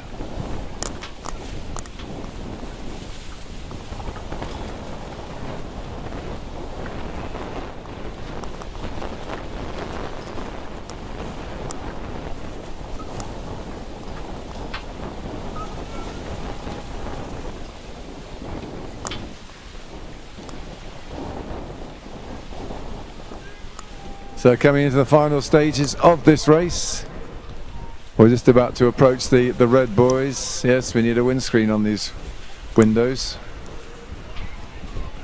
And Runcorn dealing with it very well. You can see how they're sort of trying to carry their handles low on the recovery, even at the risk of flagging their spoons as they come forwards. But the way to handle these conditions, I should imagine they would suit Tideway clubs actually. You know, this is the sort of thing that would be, they'd consider this a nice smooth outing if it was on the Tideway.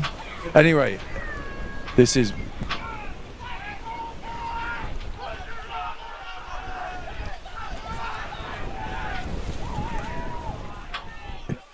so in fact it's Biddeford in lane 4. I was miscounting my lane, so Biddeford holding off there, and it's Brunswick on the far side, the Americans in the lane 3, who are coming in second, and then Runcorn A in the blue, who make the third position.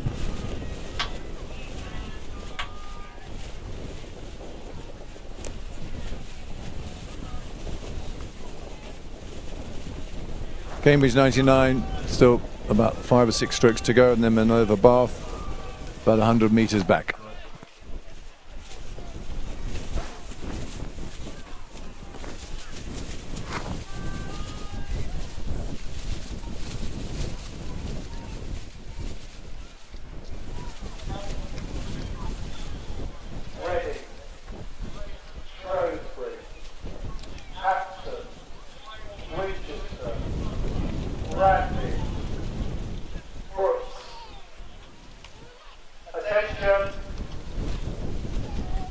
So this is going to be the D final.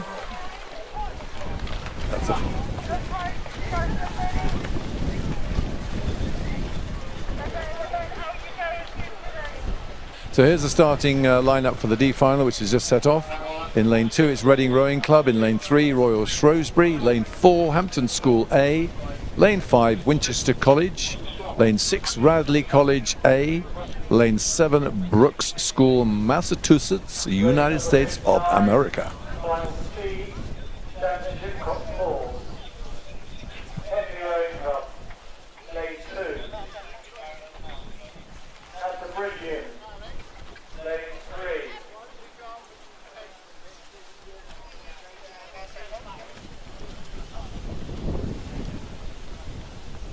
Now, within this D final, we have 5 crews who are going for the Friends of Marlow Regatta trophy for the school and junior coxed fours. It was presented in 1993 by the Friends of Marlow Regatta.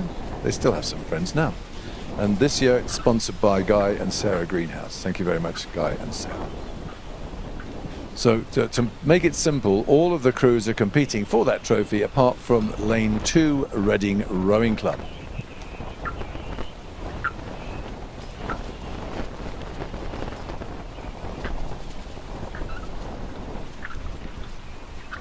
I can see on the spectator side that the marquee has become very popular in the last few minutes as the rain has intensified.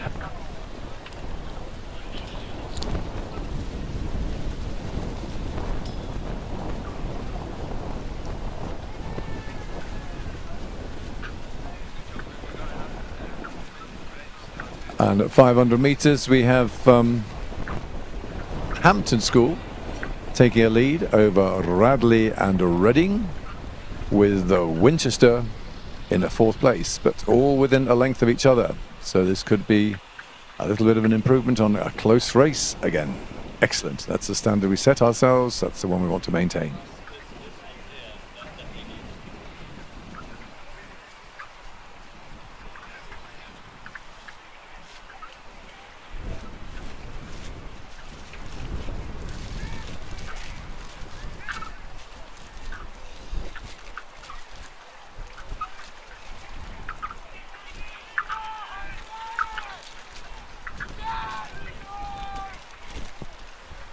So Hampton in lane 4 in the middle of the screen there.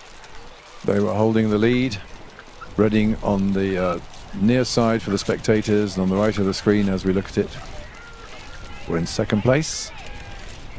We'll see what happens as the camera pans round and we find the 1,000 meter mark.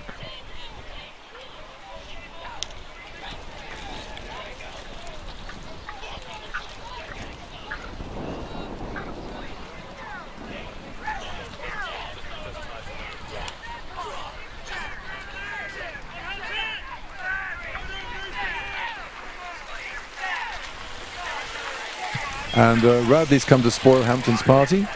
They'll be happy with that. Hampton won't. Radley will. And on the near side, it's the Brook School USA who are also getting into the fun. So Hampton, Radley, Brooks America, with Reading in lane 2, also in the mix.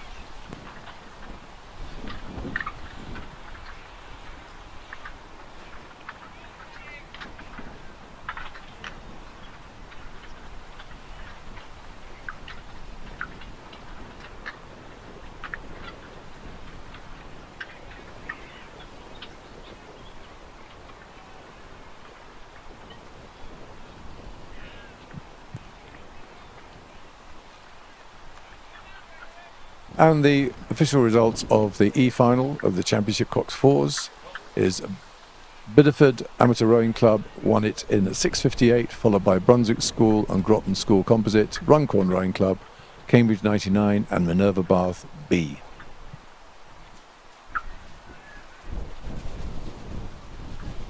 Now back to the D-final, so 4.5 minutes plus into.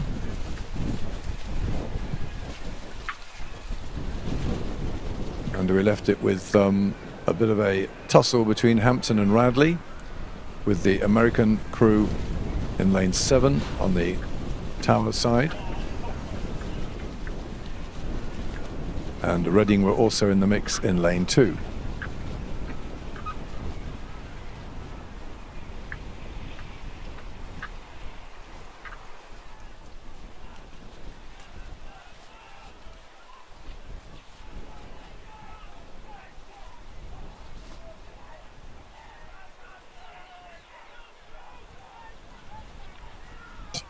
So here we go, let's see who's doing what. Are Hampton still in the mix? Have the Americans made a move? Radley College, are they still superior to Hampton? And where's Winchester?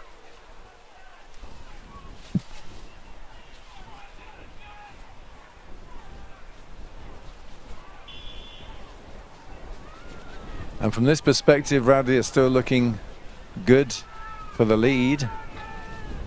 over Hampton, although the cameraman seems to think that Hampton's the one to watch. Maybe he's right. Or she, indeed.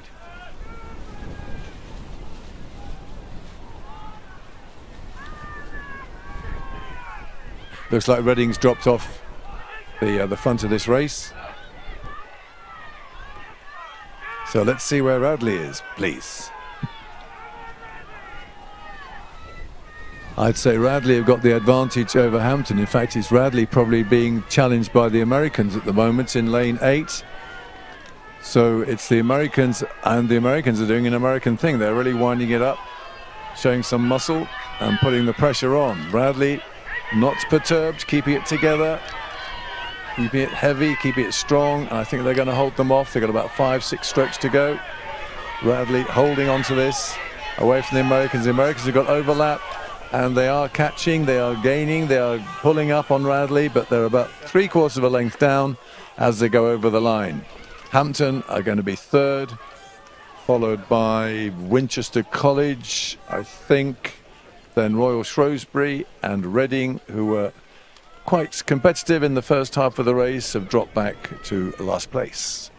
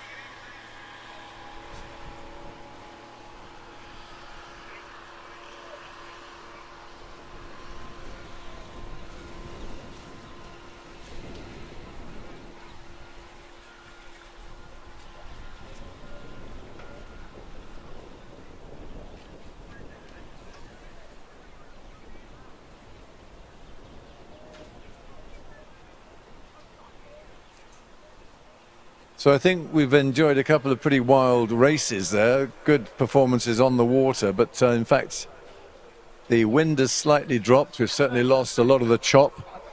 The waves, the white horses have disappeared. The rain has stopped. I'm not saying everything is honky-dory now. There's still a fresh breeze following these crews coming down. And that is the C final we can see in the distance. I'll give you the lane order as soon as we get it.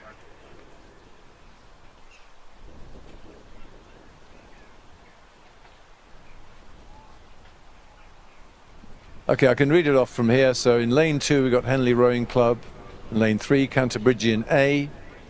In lane 4 Upper Thames Rowing Club. In lane 5 Tideway Scullers. And in lane 6 Kingston Rowing Club. Lane 7 Elizabethan A. That's just what I said.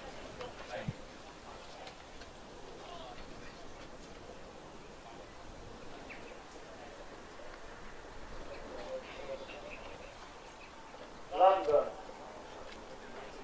Oxford University, Molesey, Chester, Keighley, London. Attention.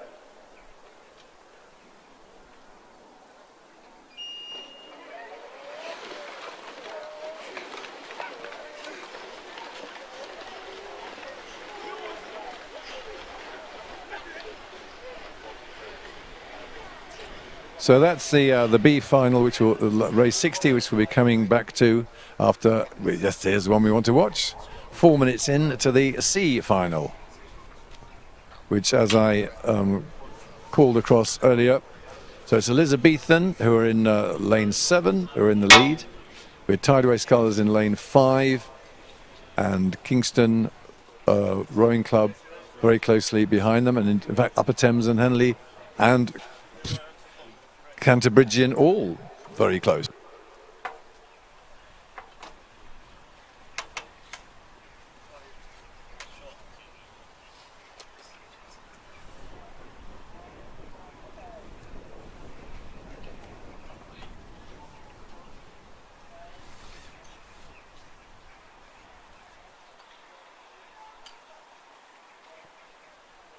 So 1,000 metres into this C final, and a very close race. And I think you can see, not just from the clarity of the picture, or if you're outside, the dryness of the air, but in fact it has stopped raining. And as I said earlier, it's now just a fresh breeze, which is pretty much straight down the course. Nice cool temperature for the athletes. So every reason to be rowing hard, rowing fast and staying cool.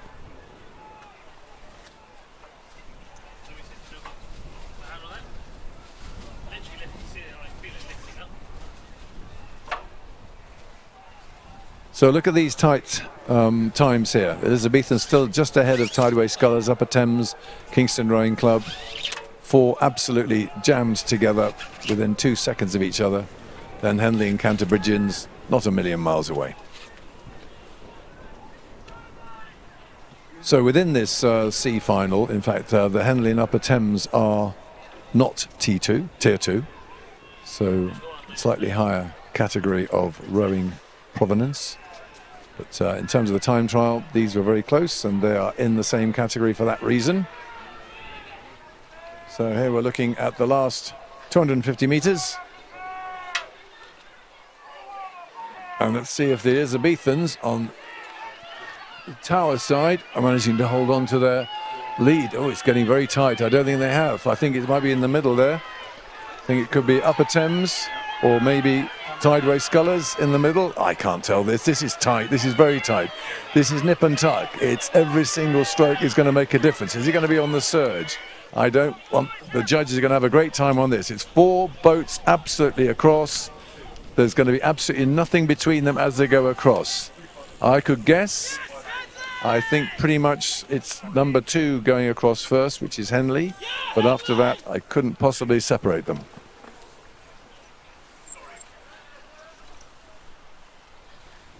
Much debate and discussion and use of photographic evidence there to try and separate those results, but we'll come back to them when we can.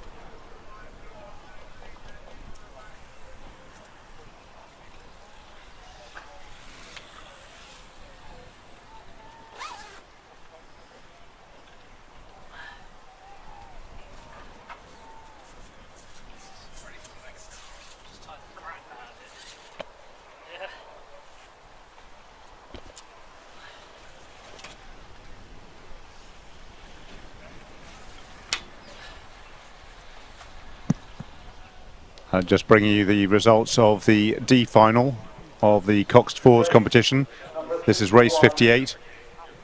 Winners were Radley College Boat Club A in a time of 6 minutes 52. They win the Friends of Marlow Regatta trophy for school junior coxed fours, sponsored today by Guy and Sarah Greenhouse. Second were Brooks School United States. Third, Hampton School Boat Club A. Fourth, Winchester College Boat Club. 5th, Royal Shrewsbury School Boat Club, and 6th, Reading Rowing Club. Back to John for races on the course.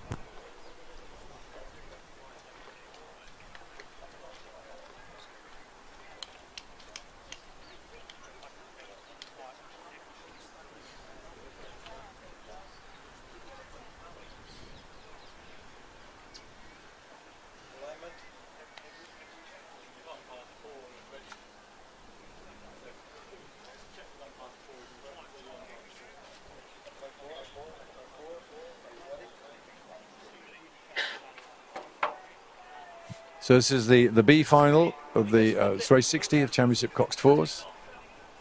Just do the call across.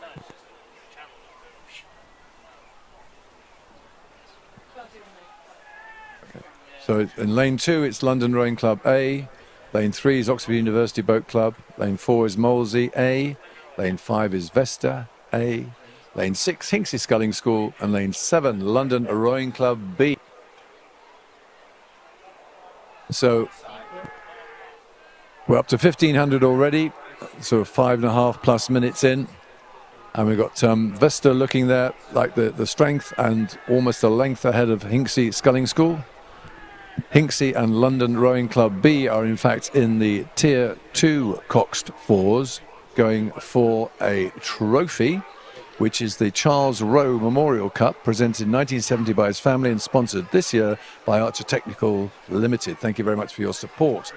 So, coming now into the red boys, and it is Vesta still leading. Vesta still leading. We've got to look at 6 and 7 to see who's going to win that trophy. But Vesta are winning this final at the moment, probably in front of London Rowing Club, with Oxford University Boat Club in 3rd place. So that's looking good for them. Hinksey Sculling School and London Rowing Club. Hinksey are on this side, and I think it's going to work for Hinksey Sculling School, getting that Tier 2 for Coxed 4 trophy over London Rowing Club B.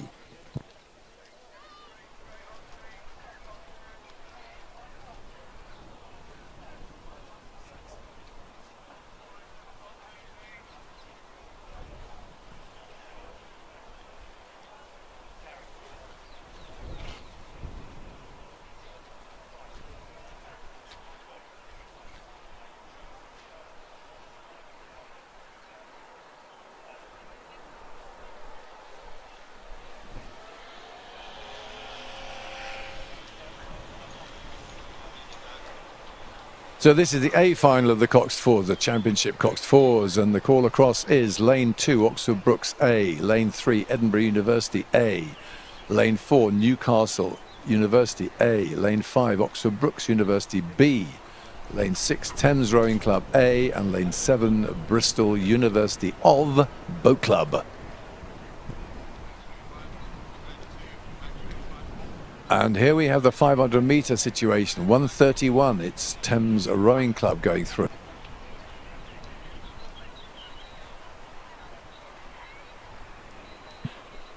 And then it's University of Bristol and Oxford Brookes and Newcastle. And then Edinburgh University. So it's about a length between the first 4 boats. Still quite close, but it's only 500 metres gone. Let's see who stretches it out and who stays tight. These people are rowing for the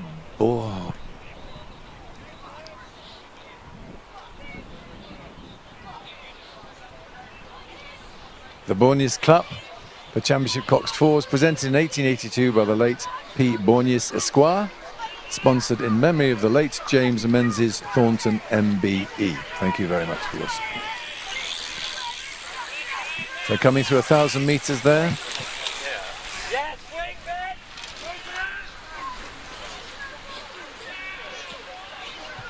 It looks like it was Thames in the lead, and then everybody else about 3/4 of a length. That's Thames, and then Oxford Brookes, University of Bristol, Oxford Brookes again. So Oxford Brookes, Bristol, and Thames. There they go, all within a length of each other.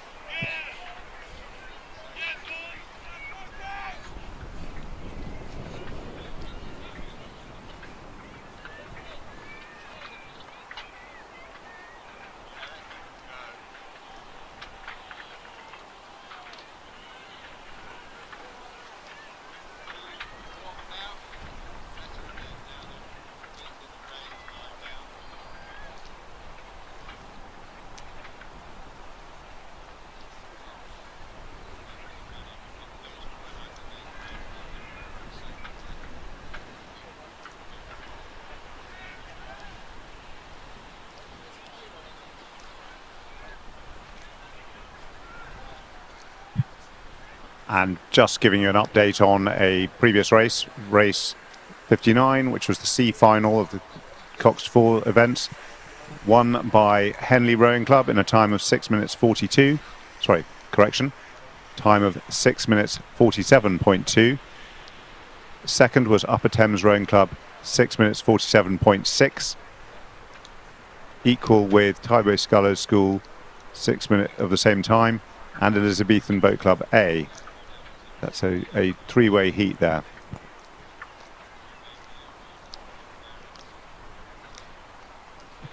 Dead heat 3 ways. That's pretty impressive.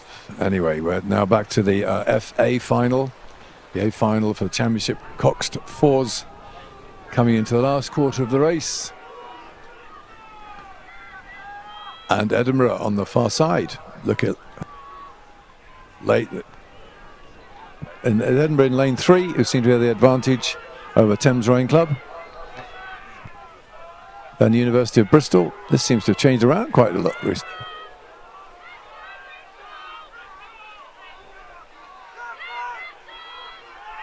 I think they might have missed the timing there. In fact, the first person going through was Brooks, and they just forgot to click that one. So Edinburgh would in fact be in second place, and Brooks still leading.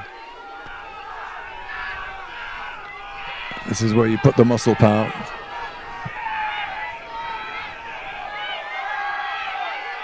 So Brooks A in lane 1 has got the advantage. Brooks B or Edinburgh. Edinburgh, I think, has probably got the advantage over Brooks B. But on the other side of the river from the spectators, Bristol University is also playing around, but certainly in the lead is Brooks in lane 1. And then it's going to be Edinburgh in lane 2. And then it's going to be lane 4, Oxford Brooks B. And then Bristol University, followed by Newcastle University, followed by Thames Rowing Club.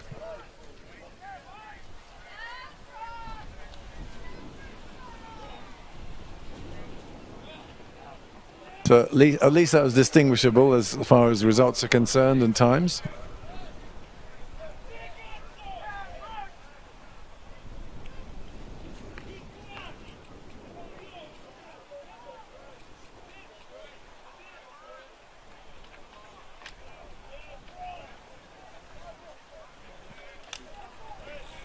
Just taking you back to results from previous races. Race 60, which was the B final of the Coxed 4 event, won by Vesta Rowing Club A in a time of 6 minutes 32. Second, Oxford University Boat Club. Third, London Rowing Club A. 4, Hinksey Sculling School in times of 6 minutes 37.9, and they win the Charles Rowe Memorial Cup, sponsored by Archer Technico Limited. Fifth was Molesey Boat Club A. Sixth, London Rowing Club B. Back to John for races on the course.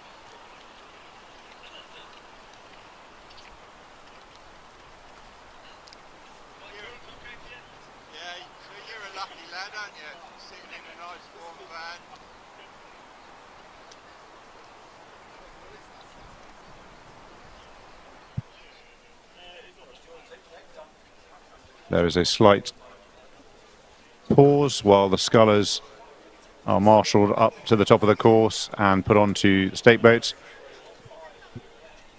We are now slightly ahead of our race schedule, and so there are no current races on the course. It is not raining, which is also a good thing.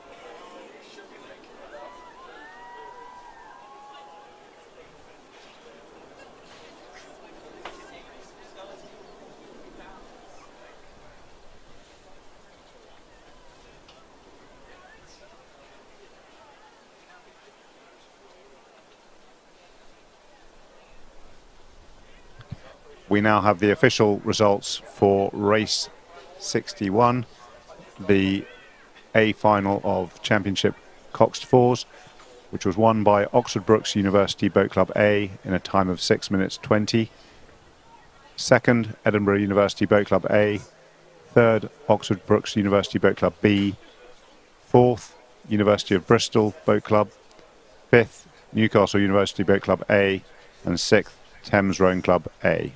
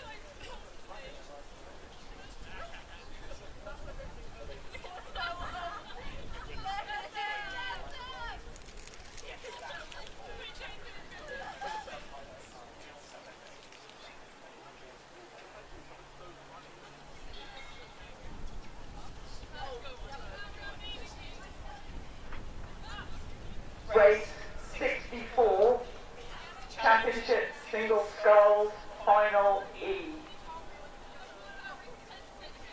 Reading, Lane 2.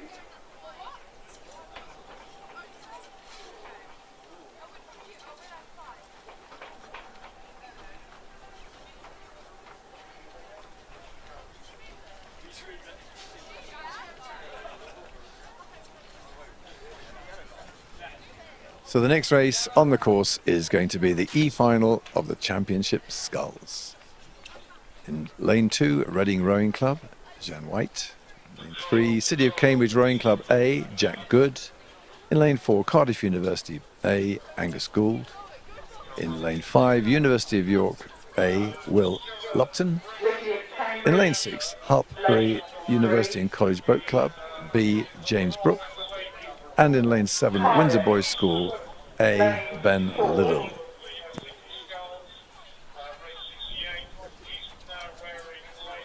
University of York, Lane 5.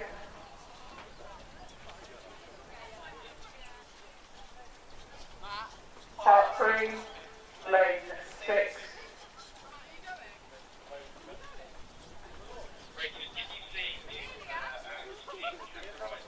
Windsor Boys, Lane 7.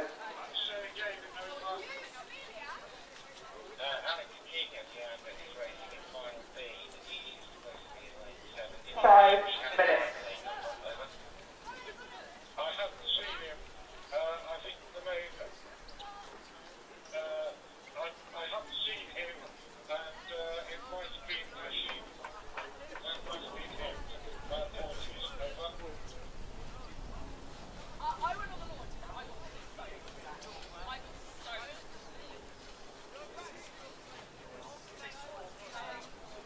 Yeah, sorry, I got the two jammers mixed up.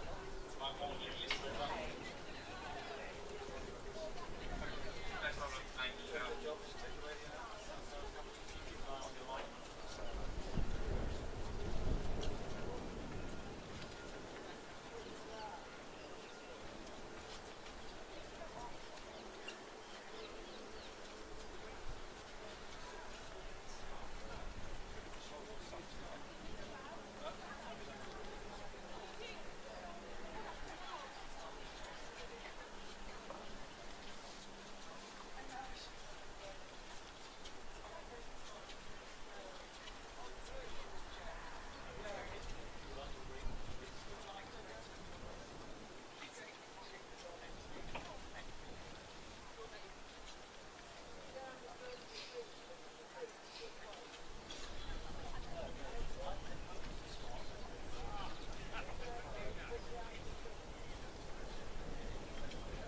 So the scullers will be very grateful for the drop in the wind.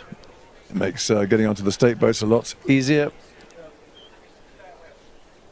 And it'll make their journey down the course somewhat enhanced. We're back down to I'd call it a gentle breeze now, not even a fresh breeze. And it's pretty much straight down the course.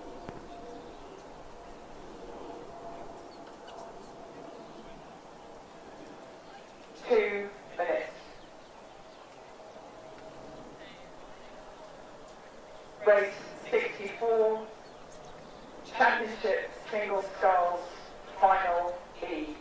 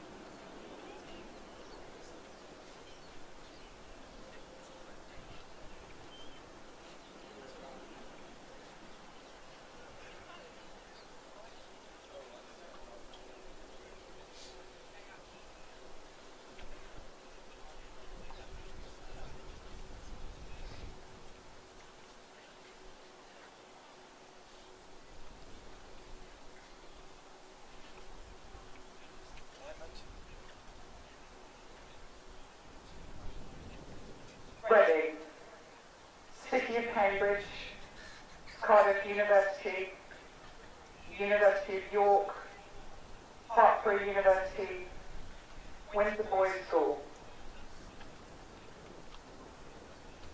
Attention.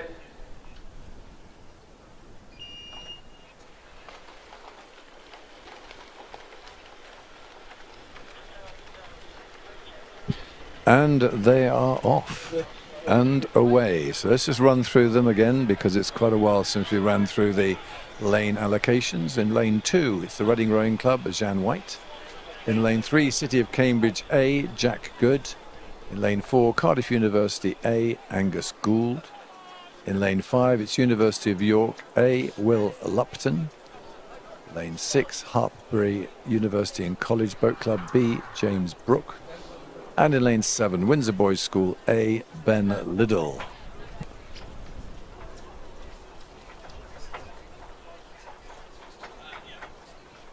Race 65, Championship Single Sculls, Final E.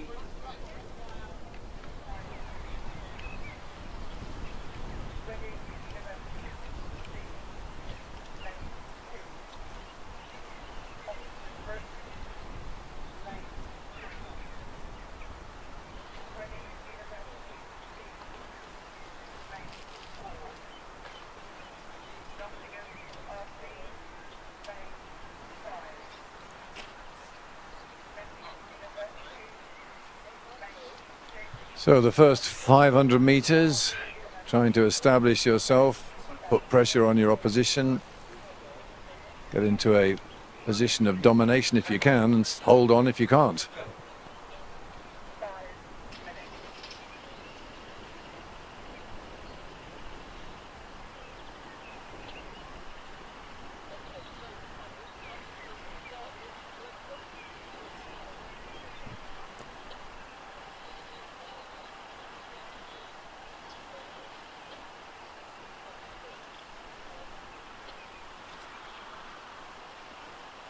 So speculatively, if we have the Reading Rowing Club, it's Hartpury. Okay, Hartpury is in the lead. James Brooke in lane 6. And then it's the University of York, Will Lupton, following about a length behind. And then Cardiff, Angus Gould is up there in the mix. So those are the three holding the first 3 places. Let's see how this develops in the second 500.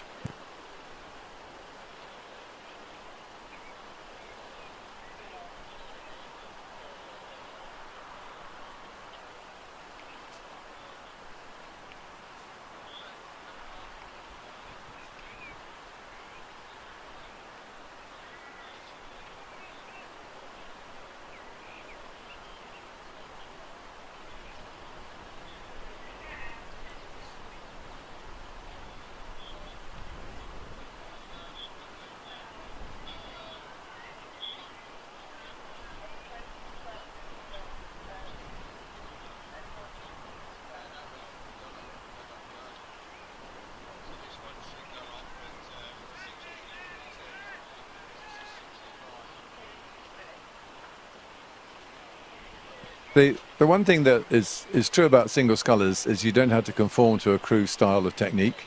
You can find something that works very effectively for yourself and makes the boat go faster.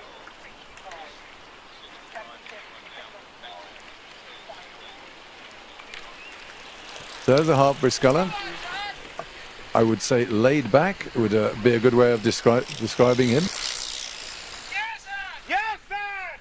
So that's a very powerful way of doing it, making sure that you're almost drawing the handles to the knees before you fire your glutes.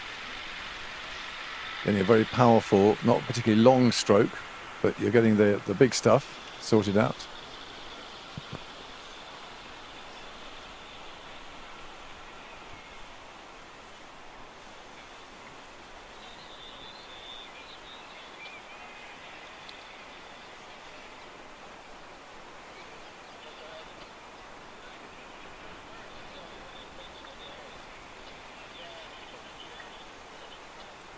And the Hartpury sculler is in fact striking 33 which he seems to be doing quite comfortably. But then again, without that sort of long reach out to the front, he's going to spend less time in the water for each stroke. So it makes sense that he's doing, and that's his choice. He's chosen quite a high rate of striking. He's got a tailwind, a lot of power. I commend him. I wouldn't recommend him, but I commend him for his the outcome.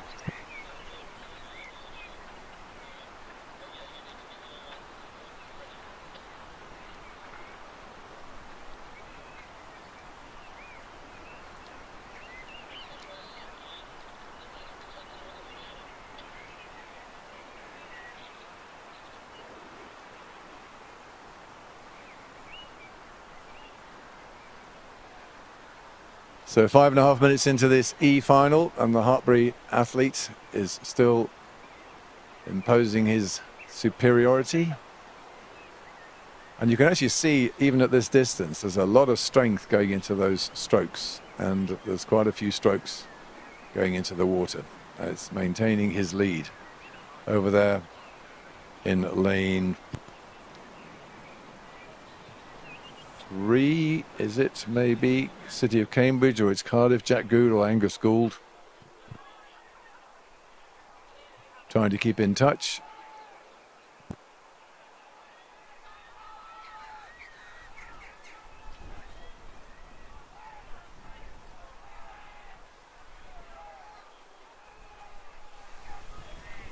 So I'm speculating there's Angus Gould in lane 4. And there it is, Cardiff University. So it's Angus Gould, hot on the heels of Hartpury, James Brooke, and giving him something to fight for. So is maybe the length overcoming the strength? Oh, and he's got caught a bit of a whoopsie there. Good, yes, he actually got his blades caught there.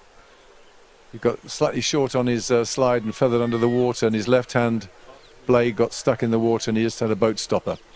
So I think that's put paid to his race.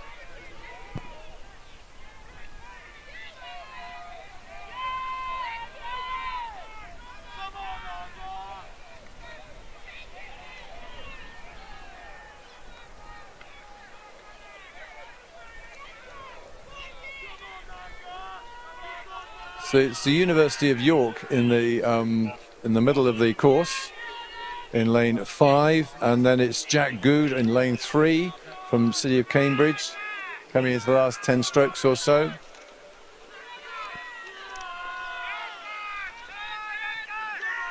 So Angus Gould, Cardiff University A, holding about a length over Reading Jan White.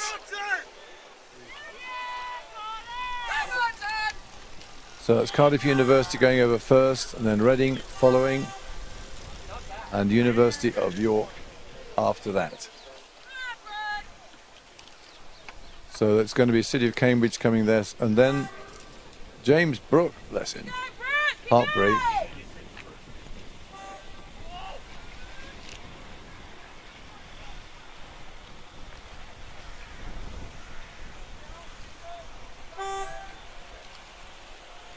So a massive disappointment there for James Brooke, having held on to the lead for 3/4 of the race. There may have been a little bit of equipment issue there, but certainly had a big boat stopper and never really recovered.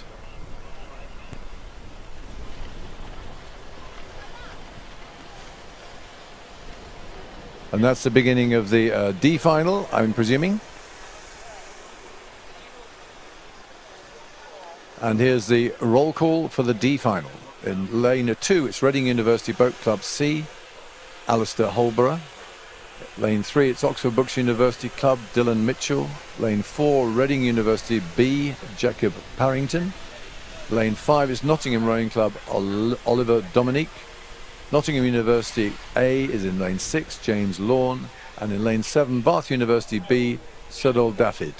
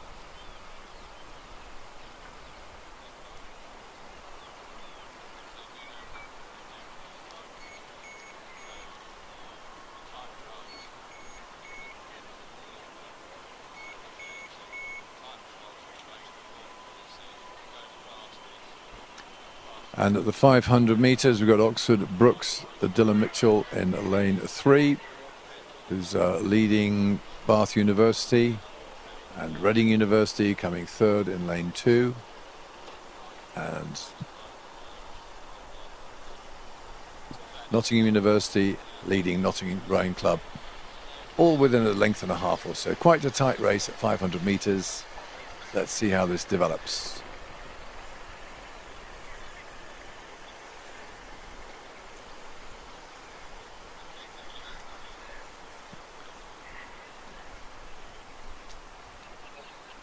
And just taking back to the last final, the E final of the single sculls, where we have our official results. This was won by Angus Gould from Cardiff University in a time of 7 minutes 50 seconds. Zan White was second from Reading Boat Club. Will Lupton from University of York Boat Club was third. Fourth was Jack Good of City of Cambridge Rowing Club. Fifth, James Brooke of Hartpury University and College Boat Club. And sixth was Ben Liddell of the Winter Boys School.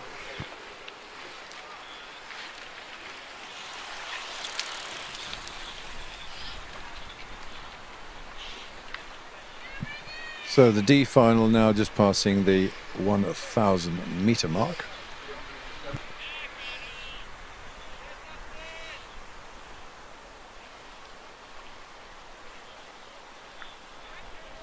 And it's Bath University holding off Oxford Brooks. So that's Siddle Daffyd.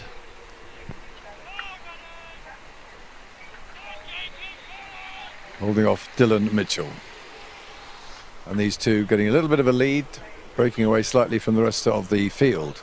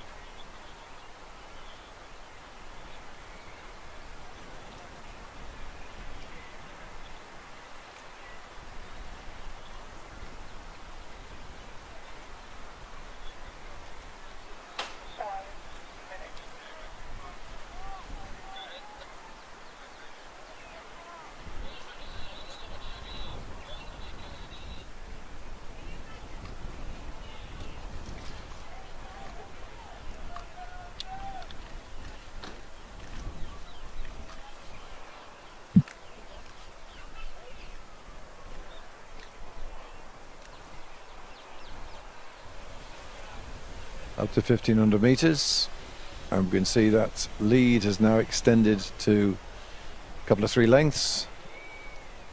So this is looking good for Dylan Mitchell from Oxford Brooks University.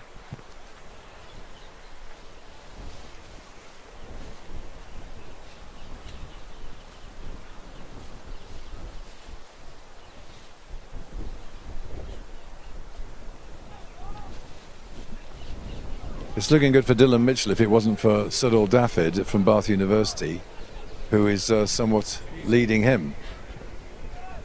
It's what I'm working with here.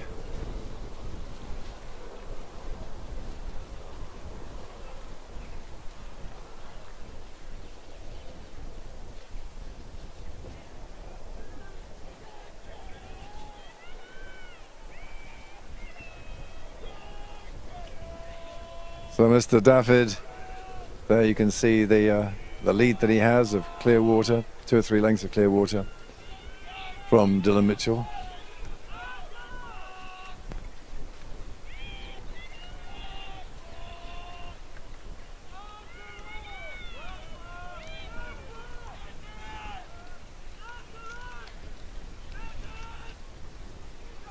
Coming into the last 15 strokes of this D final. And it's Bath University's Siddle Daffyd holding on to this lead. Just keeping it long and strong, not winding up, not taking the risk. And Oxford Brook's coming under pressure from a couple of other singles, but they're going to hold on to second. And I think it's going to be Nottingham Rowing Club possibly slipping into third very closely.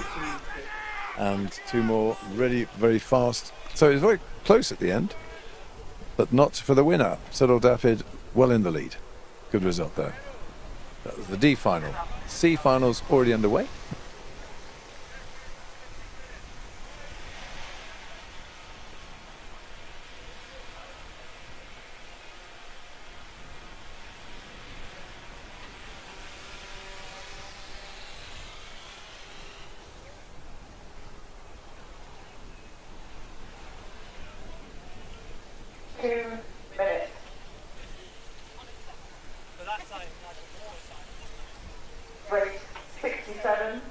So that's the B final being stake boat there. We're looking for the C final, which is underway.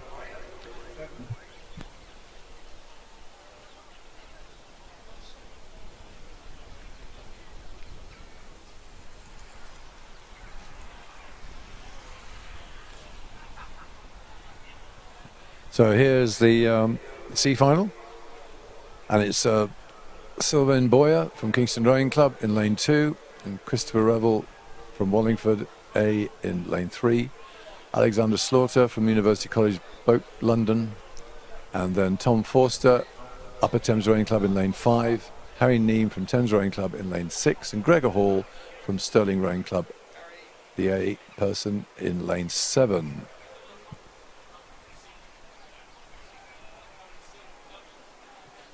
So you can see here that Upper Thames, Tom Foster has got a 3-second lead over UCL and then Thames Rowing Club and Kingston. So it's Tom Foster who is leading the way home.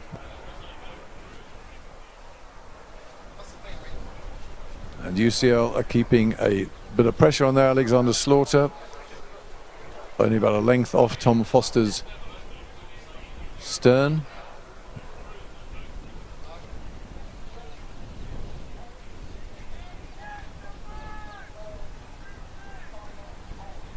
So this is all happening in the middle of the pond, in lanes 5 and 4.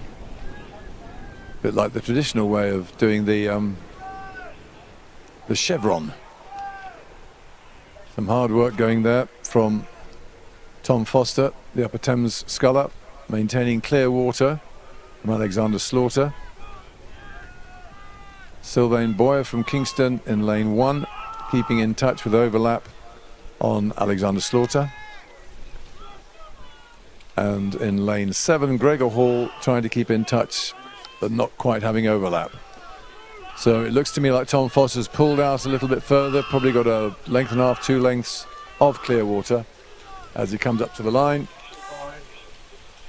Then Alexander Slaughter is going to come in second, only just ahead of Sylvain Boyer and Gregor Hall.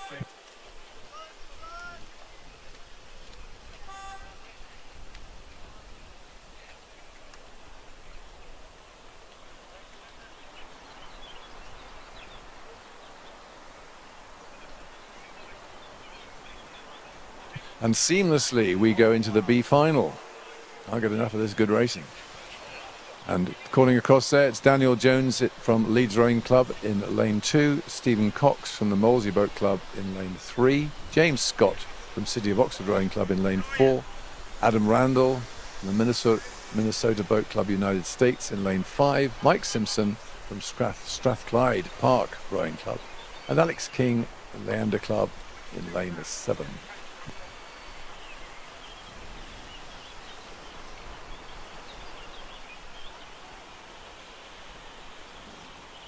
So Strathclyde just in front of, that's Mike Simpson, just in front of Daniel Jones, with Minnesota, Adam Randall, really in there and mixing it around, and James Scott from City of Oxford holding on to a reasonable contact with Leander Alex King in the 4th place.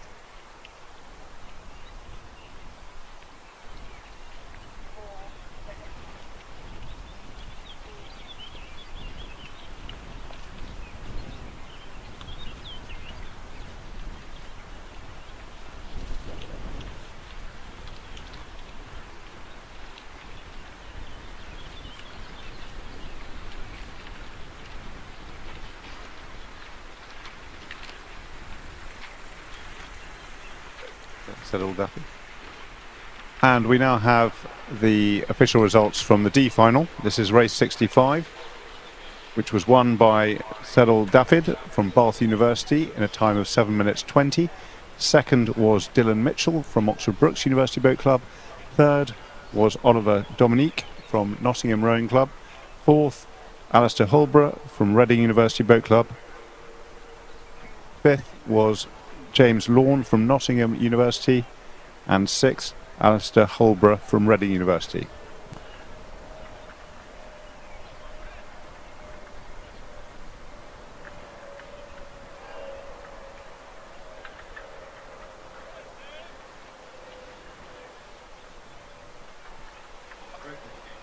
So we got Leeds. Daniel Jones still leading the way. But look how close those next two are. That's Stephen Cox and Mike Simpson within a second and a half of his lead. Very tight rowing at the front of this at 1,000 metres.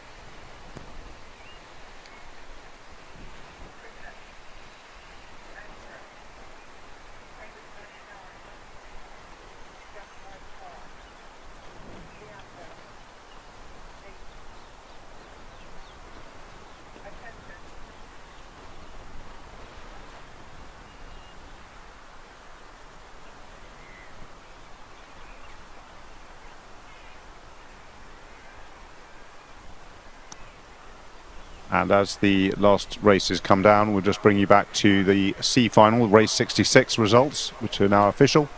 And we have Tom Foster, who won with his club, Upper Thames Rowing Club, in a time of 7 minutes 20. Followed by, in second place, Alexander Slaughter from University College London. Third was Gregor Hall from Stirling Rowing Club. Fourth was Sylvain Boyer from Kingston Rowing Club. Fifth was Harry Neen from Thames Rowing Club, and in sixth place Christopher Revel from Wallingford Rowing Club. So that was race number 66. Passing you back to John for the B final of the single sculls. 6 minutes down, and we're just going through the 1500s now. And we've had a slight change in the situation in Minnesota. Adam Randall has taken the lead. City of Oxford are now moved through into second place, and there seems to be a complete drop-off. What happened to the rest? Later on. So it's James Scott is chasing Adam Randall.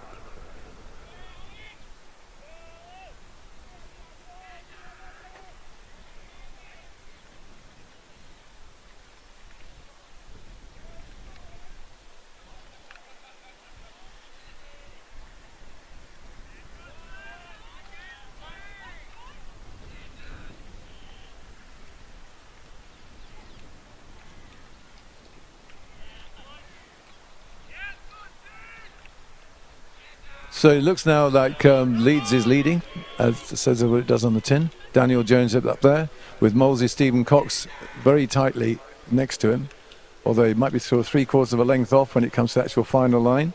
And it's going to be James Scott, City of Oxford, coming in third. So it's Daniel Jones from Leeds who's going to cross the line first. Stephen Cox from Molesey coming in second, about a length behind, and a length of clear water for James Scott comes in. It's going to be Alex King from Leander, who's going to be coming in fourth, followed by Adam Randall from Minnesota and Mike Simpson from Strathclyde Park coming in sixth.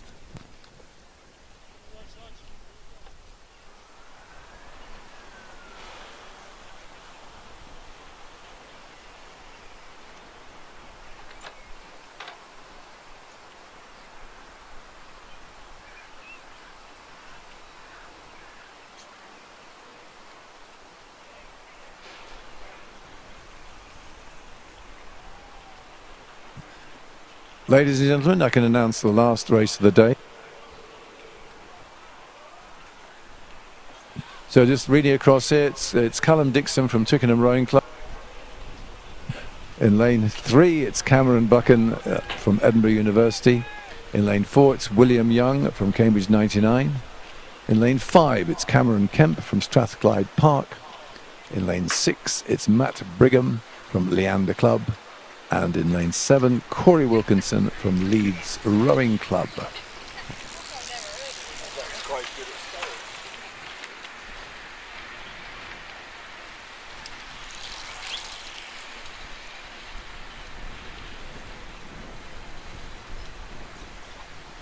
And this A final is competing for the Wethered Sculling Challenge Cup, presented in 1882 by the late Colonel C.O.P. Wethered, and sponsored this year by Mr. A. Wethered. Thank you, Mr. Wethered.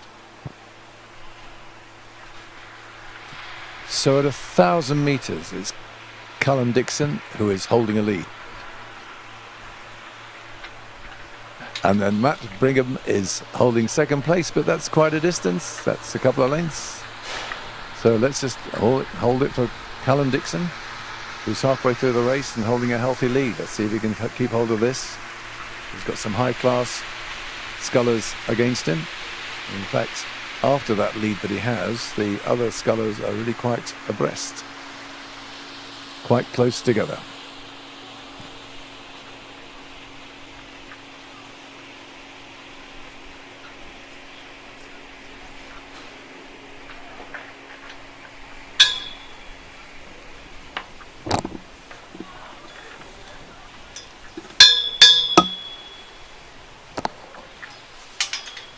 Pictures that I'm seeing here don't indicate subtleties in terms of distances, but it's very clear that Callum Dixon is retaining his lead in lane 2 on the spectator side.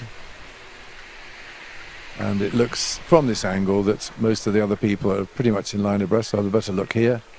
And that echelon is looking a little bit more exaggerated now. We can see that the lanes, the higher numbered lanes, are in retard somewhat, and I think that will be exemplified here. Well, as you can see, apart from the leading sculler there, Callum Dixon, everybody else is within a second and a half of each other, so it's pretty much, as I said, well, okay, they're just being added on at the end, but they're pretty much close together, apart from Callum Dixon, who is a good 10 seconds ahead of his nearest rival. So this is all about the silver medal, but we're not giving any today.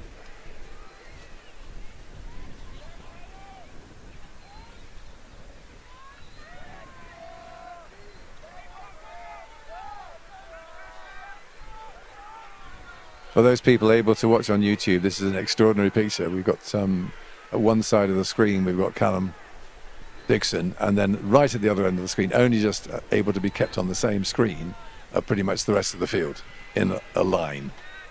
It's an extraordinary performance here from Callum Dixon, showing tremendous superiority, and he's enjoying every minute of this. He's winding it up, having a good old time, really driving it home, doing fantastic work. It's going to be a blanket finish for the rest of it, but there's no doubt about the winner of this championship single scull. It's going to be Callum Dixon from Twickenham Rowing Club. A brilliant performance.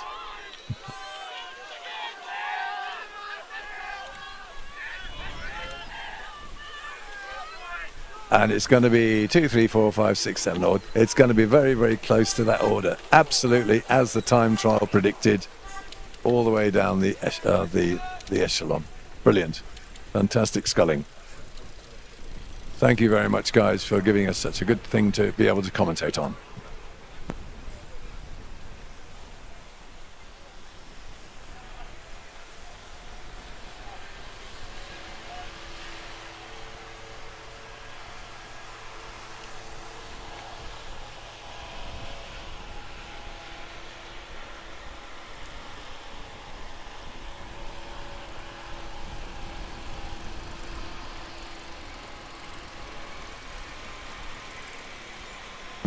As we await the last 2 races official results, just like to thank everyone involved with today, not least the sponsors, but also our officials, the supporters who still remain on the course, coaches, and of course the athletes. We run this event for the athletes, and quite simply, if you weren't here, we wouldn't have an event. So thank you all. Some great competition, and we look forward to seeing you either here or at other rowing events this year, and otherwise Marlow Regatta 2023.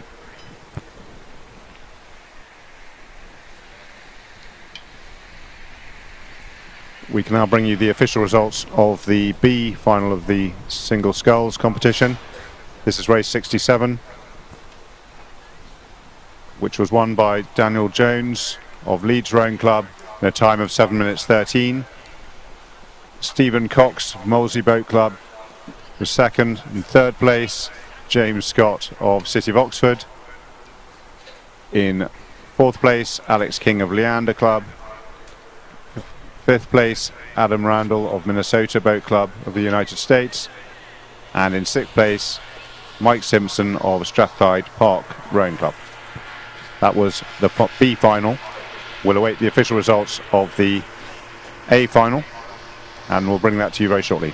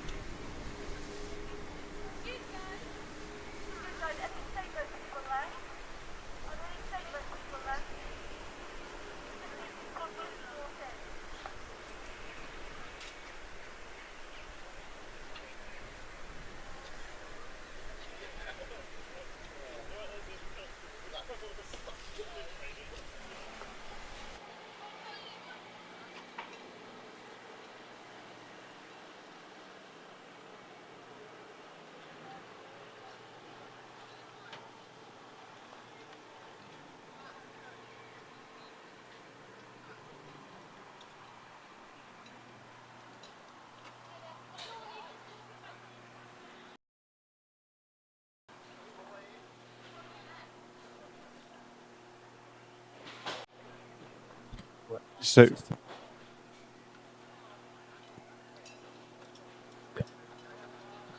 we now have the official result of the A final of the Championship Single Sculls. This is the Wethered Sculling Challenge Cup, presented in 1882 and sponsored today by Mr. A. Wethered. Many thanks to him, and was won by Callum Dixon of Twickenham Rowing Club in a time of 7 minutes.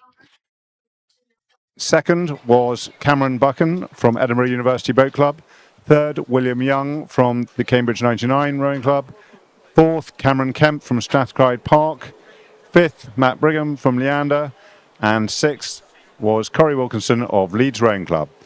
That concludes today's racing. Thank you very much indeed. Have a great evening and a safe journey home. Goodbye.